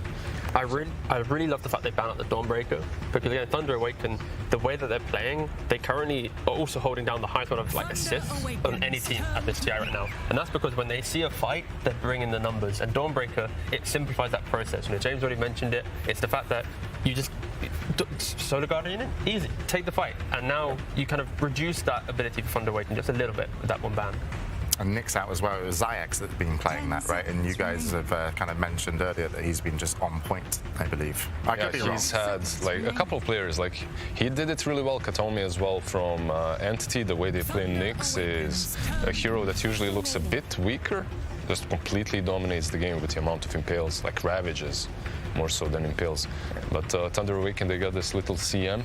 Have we seen the win rates? It's high. It's still pretty high. I mean, she's so good, I think, in how she prepares for heroes. If you don't have first pick, you have this like gotcha pick at the end of the phase for Secret in this situation. And CM can help alleviate a lot of the problems, like the Brood Mothers, the Enigmas. She's really good at helping deal with all of these types of heroes, just as well as being something that is quite aggressive in lane. Because this is Thunder Awaken. Typically, Pandaboo really loves to play saving supports. It's something that Thunder Awaken have played around a lot in the past, both on offlane and supports. He really likes stuff with saves, and CM is not that type of hero, so he's really pushing his like comfort zone to be playing this hero this time. This is like with the Nyx ban, this is probably the most obvious approach from Team Secret in the first stage. You just snatch up that Lash. If you don't pick it now, it's going to be probably removed. And when you think about Lash, it's another hero that, well, it's a ban in itself, right? If you're picking Lash, you can't pick some of these illusion-based heroes on Thunder Awaken. And overall, he's been buffed up. That's why we're seeing him throughout the tournament. Like the laning stage itself, with the speed of the Lightning, is just much, much better.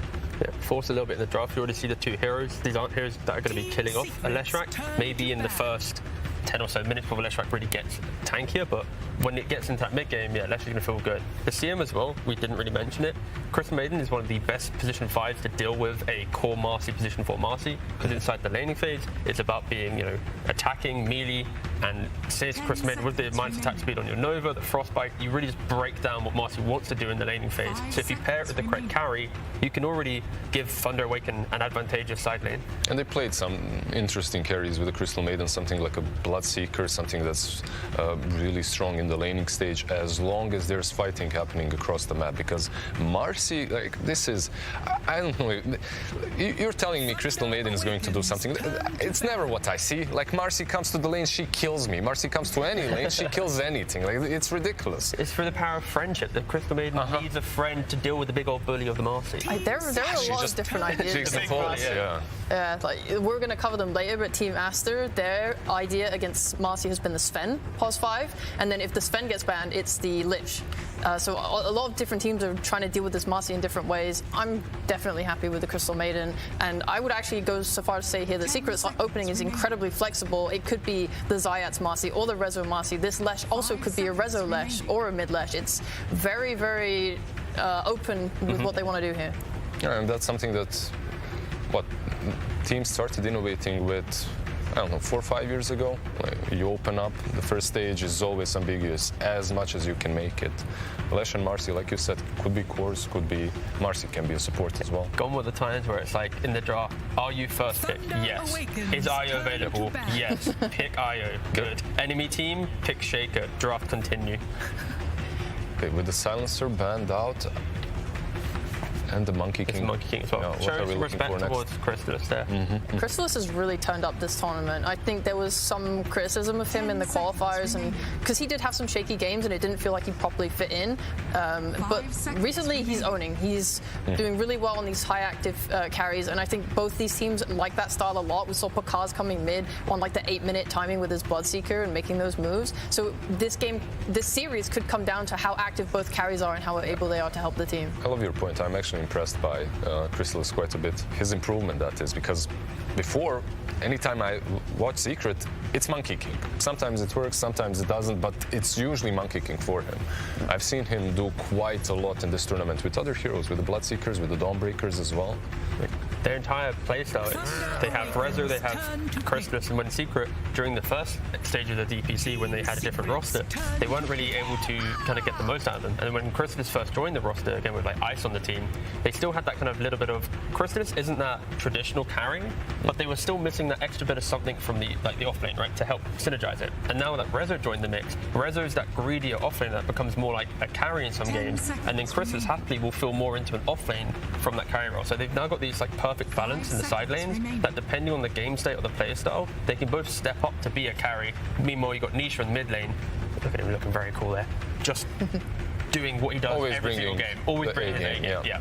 So with the Snapfire, they have this combination with the Mars. They also have a ton of magic damage. Between the Crystal Maiden, Mars, and the Snapfire, these team fights should go in their favor until Secret gets their BKBs, right? Is there a carry that can match with this for Secret, that is? As in random BKB? I mean, Chrysalis has played Bloodseeker. Yeah, Bloodseeker banned out, Lifestealer banned out as well. If Anti-Mage was a hero, then he'd be pretty good for both teams right now. With the Disruptor, one good thing that you get is you have the Static Storm on top of the Mars Arena always. So the place where they want to set up, you can set up the Static Storm as well and kind of negate the effects that they're bringing, at least until the BKBs are up for Thunder Awaken. I mean, we've seen a lot of Morphling, though, as well, against the... Exactly where I was trying to get. Like Morphling, good call, James. Like I'll be quiet. What have you been doing? Have you been studying Dota for the last 6 years? I've been hanging around with you, Lizard. It's worn off. I'm hoping I get buff as well, but... Need to join me at the gym for that, but... That's true. Dude, you've asked him like 2 or 3 times. He's declined every single time. Eventually. Sorry for calling you out, but... Yes, Lizard and T have gone to the gym. Sheep, have you been to the gym? I don't go to the gym, no. I sit inside and play video games. Like a true gamer.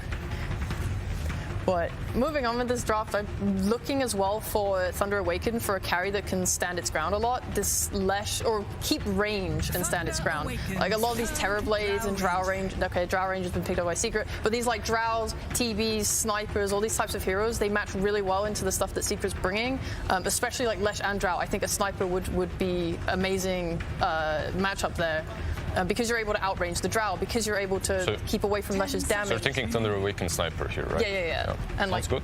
I'd like that and the Skadi pickup too later down the line. Is it either that or something to get on top of Drow easily? It's like the Faceless Void potential as well. It's just, can they get through the early game aggression of Leshrac running up front with the Drow behind with some Dragon Lance Yasha just chipping away? If Secret can survive the arena, the Mortimer Kisses, even the chip damage of CM, then they can be in a commanding position. So this pick for Thunder Awaken will dictate the kind of the play style they want to bring. Is it more survive early fights, crush the late game, or is it match that earlier fight and try and win some of the lanes? Because Secret are answering the heroes. They don't have last pick overall, so they can't, wait for their counter picks. The Drow at least is able to fight into the Mars, because when you match up like a Sniper versus a Drow, I think Sniper's itemization is a lot easier, but at least with the Drow into Mars, she's not stopped by the arena. She can use the multi-shot, it goes through the walls, she can deal her damage. So they do go with the skirmish. They go with that approach. For now, at least, what we see. It's none of the spirits, it's Pangolier himself. I mean, they're just giving Pakaz the last pick in the draft right now. Most likely, the Mars will be Dark Margot, Sacred will be playing top lane Pangolier. Picking Pango into a Drow, it's very much, you're not trying to win the lane here.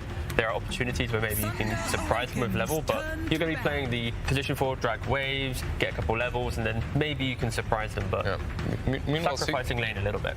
Meanwhile, Secret just banning out the Spectre, one of those old school counters to the Drow Ranger. No matter how far ahead you are, eventually if the Spectre gets items, you're kind of done. Lizard, what do you think about the lanes for Secret? Because I'm scared of a Drow Disruptor lane being potentially really weak to being gone on by the Snap Mars.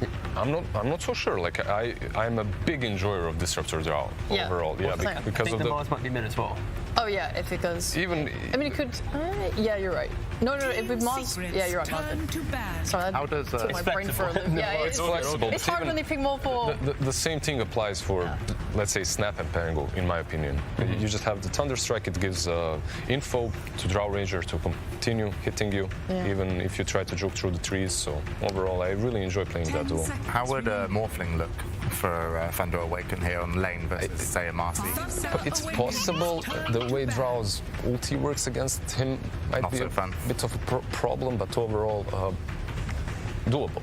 The key thing is Pakaz will have last pick in the draft, so they're going to be able to see, unless Secret picks another hero that's a little bit more ambiguous, that can go between mid and off lane, and you disguise the Leshrac, Pakaz will be able to see what he wants, and if it's a weak lane, he can go for a Morphling. If it's a kill-hungry lane, he can go for a Faceless Void and just survive the lane. And some of the heroes that are really good versus Drow, back in the past at least, historically, like a PL, you might reconsider taking them because of the Lash already being in the pool, being already picked by Team Secret, that is.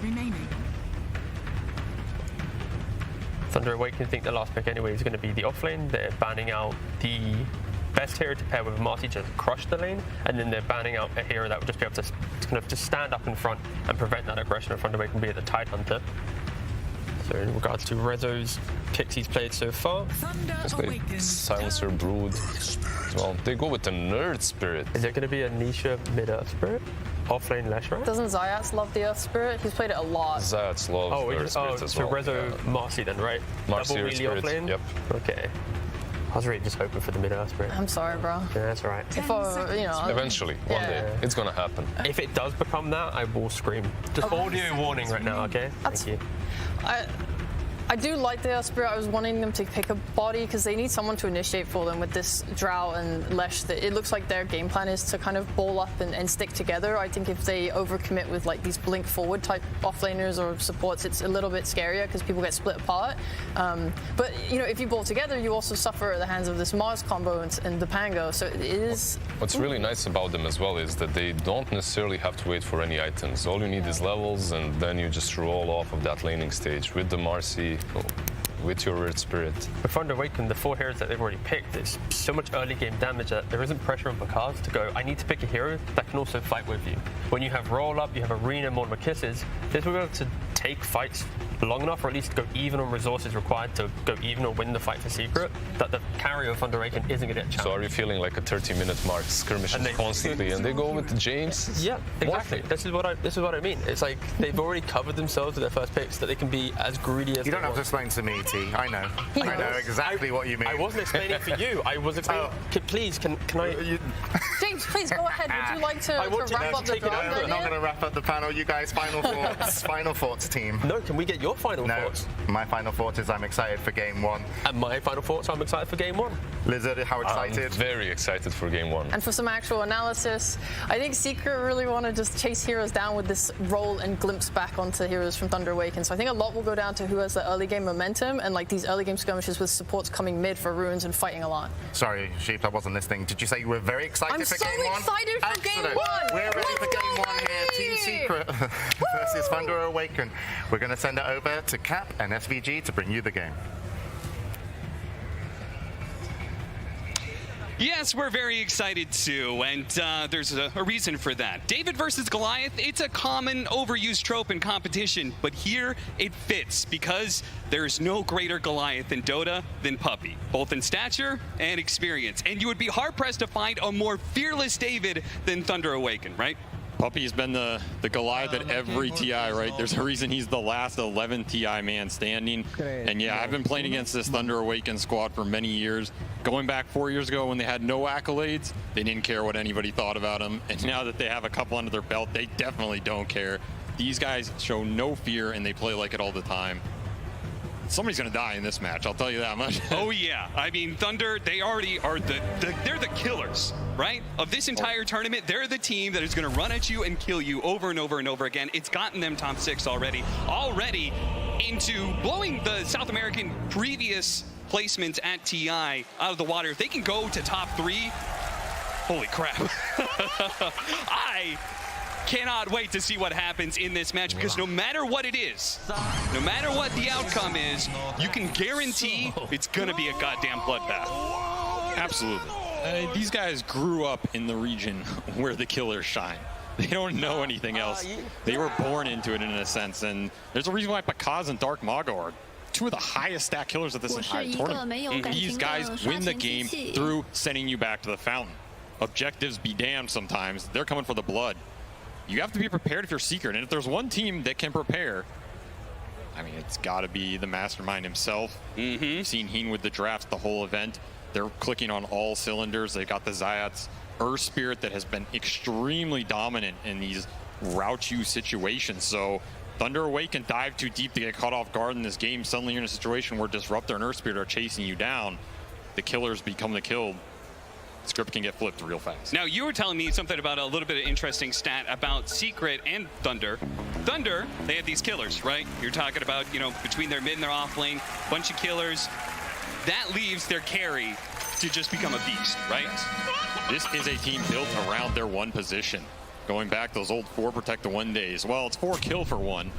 But because he's soaking up pretty much the largest percentage of net worth per team of any carry at this event. And then on the flip side, Crystallis is down there at pretty much the lowest. Yeah. So you have a dichotomy here where Thunder prioritizing their one position, playing through Pakaz. In Secret, Crystallis has had to take a step back because, again, they're playing more through Nisha and Rezo. Yeah. And Rezo's a carry player himself, so he's used to getting a bit of net worth there, but it's a very interesting dynamic. And, I mean, these drafts are set up to do that, right? They picked this drought earlier. They're setting it up for this Leshrac to really shine and carry in this 30 game. seconds to battle. Very strong BKB timings for Secret as well. A lot on this Morphling shoulders, and every time I've said that, Pakaz delivers. Oh, he certainly does. We're going to start setting up for the bounty runes that are coming in. You can see both Thunder and Secret are just going to be holding around the mid lane. We'll see if we get any early first blood action. But is there a particular hero that you're looking to shine on the side of Secret? I think it's Zayats, right? It's got to be this Earth Spirit. He has so much of their catch control, especially going in those mid-late game fights. Earth Spirit, if he gets some early kills in the laning phase, is a vastly different hero. And then if you can get to that BKB, he becomes a beast, right? Yeah. You have to be able to get to these timings, though. Otherwise, you roll in and you're gone. So to me, it's really about how much Zayats pops off in the early game and gets to his item timings. It's really what's going to enable Nisha as well in this game. He can run in and be that frontliner, tank some stuff up, but need someone else to go in with him and help provide the control. It's funny how we talk about Rezo being kind of a carry player, and he has certainly had some incredible carry performances at this tournament from the off lane. But at the same time, he's also had some performances with Zayats where they're just running around together. It seems to be, I don't think I've ever seen a duo of the 3-4 that is more tied together than Rezo and Zayats. They seem to be just hand in hand, running around killing things nonstop. Now, when it comes to lanes, they didn't actually set it up that way. We can see Puppey playing the Disruptor. They didn't want to do a double melee setup. Instead, they have Zayats paired up with a Drow Ranger in bottom lane and the ranged Puppey here with Rezo, just to make their lanes a bit easier. Yeah, makes sense. Running this double melee lane into the Morphling, you're not going to be able to pressure him too much, and you're just going to feel bad over time, so at least Puppey can make some noise up here, you know, get the little stuff done. And then you get this melee range pairing for the Drow, which is always nice for this hero. You have a body to frontline for and tank up some spells. That's the name of the game. And this is going to be a pretty fast early game for Thunder. Whenever you play this Mars mid, you are really looking to up the tempo and take the fights around the runes with the early arena. You have this offlane Pango, who's another very strong skirmisher, especially when paired with this Maiden, who also went in the offlane. Kind of a throwback to that old 4-position Maiden meta. Of course, Pandamu is still bringing it up. Very high damage supports for Thunder Awakened. Snapfire Maiden on the back of these two skirmishes. Yeah, at the same time, though, these two team fighters, they're in a lane matchup where they're a melee hero up against a ranged hero that is going to abuse them. So we'll definitely have to keep an eye on both their CS and their net worth to see how they walk away from this laning phase, because I imagine they're going to have to be blown through some regen just to stay in. All about the early level advantage for these dual lane skirmishes. Matthew going to lay into Puppey here a little bit in the river. I mean, he has the move speed advantage. Oh, yeah. He should just be able to run him down here. Puppey, at best, you can try and maybe swerve into the Roshan pit and hopefully deny that first blood. He's going to pop the Fairy Fire, pops the salve, draws the aggro, gets the salve canceled. A bash comes out. That's a little awkward. Oh, Matthew times it very nicely with the cookie. He had that one in his back pocket, pulls it out, and gets the first blood. Yeah, the tip on top of it as well with the voice line. He was thinking that all the way through, had plenty of time to think about it. And very nice start for him. Again, that's your 4 position in the safe lane. Matthew, he's shown on this Snapfire. It's a South American specialty. Absolutely destroy you in these fights until you get to those BKB timings. So yeah, you were talking about this hero early on in the tournament. You thought Snapfire was going to be one of the heroes that was going to be a bit more prevalent, and you said South America was one of the regions who played it fast. Yeah, this hero's just amazing in the mid-game fights. He scales well as well. This new shard, I think, threw people a little off in terms of how the range interacts, but people are getting more used to it now. I wouldn't be surprised to see him pick it up this game. Again, the laning's pretty strong. Yeah, a little mango smoothie for him. Yeah. Regen it back up. Matthew just wants to keep that pressure up. I mean, because is having a totally free lane. Though he's not actually stopping Rezo from doing well in CS. They're pretty much even between the two of them, so. That is the downside of chasing Puppey. You get the first blood, you enable yourself. You do give Rezo that one-on-one. He's had to burn pretty much no regen. I think he's used 1 tango this entire laning phase. For a melee versus range core matchup, sure, Morphling's not the best at abusing you early. Rezo's having a great time. And he's going to go for it. Kill. Jumps onto Matthew, and the damage being done with the Thunder Strike, and one last hit is barely enough for Puppey. You have to get the kill. Oh, and because of that, he's got his level 2. He'll pop the glimpse now because he's already morphing his strength, so he should be totally fine. But it's decent pressure added on to the carry. And that right click, it definitely hit at the top of the damage range there. Yeah. Fairy Fire. I didn't think it was going to kill him, and I don't think Matthew did either. I was setting it up to be like, and he barely doesn't get the kill, and apparently not. You get a free trip to base, not the worst. Big question is going to be this 6-minute rune. It's coming up in 1:30. Dark Mago is going to get to 6 here pretty fast. Doing a fairly decent job on mid, up in denies, up in CS versus Nisha. Yeah, maybe he's been harassed quite a bit by the ranged attacks from Nisha, but he's made up for it by being a melee hero, having higher base damage and securing more denies. So level 6, as you said, it's going to come in faster, and we'll see what kind of rotations are going to happen around that big time. I mean, I expect rotations here for Thunder. You do not want to give this rune to Nisha, and you really want to use this arena, which is going to be up around the same time. Again, you do not want to leave a mid-Mars on an island for too long. You also have pretty independent side lanes. Sure, Pango is not going to pressure Drought on here, but he's pretty much free farming ahead in CS as well. Having a decent time when Ring of Health so he can stay in the lane. He's pretty independent, and of course, Morph is one of the better independent heroes as well. Again, Secret's just trying to weather the super early game storm here, get to their mid-game timing. It's up to Thunder to kind of accelerate the game. Looks like they want to make a call here to go on to Matthew. Not sure what that kinetic field was exactly, but Rezo doesn't follow it up. I mean, any of these side trades right now are decent for Secret in my opinion, because it'll stop that mid-rotation. They're happy to trade supports. Hefty amount of damage, but Chrysalis, now that he's back at the tower, starts delivering some arrows back. Matthew looks like they tried to go on him and do manage to get the kill there with the glimpse back, but Puppey is going to be chased down by Because and should be just a trade out of the supports. Rezo will put some more damage onto Because, but it's a Morphling. He really can't die here. Not too bad for Secret overall. You're getting a lot of solo XP for this Marcy. Sure, Morph picks up the kill, but you're not stopping him anyway. And Nisha gets to grab the rune for free without getting ganked with this arena. Yeah, that's super nice. The fights just continue in the side lanes. Apparently, the support's not caring about securing the power runes at all, as you said, and just focus more on getting these kills. Zayat's falls in the bottom lane. Top lane, back to it. Glimpse onto the Morphling, really keeping the pressure on him. He's got raindrops, though.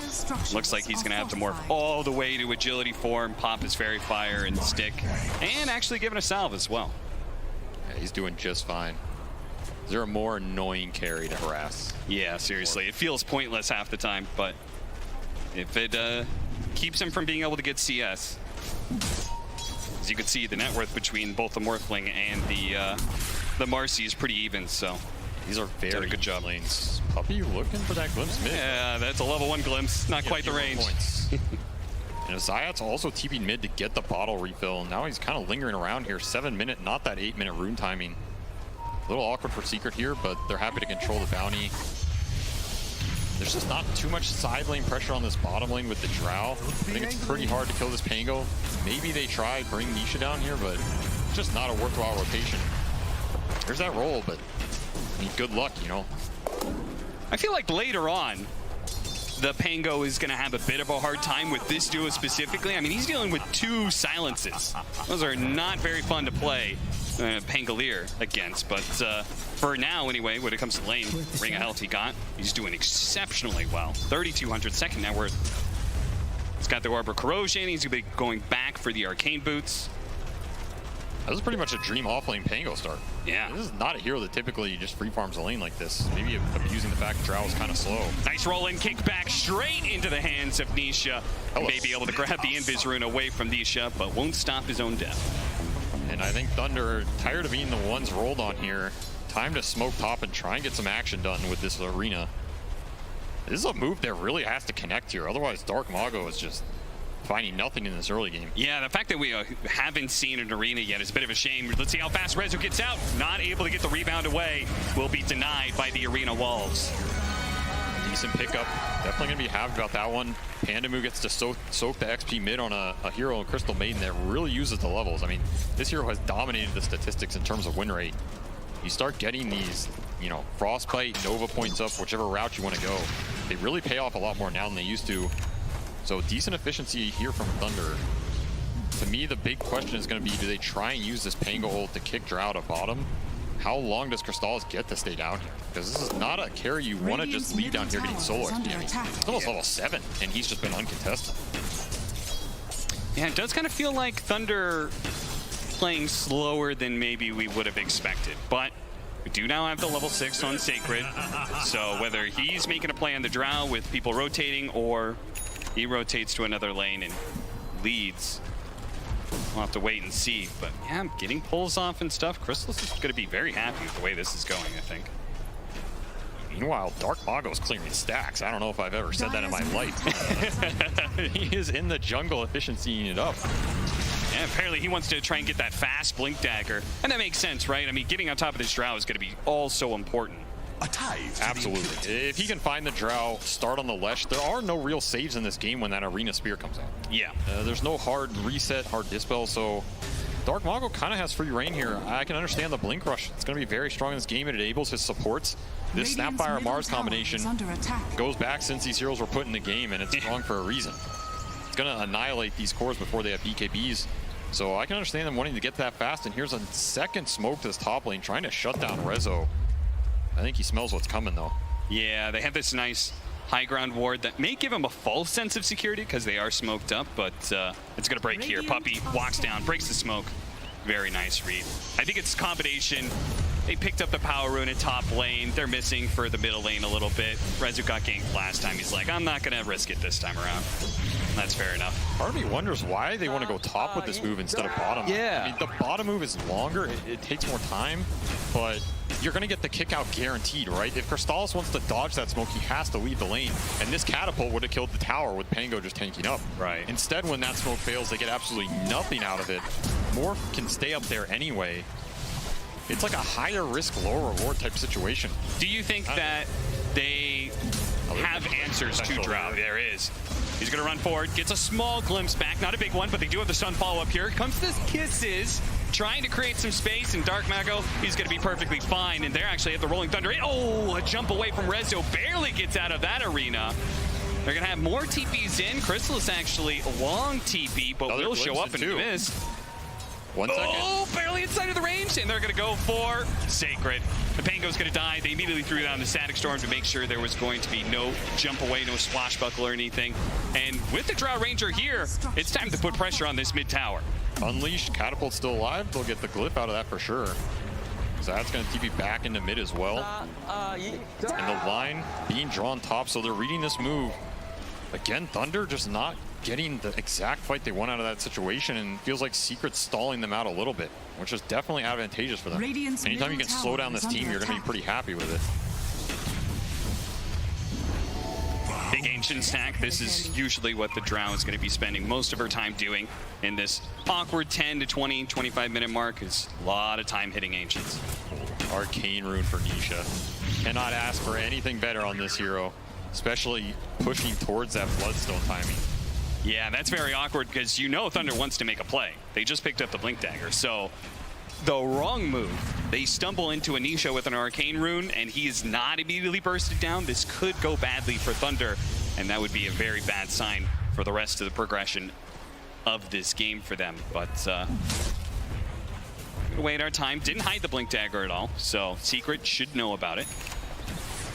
Seems like Thunder's just happy to keep this static as well. Again, no move to his bottom lane made yet. Now Secret's the one making the move to their offlane first.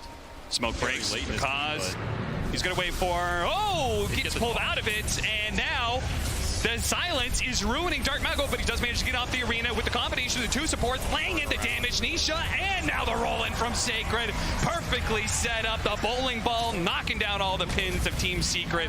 A bit of aggression from Secret that goes completely awry. Thunder, apparently their patience is well rewarded. Tries to find a fourth kill in Zayat, but missed the spear, sadly, and we'll have to retreat. They were all ready for that move. Instant call out, instant TP. This is all their net worth. You got to remember, you attack Bakaz, you attack the whole front. Just beautiful spellcasting to turn that fight around. I mean, this Warp is a little tankier than maybe they expected, right? He's got Falcon Blade, he's got Dragon Lance, he's got Shreds. He itemized to skirmish early and fight often. Pays off a little bit here. Of course, getting the Morph off helps him. Just in general, going for the Morphling, but him getting off the Morph strength, like, they needed a situation where the smoke breaks, but they're not spotted, and they could get an instant Static Storm on him. It's a Glimpse play, and gives him too much time to respond. It's a hard, aggressive move unless you can concretely just burst down a core at the start of that. Secret will pay the price. Chasing after him. Glimpse back. Throws the spear as he can. But he will die for that double damage rune he picked up.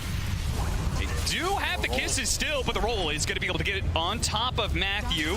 No space to be able to cast that big ultimate. They'll turn around and kill Zayat, but Nisha will take the tower in return. Now they're going to try and chase him down. Now the kisses go into play with the Rolling Thunder on top of that. They have the Static Storm to stall up some of the heroes. Panda is there, though, to help finish him off. Nisha falls, Silence going out, and jump in from Rezo. His first big jump into these team fights, and he's going to clean up two here pretty easily with the help of Chrysalis, who naps both the kills. Very nice turnaround in that river by Secret. I don't think Zayat was expecting Bakaz to be behind that tower. Yeah. Rolls in, ults, he's like, oh, Warp's here? Not my cup of tea. Still, Secret get the tier 1 mid out of that as well. And the biggest beneficiary, Crystals. He comes in and cleans up those kills at the end. Now, all of a sudden, he's the most farmed core on Secret. He is having an absolutely free Drow game. And remember, this is a Drow that can get powered up by Sidekick. Absolutely devastating in these later game fights. It's a Drow versus Morphling as well. You're going to cut through all this armor. This is going to be spooky carry for Thunder to deal with going in this late game. And again, BKB queued up after Yasha. I mean, if he gets to BKB, he's a god, right? Almost nothing touches him. Yeah, at that point, really, all Thunder has is like defensive measures, right? They have the arena walls that they can play around against the Drow, but they really can't kill her very easily. They do not have great physical damage. No, it just comes down to how much net worth does Bakaz has. And he has a lot.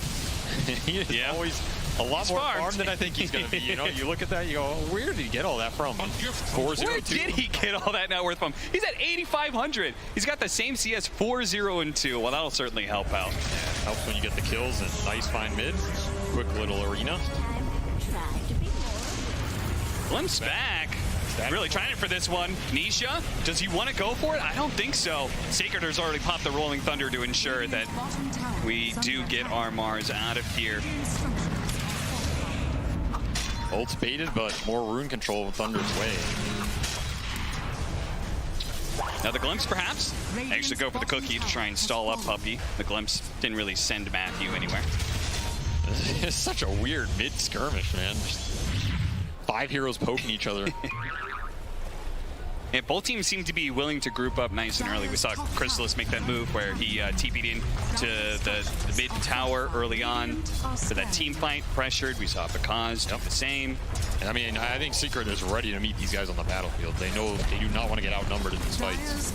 And that's will claim the safe lane power. You've talked to me about this before, the fact that TI, people naturally group up when it comes to TI, right? Just something about the pressure and just the nervousness and scary situations, right? Like you feel better just being around your allies. Yeah, you know, you get to hug your teammate, you get to rely on him, might whisper some calming words.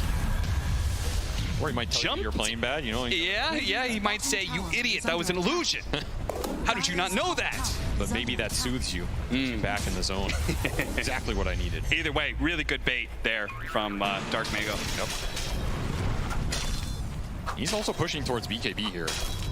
Just kind of like the big timing for Mars. You know, how many times does he fight and die before he gets there? That's what's really going to slow down this mid hero. But he's having a decent game getting there. He's really the bulwark, quite literally, for Thunder in these fights. Just going there, tanking up a lot of this drow damage if he can. Giving Pakaz the opening where he's going to see his target and be able to jump either the drow, jump a support. He already has Manta up as well, so the silence is not as effective. But he will go for Manta and BKB on Orb this game.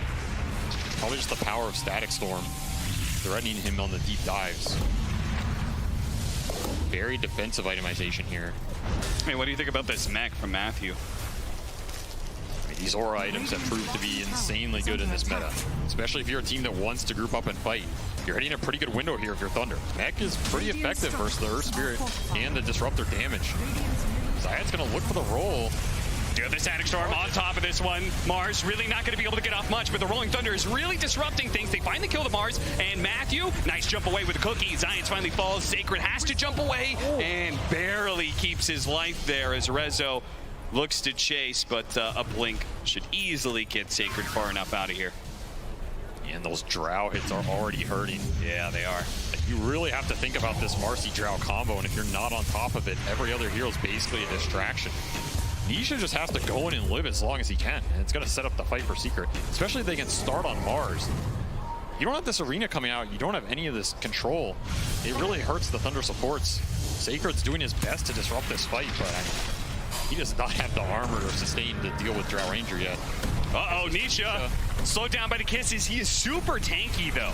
2,200 HP. They landed most of those kisses and a bit of extra damage from the swashbuckle, and it really wasn't that close. So that cannot feel very good for Thunder. But earlier, the win percentage favored them by a decent, like, 10%. Why do you think that is?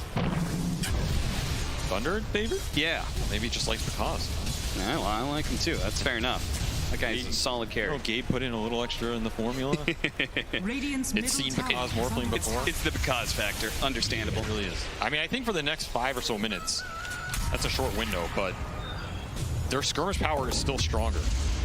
But it's dependent on bursting Nisha, and Nisha has no fear in this game. Yeah. He's got Band Brace, he's got Cloak, Ogre Axe, he is rushing the tank ability. He knows, I'm gonna run in, I'm a front line, throw your spells on me, I don't care. I mean, like you were saying, 2,200 HP on this Leshrac. You had a BKB on top of that? Nobody's touching that on the side of Thunder, not for a long time. Of the Thunder lineup, they are almost all magic damage for these early fights, which they didn't really get to go their way. It shifts a lot more emphasis to Pakaz to be able to deal the physical to bring this Leshrac down, and he went kind of defensive items, right? Yeah. He doesn't have this super early Scotty or the extra damage to pump through. Oh no, he blinked into him! Oh no! Disaster! It was hidden in the side, but ends up blinking directly into Zayat. That is just real sad for Sacred there.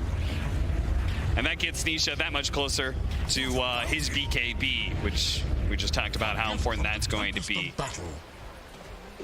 Thunder, though, I mean, the one thing is they get these BKBs on Secret, but we do have really strong initiation on the side of Thunder, right? We've got the Blink Dagger on Mars, Blink Spear, super fast. You might be able to catch them before they BKB. Same goes with the Rolling Thunder, right? If you can land them, you're in a good spot. If they get the BKB off, you're in a rough spot. And there's a lot of BKBs coming out here in the next few minutes. All right, the Zayat's one is going to be the farthest, but Crystallis pretty much has his off this camp. Nisha's flying out, I believe. There it is on the courier, and Rezo has his after this wave. So you have 3 cores lining up here, triple BKB timing for Secret. You already know Puppey is making the call. It's time to clinch a fight, close the map out, take a Roshan, try to hit our window and never look back. Yeah, and that's a super scary part, right? That Roshan factor, right? Once you start that snowball of getting these Roshans, I mean, you have talked to me on and on and on about the power of the second and third Roshan. So the earlier we get this first one, you know, the bigger that power spike. And hell, earlier the power spike. They're just skipping the fight step and just going straight to the road. Yeah, apparently. They're just like, whatever. Home. They can try and come to us. We'll take the team fight. If not, 22-minute Roshan. They give the Aegis over to Nisha. So if you thought you could kill him once by surprising him with the initiation, hitting the stuns, chain stunning it, preventing the BKB, well, that's now all out the window. Another Arcane Rune as well. He's an absolute monster. This is not an easy fight for Thunder. They're going to try and start with the stuns. No BKB for Rezo. Yep, they're going to be able to keep this nice chain stun. Rezo is decently tanky, but maybe not good enough. Okay, the BKB goes right through those arena walls. And now, with the Disruptor here, they can pull some more heroes in, or maybe not. Puppey missed Static Storm and is now going to be able to get a glimpse on Crystal Maiden. Not much there. Niche is just running through heroes, though, one after another. Dark Mango, look at him with the TP out. No, Rezo denies it. He comes back in for fresh blood as Panda, well, good try, my friend. Does what damage he can, but ultimately will not be able to stand toe-to-toe to Nisha's firepower. All of Thunder going to try and retreat here. Fortunately, there is no Disruptor up anymore, so everyone else is going to be able to escape. But again, Puppey buying back for that, trying to find something again, so a little bit of value for Thunder, but that's just an impossible long fight to take, right? You're going through the Leshrac twice with an Arcane Rune. Good job to focus some of the supports down early, get the targets you can. That Glimmer Cape kept Puppey up a long time. You're gonna need some detection next round. But it is the name of the game. You gotta get the stuns before the BKB. Rezo lives though, gets his off, and he's out of there. I mean, Marcy does Marcy things. See you later.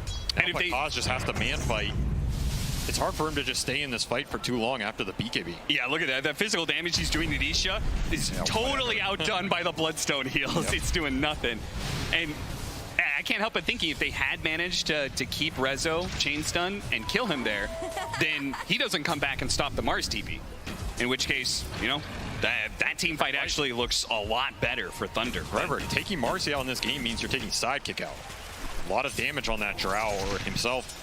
I mean, that's how Marcy works, so it's a big target for Thunder to hit, but you have to hit it and chain it right. This time around, it's twice now he's had some close calls, but this time he will not be blinking into the hands of Zayac, and Thunder will play safely in their triangle for now. This is where that mech doesn't feel as good anymore. This is where you wish you had a bit more scale or even Force Staff. It's going to help your cores deeper into the game. Yeah. So once more, Thunder feeling like they want to fight. Aegis is still up for 2 minutes here. Uh-oh. This is kind of awkward. Zayac well positioned on the high ground here. He might break it. There is a ping from Matthew. Gonna break it for sure. Pakaz in the river. Wow, look at them. They're actually sneaking around Zayac here. Might be able to find the right kind of initiation. They get Rezo first off. They're gonna get the spear immediately afterwards. This time around, they chain stun him down. Zayac trying to get on top of Matthew. At the same time, look for Chrysalis as well. He's playing the back line. Looks like he's getting out of there, but Nisha's going in there with his Bloodstone and his Aegis. He's ready to fight. He's ready to bring down the Mars. The spear goes up. The last bit of damage isn't quite there. Meanwhile, they're playing away from Nisha at all costs. Everybody else running away from the Leshrac and killing anybody else they can get their hands on. Now with a buyback coming out from the Snapfire, they can try and go again here. See if they can kill Nisha twice. Chrysalis might be needed to help out. Arola and immediately silence. Pops a Manta, but it's too much. Pakaz gets bursted down. He didn't expect that one. The spear goes out. Getting them low, but without the Morphling, now they've lost so much of their damage. Now it's Secret who are on the hunt, but they don't really have, oh, maybe they do. The Blink Dagger forward from Nisha is going to be able to slow down and get one more. That's Panda. Crystal Maiden can't sustain that much damage. Buyback from Matthew there as well. That was an insanely well-taken angle from Thunder. Pakaz was in the river, and I think Zayac was calling out, hey, they're in the river. Instead, they were on the exact opposite side of that flank. Caught Rezo off guard. That's the name of the game. Marcy down without BKB. Still, all of that chase was for Nisha Aegis. Even if they get in there, he still has Aegis up. A little bit of an overextension perhaps, but at the same time, that is how Thunder plays. They are always going to try and push that numbers advantage, and if they pull it off, it looks absolutely amazing, right? Yeah, it seemed like maybe that was a call from the one TI veteran here on the side of Thunder, Matthew. I'm still amazed at how much net worth Pakaz trusts in these games. Like, oh yeah. I mean, that was his first death. He was 9-0, but he is farmed. He almost has Ags. It's going to be pretty nice as well. If you can get the Ags from the Drow, remove that Ag, it really hurts this hero. Yeah. He's also doing a mad amount of work with stealing the Earth Spirit, though. Getting multiple silences, disrupting the supports. I mean, the Earth Spirit and Disruptor are getting silenced in these fights. Where is it coming from? Well, it's Pakaz Spirit, right? Yeah. And that's something that Secret... I mean, it means they kind of need to play around each other as much as possible. Otherwise, this Morphling's just going to go from hero to hero, as they did in that last fight, right? They were just running away from Nisha and running into everybody else. Yes. Like, Mars is going to be able to tank up a lot of damage. You almost don't want to over-focus him if you're Secret. You need to keep this Morphling in check, because Morphling will win the fight for Thunder. Yeah. And nobody else is going to carry the fight in that later half, right? It's about him being able to stay and deal the damage. It's also about when he uses BKB. We saw Pakaz holding his BKB until the very end of that fight. He is extremely patient with it, and there's a reason. Like, he needs it up to be able to fight the Leshrac so he can't Bloodstone heal. He needs it up to be able to dodge the silences in the later half of the fight. Initiation is still the name of the game here for Thunder. They do not, I don't think they want to go ultra late in this type of game with how they've itemized and how their lineup functions. So again, another smoke. This is uphill. Yeah, very clear divide on who controls what part of the map. Thunder invading into Secret side. They don't have the right vision here. Matthew, his smoke breaks. He's going to deliver good to the side. Sacred, he's fishing in deep, but they're not going to find anything. Oh, no! Knocked him down to the low ground, and now the backline is being assaulted as Nisha crept through the stairs, gets on top of the two supports, annihilates them. Rezo is keeping the Morphling busy, so that Morphling isn't going to be doing anything here. Pulled back in. He's going to have to use his BKB. That's going to be another charge down. A spear goes out, but the stun landed. That's the Mars caught as well. Darkmago, he falls. 3 dead on the side of Thunder. Secret and their patience in holding their side of the map is well rewarded. That's just an impossible formation to just go into like that. Zayats is holding his high ground ward. Nisha and Puppey with the Glimmer behind him on that other cliff. It's just so deep. Sacred's looking for the roll and looking for the chain stun near the cliffs. But good luck, my friend. It's just so hard going dark. And they need that initiation to land. If it doesn't land on a good core here, all of a sudden your backline's exposed. Arena latches nothing. Pakaz gets stunned by Resolution. Your backline crumbles, the fight becomes harder for this Morphling. He just has to spend BKB getting out of there. Nisha gets to clean everybody up. I mean, that is literally the ideal situation for Secret, right? They kill the 2 backline supports that do a bunch of damage. Yep. Rezo is keeping the Morphling busy, so he's not able, Pakaz isn't able to go and just like kill the Disruptor or whoever, can't go for the Drow. And on top of that, the worst part of all, perhaps, the initiation totally wins. Yeah, if Arena and Roll don't connect, chainlock a core, it's a completely different fight for Thunder. Like you said, Morphling getting controlled, he didn't even get an opportunity to Axel the Drow if he wanted to. So now it's a push towards Scotty, and to me that feels like the last really big timing for Thunder here. They get this Scotty on the Morphling, it's going to debilitate the Leshrac a lot more in the fight, help him man fight him. You have second Roshan coming up within that interval as well. Secret's just going to play for it. I don't think they're in too much of a huge rush here. They have BKB on the Earth Spirit now as well. Drow is just continuing to power up. Hurricane Pike level 21. You have the extra multi-shot damage online. It's going to get powered up even more through the sidekick. Half the gap closes this hero now, or she's going to shred you. So I thought I pointed out the mech earlier, which I thought was really interesting on the Sapphire, particularly because no Wraith Pact. And that item is, everybody's talking about it in this tournament. We finally do have it now, just now picked up for Sacred. So that'll help slow down the damage of the Leshrac, who currently Nisha seems to be the biggest problem for Thunder. Very pivotal item. Has been killed. Mitigate the Leshrac damage, buff up the Morphling damage. So good. Puppey is halfway to Ags as well, which if this game goes late, see Disruptor Ags destroy these cores in those scenarios. Secret on the prowl here. Yeah, this time it's Thunder who have set up in a part of the map and are waiting for Secret. Oh, Darkmago don't get caught now! Gets stunned up, follow-up chain stun, he's already dead, and they've already stopped the Snapfire from being able to do much. Nisha gets on top of Mahanamu, should be pretty easily there. Pakaz is trying to keep his supports alive, whoever's still left alive inside of Thunder, and get them out of here. But the chase goes on as Resolution looks to be able to chase back. With the buybacks coming in, maybe they can catch something. Oh no, Sacred is annihilated. They do have the arena though. They've caught the Drow, all important. Pakaz lays in the damage, and that is Crystallis dead. Immediate buyback though, as Thunder need to be able to retreat out. They've got this Wraith back. Maybe Pakaz doesn't feel so bad about this. It depends what happens to this Rosh, right? This fight is all about Roshan in the next few minutes here. Yep. This is why the buybacks are getting expended. They got the Drow buyback out of that at the very end. Yeah, for seemingly for free. I mean, they're not going to be able to take Roshan for this, right? Yeah. Yeah, I mean, there's a chance maybe they didn't try and force it. And makes Dark Mago feel a lot better about his, right? I mean, he had to trek all the way back to mid after he gets gone on here. Maybe trying to bait the initiation, just doesn't get the BKB off. Rezo instantly blink bashed him, I think. Very fortuitous. And of course, your front line gets broken.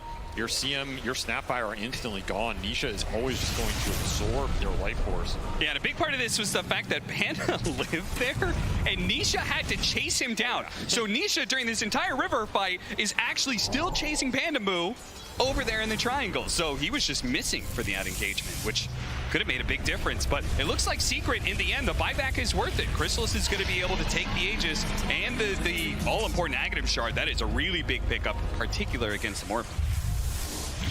Absolutely. He's not feeling too bad about that buyback anymore. Now he'll get the upgraded Frost Arrows. Yeah, we get that Hypothermia stacks coming into play. Reduce the regen. This is the Scotty timing for Morphling, so... Yeah, how close are this regen reduction coming out? Radiant's bottom tower is under It's just attack. so hard to fight into the Aegis now. Yeah. This is where this Disruptor pick, you know, he's growing his way towards that Aghanim Scepter. Felt a little far away, but every one of these fights, every one of these objectives that goes in Puppy's pocket, this man likes to get rich. He uses it well. It's a very pivotal item in this game, because every time one of those jumps happen, maybe that Mars can live in that scenario and get his BKB off if he's not chain stunned. Well, you throw the Disruptor Storm on top. There's absolutely no turn. Yeah, I just kind of want to see one fight where it's Secret who, like, either miss the initiation or are getting initiated on, right? The last couple of fights, I feel like Secret have set up the fight better than Thunder has. Where it started, how it started. Right? Yeah. They're either jumping. I mean, Dark Mago got jumped a couple times this game. Yeah, that was awkward. But a lot of these fights have been Thunder smoking into them into the high ground areas, trying to take that fight. Now I think Secret's very confident to take the aggressive positions because they have so many BKBs in. Of course, I think Nisha is he's using up a lot of his rune luck this game, I must say. Another arcane bottle for this Leshrac. Yeah, and he's got a blink scythe now. So look for this guy. I feel like he's gonna see something and just go. He's gonna blink, scythe, BKB, and chainsaw, whatever. Oh, and this would be a perfect opportunity. Kill the enemy carry, the best pickup possible. 90 seconds, no buyback, and they know it too. Yeah, they saw him buy out for this Scotty. They are definitely going to push the high ground here. Aegis still intact. Now his Arcane Rune popped for the Lesh, so he's Sacred. He wants to kill the creep wave because they know they can't. He has to slow down this push up into the high ground, but he put himself at risk of being glimpsed back or caught by the Earth Spirit. I don't think Nisha's afraid of anything without Pakaz alive. 3,000 HP, Blast Rig on top. Next round of creeps coming in soon, so backdoor protection is going to fall in the tower.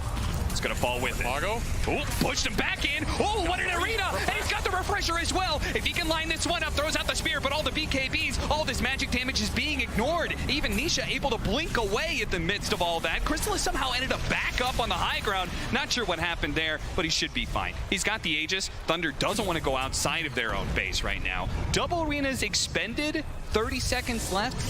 Secret are going to call it though. They're going to retreat. Oh, if you get spear stun there, that's a shard spear with the level 20 talent, man. 3.4 seconds of stun on multiple heroes. Imagine he can land those right there. Secret I don't think they were expecting that jump. Yeah, because the BKBs were slow. They got him off eventually, but they really could have done some serious damage there with the double spear if it hits. Yeah, let's launch that one again. He gets the spear. Look at the towers just like right there. Oh, and it falls right as he throws out that spear. I don't know what happened there, but that is just so heartbreaking for Dark Mago. It made her. I mean, it was a great play all around, no matter what, because they ultimately held, right? Where they could have lost the lane of Barracks, but you got to feel for him hitting a spear that good. Lands. It's a guaranteed refresh double spear. Yep. Then you're feeling real good. And you would have held 4 versus 5, gotten a bunch of kills out of it. Instead, Team Secret walk away relatively uninjured and happy. 7,000 net worth lead for them, 24-20, 37 minutes in. Pakaz says no. Oh, roll in, roll out, and Sacred. Roll in again. He's gonna try, roll out again. But he just keeps rolling on out. You're gonna have to retreat and blink out, my friend. Otherwise, you're gonna get caught by Nisha. Otherwise, you're gonna go, oh, the spear comes in. Dark Mago says hello. They're gonna chainsaw him a little bit, but they don't have the firepower. Not without Pakaz there. And it's probably for the best that they back up to their base. If Pakaz was there, Nisha might have been in trouble, but yeah, abusing that high ground ward, which did not get killed. Zayat's just getting in there, placing it, getting out. Oh, you talk about ruin luck. Look at that item. Nisha just found himself a timeless relic. What is this? I mean, sometimes the stars just align, right? Yeah, seems like it. It's aligning for Nisha right now. This always happens to mid players. You ever notice that? Yeah. It's always the rune luck, you know? The rune luck, the neutral item luck, but he's an absolute... I mean, he's still got a cloak. He's going to turn that into something. Yeah, we got the Aghanim Scepter now complete for the Disruptor, so that's coming out right now in the Courier. As the Aegis expires, Secrets still have big power spikes coming through. We got the Daedalus almost done for Crystallis. This makes the rebound initiation a lot stronger, right? You also have this level 20 talent for Marcy. It's a decent stun duration now. You throw the Static Storm on top. It forces Thunder into a fight where you probably have to use buybacks because that core is just going down, right? Nisha's going to jump in. You're going to commit the BKBs. Makes initiations a lot more concrete for Secret here. It means the quick reactions are super important, which I always feel like is super tense as is going late game, but also on a TI stage, which 4 of these members of Thunder haven't been here before. First timers for them. So if they see the Earth Spirit roll in or the rebound coming in, if they pop the BKB fast enough, it could be a team fight game changer. Yes. Also, if they get the jump. Right? Yes. This game is so much about who jumps who. You have this Mars looking for the multi-spears. You have Zayat and Nisha looking for the Blink Hex, the roll-in. This is what's going to determine the fight.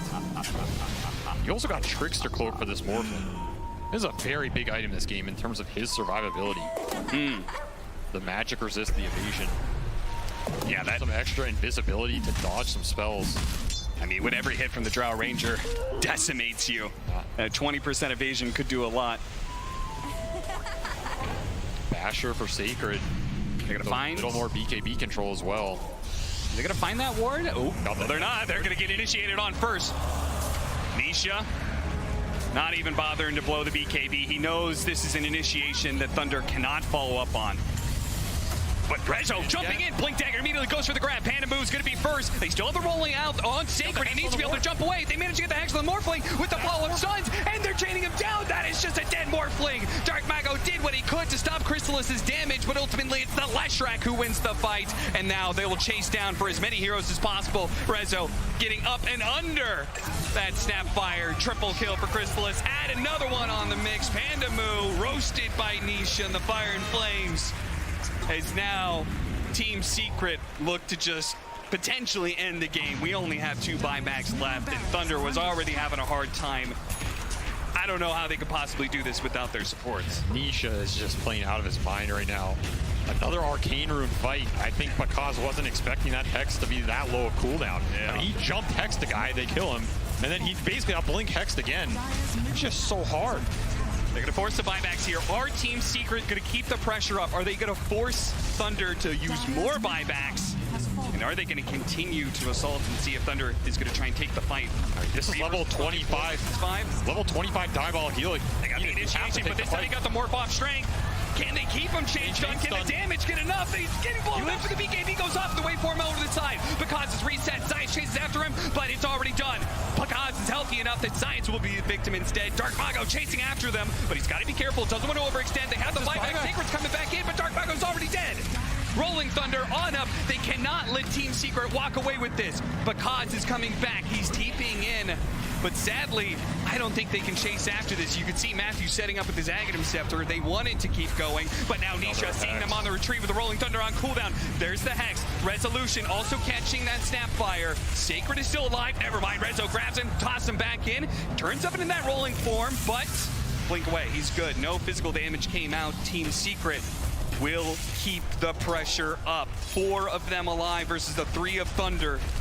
They're going to take a second lane of Barracks. Thunder can't excuse this if they want. They've got a tier 2 up in bottom. There's no chance of Megas. Secret will just take that second lane of Barracks, reset. Wow, Secret really respecting what this Morphling can do in a deep base scenario. Because they know this Mars has no buyback. They have another static Storm up. They have everything up on their other heroes outside of maybe some BKB cooldowns. Maybe that's enough to dissuade the fight. But man, with that level 25 Edict talent, I would have thought they would have pushed Throne there. Yeah. At least try and force some more economic damage out of Thunder. Certainly an opportunity was there for Secret to potentially end the game, but they respected Thunder's potential hold as the Morphling, you said, but they've got super strong initiation. Still 30 seconds, no Mars. Yep. This is maybe just the smarter play here. Puppey with the smoke.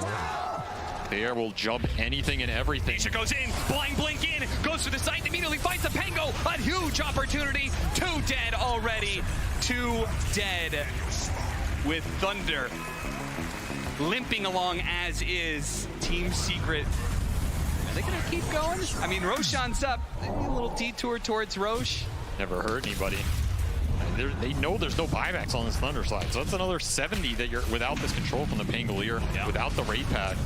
Just keep them with the numbers down. And this is an Ags 4 Roche. versus 5. I mean, are you giving it to Nisha here for some nihilism? He's done a pretty damn good job this game. Yeah, he has. Take it. Maybe a little awkward with the Drow Ranger, but he dives in, I guess, deep enough that it probably doesn't matter. That's pretty much the only choice here. Puppey has his, and Zayats has one of his own. So he can Stone Remnant kick out as well. Yeah. We almost have the Blink Dagger on Puppey, which is huge when you have the Aghanim Scepter, because now you could solo initiate team fights instead of following up Rezos.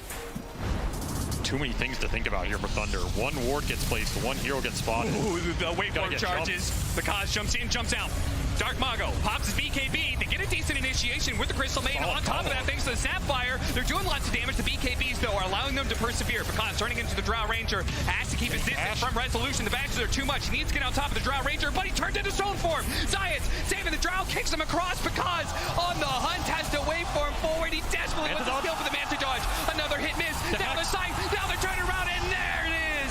Bakaz gets blown up, and immediately the GG is called. Team Secret will take game 1 in this upper bracket match. They put the Bakaz Morphling to bed a little bit there. Did not feel like the Thunder aggression could come out in that game at all. Just clinical gameplay from Secret. The Rune control, the Roche control. They gave nothing up to this Thunder team, and they're getting to their item timings. They're getting to that triple BKB. They're getting to the late game where they have Ags on their supports. Those fights just become impossible. You have to hit these crazy spears off the back of the Dark Mago Mars, but you're not going to hit those every time, especially versus a veteran team who's not going to lose their cool at all. Yeah. Very clinical gameplay coming out from Secret, and Thunder, you're going to have to amp yourselves up here a little bit for game 2. Yeah, definitely it seemed like Team Secret came into this well prepared for the Thunder aggression. Pretty much shut it down, right? Oh, it really didn't feel like this was the Thunder getting the momentum like they have before. So it's going to be a little rough, I think, to be able to bounce back from a loss like that. But if any team can, it's certainly Thunder. And I'm sure the panel has a lot to say about their chances going into this.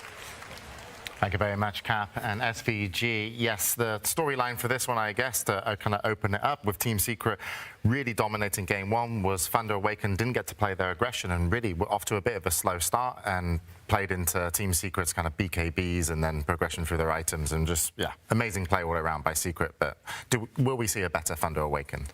We probably will in game 2. I was even worried for Secret from the get-go. Like the way they were rotating across the map, it looked like they weren't expecting Morphling's itemization. He itemized completely for that early game. He went Dragonlance, Power Treads. They tried to kill him a couple of times. They got severely punished.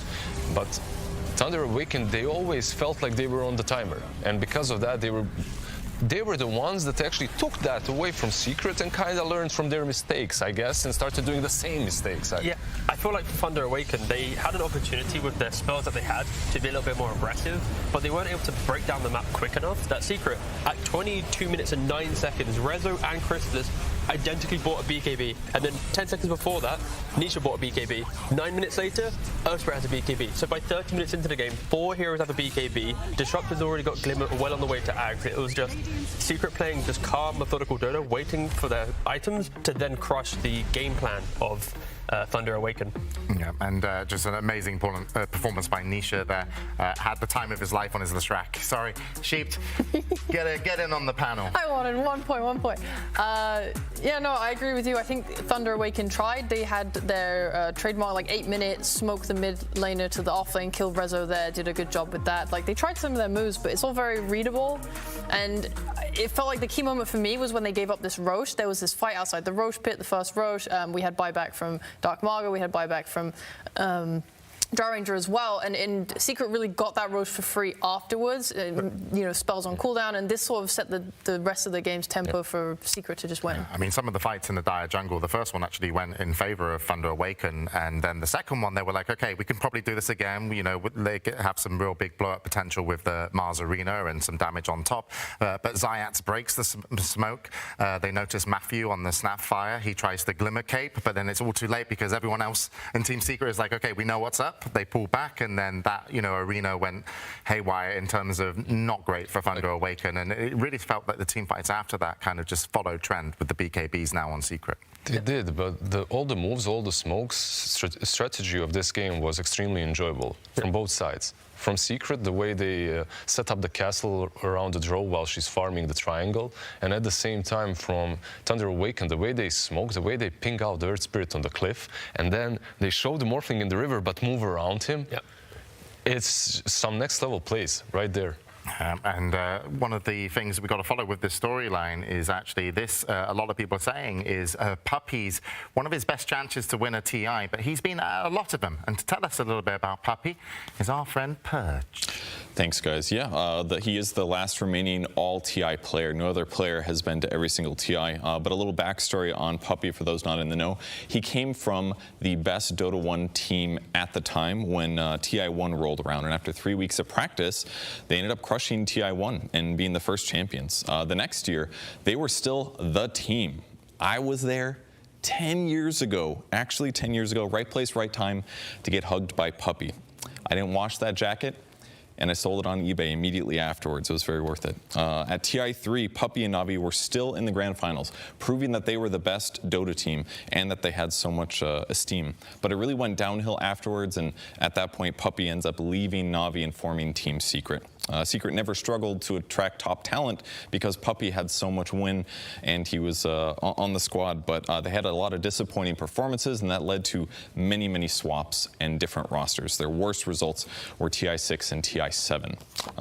But in the 2018, Secret roster swapped again, and things were starting to look a little bit up. They placed one step higher at TI, getting 5th, 6th place and winning over $1 million, a little bit more than Puppey won as a team at TI1. 2019 got even better for Puppey and Secret. They were consistently crushing every single tournament. Puppey was back finally. They didn't win TI that year, but they went even higher, one more step up, 4th place, $2 million. 2022, 2021, inconsistent results, but again, they showed up strong at TI, 3rd place, $3.6 million. So now Puppey's here, his 11th, the international, already overperforming. Let's see how far he can go. Thank you very much, Purge. And yeah, those pictures of Puppey with the lanyards are actually a real picture. That's how he rolls into TIs. He gets off the plane, he's got 10 lanyards, you think he's Flavor Flav. He goes through the whole lobby, stares people down, sideboard map behind him with shades, boombox, Estonian rap music. It's tough. It's tough to go up against that team. He's devastating. So, yeah, brilliant history and a lot of fans for Team Secret. And I do believe that we're going to check in on Singapore. So let's see if Casey and Slacks are there to say hi.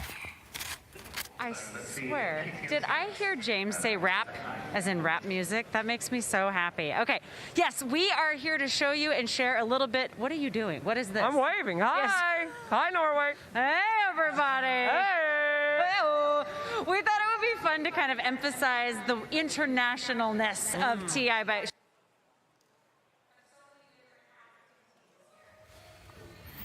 close they are to all these amazing fans. So we have several different language broadcasts here. We have Chinese language, Russian language, Portuguese language, Spanish language, and English language casters all in one place in harmony. Yeah, and we've never had them this close to the crowd and just being able to interact. But I think it's really neat. All the languages, the international after all, it's not just named that for nothing, Casey. Yeah, it's pretty cool. So guys, we got some casters around there. Who's your favorite caster? ODPixel. ODPixel. Oh, okay. Well, no problem. Where? Next series, I think. I'm there. Okay, spoiler alert, sorry. Favorite caster duo? Obviously Cap. Oh. There you go. There you go. And the other one with Cap. There you go. Oh, you mean Blitz? Oh, no. Oh, my goodness gracious. Oh, Casey. Yeah, it's SVG. There you go. That's kind. Trying to help a brother out there. Casey. Oh, yes, sir. Yes, sir. Your favorite. Wait, where did you come from? Oh, my goodness. I tried to get you earlier. You said no. Who's your favorite casting duo? Cinnamon and Sunsman? Oh! Yes. Yes, and you? Oh, no. So we got to give a shout out to some of the Seacasters as well, but I mean, I go way back with this guy Cap, and I do miss Blitz on the stage as well, casting, so I mean, I don't know. Let's get him back here soon. Did he pay you to say that? No. You sure about that? Did you pay him to say that? Maybe later, we'll see. No, a couple drinks later, we'll find Okay, out. I do Okay, have to say, all right. we might have missed a moment. Cap, in a frustration, threw the water bottle, and yet again, in a fit of frustration, it went on his head again. Cap, stay away from the bottles, bro, all right? We got to get those away. Take it easy. Take it easy, white boy. Put it down. Thank you very much. All right, anyway, everybody's getting some good show here today. A lot of different languages, a lot of people coming together here at the International, and we're having a hell of a good time. All right, I know we have to send it back, but I need to hear more from people. Okay. Why is it so quiet? Don't worry about getting me on camera, Myron. I'm just trying to hear from the people. Just make some noise. Thank you very much, Casey and Slacks. Yeah, upper bracket games. A lot of fans for both of these teams out there. But I think, even though people have such a history with Team Secret, I do believe that Thunder Awaken have really garnered a lot of fans coming to this from an international scene as well. And that's one of the things that I think Casey and Slacks kind of talked about. This is the international, and now even our broadcast is, in so many languages, and it's really amazing. Yeah, I mean, when you have teams like Thunder Awaken playing with their hearts on their sleeves and also playing with such aggression and skill, it's easy to be won over, right? So hopefully they can bounce back and get to another 3-game series today against Secret. Yeah, well, hopefully so. I think they'll be out on stage in just a moment. But what would they need to change, Sheep, to go? What's the kind of pep talk that they might have had backstage? I actually really liked their draft overall. I think I wanted to see a sniper instead of a morphling, but I don't think it's a problem. I think mostly it was just their play and cleaning it up and being able to hold that map and stuff. And, they're making the right moves, but they're not making them consistently, and they're giving up map space, and kind of their team fights were a little rough. Like, they had a good idea. Let's take the triangle. Let's stand on the high ground. Let's look and poke for a fight. And then, it all goes wrong when they poke out bad. Yeah, they just need to forget about that game, focus a little bit more on the next one. Morphling getting caught in the middle with a fresh bot hex should not be happening at this stage of the tournament, I believe. They just need to focus and it will be better. And I think Secret's one of the best teams in the world at counter-aggression. In Europe, they dominated teams from playing defensively, waiting for a time, and then fighting. So Thunder Awaken, Secret just pairs well into that style of play. So I think they just got to respect that Secret is good on defense, and then if they want to be aggressive as a team, just go 10 times harder, really break down Secret. All right, well, we'll see if they double down, because the teams are ready to rejoin us here at the International as they'll be coming out on stage for game number 2. Team Secret taking the first game up 1-0, one away from locking their place into the upper bracket finals. But of course, Thunder Awaken will have something to say about that as they get ready to sit down and soon we'll be going into the draft. I'm sure Thunder Awaken, as you guys mentioned on the panel, yeah, not too much to worry about, but just be a little bit more Thunder Awaken in a way. If you're going to play aggressive, really turn up the tempo. And it was kind of said in the green room as we were watching that you guys felt that they took it just maybe a little bit too slow. Nisha, of course, coming off a fantastic last match, will have a lot of confidence. Chrysalis playing the Drow, I think he had a pretty phenomenal, and I wouldn't say easy game, but his team really enabled him. Yeah, they definitely enabled him. And usually these kind of glass cannony heroes, they need a team to enable them. They need a rock like Puppey to stand in front. And there's Puppey looking to lock his place into the upper bracket finals. We saw from the stats from Purge's segment, of course, each TI is going up by 1 placement, each TI, the last 4 ones. So in theory, he should be getting at least to the grand final. You see like a good chef just fine-tuning a little the dish. Kick one player out, get another one in. Is that the fine-tuning? Pretty much, yeah. Unfortunately, though, for him, though, stats-wise, it means he should be placing second this TI. So he's going to get to the grand finals and finish second, but at least then next year, he's locked in his free TI win as long as he, as long as he shows up. Yeah, exactly. He instantly given the ages, right? He doesn't even have to play. When you have that many TIs, you just get it, yeah. You just have to check in all of your TI badges. That's why he carries them around all the time, because he's just waiting to hit collect that's open. Yes, it's a play 12, get 1 free. Exactly. Yeah, but it's worth mentioning, Team Secret did come 3rd place last year. But what can we say about Thunder Awaken here and the players from their last match coming into this one? Overall, I'm just amazed by the precision of their gameplay. Realistically, this is a team from South America that no one expected to even get this far, right? Beast Host perhaps, but not necessarily Thunder Awaken. If they could just fine-tune it a tiny little bit, I believe we can go to game 3, but they did hit a rock in that last game. I think the good thing for them, at least, is their group stage, they had at least, I think it was 6 draws to their name. They haven't had experiences yet where they dominated groups and they've never lost a game yet. They have taken L's so far in their TI run. So this isn't going to be some weird experience and guys, we were doing so well with the South American team, suddenly nearly top 3. They've already experienced this style of... I think they've been really consistent. I mean, they got 2 wins, 6 draws and 1 loss in the groups. And of course, they took out Evil Geniuses in the upper bracket, who had the best group stage to be here against Team Secret. One thing that they didn't have in the last game was maybe saves that they usually have. Is that something that you would like to see Sheepo from them, perhaps? It is definitely in Panda's style of play to take these saves, but I do think the Crystal Maiden is very strong and deals with so many meta heroes that I think it's good to adapt. And something that Thunder Awaken do that other teams in South America like Beast Coast don't have is this adaptation. It's one of the reasons why they're pulling ahead and getting better as a team. So I'm definitely not against it. It's mostly just a little bit of a discipline thing. If you look as 2 contrasting examples, right? When they were holding that triangle, Dark Margot, he poked his head out into the lane and instantly got punished and killed, and it ruined their entire play. Meanwhile, Secret, they are reading this map well. When they're holding the triangle, they realize Thunder Awaken's not here. And what do? They just back out of that triangle and go all the way across the map to their own, because they know that there's too many angles for Thunder to catch them off guard by. And that is just the high-level stuff that sets them apart. All right, thank you very much, Sheet. Well, it looks like we're ready to go into the picks and bans of Game 2. Team Secret versus Thunder Awaken. Game 2. We could be seeing a 3rd best of 3 here today, and that's a nice change. Everything else is, prior to today went 2-0, but so far we've gone all the way, and this one definitely, I feel, could still have the same kind of storyline. But Team Secret definitely a lot of momentum going into this, and I think they're quite confident. And as you say, they're the seasoned team, so that also makes them even kind of scarier with what they might be able to do in the draft, maybe, Lizard, just because they have a little bit of flexibility. Of course, when you're a seasoned team, when you're a puppy, when you're this drafter, you already have seen it all, literally, right? So he can go back to TI6 strat, pull one out, bring it back here. There's definitely a lot of versatility that the history is giving him, the experience is giving him. And talking about old school, we've seen a couple of Drows now.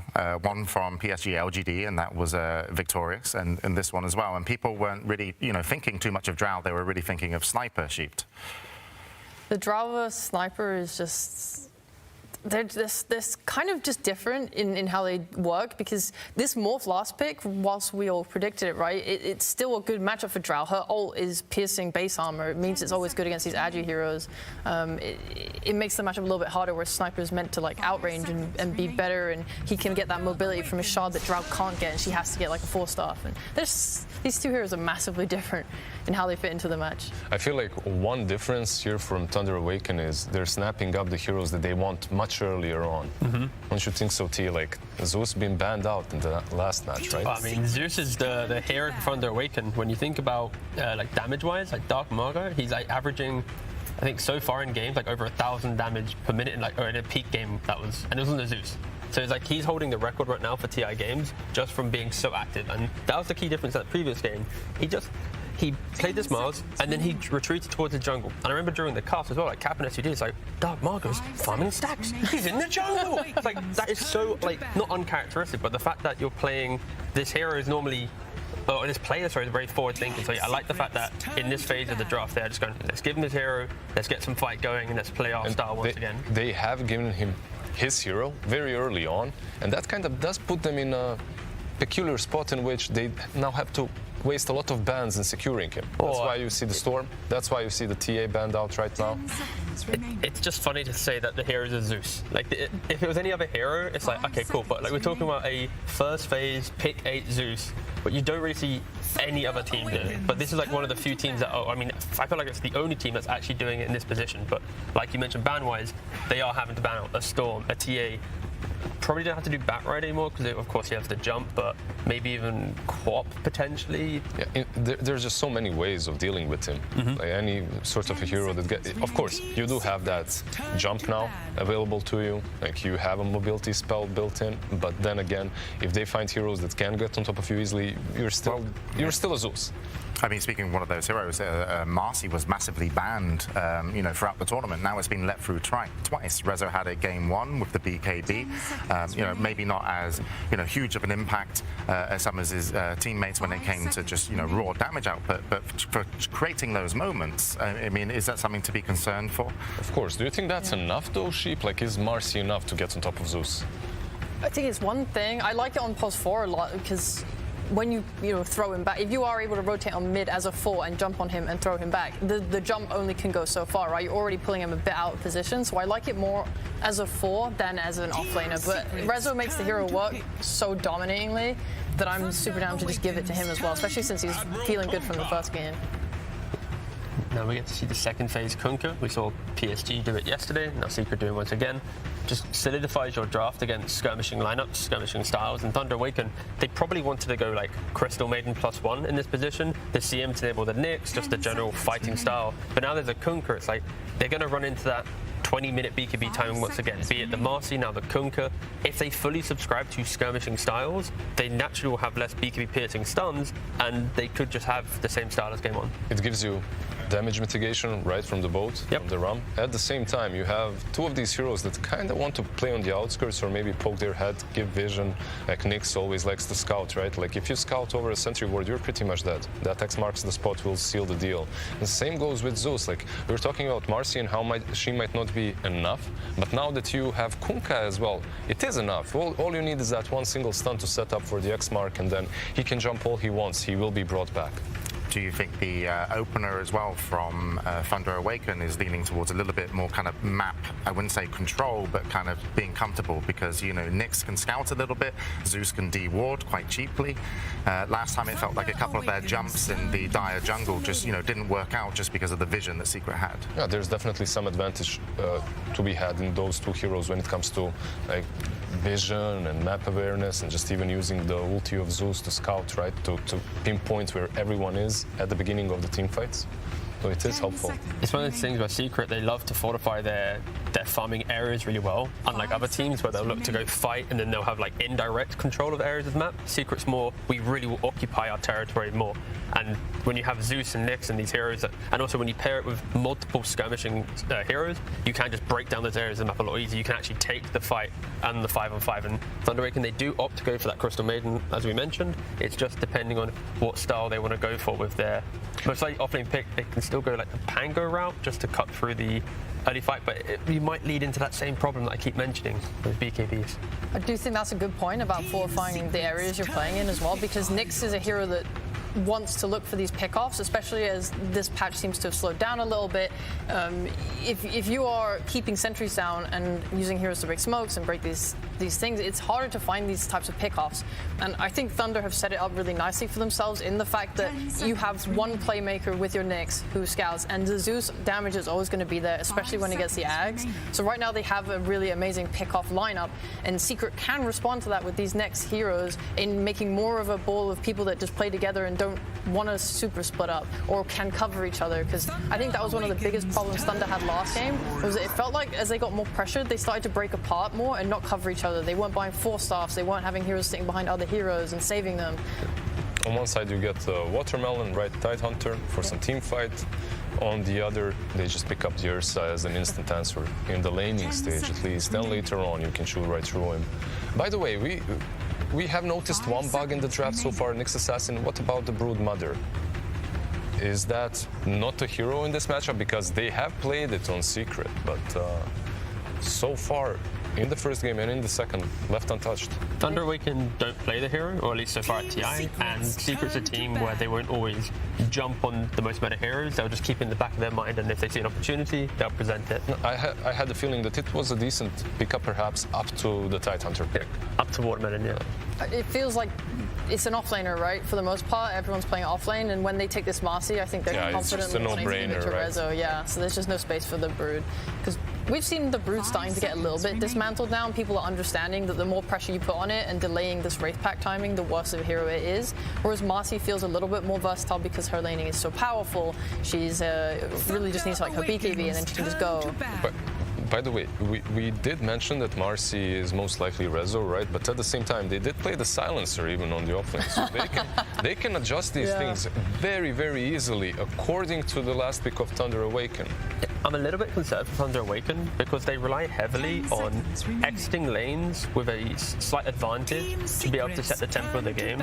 Because once they get to this mid game, they rely on the Ravage to be their primary defensive spell. And if you ever get the Ursa blinking on or the Marcy jumping in and you get on top of her Zeus, there aren't these saves unless like 4-staffs and Glimmers come into play. So Secret do kind of have a bit more of a easier time playing the game as it scales. Maybe Picard's carry can shift that balance. What's brewing, James? I have a feeling you have an idea. Thunder Awaken play Slark, or I mean, because like I'm thinking about their hero, and they've got so much jump on Team Secret, and it's Picaz we're looking at now for his carry pick. So what are you guys thinking? He hasn't played it. He didn't play it in the group stage at least, because I also was thinking about Slark and looked for it. So hey. Big brains. Yeah. But it is a South American hero, right? Like all these regions that like aggressive playstyle, carries always play Slark. Like it's one of those top heroes that has to be played. It just brings you MMR, right? If it brings you MMR, the carry player is gonna love it. It feels like Thunder Awaken need a carry that just can win the lane, because Nyx can relatively secure Tide. Zeus normally farms well mid. Yeah, they banned the Bloodseeker because that's what they paired last time with it. And a CM Bloodseeker lane, you will just win your bot lane and you'll provide yourself a good time to play. They need objective taking. Exactly. Don't you see a lack of that, right? They have nothing that pushes and sieges towers. They have nothing that takes Roche. I think they have really good vision given heroes that can help against the Ursa taking Roche. But yeah, you need something that can take them yourselves. The thing with Thunder Awaken is they don't always think with that mindset. They sometimes think with more that if the heroes are dead, the towers can fall after, right? That's true. But I still wouldn't want to be sieging with a Zeus. Yeah, exactly. You still don't want to be hitting towers with Zeus and the Crystal Maiden. It can be a little bit difficult to do. It's stuff like what Gyro they've played in the past on Picaz that could potentially be that hero. I don't think I'd want Gyrocopter into the Ursa. So there's this one other... It's a hard position, to be clear. Yeah. There's this one other XU panelist here, Lacoste, maybe you heard of him. He had a very wild idea this morning for his draft. It was a troll. We're probably not seeing that, right? Most likely not. Certainly. I mean... Because it looks kind of decent here. Kinda, yeah. Good for the lane. I'm a believer in anything for lane, and I go for the slot. Nice. James is on fire. Yeah. That's Me and Thunder Awaken, you know. He's actually he's the coach. He's the secondary coach for the third coach. Yeah, he ain't called too good for nothing. Boom. But no, yeah, this Slark, it pretty much gives them the fight, right? Where after the lane, they're going to be able to just continue skirmishing and fighting, and if this Ursa wants to go for this Battle Fury plus extra build, Thunder Awaken can bring everyone to an engagement. For me, it feels like it falls into SA, SEA, and back in the day Eastern European playstyle. Like, you do not have objective taking, but you're not looking to take objectives. Exactly. You're looking to fight constantly. This Slark eventually will become that beast.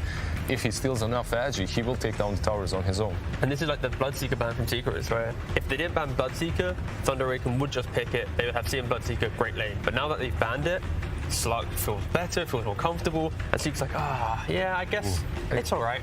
I love how Heen is right now. Very passionate. Heen, the coach, he is laying down a point. He's like, we are doing this. It's been decided. Headphones off. It's a good point. It's a good Leshrac. It's a really good You point. will play Leshrac. Stop complaining. I don't care if there's a He's like, I'm bored. I want to play another hero. I won last game. It was, yeah. But there we go. The draft is locked in. Final thoughts? This Leshrac pick, even though there's a Nyx, it gives Secret a way to group up and play around and prevent Slark from wanting to get into the middle of the fight due to all that AoE damage. This Slark needs to be a little bit more careful now. I'm excited to see where Secret's players pick the heroes. Like, we didn't really get to see where they're going. Even though last game I had the feeling their draft was perfect, this time around I can see the cracks. I can see the openings for SA. Same here. I'm a big fan, and you can always optimize around it. This Slark can go Mage Slayer, BKB, all good. All right, well, here we go. We're going to be sending it over to the commentators. It's Team Secret could be punching their way into the upper bracket finals, but Thunder Awaken have picked a lineup that wants to fight, and that's exactly what they need to do. Let's send it over to Cap and SVG to bring us the game. In their opening game against Team Secret in the group stage, they lost that game, and then they went in to go into game 2, where they managed to bounce back and get a victory off of, big part, Dark Mago Zeus. And now, in this upper bracket semifinals, one game down, they turned their attention once again to that Zeus. Dark Mago does not play too many heroes, but the ones he does play, he plays quite well. Oh, yeah. And yeah, Zeus first phase, it's one way to either clinch your berth or go down to the lower bracket. Very risky hero, in my opinion, the first phase versus Team Secret. I think they're one of the better teams to react into something. And in the end, I mean, they get this Resolution Leshrac last pick. I think it's something where it could have been anybody's hero going into anywhere, but instead they're trying to address the Slark. Not a huge amount of gap close for the Zeus. I feel there's a Silencer global. You can up the tempo with the Ursa, but if this game goes very, very late, you're fighting into Nyx, Tide, Zeus, ultra late game, could get a little spooky. That said, this is kind of a cooldown heavy lineup for Thunder, right? Not something I think they're super used to playing, and something Ursa tends to abuse very well. Yeah, it'll definitely be interesting to see how that lack of gap close. I mean, do you think Crystallis is going to go for, like, how quick do you think he's going to go for a Blink Dagger in a setup like this? He's going to be thinking about it. Because he doesn't want to hurt his own scaling into the game, right? But at the same time, they really only have Marcy. I mean, maybe you could go the Blink Dagger sort of build on Rezo that we saw from Nisha last game, but off-lane Leshrac, not exactly expecting the same kind of farm. I mean, there's two factors, right? A lot of the Ursas to this tournament have been going the Battle Fury build to just scale into the late game. Yep. And the other factor is, you know, your Team Secret. If greed is an option, Jake tends to greed it out. You know, they're not afraid to play that triple carry role. Just play it safe. And again, this Thunder lineup, I'm not sure it can punish it too hard. It's kind of like you want to hit your big spells, get good core kills with them, and wait for this Slark to come online in the late game fights, play up the Zeus vision, get some pokes in and out. I don't think it's going to be well, all right? I think so. I think this Nyx Zeus opener is designed to be like, all right, last game,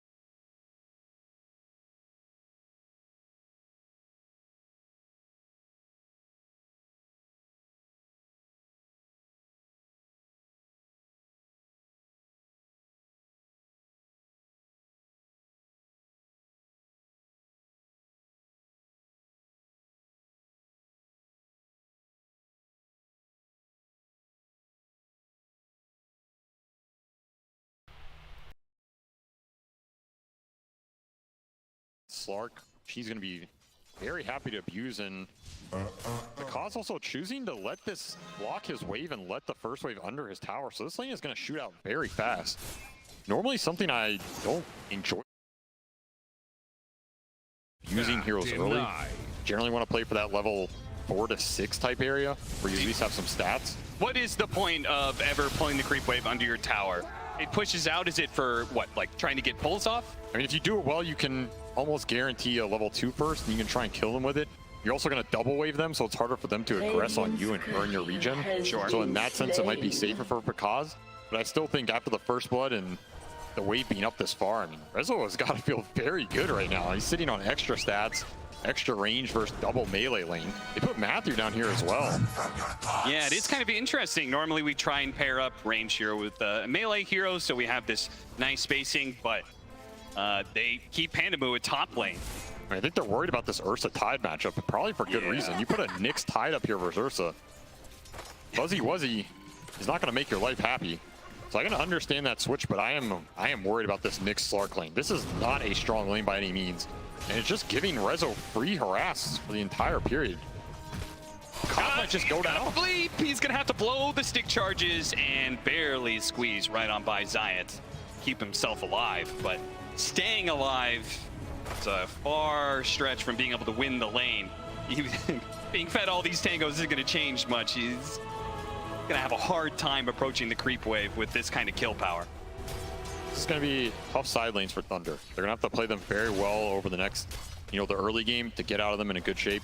Not like last game where they had all the nuke power in the world to just sway those core matchups.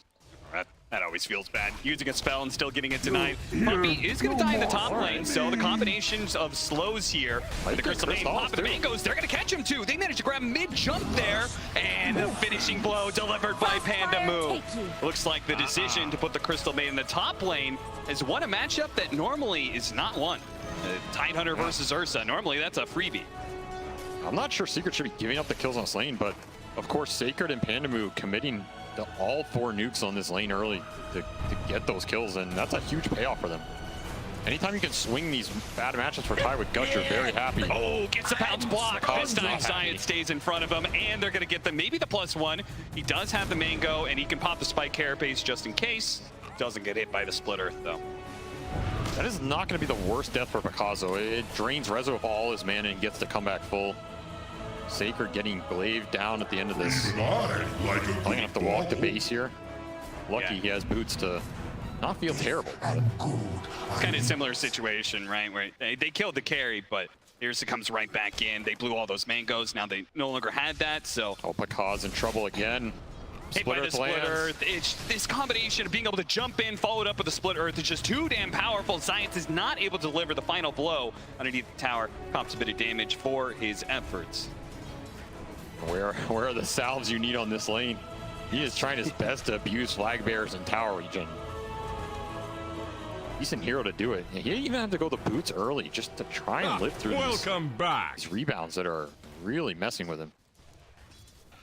And the weird part is they've got a mid Zeus, so it's not even like they have a mid hero that can rotate to the side lanes early and help them, disrupt things a bit. Nope, but he can provide that ult. If you do end up in a trade scenario where people are low. Yeah. I mean, all things considered, these side lanes I feel are actually going decent for Thunder. Like, I don't think Secret's too happy with this top lane because the Maiden went up here. It really shuts down how much Ursa can just run Tide down the lane. So Sacred's having a pretty free one. And yeah, Pakaz is getting abused bottom. But it's not worth and isn't looking too bad. Going better than you would expect, right? Yeah, I mean, that said, I'm not sure this lane gets much better for him. Yeah. And we'll see how this top lane goes as well with Ursa now being level 4. Mid lane, though, bright, shiny part there for Thunder. Dark Mago, he's almost to his 6. His top CS on the board, so he's faring very well against Nisha, which is pretty impressive considering the power of the Kunkka. The fact that he's got forwards and eyes is pretty nice. I mean, and the power of Nisha. Yeah, it's this true. guy's the top 3 mid laner in the world any day of the week. Yep. And Dark Mago got the better of him in both games. Impale, but it's by Carapace will help defend against this damage. It lasted just long enough for the split earth. He's going to pop the stick, but I don't think he's going to be able to walk this one off. He has a fairy fire, but just the constant attacks coming from Secret will ensure the kill. Oh, coming in. Our Zeus in some trouble. He's going to try and hop away, but of course he still has that curse on him. It's taken away, but I think it's a low level, so really not doing that much damage. We'll live 25 health, and we'll have the bottle refill from the Nyx Assassin dying. They're also probably going to try and secure these power runes coming up in 10 seconds. Yeah, timely death from Matthew. Going to get the refill, salve him up as well. Because he's going to have to hop his way into the trees. They do manage to get the kill on Nisha with the 2 supports rotating in. Because he's going to be found eventually here. There's really no way out. Makaz suffers, but he get that Kunkka kill mid and rune for Dark Mago. He gets the Thunder God's Wrath kill as well. Huge start for this mid Zeus. And this is a hero you want to have a good start in this game. Okay, Makaz is suffering, but with the lane setup you have, he's going to suffer no matter what. Come back in this game. If the Zeus is strong, it's the hero that can shove these waves out, stall the game. Oh, look at that read. Damn, that was a good torrent from Nisha. But he's going to be punished moving forward. Pandamoo and Matthew both coming back into play, and they're going to kill him twice. He just TP'd in. He's going to have to make the walk of shame back to lane now. Very nice play. Thunder just reading that Nisha's going to be here and no help in the world. Zayat's also not choosing to join those engagements. I mean, he is a Marcy, he has TP. Choosing instead just to prioritize the side lanes. I guess they're not too worried about Nisha's game here. He's going to be utility. They do have 2 damage carries between the Ursa and the Lesh.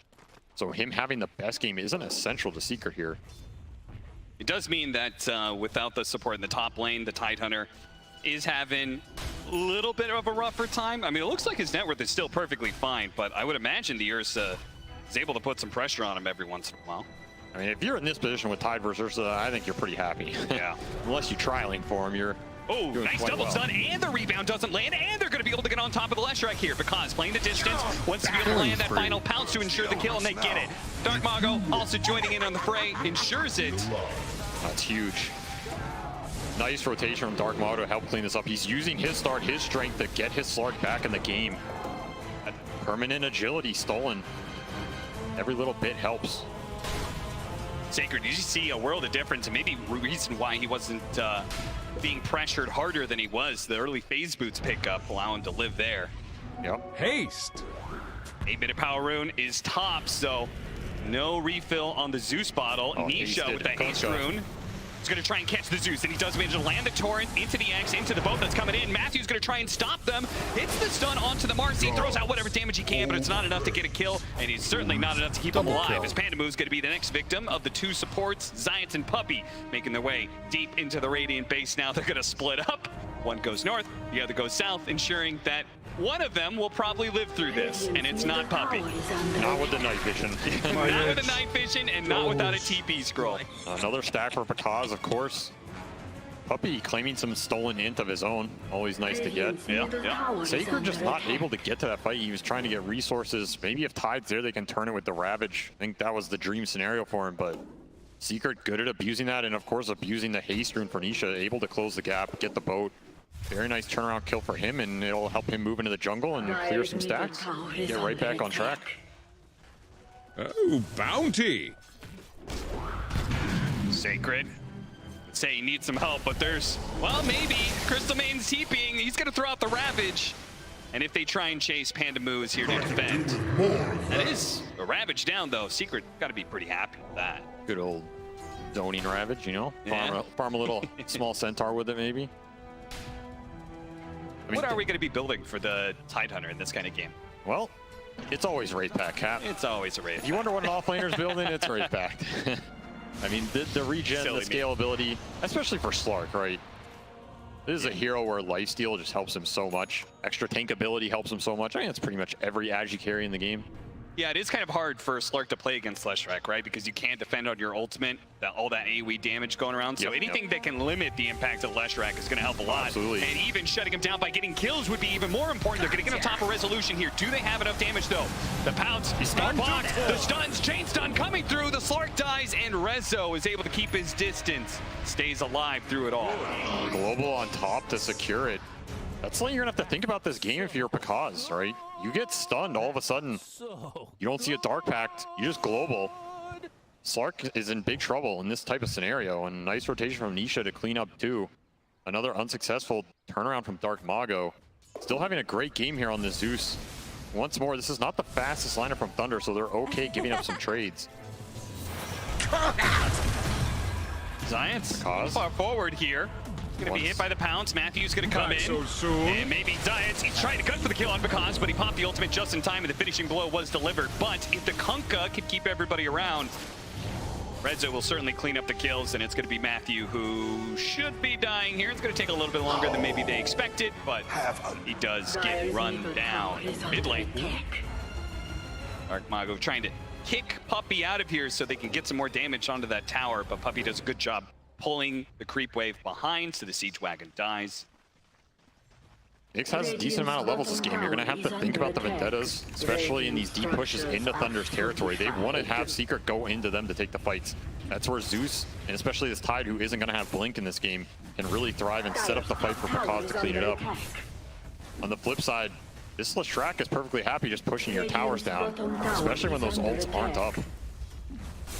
Secret can claim a decent amount of territory in this time. It's gonna take a while before Pakaz really wants to join the fights. Whereas again, you have this Ursa start clearing through jungle, and Crystallis is choosing to go for Diffusal this game. So he is not opting for that heavy farm Battle Fury build. Secret's gonna up the tempo here in the next 10 minutes. That's pretty interesting, because I feel like almost all years since I've seen have been going Battle Fury in this tournament, but nice spike Carapace. That'll help defend the Zeus. Rezo shows up, they drop the sentry, spot Matthew, who's trying to get to the edges of it, does what he can before he goes down. Here comes Ursa, and he's gonna clean up the Crystal Maiden, and Dark Mago, barely gets out before the X. Ravage going down, but nobody's really around to take advantage of this one. All of Secret is just gonna turn and rip into that watermelon, take the sweet juice inside, and go for a mid lane push now. Super discoordinated fight from Thunder. They just aren't ready for the Secret incursion yet. If they're all there, they can maybe get a turnaround or a kill. The Secret, and this tempo, they don't have big cooldowns they really have to rely on for the skirmishes. Sure, you have global silence, but it's not necessary. Isha is just running around the map, setting everything up. Invis bottom. Yeah, Dark Pact Invis rune. He's just gonna take, tried to take the CS, missed one of them. And then just kind of a noise because especially if Nyx dies early, it's hard for Thunder. Yeah. They really want him to be alive so he can get the Carapaces off on the Leshrac. That's just so much of Secret's damage right now. If he has free reign in these fights, Nyx is down. It's gonna be hard to just commit in, and even Crystal is joining this, cleaning up the Crystal Maiden. Back and alive we go as Thunder, bit of aggression, gonna be stalled here as Secret killing spree. Look to grab Pandaboo before he can get out. The X will ensure it. A little small hop away there with the Tumbler's Toy. Gets him out of range with Zayat. Matthew showing up. X Mago's trying to bait down. it. Matthew really wants to go for this one. They have the global silence though to be able to help out. Dark Mago backing out under the tower, but a jump forward from Zayat. A double kill pickup for him as Thunder just really not bringing the same kind of numbers Secret do to these fights. No, they are getting out skirmished and heavily. There's a lot of stolen in going to the silencer too, already up to 16. Oh, really? Puppey, he's a smart boy. I guess so. The reason why he's been a captain in Dota for so long. I mean, I can't help but feel some of it's been stolen from this Maiden because Pandaboo's sitting at 450 mana. This is getting a little bad for him, you know? Yes, Crystal Maiden spells are not the cheapest. Might be needing to put more points in that aura at this rate. Watching Nisha currently farm up some ancient stacks. Once he's done with this, he'll have BKB, so that'll be another big timing for Secret. Between the early BKB, the Diffusal Blade pickup on this Ursa, Team Secret are going to be really hard to fight into in this around this 18 to 20 minute marker. This is all for that Roshan. Crystallis is happy to go in there whenever Secret feels strong enough. He has the Morbid Mask, he's going the Diffusal build. That is a fight Thunder have to think about. You have Bloodstone on the Leshrac, you have that Kunkka BKB like you're talking about. These are very tanky heroes, and you don't have the easiest ways to initiate on them. It's pretty much Nyx Vendettaing in and stunning people, which, yeah. Secret's gonna have sentries down, and they're not even really waiting. Just smoke Crystallis in, 2-man it up. Roshan is pretty much dead here, uncontested. Yeah, Sidekick makes it really easy for the Ursa. Bounty! Combine that with the ultimate there of the Marcy as well, slowing down the attack speed of the Roshan. It falls pretty quickly. Thunder, either unaware or uncaring, will give up the first Roshan of the game. Sacred, he's going to be hovering around this mid tower. He's got the Ravage. They're going to try and hold this mid tower for as long as possible. I expect Secret to try and challenge that with the Aegis sometime in the next 5 minutes. I think Secret's definitely going to make a move. This Tide needs Wraith Pact. He is a long way away. This Zeus ideally wants his shard. He will pick it up now, so that's a huge damage increase for him. Very big timing. And more interesting perhaps is Pakaz has gone first item Mage Slayer, just in an attempt to deal with this Leshrac matchup who, I mean, Leshrac is the carry in this game, right? He was just going full carry items. You need this item in the matchup. I don't blame him, but the damage output diminishes quite a bit. In which case, it just means the Zeus and maybe the Nyx and Crystal Maiden have to do a lot more of the heavy lifting. I mean, it's even more on Dark Mago's shoulders now. Yeah. And then you really have to take a long fight as well. If these heroes go down for Thunder quickly, that's Crystal is immediately challenging Sacred. They've got the X to be able to keep him in place. He's going to blow the Ravage now. See if he can get away. Crystal's going to try and chase him down. They don't have the BKB. Oh, now he gets it off. As the Global Silence also protecting him. Nisha will get the X. With this double damage, it's a little hard for Thunder to fight. Dominating But now, they can keep on the edges of this. They got to be careful to Zeus, though. He's still silenced up. Oh, he needs to be able to jump away. Crystallis, okay, there goes the Aegis, yes, but the other heroes are on top of the Zeus. And without the Zeus, there goes the damage. Sacred comes back in, but he's just going to be another victim, and the X marks the spot. Reeling in the fish. A double kill for Crystallis and a mid tower for the Tanky Team Secret. This game is escalating out of control very fast. Pakaz didn't even want to join that fight. Of course, he didn't have teleport, so he couldn't have if he wanted to, I guess. He had a little more damage. Maybe Kunkka falls there, but it's a pretty good Aegis usage. Now you're pushing the lead to 5K. You get the tier 1 mid. Map opens up. Just an awkward Ravage here, right? Like, it's getting forced. You don't want to Ravage Aegis Ursa. They almost chain it well into something. Maybe if there's a Maiden ult here, it turns a bit better, but it's just too tanky. Double Bracer, BKB rush. You have the global to bail him out. Puppey holding on to it. Dark Mago gets a lot of damage off in this fight. Yeah, but then he's so slowed down by this curse. It's a hard game for Sacred the front line. You have Ursa to cut through him. You have Leshrac to cut through him. The X. Difficult Tide frontline game. Still trying to get to that Wraith Pact. The start he had was solid, but since then, nothing has gone his way.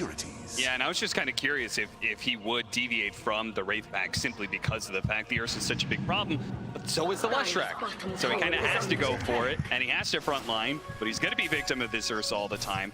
It really seems like a no-win scenario for Sacred. Feels like there's a little too many problems for him to itemize, and it's just going to come down to one of these weird fights where somehow Pakaz gets on supports, trying to go Ag so he can find the backline. He can start on Slark, start on Marcy. I mean, I say start on Marcy, but Zayats is sitting at 1800 HP with Ogre Club. He's not exactly squishy. See if they catch the Slark here. The smoke across. Not going to be able to find him. Pakaz is able to get the pounce away first, so he'll keep the hopes alive of an Aghanim Scepter pickup. Slowed down by the curse. Panda, I think you're going to have to play a little bit of a sacrificial lamb here. Performance. He throws himself in to make sure that his Zeus does get out. Of course, Sacred is like, please, no, not my ancient stack. I'm so poor. Farm them quicker. Let me get the Wraith back, please. Oh, it's all being taken away from him.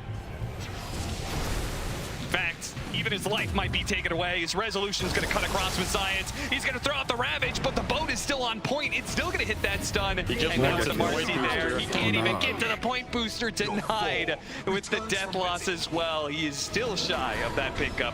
Oh, this would be a dream pickup, but there's nothing there to follow it up, and a global silence to ensure there's no escape for a Nyx assassin. Killing spree. Ownage. Yeah, level 2 Thunder's God. Might have been close. That global doesn't come out. Very quick reaction from Puppey nonetheless. And yeah, I don't think I've ever seen a Ravage to try and buy a point booster. That is that tells you all you need to know about the state of this game. When you put it like that, going well. it looks pretty dark. You didn't even get it either. No. Panda Caught by just the constant jumps in from Marci. Anybody shows in the mid lane, Marci's gonna be there quick and fast to punish. Silence is okay. Mario's really getting up here. He's gonna pop the illusion to get rid of the curse, but he won't be able to deal with that X. They do have Bakaaz showing up finally with this Aghanim Scepter, and he might be able to get the kill on a Puppey. The Gush gets it, but at the same time with the Zeus dead, it's gonna be hard to play this out. Science, second pounce catches him as well. 2 kills for Thunder would be pretty nice. Sacred with the double ensures that his Wraith Pact is gonna come in a little bit quicker. Nisha, who blew his BKB earlier. Held the Shadow Blade though. Yeah. Get him out of dodge. Not the worst fight for Thunder. They get their Slark involved with that Ags timing, pick up 2 kills. He'll take that. I mean, we're seeing how aggressive Puppey's playing too. He has absolutely no fear. Oh, that is a nice TP deny. They can keep the pressure on this mid tower. In fact, they get it. That little play may have just gotten them the bounty on that mid tower. Sacred takes the last hit. So, big time recovery for this Tidehunter who's been suffering. Got him to his Wraith Pact. Showing some signs of life here for Thunder, and a little momentum swing.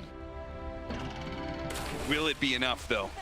The Wraith Pact will stop a lot of the damage, but Secret still up by 5k. They're an item or 2 ahead. And also, what can Bakaaz do with this Aghanim Scepter? We saw in that first fight, used it pretty decently to kill the 2 supports. You want Silencer every time. Yeah. Take Silencer out of the fight, it opens it up a lot for Zeus and Nyx. Sacred and Nisha having a little fun here. Both of them actually baiting a smoke behind the individual cores standing in front. Oh, they are fighting Puppey on the back. Puppey, this would be so good. He throws out the curse. He gets a force staff to the high ground. The second pounce doesn't land. The Ravage doesn't land either. And now he gets off the global. He's getting all the spells off with the quick turnaround onto Bakaaz. It all falls apart for Thunder off of some nice dominating performance. Quick moves from Puppey. He pulled out all the stops on that one. Yeah, put on his dancing shoes today. Just super fast force staff reaction. That Ravage clips absolutely nothing with the BKB reveal on Leshrac, and fight's pretty much over at that point. Bakaaz is 2 invested and 2 silenced. Very nice read by Secret. Puppey felt that one coming, but they had a great angle. Yeah, they really did. With the rest of them on the high ground, BKBs all going off during the Ravage, and even the global. It's a nice finishing touch there on the end. Just beautifully played by Team Secret as a whole. That's almost where you want the Nyx leading, so you can guarantee that kill. Yeah. Instead of the pounce, but maybe just not expecting that force staff to be up yet. It's also hard to just run in with Nyx this game. There's a single sentry, you're getting global. Nothing can come out from the rest of his team to bail him in those scenarios. Yule's Scepter, Aether Lens. Dark Mago is trying to keep up as the Zeus. I mean, he was once the highest net worth in this game. You see he's had a little bit of a precipitous fall. He just can't keep up. Not with the amount of real estate that Team Secret has been owning throughout the last 10 minutes. They are gobbling up the map. Towards top. He had a pretty nice defensive ward there on the side of Thunder. All right, Matthew kills Stalis Courier with full BKB on it. Ooh, that's a nice pickup. It's a lot of net worth. Pretty much the best thing he could hope for in that scenario. Is that enough for you to make the call like, guys, we should smoke? I just took away the BKB, or do you think it's still risky? I don't think you can smoke into Secret here. Maybe Secret goes into you and you can take the fight. Maybe. They're unstoppable. Maybe just leave Pandamu behind. That's Roshan. Number 2. Second Roche. This is where things start getting really scary for an Ursa lineup and Aegis. Now the Shard. I feel so bad for this main, man. So much intelligence stolen. Yeah, he's really not progressing there, is he? Racking up the int, and that is Shard for Ursa. Oh, this is the Dream Ursa progression. Do the first Roche pretty early. They got it with the smoke and Marci. Second Roche, 24 minutes, put that Shard online. Yeah, you're missing BKB, but I don't think he cares too much. No, I don't think so either. Not with the constant enrages. They're already having a hard time addressing him. Coin for me. Full Silver Edge done for Nisha as well.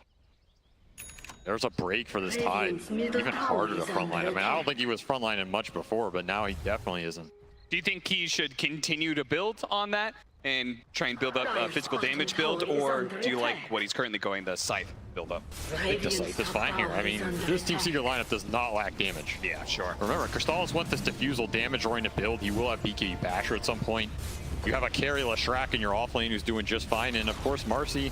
You know, Marcy's Marcy. Yeah, Marcy's Marcy. Enough said, you know. They're not going to lack damage, so Nisha can just go whatever he wants, honestly. He can go the AC, he can go the Hex here. The Hex is definitely nice for the Slark control. Or if you find the Zeus, right, you stop some of these leaps or Euls. Just guarantee the highest damage kill.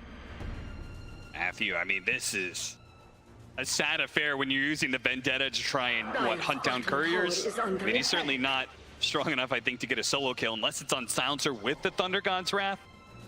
But even then, I have to question if they have enough damage. Pandamu, well, he's been just kind of playing forward a lot. I don't think he really cares too much about his own life. It feels like he's just kind of fishing for information, right? They got to just buy time more than anything. Dodge, split the lanes.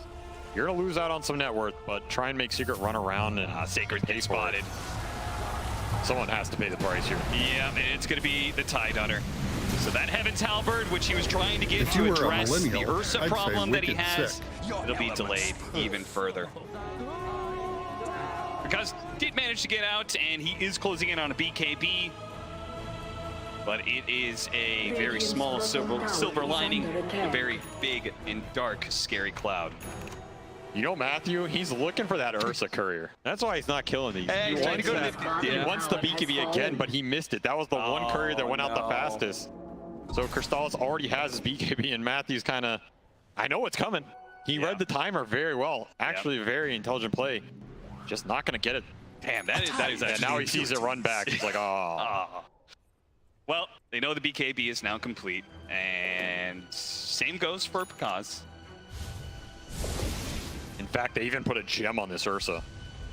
Puppey deciding to be generous this game and donate some of his net worth to ensure this Nyx has no free initiations.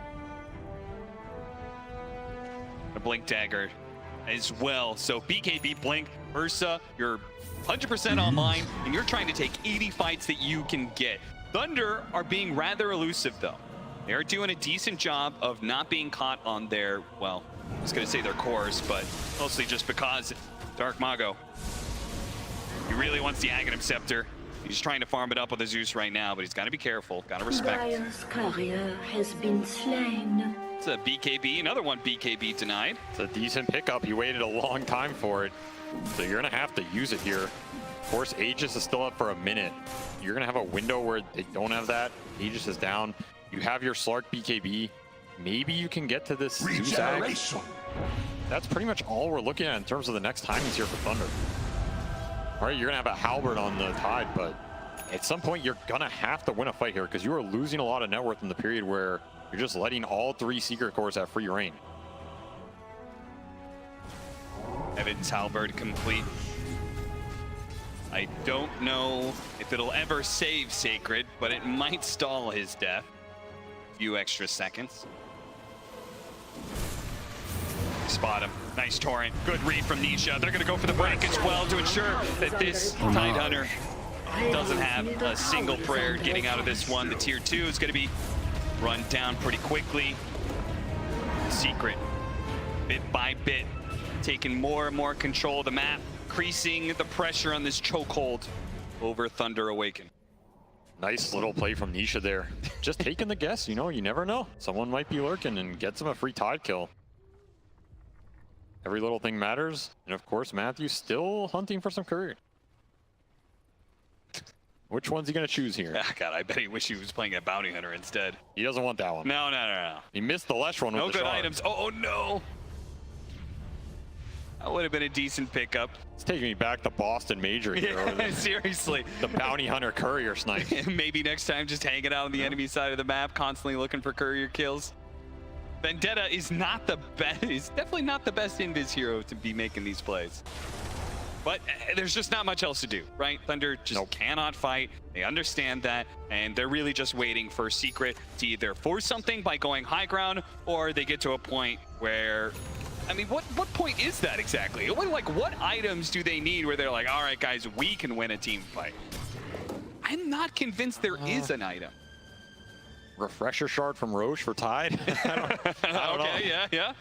It's going to have to be some base defense fight where Secret overextends, honestly. Yeah, I don't think you can fight outside the base anymore. These heroes are just too tanky. And Secret's not going to give you any freebies. No. No, they're This'll not. come in They're a handy. very disciplined team. That's the first Thunder God I've heard in a while. Yeah, he just was fishing for information. Hadn't seen any heroes from Team Secret in a while, so Yeah, he's wanted to trying make sure he wasn't getting ganked top lane. Wanted to finish up his Ags, which he will. So now you have a bit more global pickoff potential. We can kind of see where this lineup was supposed to be at this point, you know, where Nyx and Zeus could have threatened heroes along the way. Yep. I'm not sure you're threatening too much outside of some more couriers you're scouting. Let me tell you something. This courier hunting looks a lot more fun than it actually is. Is he going to take one? Yeah, the losing game probably doesn't feel so hot. All right, got the Ursa courier. Hey, there we go. And you know what his reward is? He is level 10. He is level 10 at 30 minutes because he has not seen a creep in a very long time. Yeah, who needs levels in mana burn? It's true. Science is done with this. He's like, all right. Enough of this Nyx assassin nonsense. Find some Rezo pairs up with them. They don't actually get him. He's out. He was too close to the Leshrac for the rebound to land, I think. So That's some space.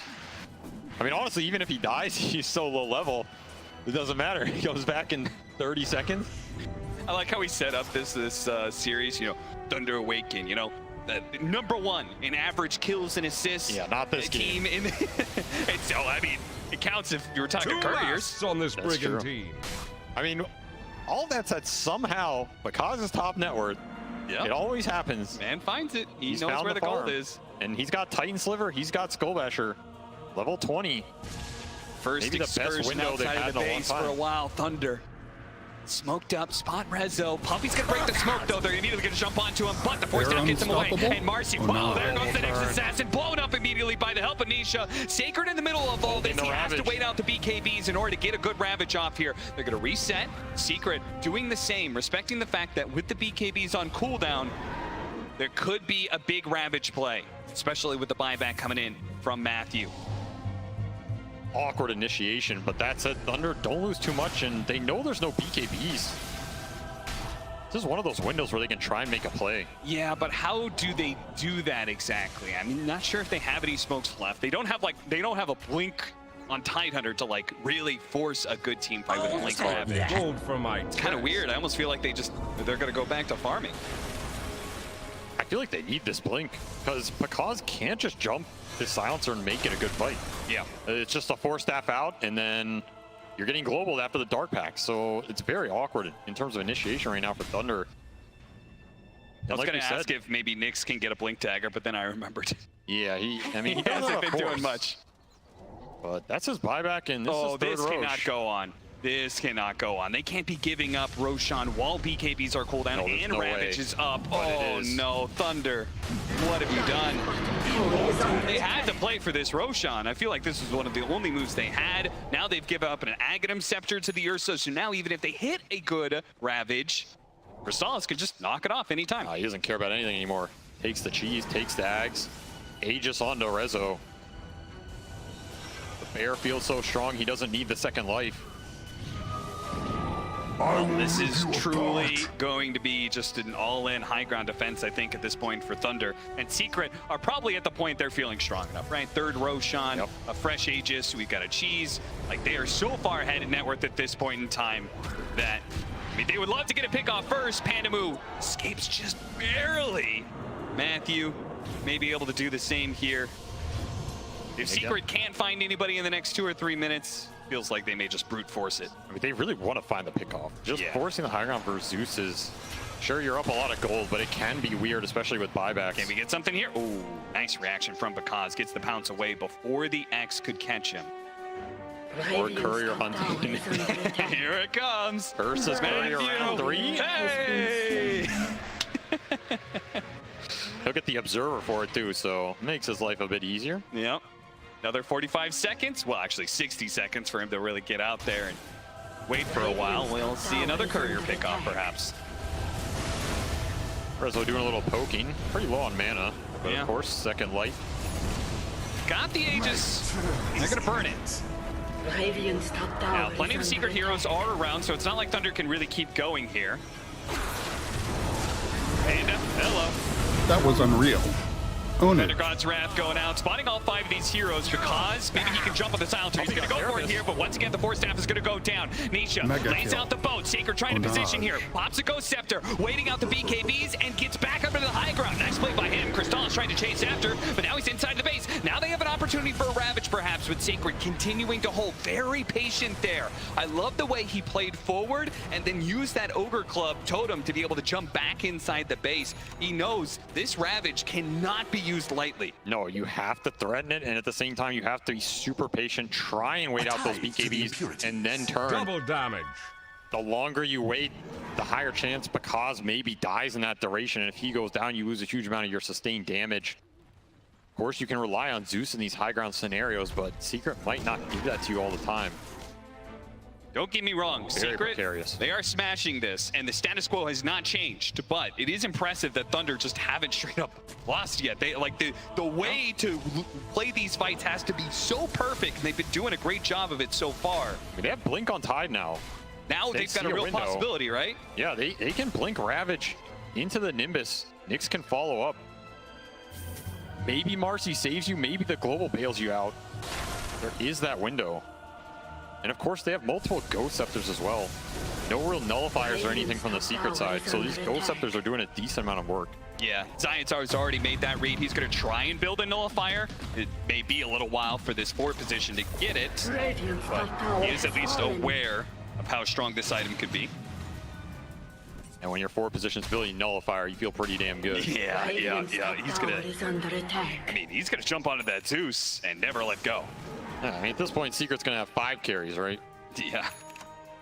You should build some attack speed on Silencer. He's got the hint to do it. Yeah, he's got 32 stolen intelligence.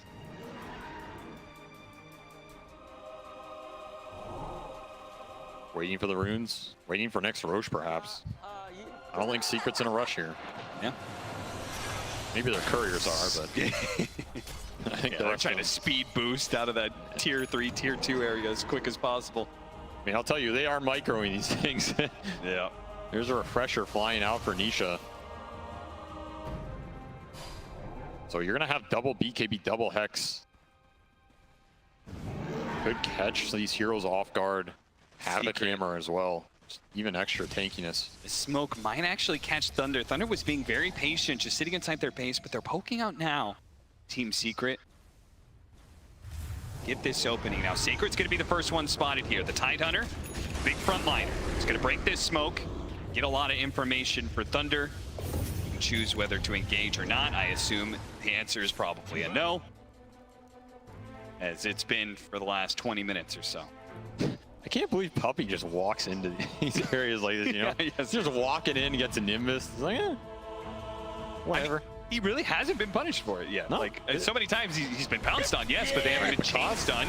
Once again, he's got the Force Staff to go for it. Bakaz is going to keep going here. This is pretty crazy. He immediately jump in there. Sacred's going to have to wait out this BKB. Once again, the situation, Bakaz, the damage. They've got the Rams thrown out now. Chrysalis does manage to get off the enrage. They do have, he gets his ultimate, and also the shard being thrown down. Bakaz has got to be able to jump away, though. The AoE damage at the last track. He managed to get it right in front of Crystallis, but the Hex landed as well. Gets up to the high ground, gets that speed boost, starts regenerating away. Resolution, though, trying to catch. Nice Yule Scepter, barely in time to stop the split Earth. Science jumping in after him into the base, but Dark Mago's already away. The 2 supports die on the side of Thunder, but the core's not dying. We'll keep this game stalled out, I believe. It is still going. I mean, they were close to killing that Ursa. If that Ravage comes out before the cheese pop, he is gone for sure. Nisha looking for more here. Tier 4s are up. Next Roshan is coming in soon. 2 minutes to be exact. Gotta abuse that Slark night vision as well. It's their best entry into fight because they're never gonna have a really good ward. Outside of the Slark initiates, you can plan an ob later. Yeah. That's why Puppey is so confident, because they just know they have no vision. They've had that gem forever. starting to poke this Tide. No Ravage for 60. Look at him just throwing himself in there. See if he gets out. The splitter doesn't land. We're good. No Because, oh yeah, he needs a Force Staff out of here. He's in a little bit of danger. Because gets on top of him, and they do have Sacred to follow up as well. Because realizes as soon as the last strike shows, he's got to get out of here. The Ogre Club doesn't get Sacred quite far enough. He's going to be chased out. The magic damage, a resolution on the side. Science is going to be able to finish off Dark Mago as well. Because turns around, does the damage onto the last strike. He needs to be able to keep his back up against the wall and make sure nobody gets in front of him. If anybody stops his pounce, he's dead. He now has to blow the BKB. He jumps over to the side. TP's out. He will get away, but the rest of his team has been devastated by this. They throw buybacks and still haven't gotten a kill out of it. Absolutely nothing going Thunder Awaken's way in this fight, and Crystallis smells the blood. Yeah, that's going to be another death for Pandamoo. The chance to break the high ground looks like it's Secret. Finally going to crack it open. Glyph will come out. They are low resources, but doesn't seem like any of them are close to dying. Puppey is still eluding this Slark. Force Staff and a Ghost Scepter. The rest of his team being so mobile, they can come save him anytime. And Pakaz really needed that Abyssal, and he might never get to it at this point. Repeat Glyph here. BKB is up for Nisha now. Now the Nyx is in the trees here from the side. They try and get a sneaky intel. Ravage going down, the pretty decent one, but they can't really focus any one hero down. They don't have the damage, not without the Zeus. And now with the Slark hexed up, it's a chain stun combo that will ensure his dead for 85 seconds. No buyback, and Sacred falling as well. Also no buyback. This is looking like it's over. That's it. GG. Secret. Kill is the monster kill. Absolutely no mercy whatsoever. Fully disciplined, controlled the game from the get-go, and make a clean 2-0 victory over Thunder Awaken. Oh, what a clinical series. I mean, that first game was just so disciplined by them, and this second one didn't feel like Thunder even got one good team fight out of that whole game. Just ratting and ratting, trying to get to a point where the Slark can come online, and by then, all of Secret's 5 carries are online. I mean, at that point, you're not killing anything. Puppey just so elusive with Force Staff Glimmer. That's a top 3 for the second year in a row. All of Secret's 5 carries are online. I mean, at that point, you're not killing anything. Puppey just so elusive with Force Staff Glimmer. That's a top 3 for the second year in a row. Puppey has got to feel good about continuing to play at the 11 TI. Yeah, he's now got one more series to go to be able to beat last year and put himself in that potential top 2 scenario. Man, what a run this man has had. What a run the Team Secret has had. So, I mean, remember, these guys, we almost didn't see them at TI, period. They had to go through the last chance qualifier, which they smashed, and are now showing up in playoffs, looking in very fine form. Thunder, they in turn go down to the lower bracket, but I'm sure this is going to be an experience they certainly learn from. I mean, do you feel like this series was more about play, or was it about the draft for you? I feel draft did play a large part. I think Secret was very comfortable in both these games. They got everything they wanted. This last draft especially, I felt like they could have picked anything last there. Like, they could have flexed this Marcy to multiple positions. They could have even thrown Kunkka somewhere. Rezo gets his offlaner of choice versus whatever Pakaz has. Yeah, that's a rough situation to be in. I mean, Puppey and Heen have just done a great job this tournament. It feels like every series this team played, which has been a lot to get here. Yep. They get better. Their drafts get more consistent. The gameplay gets tighter. At this point, if these guys aren't the favorite to maybe take it all, I don't know who is. Yeah, absolutely. They just seem fully prepared. They seem to deeply understand the meta at this point. And that's what happens when you play some of the most games of anybody at this tournament. And anybody in any tournament ever. That's Puppey. Let's go ahead and check in with the panel. Team Secret taking it 2-0 over Thunder. Thank you, Cap and SVG. Yes, congratulations to Team Secret, punching their way into the upper bracket finals and equaling that of last year. They are guaranteed a top 3. To talk about the match, we're of course joined by Sheep, Lizard, and T-Governor. There were some moments. It's okay, but I mean, like, you know, we should highlight it. Let's just talk about it. Let's just get it out of the way. Let's get it out. It's the elephant in the room. The Tide Hunter in the room. It was, yeah. But but like, you know, you're on the stage. It's a lot of pressure, and you know, I think as SVG said, it's like you know, sometimes you kind of need that. You know, you don't always have your best performances, but you've still got a chance in lower brackets. So hopefully, you know, moving forward. But unfortunately, yeah, the Tide on Sacred wasn't really, you know, hitting the mark. But also, I do think that, as SVG mentioned, the draft as well, was really good and really enabled Rezo on the offlane with the Marcy. Yeah, I mean, before we get into the Tidehunter, I want to preface this with Sacred is a new pro player. He started playing professionally on teams in like 2019. To the scene, he is very inexperienced. So this sort of performance, yes, we can criticize it, but he is obviously like playing at this TI, feeling the pressure. I can see how this Ravage was great. Yeah, that one was fantastic. But yeah, this was pretty unacceptable.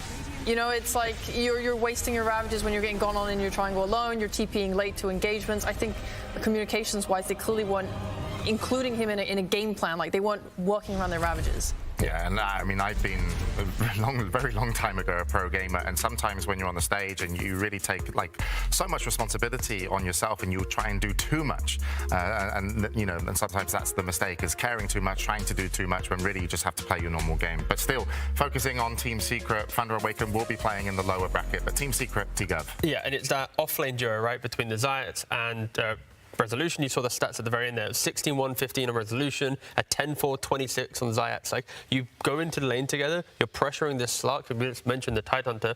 For Thunder Awaken, they're used to having cores come out of laning phase with a lead to play together. When they don't have that, it's like mode recovery. And that felt like the entire game, because Secret just demolished them within the draft, and in their early play, it was just an exceptional game. Then again, on the offlane, Thunder Awaken did have a decent start. Like, they did pressure the Ursa, even though he's kind of considered strong versus melee heroes. If there's a good dual lane against him, you can pressure him. They killed him a couple of times there between the Crystal Maiden and the Tidehunter. However, one thing that Secret does really well is they usually listen to Puppey. And when Puppey tells you to stick together, you goddamn stick together. You hold hands. You hold hands, you hug each other. Exactly. And that's what they were doing. And they did it, and they all got clapped along. What can you do? Yeah, clapped along, yeah. Oh, God. Okay. Yeah, because you're playing versus Slark, by the way. That's the point of the story. We just leaked all the Secret strats, actually. That was we shouldn't have done that. Poor Secret. They're holding hands. They can't win TI anymore.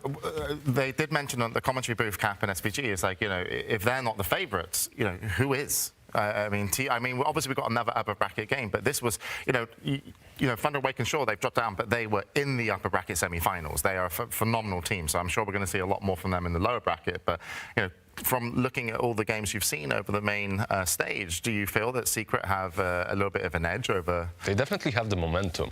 Like, history repeats itself. Sometimes it rhymes, sometimes it repeats itself. And I've seen this thing before with a team that went through the open qualifiers, went all the way, played the most games to, in the end, take the tournament. However, I don't know, still Puppey, he's, you know, this TI, he should end second, right? According to Keikaku. Exactly, due to the stats, but oh God, it's also Tundra. If they beat Aster, Tundra has always been dominant in EU and beaten Secret quite easily throughout all the years, or the season, sorry. So I think if you're Puppey, you're kind of praying to face Aster, to face China to get to the grand finals, because you don't want to go up against the EU teams because they know Secret best. And just to kind of recap a little bit game, because hopefully we will be waiting on a winner's interview. But in the mid lane, it was, you know, Dark Mango that on his Zeus, he really didn't get Dark Mango. I know, I wrote that down. The funny thing is, I am so dyslexic that the fact that I have to write down the players' names and then say them, it's like there's 2 points. It's Ice-Frog's favorite. It's fine. I can mess up. But looking at the brackets, that's what just happened. They punched their way into the upper bracket. I really hope Dark Mango bounce back. He needs to rebrand. Yeah. He definitely needs to rebrand. I thought he was making a new Neutralite or something. Dark Mango, God. If you pick it up, you lose, man. You start losing, man. You have to force feed it to your opponent. You get it down there. Bring back the Dark Mango tree Neutralite. I am so ready to get off this panel, and luckily I will be able to have a little break because we're going to go to a winner's interview with Casey. We're here with Resolution, and you came out, and I said, how are you doing? And you said... Amazing. I'm doing wonderful. What is the question? We just won the game, you know? It's a stupid question. It's hard not to ask it. No, I don't like that question before the game. You're like, how do you feel about this game? Like, of course I'm feeling it. Like, I'm playing the game. I'm going, you know? Or like, if you lose, how are you you feeling? I feel like shit. Thanks for asking. Yeah, that's right. no, there's no way we're gonna win this one. Like, what are they expecting me to say there, right? I have a very vivid memory of interviewing you back at TI7 when you had just jumped onto Team Empire to play at the last second. It was fun. Yeah, but you played so well. You unexpectedly placed top 8, and here you are. You just joined the team in August, joining Team Secret, and here you are just like completely destroying TI. Here I am. How are you doing it? How are you able to join teams and just immediately find cohesion for everyone? I mean, I think this team is like it's very special to me because like we have a really good chemistry like from the start. As soon as I joined, we finished top 3 on the Riyadh tournament, and like I also have a friend here, Zayed, which I enjoy really playing, talking to him like outside and inside the game, and it makes so much easier for us to communicate our problems inside, like for example for laning, right? And it's just I don't know, it's just amazing feeling that it all clicks together right away for us. Well, you can tell it's super fun to watch. Congratulations. Thank you so much. I'm super excited to be here, finishing already like at least top 3 at this event. It's just to live in the dream, because like half a year ago I thought I was done with Dota and I'm not gonna come back anymore, but here I am. Yeah. It's just like life works in miraculous ways, and you just gotta sometimes go with the flow. You're never done with Dota. Got that? I mean, never. We'll see. It's just one of those At things. this point, right now, I don't enjoy anything else in the world better than playing the game. So I'm gonna be here for quite a while. Thank God. Well, there you have it. Thank you again so much. We'll send it back to you guys. Thank you very much, Casey. And yeah, congratulations, Rezo and the rest of the team. And really nice to hear from them. Just, how it's all clicking, and it needs to click if you're going to go into the upper bracket, and that is so far the story of Team Secret. But we got more stories here for you now because we're ready for the next match.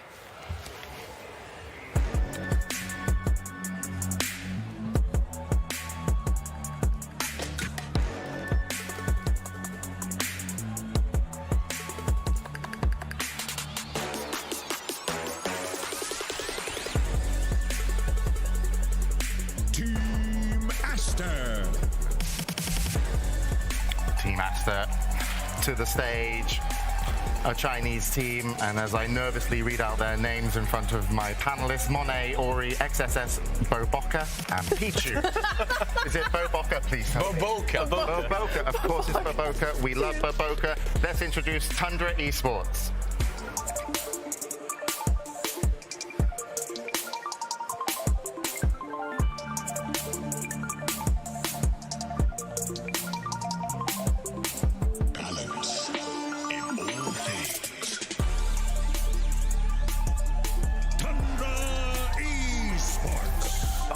Tundra Esports here, going into the upper bracket semi-finals. Skitter, 9, 33, Sashka, and Snaking. Please wait. He loves being called Sashka. I've known him for a long time. I knew PyCat. We used to hang out all the time. We've been on holidays together. I met his parents. I can guarantee. As someone who has butchered his name for nearly 2 years, I can wholeheartedly confirm that we should not say his name. I'm so sorry. My inability to host, should not take away from the importance of this game. So that's. I also want to use this platform to say Saxa. I did it. Saska. You're doing what I did for 2 years, all right, but I finally come over my inner demon. Why are you guys so bad at this? Because I have a slur, right? And when I see the S's, I get like self-conscious. No slurs allowed on this board. All right. Okay, I'm done. I'm all right. Lizard, take over. What have we got? I'm kind of cheating. I'm Slav like he is, so Saksa.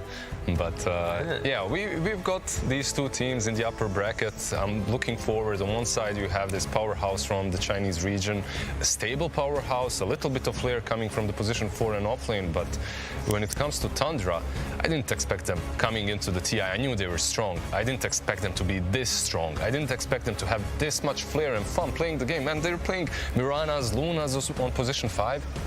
If there even is a position 5 anymore. Is there a position 5? Kinda. I mean, as long as you can get out of lanes, then sure, anything can go. And I think at least Tundra, they've they've still not moved too far away from their identity during the DPC. When you think about 33, he's still playing his Beastmaster, the Visage. He's now got Brood back in the mix because like any time that hero is popular, 33 is going to be playing it. And they just have a really good foundation to allow their star players to just pick whatever they want. Yeah, 33, I remember him way back when we were all starting to play in these lower cups in EU, like enjoy Dota ISO cups and whatnot. Like everyone knew he's going to eventually get to this stage. It was just a matter of time. I actually fully believe in Tundra as a team just because of reading throughout the year. Skitter, he does 100 million interviews. This guy loves talking about the team. And the biggest like unified opinion of all of them is that they work harder than anyone else. They are very strict on that. They're like, we play more pubs, we don't stop, we take minimal breaks, we boot camp for entire DPC multiple seasons. Like they are constantly talking about the game, thinking about the game, and really that passion, like I wanted it to pay off. And it's like, what went wrong? Well, you hear like Owie talk about it. He says it was the mental game. Like at Arlington, they said they didn't perform. The biggest step for them pre-TI was to find out what helps them not burn out and to help them perform. Was that the psychologist they got? I believe it is. They got someone to talk to, and something that OG did a few years back, and it obviously did work for Tundra. Helping them go through those early game jitters and whatnot. But the experience that you're talking about, like same as Zayat says, Rezo on Secret, they've got players that go way back. Like Nine and Skitter, I think I played against them. That's ages ago. That's when they were still in Penta. I would say, yeah. So there's definitely a lot of synergy coming from those two. It also helps for Tundra at least. They are they have the smallest hero pool or second smallest hero pool at TI. So they've made sure they're coming into this tournament. They know the heroes that they want to play. Nasty. But it's a nasty hero pool. Unlike other teams with small hero pools, that's because they're too scared to evolve. But Tundra, they've come into the tournament going, we've done the hard work. We know what heroes we want to play, and we're going to outmaneuver you, outcalculate our laning phase. They're going to do all the small things to just find their advantage. So you shouldn't be put into some weird position like, they don't play many heroes. It's not, because they are experts in the hero pool that they have. And it's also really nice being a core player with someone like 33 on your team because he draws so much of the bans in a draft. You have to think about all these cheese that he plays, and that brings you so much freedom as a carry player because your offlaner is tanking all the bans, and he's still versatile. He's got other stuff in his wheelhouse. There are two offlaners, and XXS on the other side, he's been the MVP of the Chinese region, and he also brings nasty heroes. All right, well, and it looks like we're getting ready to go into the draft for game number 1 here in our second upper bracket. Finals. Semi-finals. Nailed it. Team Aster versus Tundra Esports. Game 1. All right, we're back in the panel. You guys have made me all giddy today. I've lost the will to...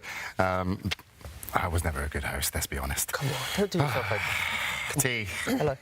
What's up? Bring us back in. Okay, so they have met before, these two teams, in the group stages. Actually, all our upper bracket semi-finals have been from Group B. And Aster did play against Tundra Esports, and they went 1-1.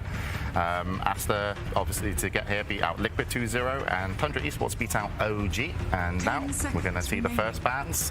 Panel, take it away. Esports turn to something similar once again. 1-1 was in the first in the first games in the group stage. Primal Beast and Broodmother was banned out, I believe, against Tundra. This time around, they're banning out the Primal Beast and the Leshrac instead as Nyx Assassin. I have a feeling there is this connection between the Nyx and Lesh, right? Yeah, pretty at the moment. And also, Primal Beast has become this year's IO for TI. Normally, it's IO that kind of comes back in, but no, Primal Beast is the, if you're not first pick, you have to, just ban it away. After seeing what Ace did this morning with the Primal Beast, I'm pretty sure we will not see that hero go through. That was a dumb game, but Tundra's one of the most exciting teams for me to watch because they draft in such a fun way. Like 9 on mid lane is, you just don't know what he's going to bust out. I think this Tusk has been one of the most exciting mid heroes to watch. Like it was something that in the past was abused for people not knowing matchups, and now people are starting to get a little bit more used to it because it's being pulled out so much. Yeah, he loves abusing, right? He brought Kotl to your pubs, so if you need a culprit to blame, guys, it's that guy. It's 9. If you need a culprit for Grimstroke on the mid lane, it's also 9. So Tusk apparently as well, and the Spirit Breaker. So yeah. And he's adapting to heroes in this tournament, like the Morphling, they were the ones playing Outworld Devourer throughout the group stages and saying, yeah, this is our answer to this. This hero, everyone thought this hero was dead. And they're bringing it back, having success with it, and making it look good. I really love the diversity that they have, and it's good to see teams trying to figure out answers to different stuff. Yeah, so far they didn't really draft anything that different, right, team? No, not really at all. And I think the cool thing as well that we haven't mentioned, for example, for Aster at least, Monet, carrying so far, he's the only player at this TI to have less than 2 deaths on average per game. Like everyone else, it's like 3, 4, up to 9. He doesn't like feeding. He doesn't like feeding, and yeah, Monet just had consistency, I guess. He's finding his way into all games without putting himself in these positions where it's potentially throwing away these leads, and has allowed Aster to get to this upper bracket position. Fans in the Chinese region definitely dig deep, rip deep when you feed. So, you know, you kind of get bullied a little bit and you don't really want to be feeding. You want those heroes that are easy to escape with. It's actually kind of crazy that he has such a low death average when Aster is a team that love playing aggressive fighting lineups. At ESL 1 Malaysia, they had the highest kill average of all teams. Like, they loved grouping up as 5 and just going with heroes that could kill. So, like, not feeding during that is very impressive. Yeah. He's also really good at falling back into the jungle when necessary, right? Like, most carries, you can see them fall to that first 8 to 10 minute mark, rotation towards the top tier 1. Most of the time, Monet is already back at the hard camp next to the tier 2. He already cleared his jungle, so it's something that he can sense the gank coming his way. Crystal Maiden and Marci so far. Do you think that Marci is versatile on the side of Aster, or is it a 4? Because I believe it should be Boca playing that Marci. Yeah, they don't really have the offlane and mid and core flexibility on this Marci, so when they lock it in, it does just feel like a support duo opening here of Marci being the 4, CM the 5. Unlike Tundra, where this Mirana, it's their 4, it's their 5. The Doom, they played it 4 during DPC. It could easily just be that offlane dead through Doom, where you're just going to get super fat. Like, this was a very classic offlane duo, because Doom, once you get a couple levels and you start getting to get the phase boots, you're quite independent. The Mirana then suddenly, I don't have to help out. If it's even a 4 Mirana, right? Yeah, it could be a 5. Yeah, exactly. Snaking, just rotating around with Snaking, ruining pubs by playing Mirana 5. Yep. You know, when you have to play 5 and you just pick a hero like Mirana, you're not really a 5. It's how it is, and you can see. Pubs are safe. Okay, Lift is a 5. Hold on. No, it's just the bands. Yeah, Brood, Visage. I want to talk about them as well, because XSS, he is a offlaner that really likes to stay in the lane for an extended amount of time. You see some other offlaners, maybe like FBZ or something, they will run and make plays and rotate, and XSS loves to stay in his lane. And heroes like Enigma, Brood, Visage, these are literally like the top 3 I would list in terms of like what he likes to play and what meets that play style. So I really love these focused bans, and I also really love the Lich pickup, because Aster, I was going to say, is one of the few teams who I feel like really solved their response to Marci with the Sven and the Lich heroes. And I do think they're really effective. This Frost Shield nullifies so much of Marci's damage, both in lane and later when she has her ult. So it's one of my favorites, and I'm really happy to see Tundra take it. Also very helpful versus heroes such as SF, if they ever come through again, right? Like, you have that armor to mitigate his presence. But they go with the Mars and the Razor. Razor actually popped up just before Arlington Major as a Chinese pick. Like, they were picking it quite a lot in the DPC seasons. First on the offlane, then rotated him all the way to the safe lane to play with that casual, what was it, BKB refresher. However, it did fall out of favor. It got nerfed a couple of times. First the refresher nerf, so that you can't static link the same target. And also the mana, but I think for Aster at least, they're looking at Tundra with the quirkiness of, going back from Mirana, and they've just made sure that they have really strong lanes. Because Mirana's decent when you get to play for kills, where you get like a stun into another stun, but when they've already shown the Doom, it's like, okay, if we just pick strong lanes that have a lot of kill threat, if this Mirana wants to leave the Doom at any point, if it is, or it is a position for Mirana to mid, now there's going to be like a CM plus Razor potential in lane. Doom can't really play there. So the lanes from Aster are going to be really strong. Do you not think it will be Marci with Razor? These look like the 2 side lanes so far for me, and whilst CM will be the pos 5, we've seen so much in recent times of this patch, the supports will just swap lanes depending on what's needed. The Razor Marci was one of the biggest combos back when Razor was being picked every game, because G were doing it and everyone else was doing it, because you get not only the move speed while stag linking, but you also get lifesteal from sidekicks. Are you inviting a Morphling here maybe or not? They go with the CK. It's the Skitter CK. Okay. We love comfort. good old comfort ever since he was. If I imagine Skitter and his heroes, it's CK and Slark, like from back in the day. Just for someone new, how would you describe the difference between like a Skitter CK and maybe a Gork CK? Well, actually, Skitter's not as good as dodging globals with the Aghanim's. Gork, though, he is one of the world's best silent global dodgers with CK Ag. 100% hit rate. Skitter's got a lot of room to improve on. But again, this is where TI, this is where these players, they come to improve. You can see some bleached up hair coming out of the helmet as well, right? Well, we cut you off there, Lizard, though, before. You're making a good point, yeah. What was the point I feel like you said something smart and we just started talking about Gork. Shout out to Gork, by the way. No, nothing, just that he's a seasoned CK Slark player. That's pretty much it, yeah. And it's also like, on one side there's a Naga being banned out, like there's a couple of other heroes that work well against the Razor, they go with the CK. Okay. I mean, the thing for Tundra here is this draft coming up from Aster, some of the key heroes, it's very much like, it feels like European heroes at least, in regards to, say, like OG playing the Razor. Like, these aren't, like, these concepts being brought from Aster, it isn't going to be too shocking, at least for Tundra, in regards to, like, the region versus region battle. I think the main thing for them is they just need to be ready to play that laning phase and just lean on Lich CK, looking for the kills. Mirana not leaving the Doom, securing that farm. Because if they do ever kind of get relaxed in their laning phase, that's what Aster's heroes will thrive on. The quick blink on the Mars, the pre-20-minute BKB on Razor, and then you just run down the CK and you run down this engagement. Like the control and the team fight from Tundra, you kind of don't have anyone to contain this doomed hero. You have a Sinister Gauge, you have a CK stun, you don't have the bigger spells to keep them in At the same time, you can expect a lot from the Lich and the Sinister Gaze from Tundra. In the Chinese region, at least, it was one of the best counter initiators, no matter how funny that sounds. If you have a hero such as Mars or Magnus that jumps in and needs like that second to actually turn and use all his spells, if you're around with Lich, you can actually break everything apart. They just ban out the Spirit Breaker. In respect as well, that potential mid-9 Spirit Breaker.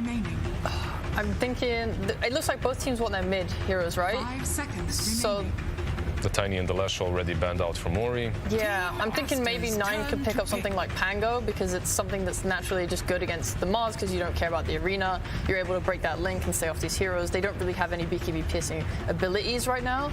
That could be something that's nice because they just need a little bit more team fight control so you can get maximum damage from your like Lich ult and let CK just go ahead and hit. 10 seconds remaining. For Aster, I'm feeling like if Ember isn't banned, just double checking it. Ember Spirit, for example, like there's not a lot of clean lockdown. And if you have a hero on mid for Aster right now that can poke some of the big spells, if you bait the CK to use ultimate, if you're baiting out the Moonlight Shadow, the Doom again with his BKB, you quickly reset. It allows you to do that quick smoke and then re-engage. So Aster's mid hero needs to be able to kind of unlock that kind of secondary. So basically a playmaker, right, for Ori. They go for Slark instead. That's Mars or Razor? So I guess it would be, Razor. You can still go Razor plus Marcy on the offlane. Yeah. Put the Mars mid. Yep. CM Slark safely, and I think these lanes should be very solid for Aster, no matter what is picked next. Like, is there anything that you can pick at this point that completely dominates the Mars of the mid lane? Hardly so. I mean, I just like the fact that Aster, they picked this Slark, and we kind of stutter at it and go, okay, this is going to be, and Tundra is more in that same position. I'd argue if there was a It's really good versus CK though. That's why they stuttered, right? Like you can go for the Bloodseeker, but your whole lineup would be actually no, you can't. Sorry, I forgot you have CK carry. Ignore that. That was the worst thing I could have said. Well, I've seen Slark mids against Battriders. There's no reason why we can't throw some random shit into the mid lane. It's Tundra. No, I don't. 9's down for it, man. Yeah, what was the 9 hero pool thus far? Let's have a go. Usually if you see a Slark, you want to go for some AoE, and they go for the Pango 9. I'm happy for that. Super in his comfort zone, another hero that deals pretty damn well with the Slark. Yeah. And it's a playmaker for them that they pretty much needed. Yeah, you don't need to worry about countering Slark because you already do. When Doom gets his Aghanim Scepter especially, like the later this game goes, the more this Slark can just be dealt with and he can't just pounce around and do what he wants. I'm a little worried for Tundra what their damage is going to be in the middle portion of the fights. When you have the Razor BKB, Slark with an Axe, Diffusal, the Mars buying whatever, like that style of play, Tundra's going to need some really clinical entry to fights to unlock their damage. If they don't, then maybe they could struggle a little bit, but we'll have to see. I feel like Tundra is way more reactive than they usually are in a game such as this one, and Aster, they've kind of got them by the ropes with the Slark pick. Right, well, Tundra definitely bringing something a little bit different here to the main stage. A lot of eclectic heroes that we haven't seen for a while. So we'll see how this goes. And both these teams obviously definitely wanting to start off strong and move forward. And there's also somebody else that was wanted to go well for them as well, because apparently there is only one person with a possibly correct bracket at TI predictions. Only one? There's only one. So whoever that is, I'm rooting for you as well, but I'm sure people are rooting for both teams. Aster versus Tundra Esports. Let's send over to our commentators. It's ODPixel, Fogged, and Kezu. Thank you very much, James. Yes, very much looking forward to this here. Tundra versus Aster here in the upper bracket. I'm here with Kezu and Fogged. We've just seen the draft, boys. What's sort of standing out to you? What are you excited to see? Do you think someone's got a bit of an edge here with this one? I would say that I really like the Tundra draft in this game. I feel like it's kind of what they stick to. They also have this last pick tempo with 9 on the Pango, so I feel like they're a lot of other teams are ignoring, but Tundra, as they always have been, they love to play the Doom, and they still very much absolutely a top tier pick. Do you agree with that sort of approach to the game right now? Not sure how much I agree with it, but it's definitely a 3-3 special. This guy loves this hero. Like, he's been playing it for as long as I know. Like, even back when I started, this guy was spamming this hero already. He plays it literally to perfection, and I feel like it suits them like very well. They're gonna help him later. He's gonna up the tempo. When they help him, he's gonna get top net worth, as he usually does, and then they kind of just go from there. Yeah, they tend to be they just put so much pressure with the hero. I feel like they're one of the few teams that actually makes the Scorched Earth always look super threatening, like in laning phase and stuff like that. Level 1, 2, 3. Have a bit of a battle here. Skeeter, he stepped up to the high ground, but Boka's going to be the first to fall low as Tundra will find that first blood. Thanks. And Skeeter in return, fine not to come to an end yet. Tundra, they want to try and push on for more. Shield crash pretty much onto the entirety of Aster as 9 looks to continue the chase. Aster, they'll get their way back up to the high ground. So just the 1-for-1 there. Cool, and you already see that Aster, off of this, they have preparation. They already know what they're doing versus the Doom. You see this ward that they place here, blocking out the camp, making sure that you can also watch when they're going to start creep cutting too, because that's what Tundra does, but more so blocking the camp so you can limit perhaps for what that Doom is going to be able to find at some point when it's Devour. Yeah, it's definitely one of the more normal plays that you want to do against the Doom. You don't want him to get this mana burn creep. And also already, 3-3 will be there later, but he's already there now, top of the net worth. He did get the first blood, so good start for him. And we're seeing, sort of this start where they're all very much grouped up around the mid. Does this lead to the potential for anything a bit different in terms of lanes? Is anybody trying to dodge one another with the setup? A bit of a whiff spear there, but even if it did connect, Skeeter able to get up to the high ground in time. They're gonna put this Razor mid as Ori is playing it. He should be okay in this matchup. I would definitely say it's a slightly Razor favorite in here, but 9 on his Pango, he's gonna get what he will. He can always get away from the link. He's going to get his CS, but most importantly, I think, are later the runes and the rotations onto this Razor. He's very susceptible in this mid lane. Yeah, and I do like, that's really good block there. 9 actually getting a bit of an advantage at the start here, so he will be able to help a little. We did see the mid ward get taken out from Siamese Cat. They did get that D ward. And having a look at these side lanes, already up top. Trying to make a bit of a go for 33 there. Okay, so cool lane setups that they decided to do here. They put the CM bottom with the Mars to make sure that he's not, so that they can actually apply some pressure to the CK, because otherwise it would just be a CK free farming versus probably the 2 melee. So I feel like this option. Yeah, we've seen this kind of with a few different melee offlaners, right? Just having the CM down here, playing aggressive, and this just sort of allows you to use the full potential of this hero, the Crystal Maiden, very early on to sort of the enemy's annoyance. I think it's very good for the bottom lane, first of all, but also, most importantly, I feel like Marci can apply more pressure top against his Doom. It's usually the type of hero that he's very weak early on. Tundra are very good at using him aggressively with the Scorched Earth, as we have a nice little arrow without too much more connection. But to go back to the Doom, you want heroes that really pressure him in lane. You can jump him with the Marci, pull him back, then the Slark comes in. So that is what Aster are looking for in this lane. And in terms of the Slark, being Aster's final pick, how good of a Slark game is this for Monet? I mean, what's sort of top of the list in terms of things that he's got to be concerned about? Are there going to be timings of this game that it won't be too easy for Monet to find space or to make aggressive moves? I think it's a pretty good Slark game. Of course, the Pango towards the end is definitely good against you. He can always chain stun you. Maybe with the axe, there's a lot of damage. What he has to watch out for is kind of to not get doomed. It's going to be his biggest downfall in this game. 3. But Monet, he's low. He has to be careful. Yeah, sort of throughout that entire move. Saxo, though, taking hits with the tower, put the fairy fire, and he will just make it away there. Some early aggression here from Tundra underneath that tower, and just the spam and the harass keeping Monet incredibly low here. Thanks for that. Almost getting him there. Having to use the half salve there.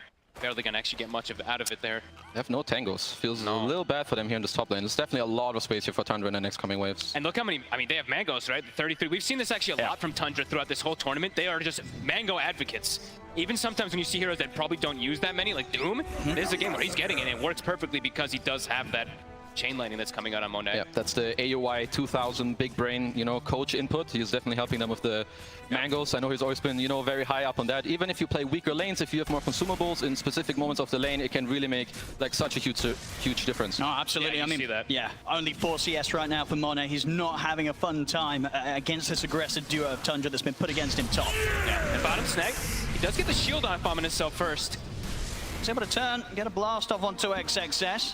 I think that shield actually saves him. I think he actually does go down otherwise from the rebuke and hit. Seeing so far in the mid lane, pretty much dead even. 13 for 2 against the 13 for 1 between Ori and 9. No struggles to be had there.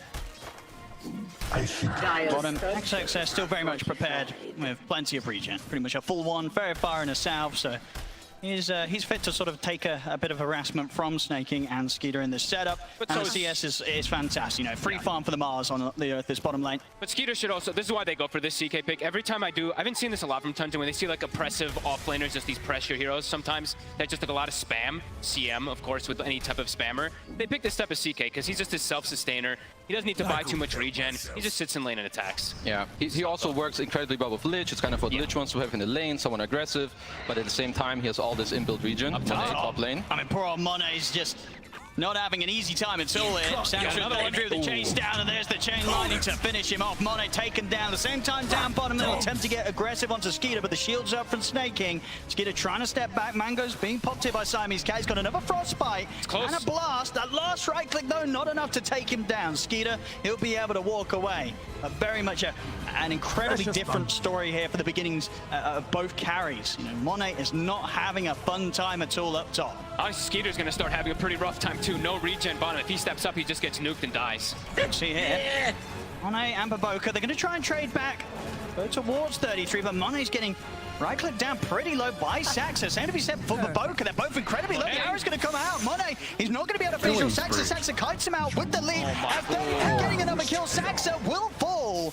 But this top lane continues to be an absolute nightmare here for the Slark. I mean, this chain lightning is just devastating. And you can see there the scorched earth damage, as I was mentioning earlier. Somehow, it always ends up building up. They make this ability just look so damn powerful in the laning phase. Tundra are just so good at these early itemizations. He starts with the Wraith Band in the lane to give himself all the armor against the physical lane, then the magic wand, then you have the Mangos. He gets probably the best creep he can ask for in this lane. Slark, low HP hero, he hates his chain lightning. Of course, he has Sax in his lane who's going to help him as well. And this lane is mid lane. Bit of a setup there. They're able to get the connection with the arrow. Jump forward for 9, and that's going to be Ori taken down. So Saxa really feeling this early game pressure from the plays up top to now making these moves towards the mid lane. Keeping a good hold of these sort of early states of lanes for Tundra. He has a lot of freedom now, too, and when the respawn's going to come out, it's going to be around this 6-minute power rune. So Saxa, he's going to stay around here. He's going to be able to play around that rune also to ensure that the Pango's able to get it. Yeah, this is absolutely huge, especially in these lanes where, like, you do this lane swap where you're like, yeah, you know, Razor's going to do well mid, maybe slightly win, but now this kill can truly offset it. Luckily for Aster, you know, the rune does spawn bottom, but Razor still is on cooldown now, so maybe someone can refill 9's bottle or he gets some resources. He could make a move to top again to kind of put even more pressure on Monet in this top lane, and Razor will not be able to respond to this move. 33 just arcane boots. Yeah, the spam's going to increase it. This man's not running out of mana anytime soon. It is going to be really nice with the Mirana because Saxa's having such a good game. He's level 5 already. So the Starstorm combo plus arcane boost plus the nuke, they're going to push Monet out of lane again immediately. See bottom. Definitely one of the better parts of the map for Aster so far. XXS top net worth. Tries to turn towards Skeeter, but again, Snaking able to provide enough protection to make sure that Skeeter can't quite get burst here by the combos between XXS and Siamese Cat. We'll try another attempt here with a Frostbite. A bit of a pull from Snaking. Make sure that XXS isn't able to close in and follow up with any further spells. So Skeeter's back under the safety of the tower. Snaking actually gets the Fairy Fire off in time. So close. And that'll allow him to survive as well. this top lane is definitely the biggest pressure point in this game for Tundra. They already got the tower fairly low. Monet not too happy in this lane, as we've mentioned multiple times. And I think if Tundra get to take this top tower before Aster get to pressure bottom much more, sure, they're doing well in the lane, but tower still full HP, and Razor not the best hero at rotating. So I feel like Tundra will soon look to maybe step up the tempo of the game, maybe 8-minute mark, help 9 in mid, and then look to rotate him into one of the side lanes. That could definitely be a pretty difficult recovery outlet for Monet. He's actually putting 2 points in the Essence Shift, if you see that as well too. So not having the Dark Pack maxed probably pretty early on is going to really hurt him. Right. I mean, that's my kind of slot, but it's going to be hard to play with a couple of early points in the passive. This is devastating. Yeah, the lane is just so oppressive. It's so much mana that they have because those Arcane Boots. So just keep spamming. Monet might just die again. They gotta chase him out. See if they can find him in the trees after the pounce. Whoop. Catch a quick glimpse of him there. See if they can line up the arrow. They can. Monet will be going down again.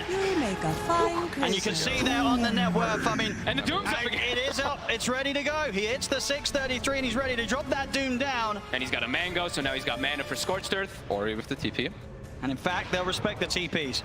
As Tundra, they'll bail out there completely. So they won't get a kill off the back of the Doom, but they do force that reaction from Ori, who heads towards top. You can't blame 33 for that. You know, sometimes you're really feeling that kind of momentum that's coming from those kills. Does end up being a wasted Doom, but does end up forcing a rotation from Ori. Now Monet, as we said, you know, has to get out of that top lane. He's got to recover somehow. I mean, you're seeing on the net worth pretty much the same amount on him as Zax has been able to pick up from these early game moves. Yeah, I think putting the Sarky in the mid lane is usually a pretty nice rotation if you have a hard time as a carry and you can't really jungle yet. Going into mid is nice, it's easy for you to get XP and gold. Mid laners usually at this point they just want to push out the wave and, you know, run away, maybe go gank another lane. But at the same time, Tundra really like their play. They pop the Doom, force TPs, and they get out. So if they can find Baboka here in the trees, 9. Off the Rolling Thunder, but actually, a nice bit of a spot that Baboka steps into. And 9, he's not going to quite get the correct read on that. Very good little hiding spot for Baboka, and a spot that, he's going to step out into now. Now though, so he will die. Will still go down. Give him a little respect tip though. Good spot. Anybody who goes top, that's just a devastating lane, really. And yeah, like you mentioned, the mid lane, Monet's there, but 33 comes to him, keeps putting him down. Still not level 6 on Monet.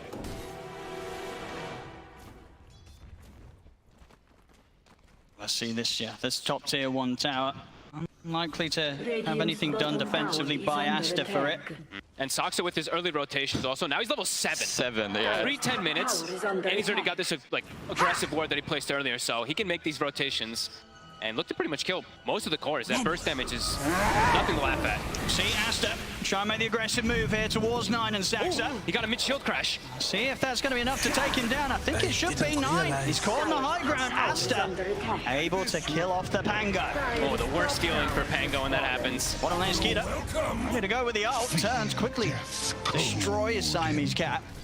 Yeah, the Pango would have lived for sure. He would have lived until he had enough Swashbuckle, got out, but Baboka with a perfectly timed dispose to cancel that. In the meantime, bottom lane, Mr. CM also. And right now, the state of the game is definitely not good for Aster. I mean, you can see it on the network already, but it's mainly about the state of the map right now. They did lose their top tower. Now the map is more open for Tundra. And Aster don't really have the lineup that is like gonna push back, smoke into you and kill you, or have an easy time opening up the spot tower. So I'm really kind of interested to see how they want to play these next 2 minutes. Is it just gonna be keeping your cores, you know, as far spread as possible to get all the lanes pushed out, or are you gonna smoke 3 people from mid, perhaps to the Mars bottom and open up there? Because I think Tundra, they will counterplay you for sure. I think they want to at least try to get some attention off the top lane. So I think moving the Mars, moving XXS, he's the strongest one on the map, it feels like right now with Ori. So it does feel like it could be the good move. Yeah, they're trying for it. It does look like Tundra might have the read. Skeeter, very defensive. Let's see what they can set up here. Baboka also feeling rather strong, level 7. And get the setup. Quick rebound over towards Snake King. Nice quick kill. Tries for the spear, won't quite connect. Should be able to go for the finish on the tower here. See if Tundra does look to respond. They do have, I think, most TPs at the ready. Never mind. Pangos isn't ready, so yeah, bot. Yeah, they're gonna chill. They're gonna be happy to oblige. Smoke move from Aster. Skeeter, it's like, all right, see you later. He's gonna TP out, keep farming. They're gonna keep pushing in the whole top lane. Perhaps try to pressure Monet a little bit, which is not too easy. But at this point, if you can just make the Slark farm maybe 1 wave all the time in his tier 2 and steal half his jungle, that's already okay. Like, look at Slark's net worth. He is suffering and he's gonna need help. I think they even like pulled. I think they side pulled a hard camp too. It's very good. It's just a beautiful play. Like when you, Yeah. sometimes it's hard to invade or really stop them from farming. So the best thing you can do, because carries are getting better and better, you stay in this lane, you wait for the wave to push in. Well, joke's on you, I'm pulling it. Yeah. Up on him. Quick setup with the tumblers tie into the arena, but it's close to tier 2 Taz. The TPs will be coming in. 2 to 3 of them can burst for Skeeter. They can. The question is if they can get out without any sort of trade occurring, as Saxa and 9 thinking about chasing, but Aster, they're able to break far enough away, and they'll get away with that one without any sort of trade going back the way of Tundra. Yeah, look at this. They pulled the top wave again. Poor Monet. He's trying to get these waves that come in, but 33, he just keeps pulling it in, denying a couple. Yeah, I mean, teams are just getting a lot better at, playing perhaps a little bit of a slower game, knowing that if you just take the tower and you just kind of leave the area, Slark will just free farm. But you can see in his network that's not really happening. Aster, though, in the meantime, very nice play on the bottom tier 2, punishing Skeeter a little bit for perhaps being slightly out of position. Dispose combo, they kill him and they force some TP, so this is definitely good for the game right now. Getting pretty close to BKB on Ori, too. That's going to be one of their first big timings for sure. Look for perhaps the BKB timing with Mars's Blink Dagger. He's about 1,000 gold away, so BKB might come out slightly before that, but when they have those 2 items, it's definitely goal time for Aster to up the tempo a little bit in this game. Yeah, he can kind of just run through, not have to worry so much about that Pango and Lich, the burst damage that can come out. Not on Tundra though. Looks like they're the ones making the first move. Let's see if they can maybe catch them before that timing. Oh, this would be a huge time for them to grab the Razor if they can, but Aster, defensively postured. Yeah, good positioning here from Siamese Cat. Sort of give any information. Make sure that Tundra can't freely step up to the high ground, but Boca also ready to back up Ori if any fight comes in his direction. And by the way, even though that looks like a Sentry Ward, everybody, that is an Observer Ward. That blue one next to the, the sneaky one that Tundra tends to do. That is an wait, no, it wasn't this time. Sorry about that. They got me in shitting. There was a couple of times we've seen them doing that this tournament. I was actually checking. It's this one on the left side. Sorry, the one that's just right next to it. There we go. I mean, if it debates us, it probably debates the players too. It really does. Naming the Sentry Ward. Naming the Absorbed Sentry Ward. Boca, we'll see if the 2 of them got the damage with the ult for the CM and the controller to dispose. They certainly do. Good quick move there from Aster as 9 caught by surprise. But Boca's definitely got the Nikes on. He's in the right places at the right time, doing some good jukes, getting the right kills on the map. He's stabilizing the map right now. Like, if Aster keep getting to do this until they get his BKB blink and, let Monet kind of recover towards his, for now he's looking at a diffusal blade, that's definitely good for them. I like how they were just like sticking around the Razor too. They're like, Ori's getting kind of close, like 700, 800 gold away from BKB, just sticking right next to him to ensure that he can try to finish it. Very much closing that bit of a lead that Tundra did get towards the beginning. To 7 here, 15 minutes in, less than 1,000 gold difference between the teams. Still a long road to recovery for Monet.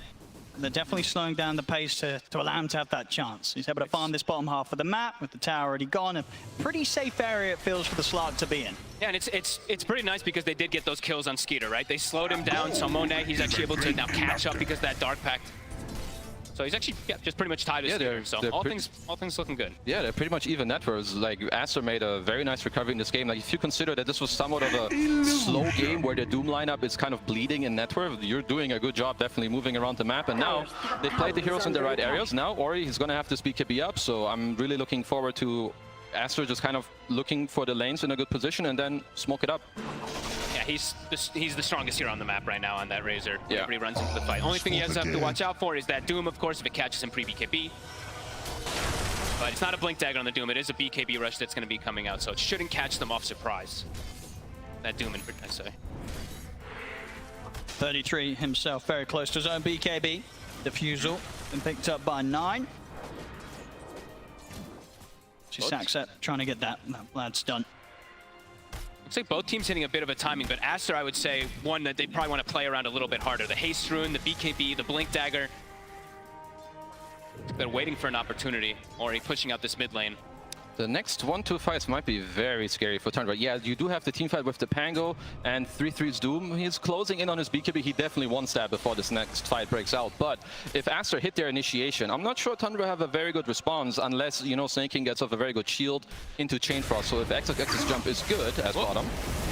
That's a bit of a leap over the spear, but Saxa, he'll still take the brunt of the attack here from Aster. They'll find him off the back of that movement. We'll see if they can sweep around for more. They do pop the ult here from Mori. He still has the Ice Storm active. Actually, already in the mid for Boca. He gets the straight up catch onto Snaking. So a quick connection from Aster towards the mid. This should allow them to have a good shot at taking this tier 1 tower, or at least forcing some sort of reaction from Aster. I mean, but Boca, from Tundra. But Boca's level 11, by the way. Just gonna be pointing that out as well. Level 10 on the Mars, but level 11 on the Marcy. So he's gonna be going for this transition. That's all they. Quick jump, they found 33. Big grab. They're in with the setup, and Ori, he'll be able to follow up with the damage. BKB popped as he's able to continue to stay on top of 33, take him down. 9 with the Rolling Thunder. He's not going to be able to stick around to look to take anyone out in return. He's going to opt for the TP out. Good attempt to maybe find him at the end of the Rolling Thunder with the spear, but the Rolling Thunder lasts too long, and 9 will manage to escape. But we're definitely seeing Aster making some smart moves now, and Tundra very much getting caught off guard each time. Space and space and space. Monet, he's loving life. He's doing he's just enjoying it. He has a Diffusal Blade now. His team is doing all the right things, all the right moves still. Tundra do have this 1k net worth lead slightly, but the game is, I would say, slipping a little bit out of their hands. They do have this BKB now on 3-3, so we can look, for them to play a little bit more aggressive. I don't know if 9 is calling, yo guys, I want my blink. I'm close to it too, because initiating for them is still a little bit, it's not the easiest. Yeah, you have Moonlight Shadow. Perhaps you want to look to abuse that, but an instant jump, you don't really have it yet. And definitely a lot more awkward for them to approach inside of that fight. Skeeter also, now he does have Echo Saber. This could maybe also be that timing. It is going to be coinciding soon with that Blink Dagger of 9. So maybe that's when they look to make their first move too. Because Aster, it's been them for the last few moments. Boca, he's going to have the ult back up, and as you said, with the very good levels that he's been getting, he's pretty much level 12. That's big timing also once you get that. Super close. Can still just get burst though. That's the one thing. He is playing versus a CK, so in some of these like carry versus Marcy matchups, the Marcy can actually do decent versus some of those. CK can actually just blow him up if he's not careful. Trying over the aggressive jump hit for Boca. Immediate reaction from Tundra. They'll throw down the Chain Frost, but Boca will die for that one. A little over aggressive. Yeah, definitely nice PK by Tundra. They also must know they have a drums plus raid pack completed. This team is definitely very good at, combining your small little timings. They do get this pick off and straight into Roche. Do they get away with this though? I feel like Aster, they've got a decent chance of taking this fight. I don't know if Tundra can get away with this one. They don't kill it too fast. And there's the jump from... Ooh, a little off the mark with the spear. Will the 9 still able to get the Rolling Thunder off, and he's going to head straight over towards the Razor. But the BKB was off in time from Mori. So he run past the Rolling Thunder. There's the Diffuser Blade slow indeed as the BKB comes to an end. 9 continues to control over the Eye of the Storm. It hurts 9 badly. Now Monet's ready to turn up, jumps in with a pounce, takes down 9. XXS pushes Saxa off towards the side. Finally, Ori goes down. But Monet, he's still looking pretty strong. He's ready to chase over towards the Lich, take out another now turns towards Skeeter. Skeeter's surrounded here by Aster. It's going to be a triple kill for Monet. Oh, he's back, baby. I mean, shows up level 14 now. Might even get another They might just indeed get another one here. 33. The remainder of the Moonlight Shadow buff. He's going to try for the TP out, but they're found him. They're found him. They're going to be able to take out another Aster. Monet, ultra kill. Well, this was the little old slut that was getting bullied in the laning stage, but look at him now. I mean, beautiful fight, really, from Aster. It's really quite a lot that Ori gets the BKB up as the Doom hits him, because it kind of makes Tundra over-chase and over-commit into this fight where they want to really kill this Razor, but then they're like, oh god, wait, Slark is turned up, and we've pushed so far into like a tier 2. You're gonna see what happens here because of it. They get to dragged so far into it. Like, when you have this Doom plus Pango lineup, you pretty much want to solidify and win the fight towards like the end of the roll, especially if you're dropping Doom and your BKB at the same time. They get dragged in very far. Nice job by 3-3 to kind of, finish and back off. But now, Monet, he's like, whoa, free real estate for me. I come in here, I have my top net worth, I show up for the team, and he just cleans up. Ultra kill for him, and I mean, his game is more than fine. I mean, yeah, it's looking terrifying now. Look at the distance between himself and Skeeter in terms of farm. He's only behind the Doom. I mean, Doom's a Doom. He's always going to be at the top. Yeah.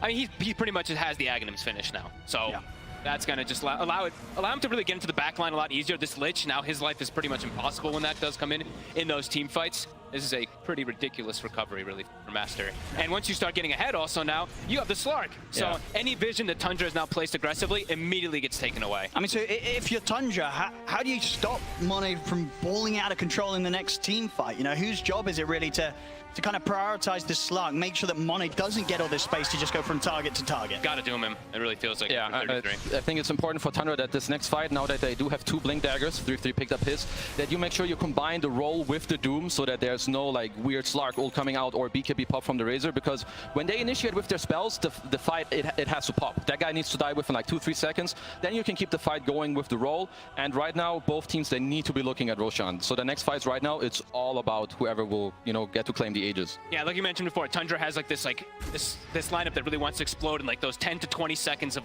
those fights. But Aster, if the fight continues and it goes long, that's Slark. He's gonna just start taking advantage of that completely. Yeah, Aster want to play prolonged fights, whereas Tundra, they need this really snappy and explosive, like you pop the Phantasm, roll Doom, you get 1-2 kills, and then you either disengage or you like go for Roche. Whereas Aster, they want to chill a bit, you know, pop your arena, kill 1 hero, Slark lingers around, and they keep going like that. See Aster off the back of the smoke, maybe seeing if they can start things out, bait out the team fight, but already 90 with the Rolling Thunder. They jump with it, drop the Doom down onto Ori, but Ori's going to be able to keep his distance, but Boca left on the front lines will go down. 9 charging over with the Rolling Thunder to set up for a second kill. They'll take out both supports, Tundra. This could get them that Roche now. They have the Alpha Wolf Aura, they have the Wraith Pack, the drums, they have the minus armor that comes up from the Pango, so this time... I mean, the 3 cores are still strong from Aster, and there is no Doom in terms of the ultimate, and so there may be a temptation to do this. I think they want to poke at least, like maybe run over, throw in a spear for some vision. Ori, I think he wants to join try and get the catch on Monet. He's already out of the Shadow Dance on the arena's down. They will immediately lose XXS. We'll see if Monet can find any cleanup this time. He's going to bail out. Jumps out with the pounce. No longer a fight that Aster can choose to take, with XXS immediately dying at the start. Immediately is the right word. Where the hell did he go? He just evaporated. There's definitely a chance where Aster can take that fight, but I think it has to be off of the back of Ori coming closer, using his body with the BKB and allowing XXS to play a little more safe, because he doesn't have a BKB yet, so sending him in first, I think a little bit of a mistake, but Tundra, you know, they punish that, they get the Aegis, and now, once again, they're in a convincing lead in this game.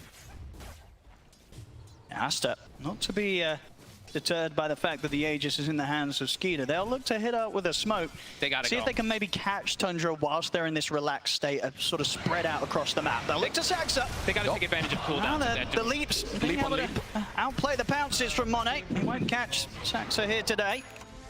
Instantly drops the Wraith Pack. Something to always watch out too. There is a Marcy on one side, so this Wraith Pack in most of these fights will be addressed from Baboka. And Monet, he is queuing up that shard, so of course wanting to be able to bail out the target that does get doomed if it's not him. We'll be able to protect him a lot of times with that depth shard. He's going to pop the ult here to try and finish up the tab, but Tundra, they're going to have something to say about that. 9 jumping forward with the Rolling Thunder. Ori immediately popping the BKB in response. We'll see 9 continue to chase up to the high ground. Skeeter's able to pull back Baboka back into his own clutches of the CK.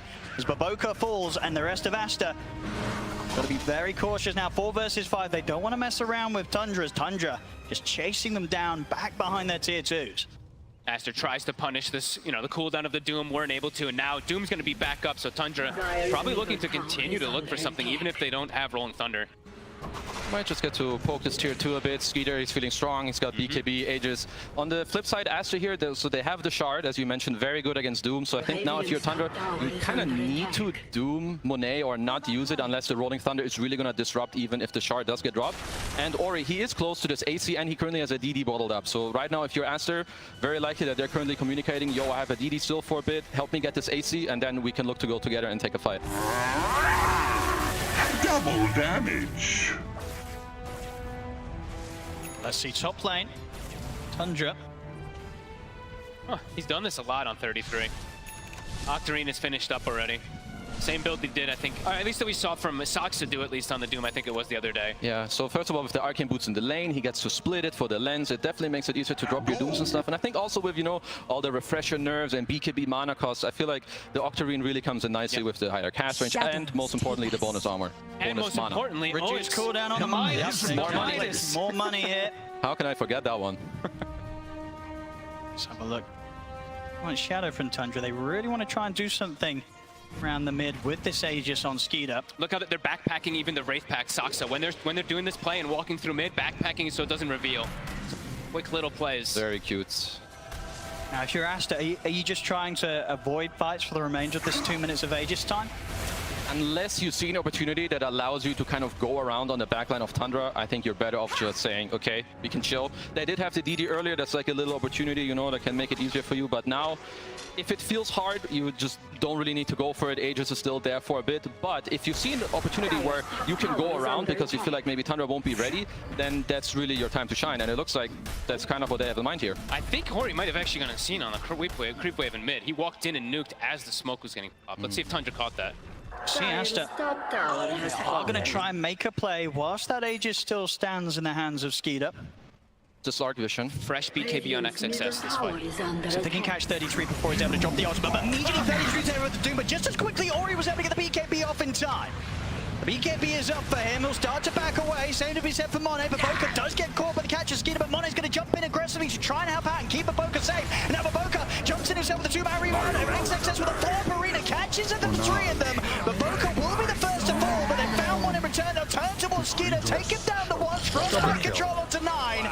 Will allow XXS to get the double, and Aster, they can look to try and set up for Skeeter a second time round. He'll put the BKB, look for TBL, but he's got 5 heroes beating into him. There's no escape for the CK as Aster will take the team fight. I mean, picture perfect the way they take this fight, right? They jump in, they show the Razor, they're like, doom me, please. Yeah. I mean, it's pretty much every single time, right? These reactions from Ori, I think has he got BKB every single time off that he's been doing pretty much. Pretty much, seems like it.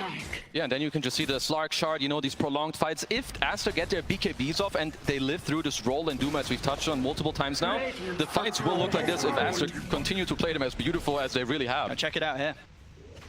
He runs in, Doom, yeah, he pops the BKB on it. Here comes Monet, roll kind of not doing much. Yeah, sure, you do get onto this backline, and Boboka does end up dropping, but he bites back. It's close to their tier 2. Back in action, Monet. Let's see if we can find more. It's really good synergy the way they did the fight too. They all ran the same direction. Yeah. Sometimes you do see when it's like, oh god, these type of panic plays kind of happen. That one person run one way, one person runs another. They all ran left together, which, I mean, was perfect really for them for that fight. And now another DD.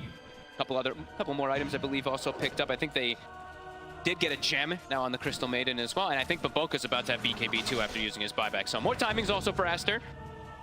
No, it did feel like Tundra with that Aegis had a timing themselves. Aster has shown that they can clearly take any of these fights if they do approach it properly with that Razor walking in. There's a bit of a farming ult here from Boboka. Yeah, I just want to speed up the pickup on the BKB. They might. They're punishing him. To kill him though. They'll see him in the mid, get in with the jump. So a short-lived ultimate. Well, he did allow him to clean up that wave at least before he got ganked. You know, so an efficient use there. I like it. 70 seconds though, he's gone. Yeah, it's definitely that's the thing. He doesn't need to have his ult available if he's dead. You know, I'm gonna die mid. Might as well use the ult to farm. That's 100 He's a smart man. These next fights for Tundra, it's very important for them. They are ahead in the game, but fights probably feel harder for them as they perhaps think they should. It's very important for them that they need to spot out this Monet Slark, which is not always the easiest task, right?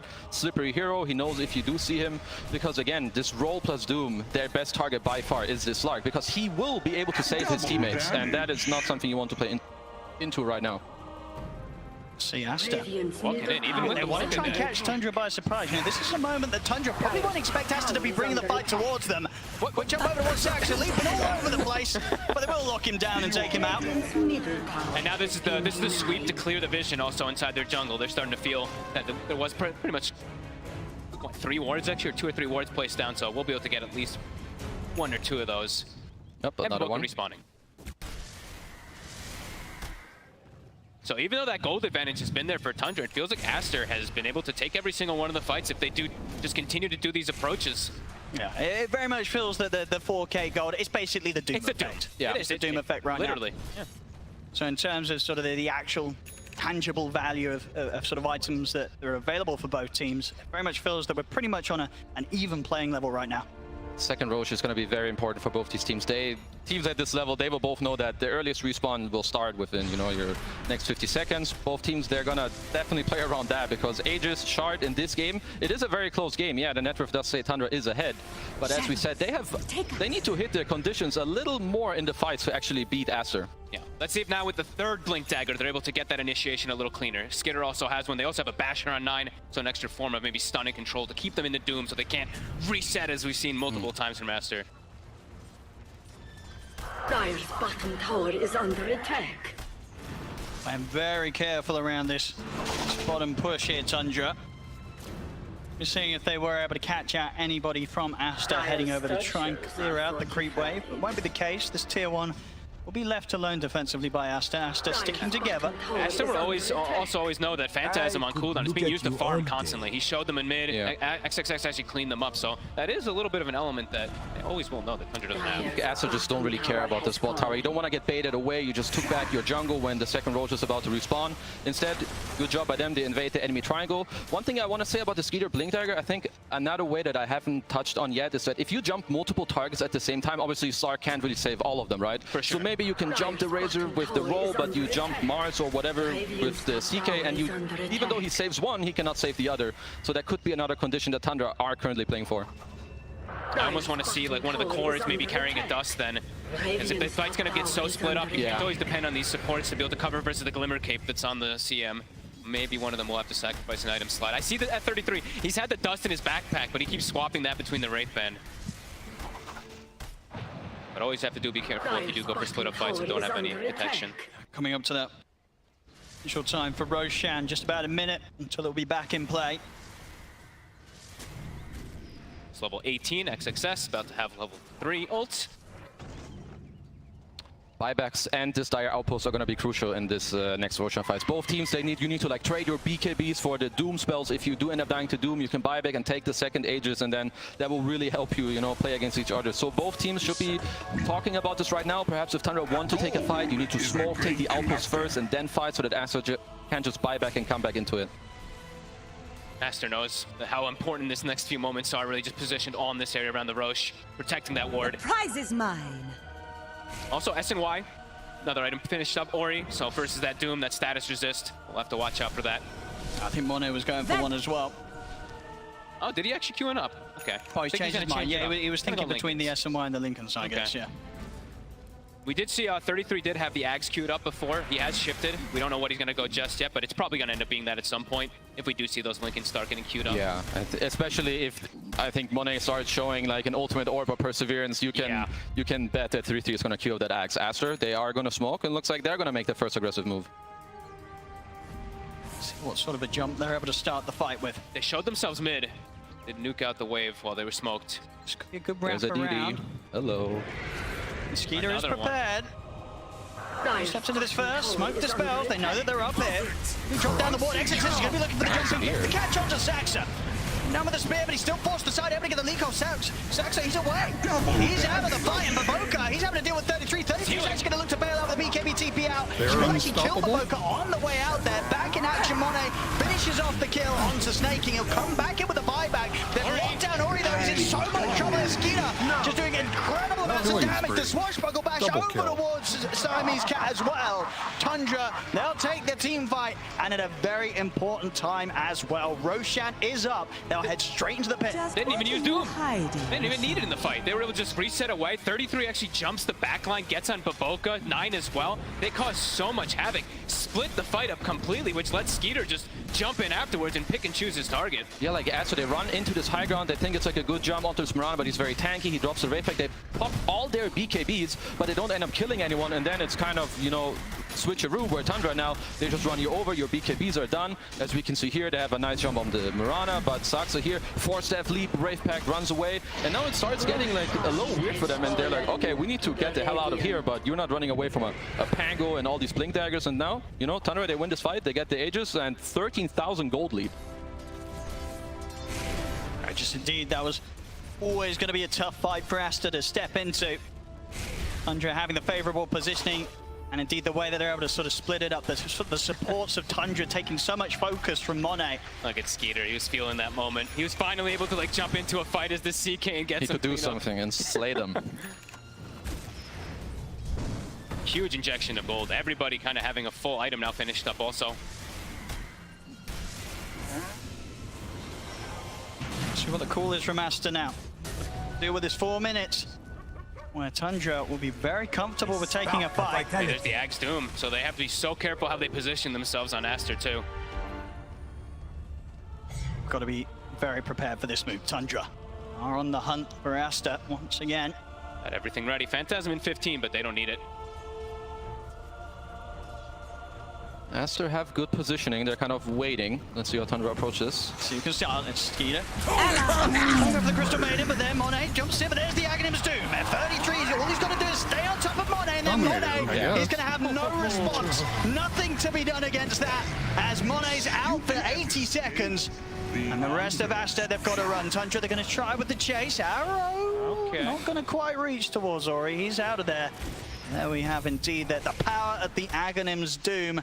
Not much that a poor old Slark can do about that one once 33's on top of it. And look at when the Slark respawns, and look at the Doom cooldown. Oh, it's hello. actually back up before the Slark even respawns, so for Aster, this is starting to look really difficult. They have to try to find these angle of approaches that were working earlier, but Tundra are seeming to cover their bases a lot better now. You're not going to get to abuse this cooldown anymore, at least as long as one of your cores die, which I think is going to be the case in every fight coming up. So I think unless you look to get some 4 stabs, which Siamese Cat has queued up for now, these fights are not going to be that much easier for you. I believe that Aster might just wait out his Aegis, and then it's really crunch time to talk about how you want to approach these next fights. Yeah, I was about to say, 4 stabs or even the shard on the Marci. Looks like he has queued it up, so that could be another option to maybe just toss somebody out of that Doom area.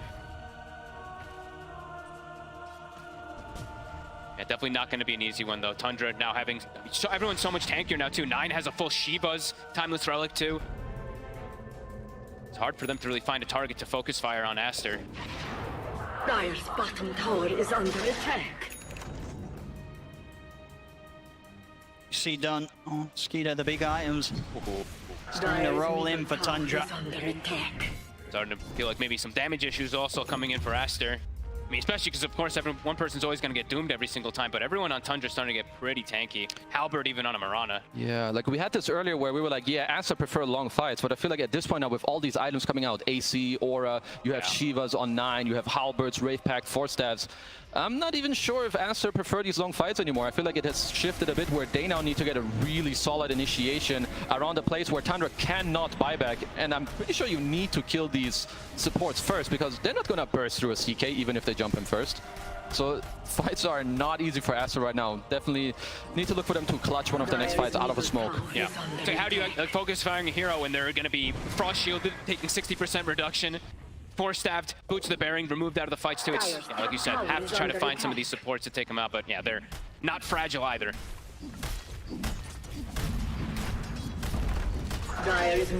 Looking to be very difficult for Aster to make any sort of move right now. They're just having to let Tundra get away with taking these towers.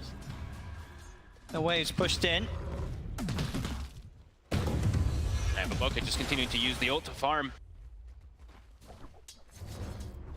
Maybe this Hex on XXS that he's working towards is something that they want to perhaps abuse on one of the side lanes, perhaps get a pick off, allow yourself to have more of the stun duration to perhaps burst through heroes. One of the other timings that perhaps that they have later. Ori has a blink now, so I think they want to have this quick initiation, have him follow up, and later in the game this refresher will come out. It's been a while since I've seen a refresher Razor. Of course, we all know that's very strong, and I just don't know if that's gonna be enough for them. It's all gonna be about this clutch jump from them. They just keep getting bigger. I mean, 33 is nearing critical mass. He's got the bots too. He's got nearly running out of slots. I mean, this guy is nearly full slotted, that's for sure. And he's always going to be able to be at every fight because of those boots of travel too, right? So they could even look for these fights. The Moonlight Shadow as well. They're going to be able to sweep the map a lot easier and kind of just keep Aster trapped inside of the base. Scary moments. Yeah, I mean, what sort of is the next step for 33 of all this money? What is he going to upgrade the blink? Does he want to swallow the Aghanims, get something else in that slot? Probably upgrade his dagger. They already have a Shiva, so you don't really need to go for that. Perhaps upgrade your blink, then you just sell your Midas, you get a refresher, or eat your Aghs, get a refresher. Depends on how greedy he wants to be. You know, he might just eat his Aghs and get the refresher, keep the Midas, knowing him. Definitely possible. Keeps the bottom lane shoved, joins his team immediately, and they just continue to keep Aster trapped in the base. Gold lead is just continuing to grow and grow and grow. There's the Hex. As you said, this has got to be something that Aster are able to make a big play with around sort of the reveal. Head-on team fight just doesn't seem possible. I feel like now it's somehow you have to try to maybe look for pickoffs, but the way the Tundra's playing, they're only showing the Doom for a quick second on some lane, but everybody else is sticking together. Let's see what they can do with this item reveal of the Hex from XXS. I mean, who's sort of the ideal target? Are you just looking to get in and Hex one of the supports, the easier kills, or do you just try for a call? I think if they're at all together on Tundra, you need to go on a sub. If they're split, yeah, then you can try for one of the cores, but if this is a clash like this where you don't know what the enemies are, you're definitely eyeing this Lich and Mirana first. Both teams smoked up and opposite sides of the map. Mid's getting hit, so they know that something's up. Yeah, look at all the lanes from Tundra. Double siege wave bottom. They'll have to come back to the base now. Aster, smoke comes to an end, not able to catch Tundra off guard as they wish to. Tundra might just look to go in with this bottom wave just a little bit. If somebody shows, they might just jump. Ori's showing. There's the jump, and they're going to be able to get the pull back into the stun. Mone's going to get in, able to drop down the shard there to ensure that Ori can have the chance to break away from that jump. Put the BKB there as well, though. To try and save his Razor. Nice attempt there from Tundra. Just trying to take advantage of those double catapults being there. They did get 550 damage on the tower because of just that jump. Yeah, no, they don't get a kill. It's very good by them. So first of all, they have the gem. They just want to keep the map narrow. They want to force Aster back to the bottom lane because they knew that Aster were previously smoked in their own jungle. Right now that you force all of them here, again, you sweep across the map, you take your gem, take the division, take back the outpost, and now it's once again soon time to play around the third big boy of the game, which is Mr. Roche. So Tundra with some very quick and swift map movement in this game. Dire's top tower is under Chasing attack. out. Do have a ward to play around. Only one that they do have right now. The base continues to get sieged. They have to address those side lanes. It's so hard for them to step out this stage of the game, Aster. Almost just have to wait until Tundra approaches them, maybe even until Tundra's at least on their half of the map. Look how hard it is to kill these heroes now too. An Aeon Disc on 9. They have a Linken's on the CK2, so they're covering all their bases. They're going to start the Roshan Tundra. They know that they don't need to really have any cares in the world when it comes to Aster approaching the Roshan pit. Ori, blink out. Rolling Thunder down. Tundra will reset a little bit with that in mind. They'll back off. Won't try and push the Roshan whilst they're lacking one of the ults. Well, they did get the rollout, so not too bad for them. I still think for Aster, as we said, of course, they're far behind, so it's not easy. But buybacks are going to be the name of the game, I think, for them if they want to win this next fight. Try to bait out some spells, come in with the buybacks, get a clutch steal on the Aegis, and then kind of try to, you know, come back into this game. Because they're by no means out of it, but they need to hit all these next plays and timings. Yeah, that feels like it actually just has to be the solution. We've seen that a lot from teams in the past. Is bait the Doom, like maybe just throw Ori's life away at some point, and then letting them buy back and jump into the fight afterwards and try to clean up. But have to be careful because soon, as you mentioned, 33, he did buy the overwhelming blink, but he's getting close to having that gold for that refresher as well. So could just have the 2 Dooms anyway. I'll get the 25 as well off this wave. And now it's a break as well, so. Oh boy.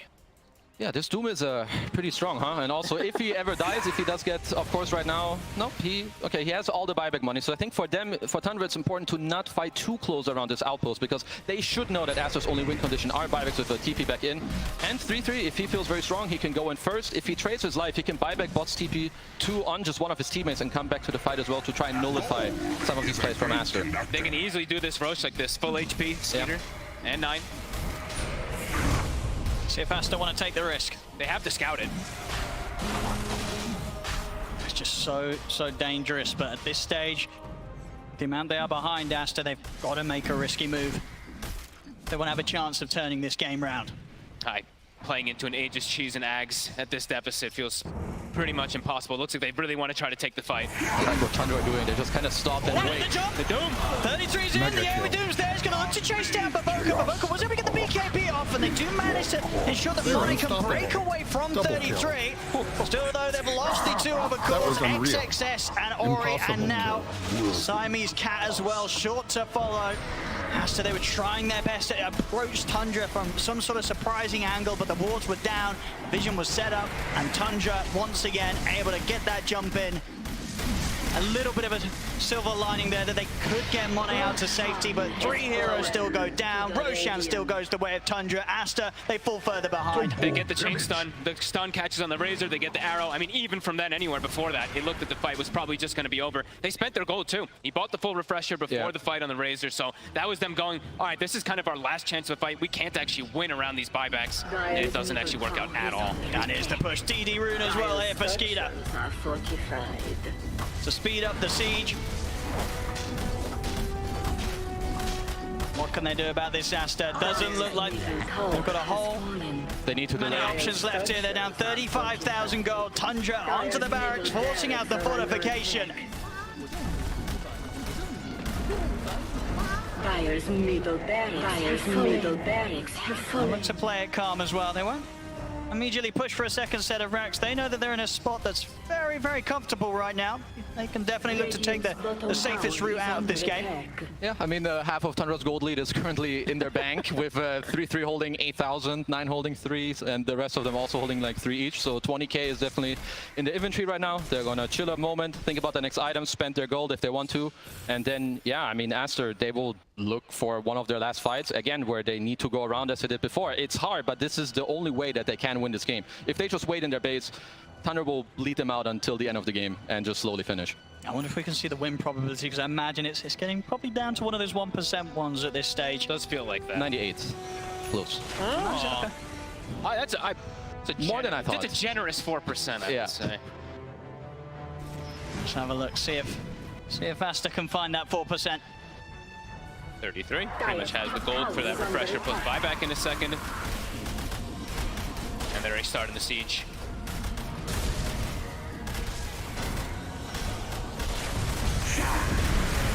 There's the jump, Skeeter. They get the stun straight away for Ori. Ori's going to get thrown out to the side by Baboka. Baboka, take the arrow. And for that, he may lose his life. No. Okay, Monet. You save the Depth Shroud, ensures that Baboka will also be saved. Aster, they keep one another alive.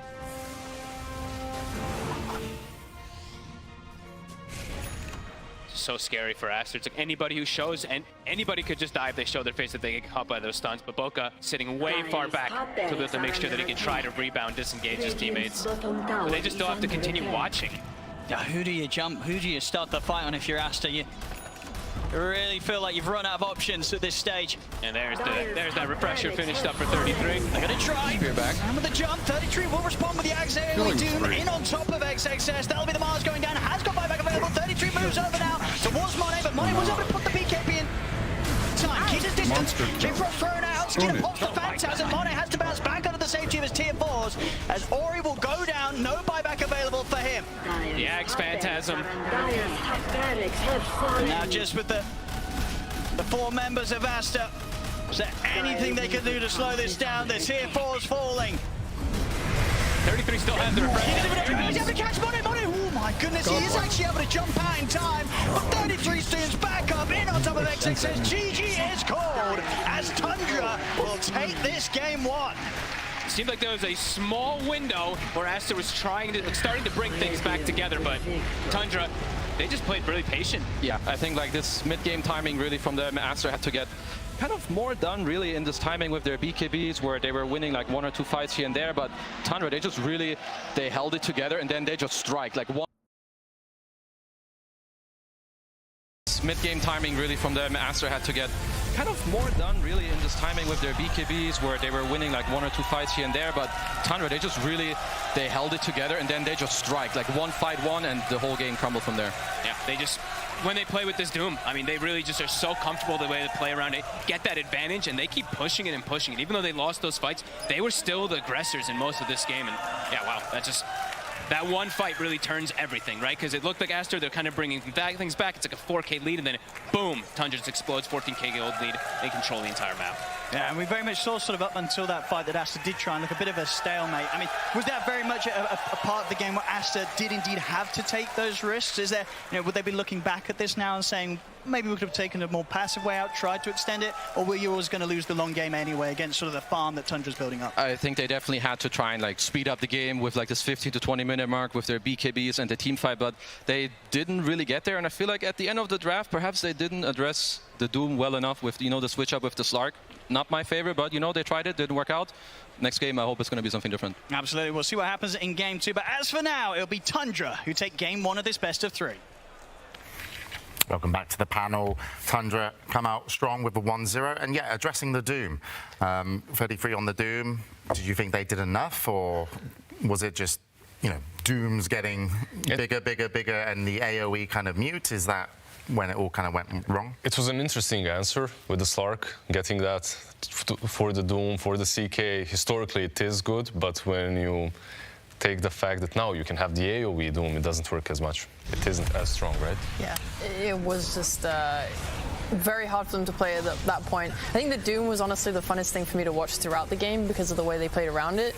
Like originally, they were over-chasing. They would Doom the Razor with his BKB and then just chase him way too far. This is the fight that happened, and overcommitted, died as a result. The next game, they Doom the Razor, but they let him run away and they focus on killing his teammates, like that adaptation. Then there's just more different ways. This fight, actually, I think they doomed the Razor, but then tried to chase him a little bit more instead of focusing on the heroes that weren't doomed. And the way they played around the Doom this game was very funny, but as soon as I got that Ags, it was smooth sailing. Was this the ultra kill?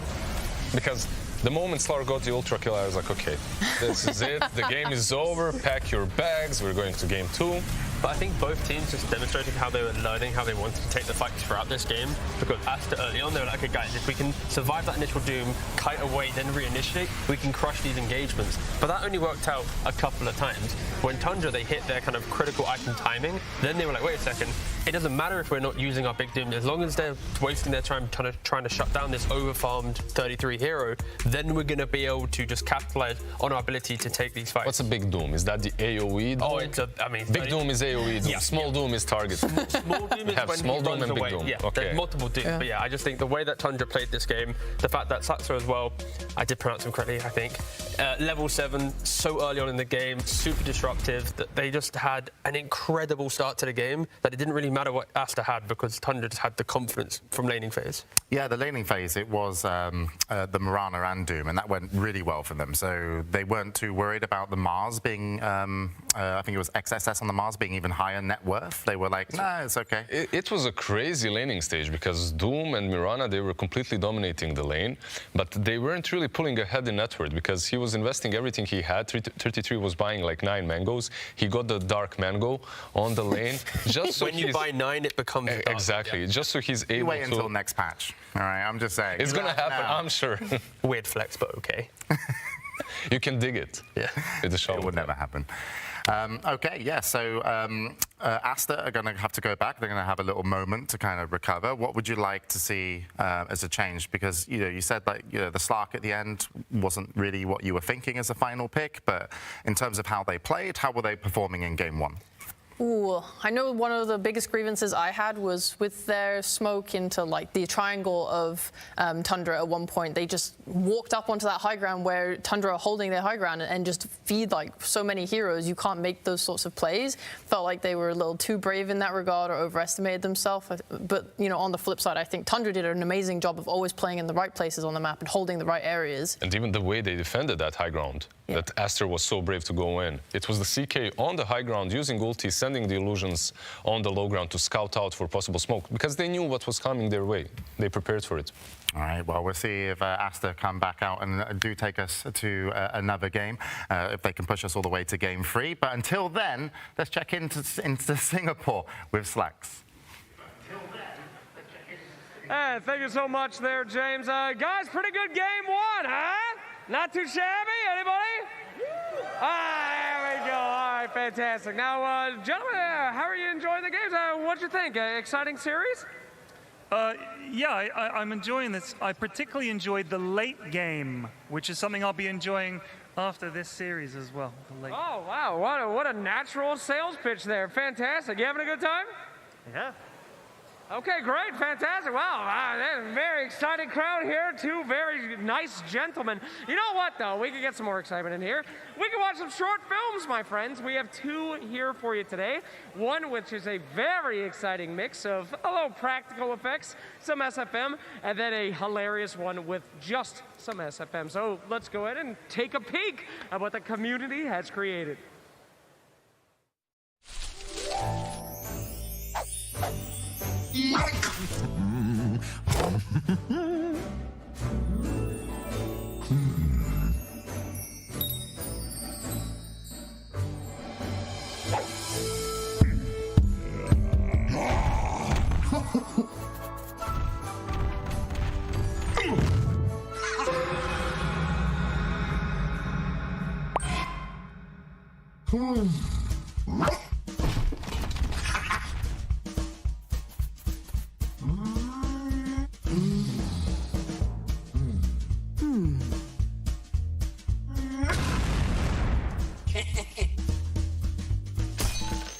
This way.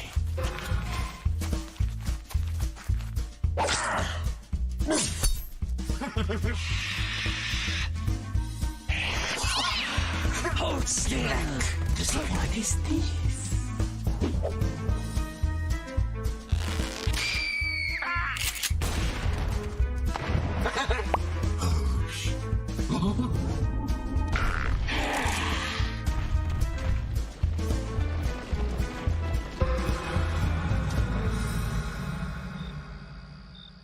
Let's go.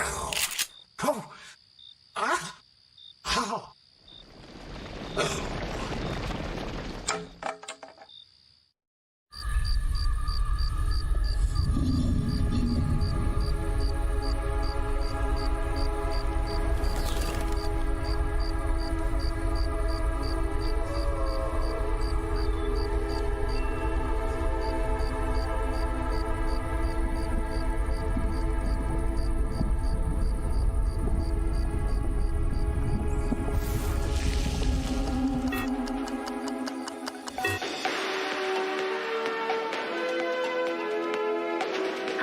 Dota Today is on air, and I'm its host, Lyra Lay Radiant.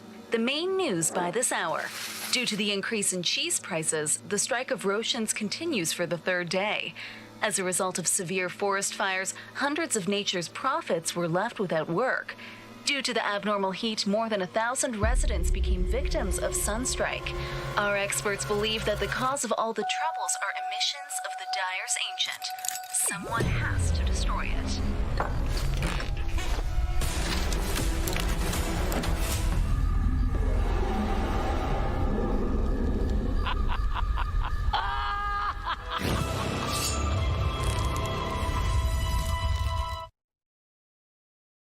To the panel, yeah, amazing entries. And if you guys want to get involved and show some support, you can head over to Steam to cast your vote on the short film contest. But I think what we all agree we need here on this panel is just a little bit more Purge.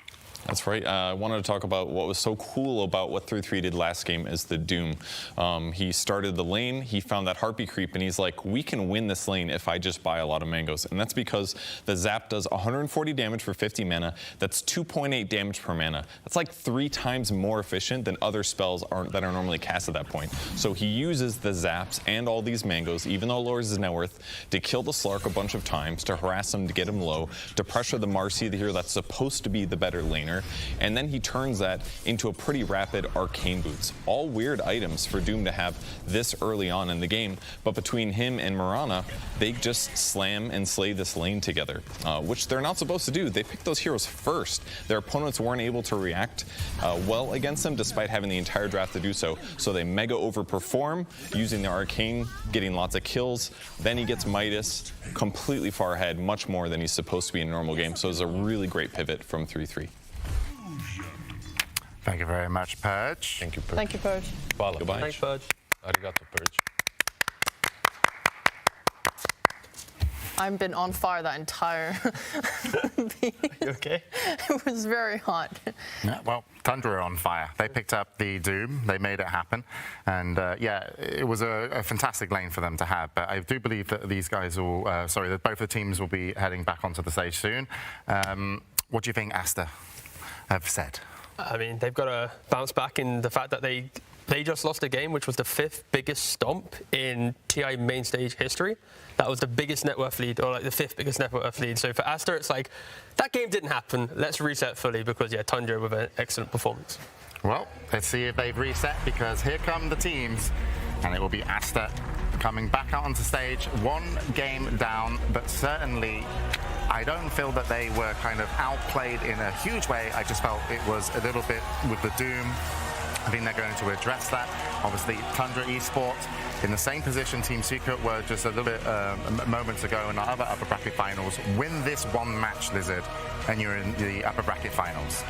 It must feel amazing for these guys. Like, some of them have been close before, but it has to feel great. For Aster, I would just put Ori on something a little bit more flashy. Like, this guy has improved so much since the last couple of seasons. He's been a great player ever since he's been a competitive player, but give him something flashy, give him a spirit. Don't put him on a razor. I thought you were about to say Spirit Breaker for a second. I was like, oh, okay, sure. Don't get carried away. Even the Spirit Breaker. That's only Nine's job.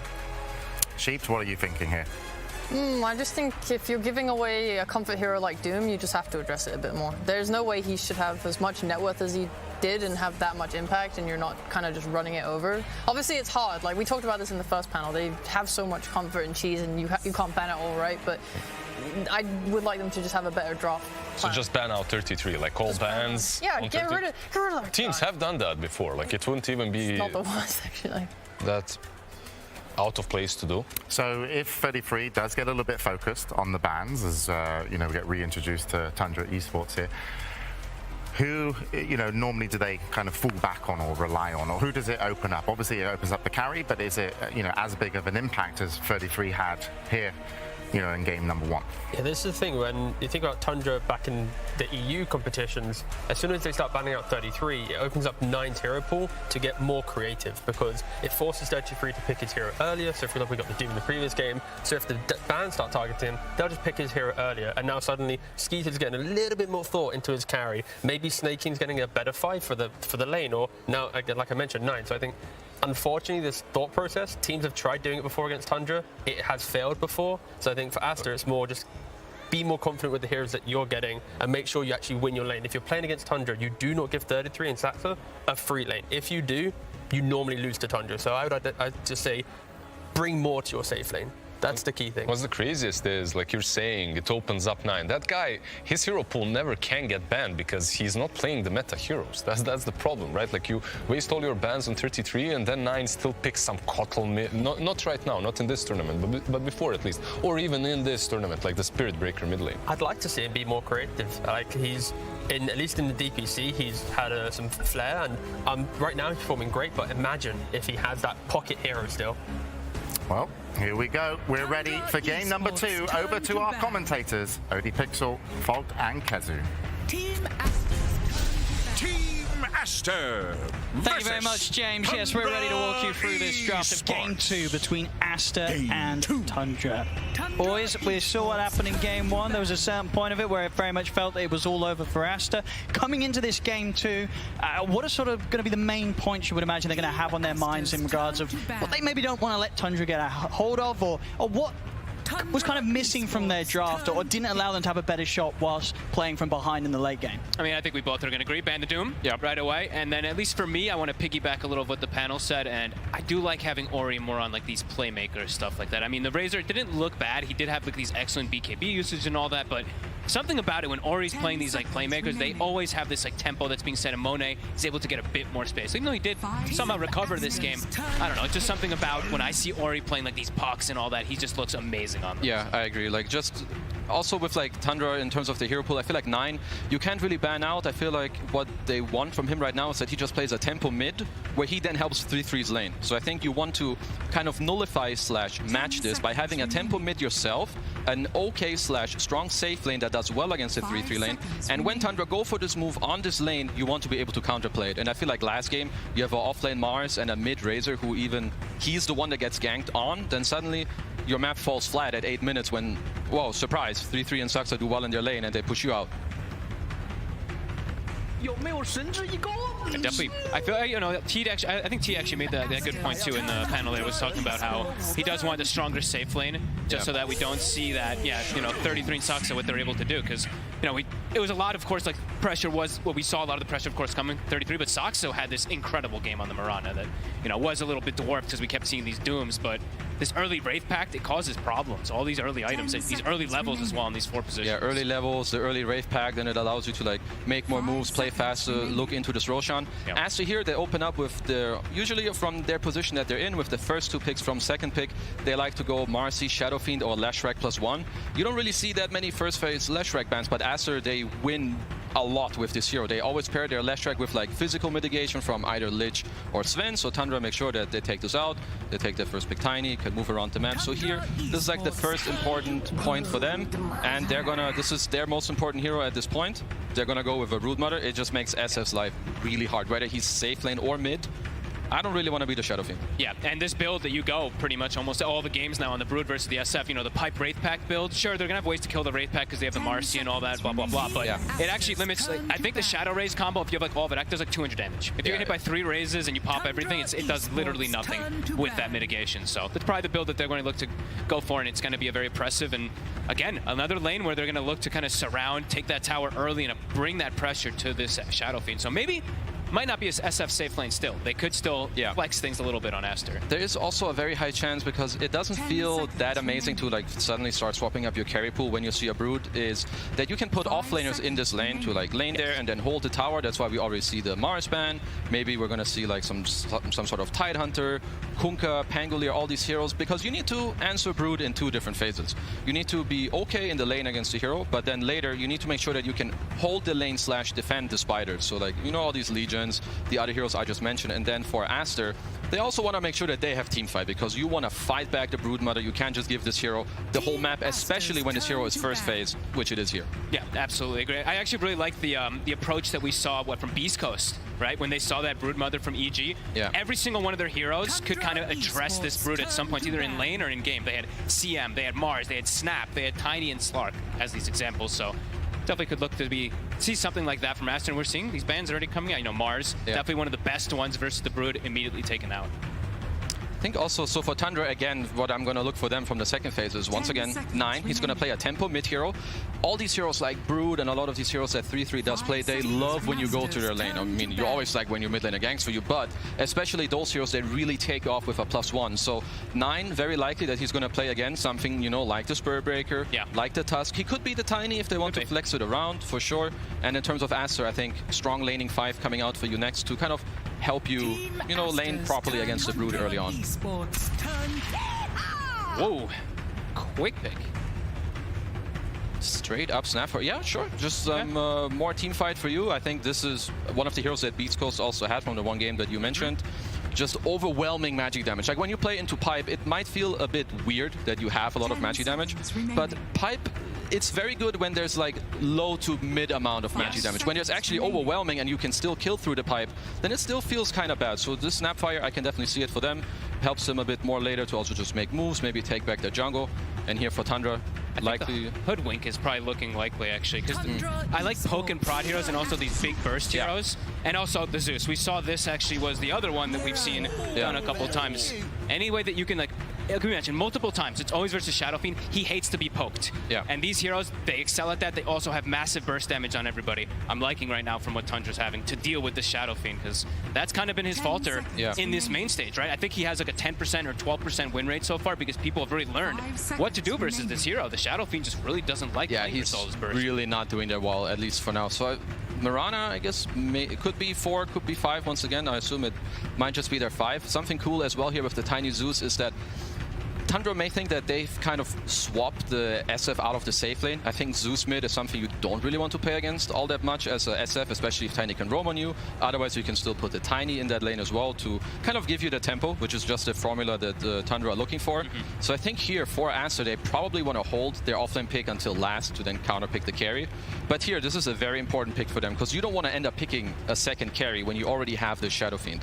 You want to bank on his game and help him out. I'd like something like the Kunkka. I mean, we saw Nisha do that. I think that is an excellent hero because you always have the catch versus the Zeus. You'll have addressed things versus the Broodmother. The Rum is going to be nice versus Tiny Burst. So if that's something they want to do, it can be. It's one of Ori's. It's one of his specialties. So I'd be surprised if they don't look for something along that route right now. Kunkka for sure, definitely one of their better heroes. Pango is banned, Mars is banned too. Those two would also somewhat stand out in the spot here, but Kunkka lanes well, can gank, has a response also to the Broodmother here. They're gonna go for something a little different. So, you know, just solid lane as well. It's a bit of the same story as Kunkka, right? Can counter gank, has high amounts of reach, so they just want to play perhaps an easier setup with the Snapfire ult. So I'm not too opposed to the Storm pick here. Interesting one for sure. I wasn't sure if they'd go for it because they have that Shadow Fiend, so it's like these two kind of carries working in a way together. I feel like maybe, their front line could be a little bit lackluster now, but yeah, we'll see. It is also a very comfortable Ori hero as well, of course, and it is that hero to get on that Zeus all throughout the game. So if I'm Aster here, I mean, they do pick very last, but I think for Aster, they will definitely want to have a team fight type of offlane, perhaps that also looks at some pipe building type of hero, perhaps, you know, something like the Tidehunter. So I think if you're Tundra here, yeah, you do pick first, but you need to also think about what does your enemy team need, and then ban for this carry that they have to pick out of phase. I would say that usually Tundra are a little bit more like the semi-carry style, not like, you know, some anti-mage, more so like the CK. You play on this high tempo with the rest, make use of the auras. So I think Tundra, yeah, CK is gone already. That would have been one of their better ones. Yep. Yeah, I'm currently looking for what else they would really want to go for.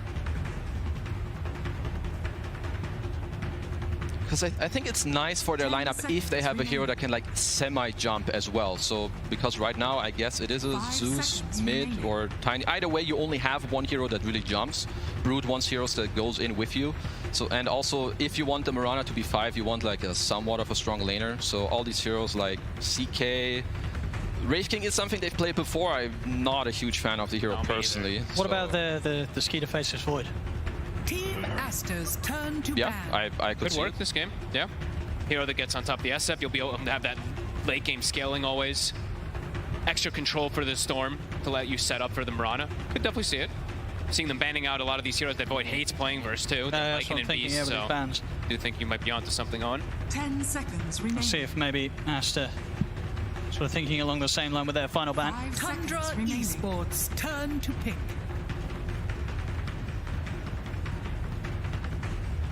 What am I missing? Faceless Void is at least striking me for now.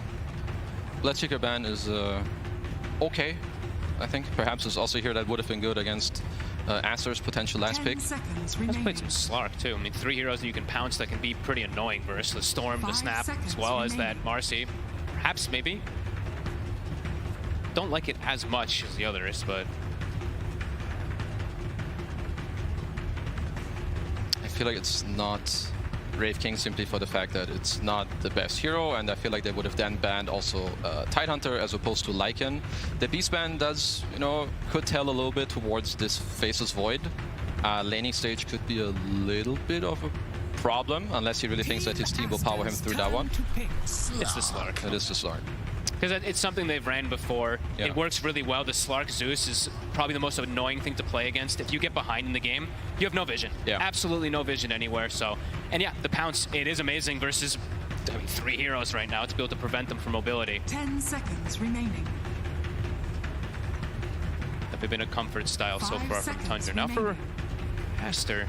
Enigma is out. That would have been one of your more favorite heroes. Oh, Dawn, a hero that hasn't been played in a couple days. I think it's only been mostly Thunder Awakens that have been playing it. Okay. I mean, I like it in the sense, right, that, you know, as you said, one of the ways you want to fight against the SF, you want to have this huge amount of burst. Now you've got some sort of save that might just be able to buy enough time for Moni to survive any sort of jump that Tundra makes on it. Yeah, now you have this follow-up also for the Storm jump every single time, right? He jumps to the back line. Maybe sometimes it can be a little scary for Storm. Dawn comes in. He's going to be able to protect that Storm versus a lot of situations. I feel like this Dawnbreaker actually has a lot of purpose. He's good in the lane against Slark. He helps out your Storm a lot, both defensively and offensively. You definitely want to have the offensive capability in your draft. And also, eventually, if you really want to, you can also park the Dawnbreaker in like the lane where the Brood is playing. He can just solo defend like the tier 2 tower or tier 1 tower. Then you still have the Solar Guardian to join your team. So I really like how Aster did bring together their draft with their 4th and 5th pick in this, in this game, to still have a very good game for all of their cores. So in this game, I feel like Aster have done a better job as opposed to in the first game. For sure, and I guess the big question in terms of the lanes at the beginning, would you imagine, are we going to see Monet have a bit more fun from the start? Because last game, he was having a pretty sad time, right? Tundra, they really had it out for him in the lanes. He was not having fun as the slot last game. Should be able to have a better time. But that being said, also, Tundra is a team that we said that they're going to come with mangoes. We're going to click on their heroes, we're going to look how many mangoes are going to be set there to prep for that early aggression. So we shall see. It's definitely the type of lane where SF should be able to hold its ground for quite a while. I would say the first time it really swings is when you're either scared of Tundra coming to your lane, or they really do show up at your lane, and then the SF kind of has to rotate around. So I think the segmented 5 to 8 minute mark is very important. If you want the SF to hold the bottom area, Ori in the mid lane, he needs to be ready. But in order for him to be ready and be topped up with resources, maybe a rune, they need to help him as well around this, timing of the game, to then make it easier for him to help in the play after that. All right, well, let's find out how this one goes down. Game 2 here, ladies and gentlemen, between Aster and Tundra after what was a very impressive looking game 1 from Tundra in regards to the way they closed it up and just managed to get the game to a point where Aster seemed completely helpless, falling further and further behind in terms of gold and control. We'll get this game off quick to a very quick start already. Aster hitting out with the smoke. Maybe seeing if they can set up for some early action as was found in the beginning of game 1. All right, let's look at the mangoes. What do we got going on? Nothing too crazy. I mean, the craziest one is really Skeeter having the 3 mangoes, but this has been something they've done almost every single time on him. Yeah. Always starting with that. And yeah, this Dawn pick, we keep mentioning, I actually think this is really cool because, as we said so much, this SF, he can really struggle versus all this high burst. So yeah, really looking forward to see what XXS is going to be able to bring to the table on this. I've also seen a few different item builds on this hero, like perhaps it was Saberlight in the group stage who went for like some Wraith Pact build, which is very nice. Like, you see a lot of these range carries come back into the meta. Yeah, they're all very good, but they all abuse Wraith Pact to like oblivion. The minus damage coming out, the lifesteal, the bonus damage for yourself. So I could definitely see like a shift of item build here for XXS, for him to just play around his cores and kind of match this aura building from 3-3 in this game. Yeah, we see Sacred was one of the ones that was also doing it a lot. Most of the games that he played it, Falcon Blade almost directly into that Wraith Pact so they can join in and kind of prevent all that damage. So yeah, could be a cool one. Could be a lot of lifesteal that's coming out for this Shadow Fiend, right? Between the Marcy and if he does go for that build.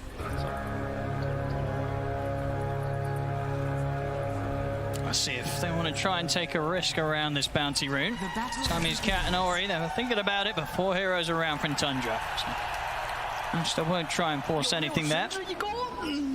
See with the lane set up, so bottom lane, I mean, as I said, this is a million times better for Monet in comparison to what he had to deal with in game 1's lane. Yeah, and he's got Baboka, he's got Marcy with the SF, this kind of one of the strongest safe lanes that you can position yourself with. So let's see how 33 and Sox are going to be able to do with this one. Are they going to, is this a lane, I always wonder, is this a lane where Tundra's going to straight up fight in it, or are they going to just pull randomly? Because Tundra is so difficult to predict when they're just going to go for these pulls and when they're just going to go for the battle on the lane. Yeah, so I think this is one of the harder lanes that they should be facing. You do have Sox currently taking tree grab, perhaps he wants to get a couple of denies. But I think this is a lane that you want to split a little bit until Tiny perhaps gets like level 2, 3, and then you can look for like small engagements. But overall, Aster, they should look to dominate this lane very heavily in like the first 2 to 3 minutes. Raises, Marcy jumping in. Maybe we even have to watch for the level 2 timing in this bottom lane. Yeah. It is so crazy, really, that repositioning for a Shadow Fiend just allowing you to get pretty much triple raises every single time when you get that level 2 on Marcy. Has to dispose level 1, so maybe can go for it here. And they're going to start stacking them up onto Saxer. He's going to opt for the TP out. And indeed, that will keep him safe. Not quite able to get the distance there to set up another raise, and even if so, probably wouldn't have been enough with the 3rd level 1-1. You see how much that slow is immediately. When they get hit by the 2nd raise, you have to just go for the TP out. Smart play from Soxa. But anyone who gets grabbed from it is under pressure. It's almost level 2 already on Baboka. So, I mean, this is probably the lane that we want to be looking at mostly. It's the highest kill threats. Yeah, this next creep bottom is your level 2. Oh. See Monet trying to get the distance so he can get another raise in, and indeed with the level 2 hit, Baboka able to jump across with the rebound and set up to take Saxa down. And of course that will be a Tiny out of the lane and without TP, so for a little bit of time, a couple of waves, 33 will be left on his own. Are they bringing more mana regen down here though on this side of the Aster? That's the one thing I'm looking at. The Bassie's already coming from Monet, so he should be covered to be able to spam those raises over and over again. I mean, so they keep looking for it. They definitely just want to keep on playing this way. This is perfect for them, especially now. Tiny, you know, Saxo is out of the lane for a bit. 3-3 is perhaps not too unhappy as the lane is in an okay position for him. But yeah, Aster, they really want to keep the ball going in this lane and just continue to go off of this. So the Bastion Monet, great for him, great for his lane partner, and they'll just keep up the pressure. And they actually get a full pull off, a stacked pull, so the whole wave is going to get denied. It's going to get pulled back closer to his tower. Monet is going to have an excellent time in this laning phase. Looking at mid, Storm versus that Zeus. Ori should be able to have very good time in this matchup. And top, Dawn as well. So all three lanes for Aster does look like they should have a very good start. To be able to even apply a decent amount of pressure to Skeeter has to be quite careful versus the burst of these two. And I think especially with the lanes going this way, you know, if the trajectory stays the same, I really want Aster to look at this mid lane later around like the 5-minute mark, especially if your lanes do go this well. Your supports are a little more freed up mid lane. Might be able to almost get 9 here. I think he might just be able to. The Fairy Fire give 9 a bit of safety. Eat the bottle charges as well. It's enough to keep him safe, but I think very close there in the mid. He got grabbed actually with like 3 or 4 creeps on him. He almost got stuck between them. An excellent vortex by Ori. Might go for it again. Yeah, gonna try to go for more damage here. He's just putting a lot of pressure onto 9. Yeah, I'd like to see, like you're mentioning, I want to see Baboka go mid. This is an easy kill onto the Zeus for the Marcy. He's making his way over. Yeah. This is already like a very nice play. They're stealing the Bounty Rune. They're kind of playing around this HP and mana level of 9 right now because Ori had this great little play. Oh, they're going to look to dive this for sure. Now with the rebound, Vortex pull back onto 9. A TP comes in for Saxo. It's a 2-man avalanche. Should be able to get some trade from this as Baboka will fall. Oh, he might be able to actually go for pushing Ori away from the rune as well, too. Let's see if Saxo does do that. He's debating it. Let's actually step away. I thought he was going to go with the creep wave if he saw how little mana Ori was having, but he wasn't able to deny away that rune. Top water rune, though, should be able to get grabbed with Zeus. Excellent move, though. Baboka seeing the opportunity because he did, as we mentioned, you know, he got that pull down bottom, so it resets the lane positioning for Monet, which allows him to go for this type of move mid so freely. Snake King's got to be a bit careful top. He's getting very low here. We'll see Scatterblast back online in a couple of seconds. Ooh. Siamese Cat, he's looking for a target here with a shotgun. On Skeeter. Oh, the hammer, just too low range. Not quite able to reach him there. Falcon Blade already done up top, so gonna be able to continue that spam. Also, tons of mangoes both sides. This time we do see Aster also matching. Yeah, all these lanes going Aster's way right now, which is gonna make it easier for them to continue the pressure. And as long as they, you know, hit their early game moves, especially with Baboka, we're gonna have to keep our eyes on him. They wanna like pressure around. Mid lane, some more pressure. I think once Ori does hit this level 6 mark and the 6-minute rune, that's gonna be the first like real objective of this game.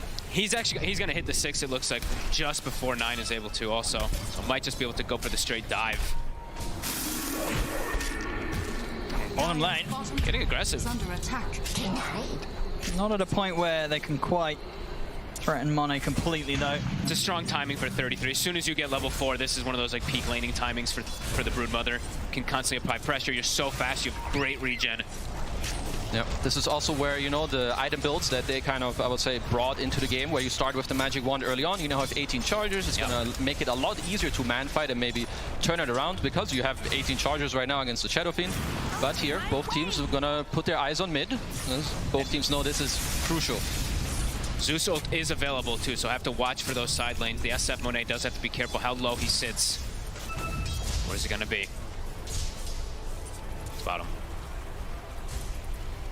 A great rune for Ori too. It would have been an excellent rune for Naim to perhaps be able to disengage from a Storm Spirit, but yeah.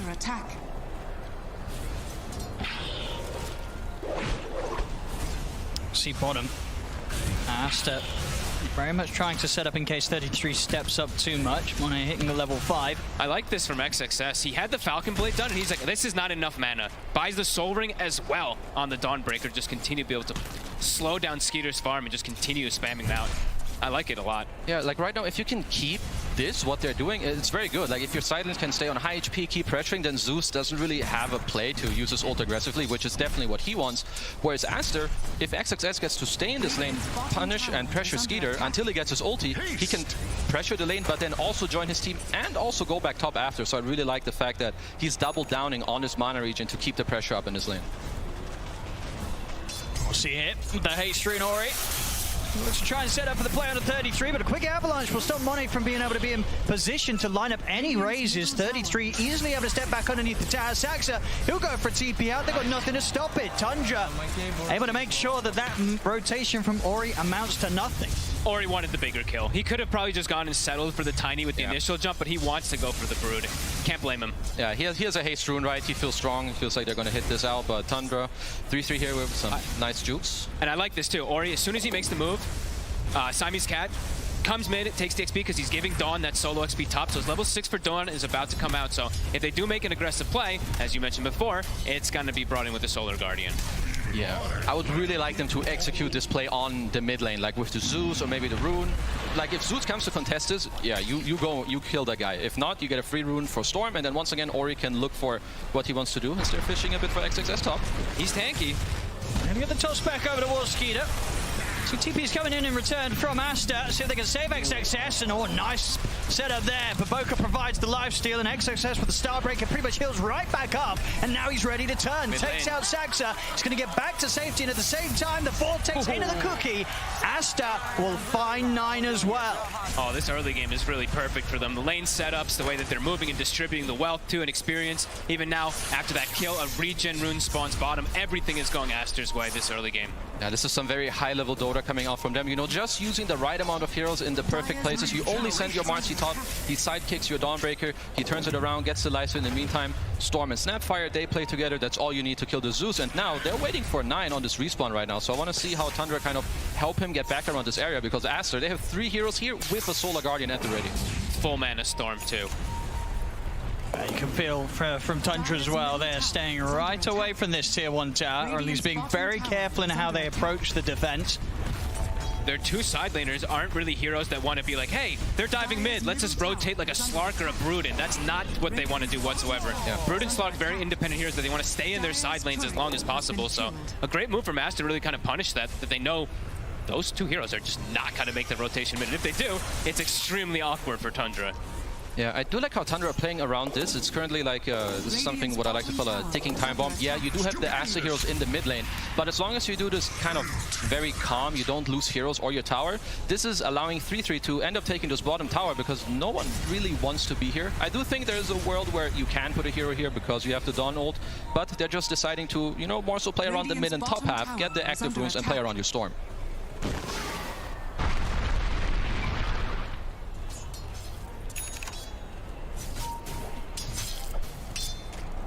Let's see. Maybe if Tundra they're looking want to respond this time to this mid play, because again, Asta, they're looking to set up here. Already, Siamese Cat coming in from the side. Oh, that's a good courier kill. Snaking a big one. That's the Fairy Trinket and the finished Kaya. So actually a big deal that he gets that snipe from Ori. Or not the finished Kaya, sorry, but the recipe at the least. But the Fairy Trinket he does take away.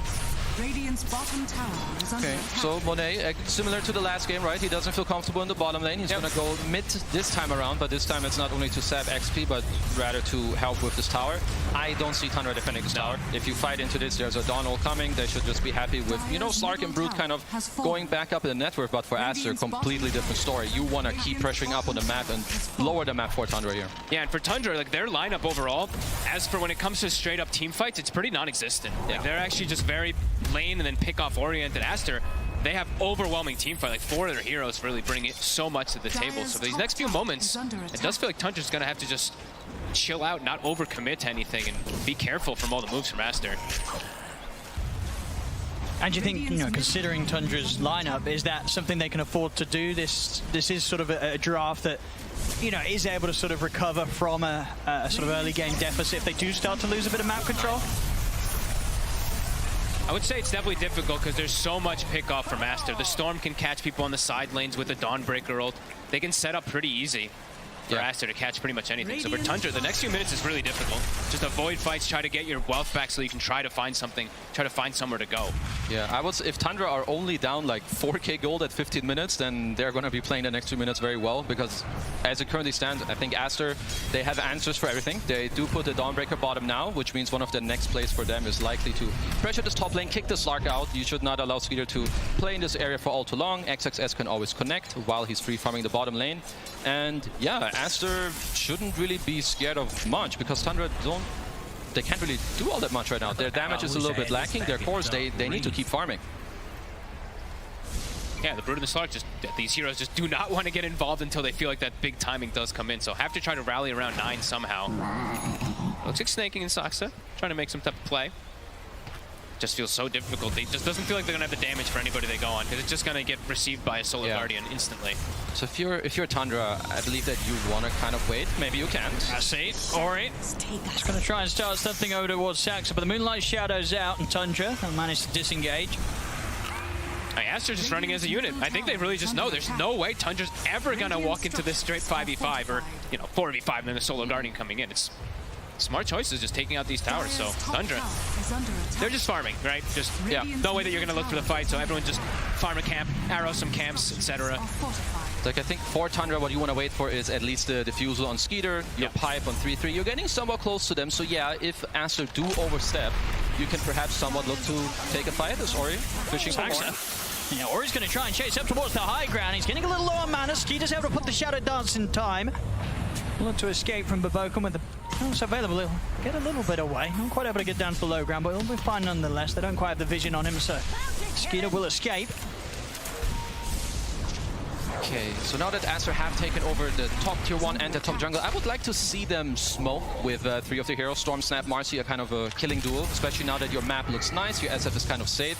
I would like them to go away from here real quick, look for a smoke into the enemy triangle or to the Brood, get a quick kill with the Dawn ult, and then migrate back to top. Because I do think, yeah, Aster are playing very well, but Tundra are also getting away with, quite a bit at this point. Yeah, I mean, Slark is not too far behind, of course. I mean, he's 5,800, sure, Shadow Fiend is 7,300, but that's expected from an SF safe lane. So I do think Aster making the right move so far, but could still look to make a little bit more happen because of that advantage that they do have right now.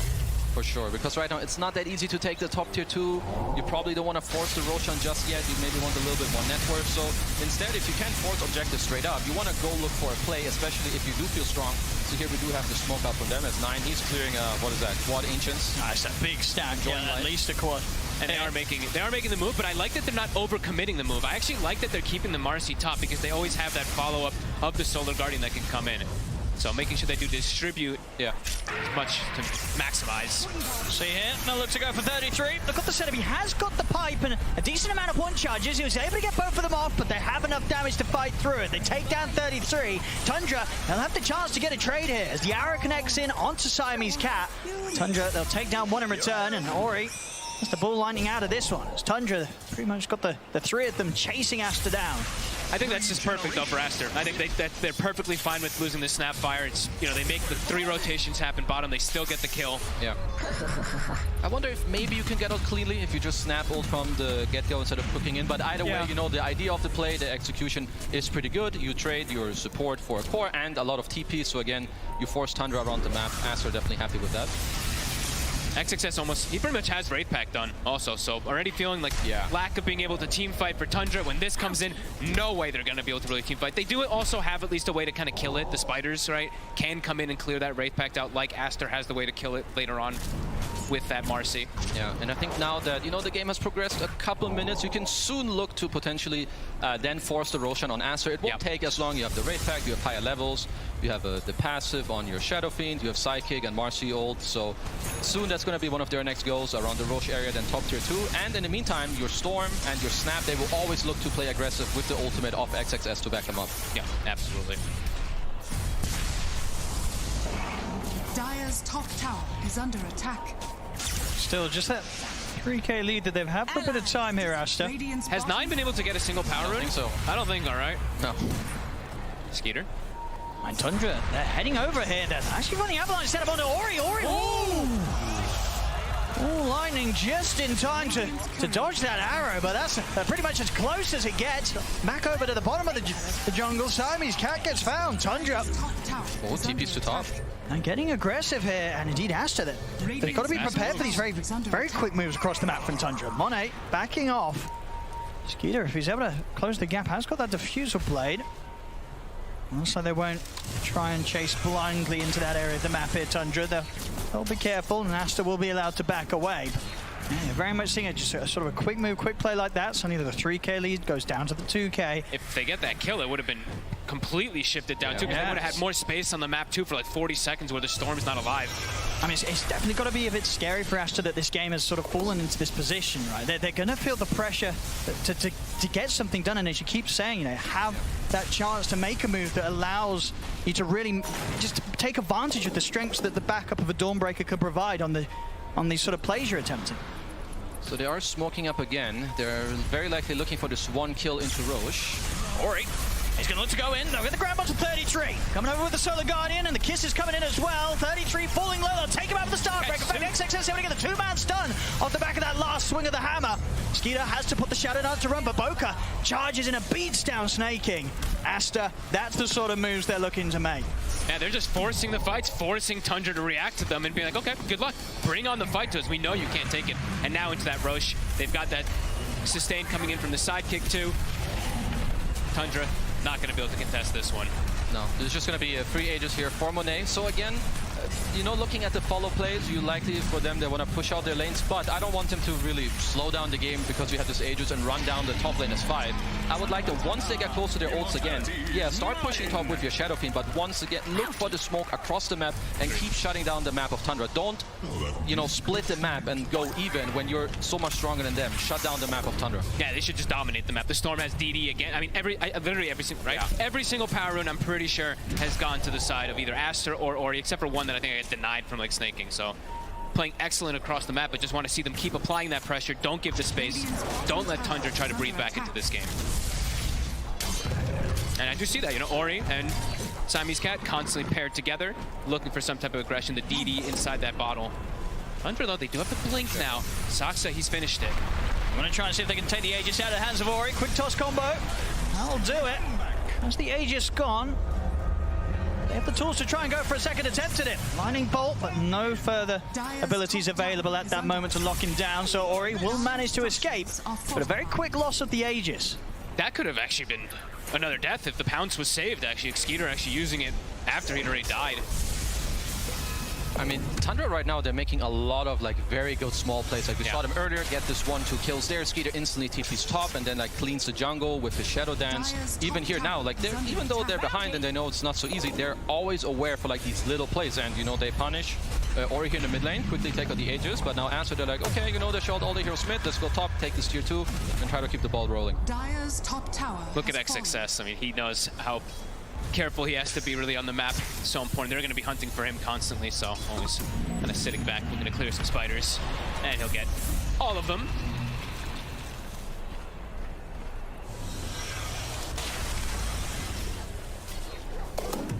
Tundra making sure to not allow any of themselves to be caught within their own jungle. I mean, you see the amount of ward control that still looking to slam down around this area. Pretty much got 6 sentries up here.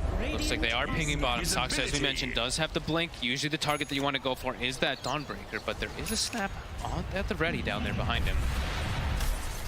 Both teams are being very good at like not giving away too many freebies and like, you know, protecting themselves very nicely. And if you're Aster, yeah, this is a 5k gold lead, but Tundra always have the option of like really clutching you out, right? They have this tiny combo into a potential arrow. Mid lane. It's mid. Quick setup, and that's the combo you're talking about. Anybody that steps out alone in the mid lane bottom very quickly dies. Skeeter will get out of a Dark Pact off. Pounce in a second. And it's going to be soon enough to break far enough away from the kisses, so he'll be fine. Okay, Tundra is forcing some mistakes from Aster here so far. Sax has the blink up. He's seeing if he can close in on this. Toss back. Close the gap onto XXS. Gets the toss back. Ori will jump over towards Saksa. And Saxa's got back up. 9 Skeeter and Snaking move forward. Saksa does go down, but he may just set up for Tundra to be able to get the kill in return. Skeeter's trying to chase on. 33 wrap around for the sideline. connect the arrow, but still hard for Tundra to move in. They still don't have Shadow Dance back up on Skeeter, so he cannot full commit for the fight. Has to respect still how strong the cores are of Asta. Monet, of course, very ready to fight with the BKB done. Tundra, they'll hold back. They tried to push on and catch something with Saxa. They couldn't quite find the opportunity. Asta this time prepared.